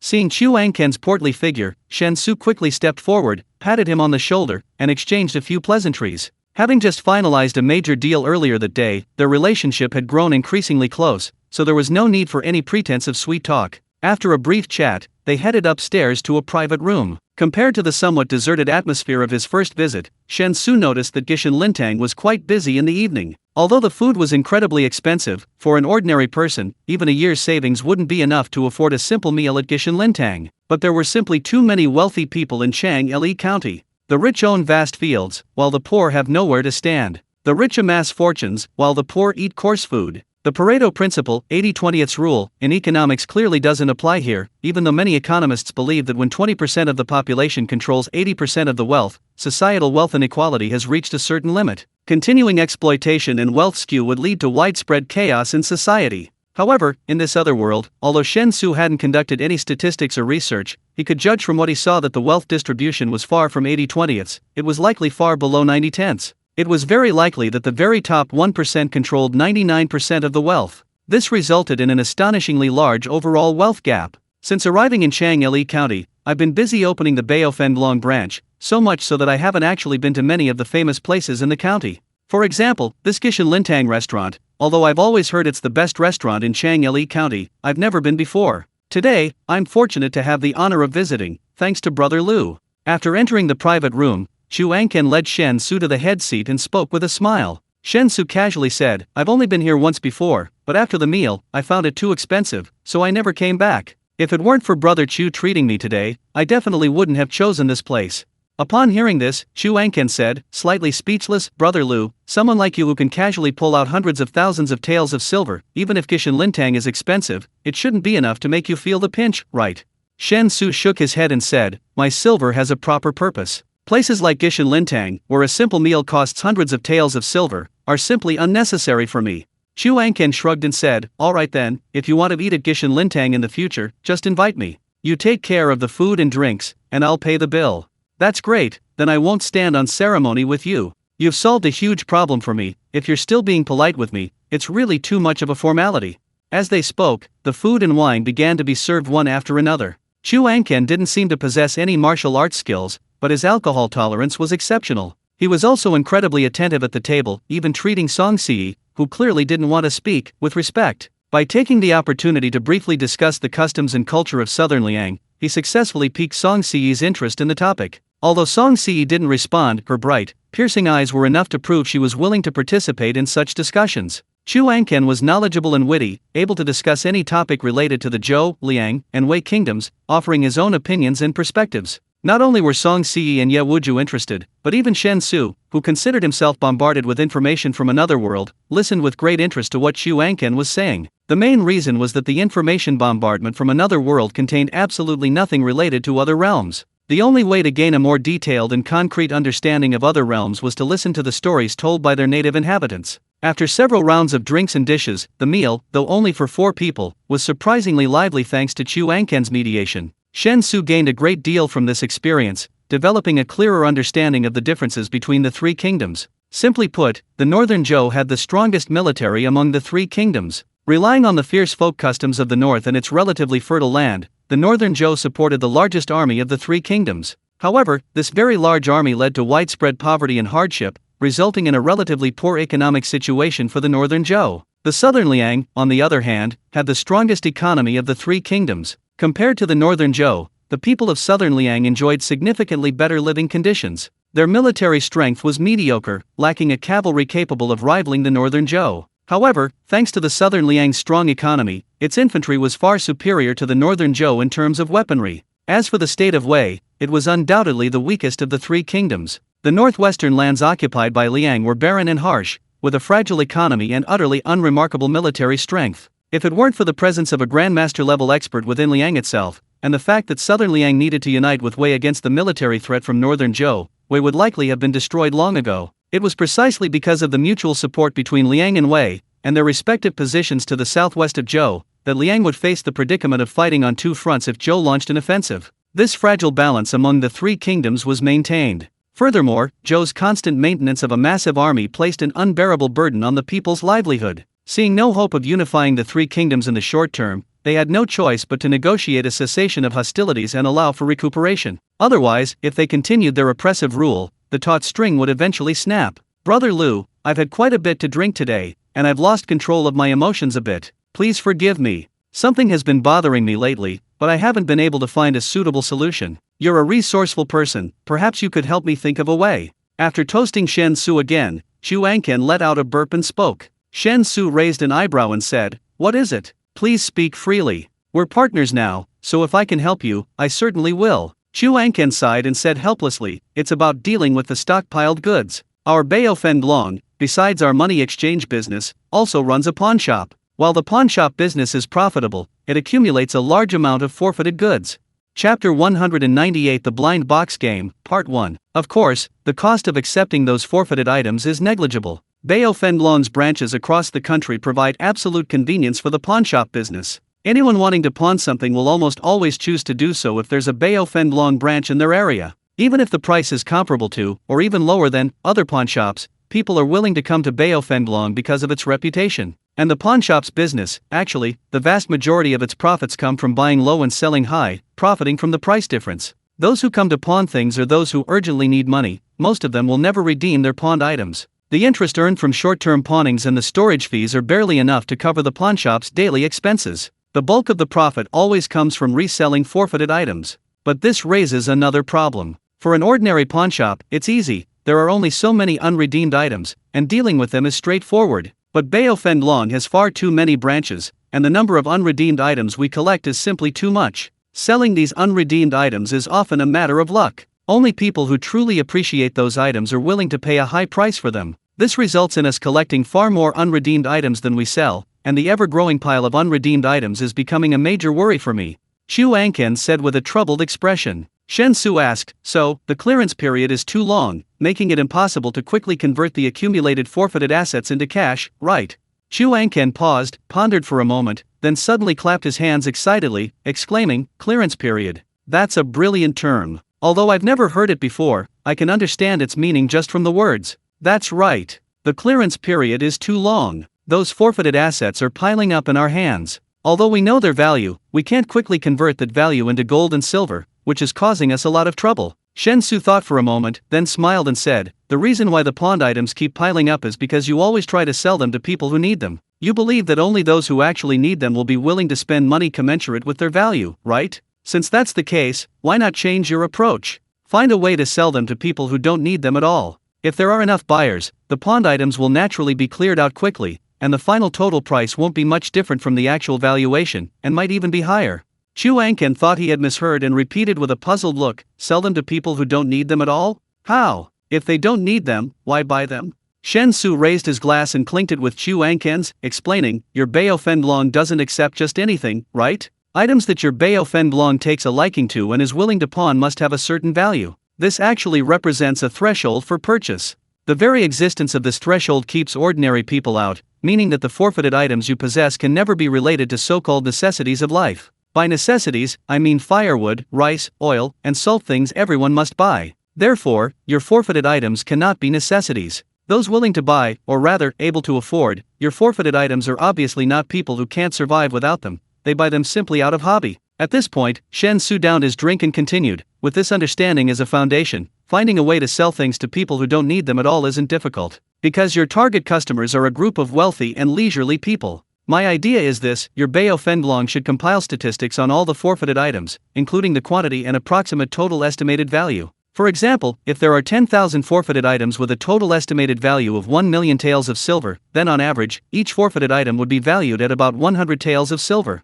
Of course, different pawned items vary greatly in value. Some pawned items will certainly be worth far more than 100 taels of silver, while others will be worth far less. But that doesn't matter, as long as the total value meets your expectations." Xu Anken looked at Shen Xu blankly, not quite understanding what Shen Xu was trying to say. Shen Xu ignored Xu Anken's expression and continued, "Pack all the forfeited items individually, and price them at the average price or slightly higher, ensuring that no one knows what they're buying before purchasing. Everyone has a gambling instinct. Since these forfeited items aren't necessities, and those who buy them are wealthy and leisurely individuals, we'll give them some entertainment value, allowing them to offer a degree of gambling-like pleasure. Someone might buy a package for 100 taels of silver, open it, and find the contents worth 1,000 taels, experiencing a strong sense of euphoria, similar to winning a gamble. Even if they don't like or need the item worth 1,000 taels, it doesn't matter. Someone bought a package for 100 taels of silver, only to find its contents were worth just 10 taels. That's fine too. They just lost the bet.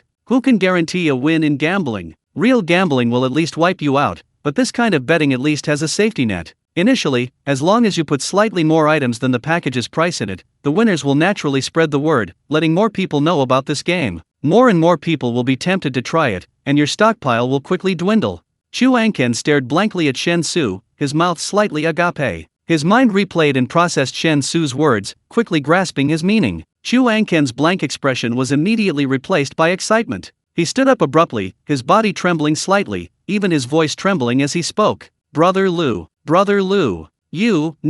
could you tell me in detail? What's this method of selling goods called? Ahem, I call it opening blind boxes.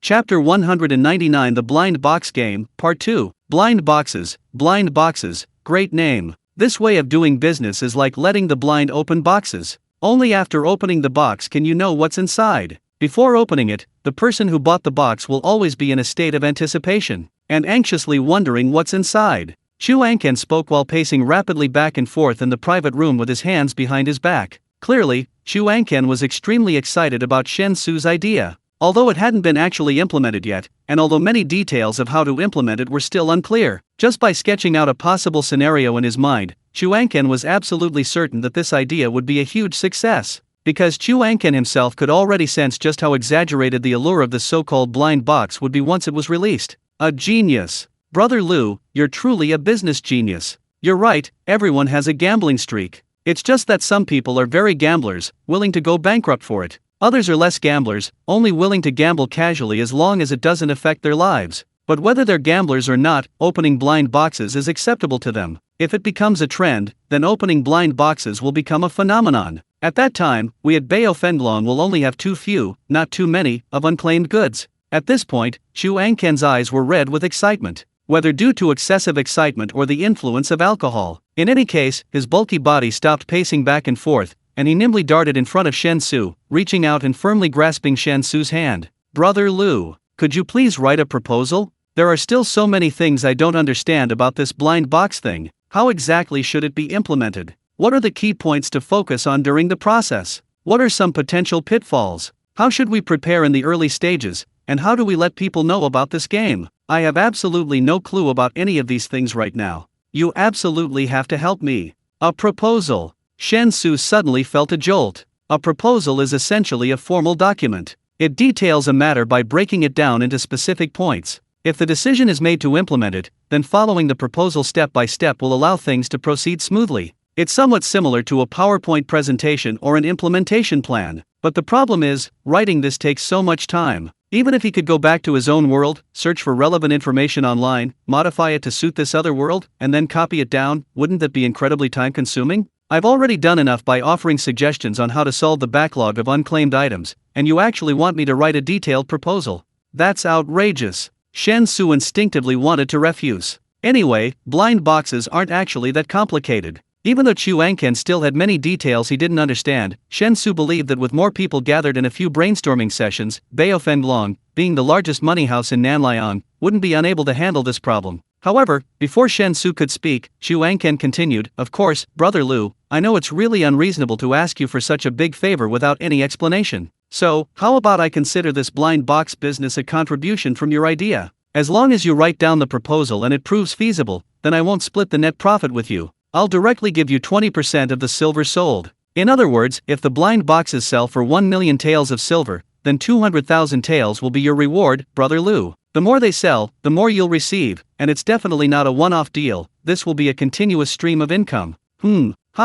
Shen Xu's words of refusal caught in his throat. Meeting Chu Angken's expectant gaze, Shen Xu said sincerely, "Brother Chu, you're too kind. We're friends, and it's only natural for friends to help each other. It has nothing to do with money, it's just that I'm naturally a warm-hearted person. I can't bear to see others suffer. So I'm determined to help you with this. It's just a petition, right? I'll try my best to write it for you by tomorrow. I guarantee I'll give it to you before I go to the Prince of Chang'e's birthday banquet tonight." Hearing Shen Xu agree, Chu Angken was overjoyed and said, "Then I'll leave everything to Brother Lu. The sooner this gets started, the better. Our Bao Fenglong has far too many unredeemed pawned items piled up. Even though the cost of collecting them is very low, the sheer volume of unredeemed items still has a significant impact on our cash circulation. As for the money exchange business, Brother Lu should understand. Cash reserves are crucial for us. If they're insufficient, a bank run would have unimaginable consequences. and the pawnshop business is just too profitable. Let alone giving it up, no one would be happy to even halt it for a while. Shen Xu chuckled and nodded. Don't worry, I'll start writing it tonight, and I guarantee I'll get it to you tomorrow. But don't pay me the 20% in silver, just exchange it for an equivalent amount of gold. I don't lack silver, but I'm open to gold. Xu Angken immediately agreed, no problem. Actually, although gold is more valuable, in my opinion, it's far less useful than silver. Mainly because it's almost impossible to use gold in everyday transactions. Aside from making valuable jewelry, the only use for gold is as collateral. That's because you haven't developed cutting-edge technology yet. Otherwise, gold's irreplaceable applications in advanced fields would greatly stabilize its value. Shen Xu thought to himself, but aloud changed the subject, asking, by the way, I'm a little curious, when you collect those forfeited items, what percentage of their actual value do you pay?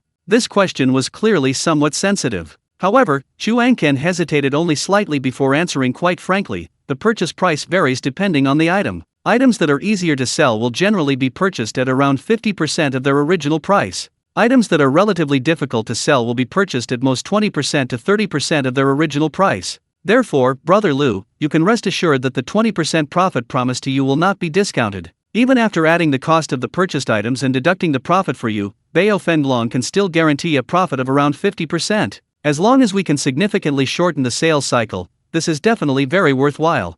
Chapter 200. I really will thank you. After discussing some details with Xu Angken, Shen Xu gained a more concrete understanding of the unredeemed collateral piled up at Bao Fenlong. Seeing Xu Angken's impatient expression, Shen Xu tactfully suggested ending the banquet there. Then, urged on by Xu Angken, he left Gishan Lintang with Ye Wuju and Song Si. It was clear that Xu Angken was genuinely anxious. The amount of unredeemed collateral piled up at Bao Fenlong was simply too great. The continuous accumulation was indeed putting considerable pressure on Bao Fenlong's cash reserves. Although there wouldn't be any immediate problems, a lack of immediate worries is always a concern for the future. If the unredeemed collateral continued to pile up like this, it would inevitably cause major chaos sooner or later. Therefore, Xu Angken had to come up with a solution as soon as possible, taking preventative measures to ensure Bao Fenlong's continued smooth operation. Even the largest ship, no matter how smoothly it sails, must avoid the hidden reefs beneath the surface. If one becomes complacent amidst the apparent calm, who knows when it might lead to shipwreck and loss of life?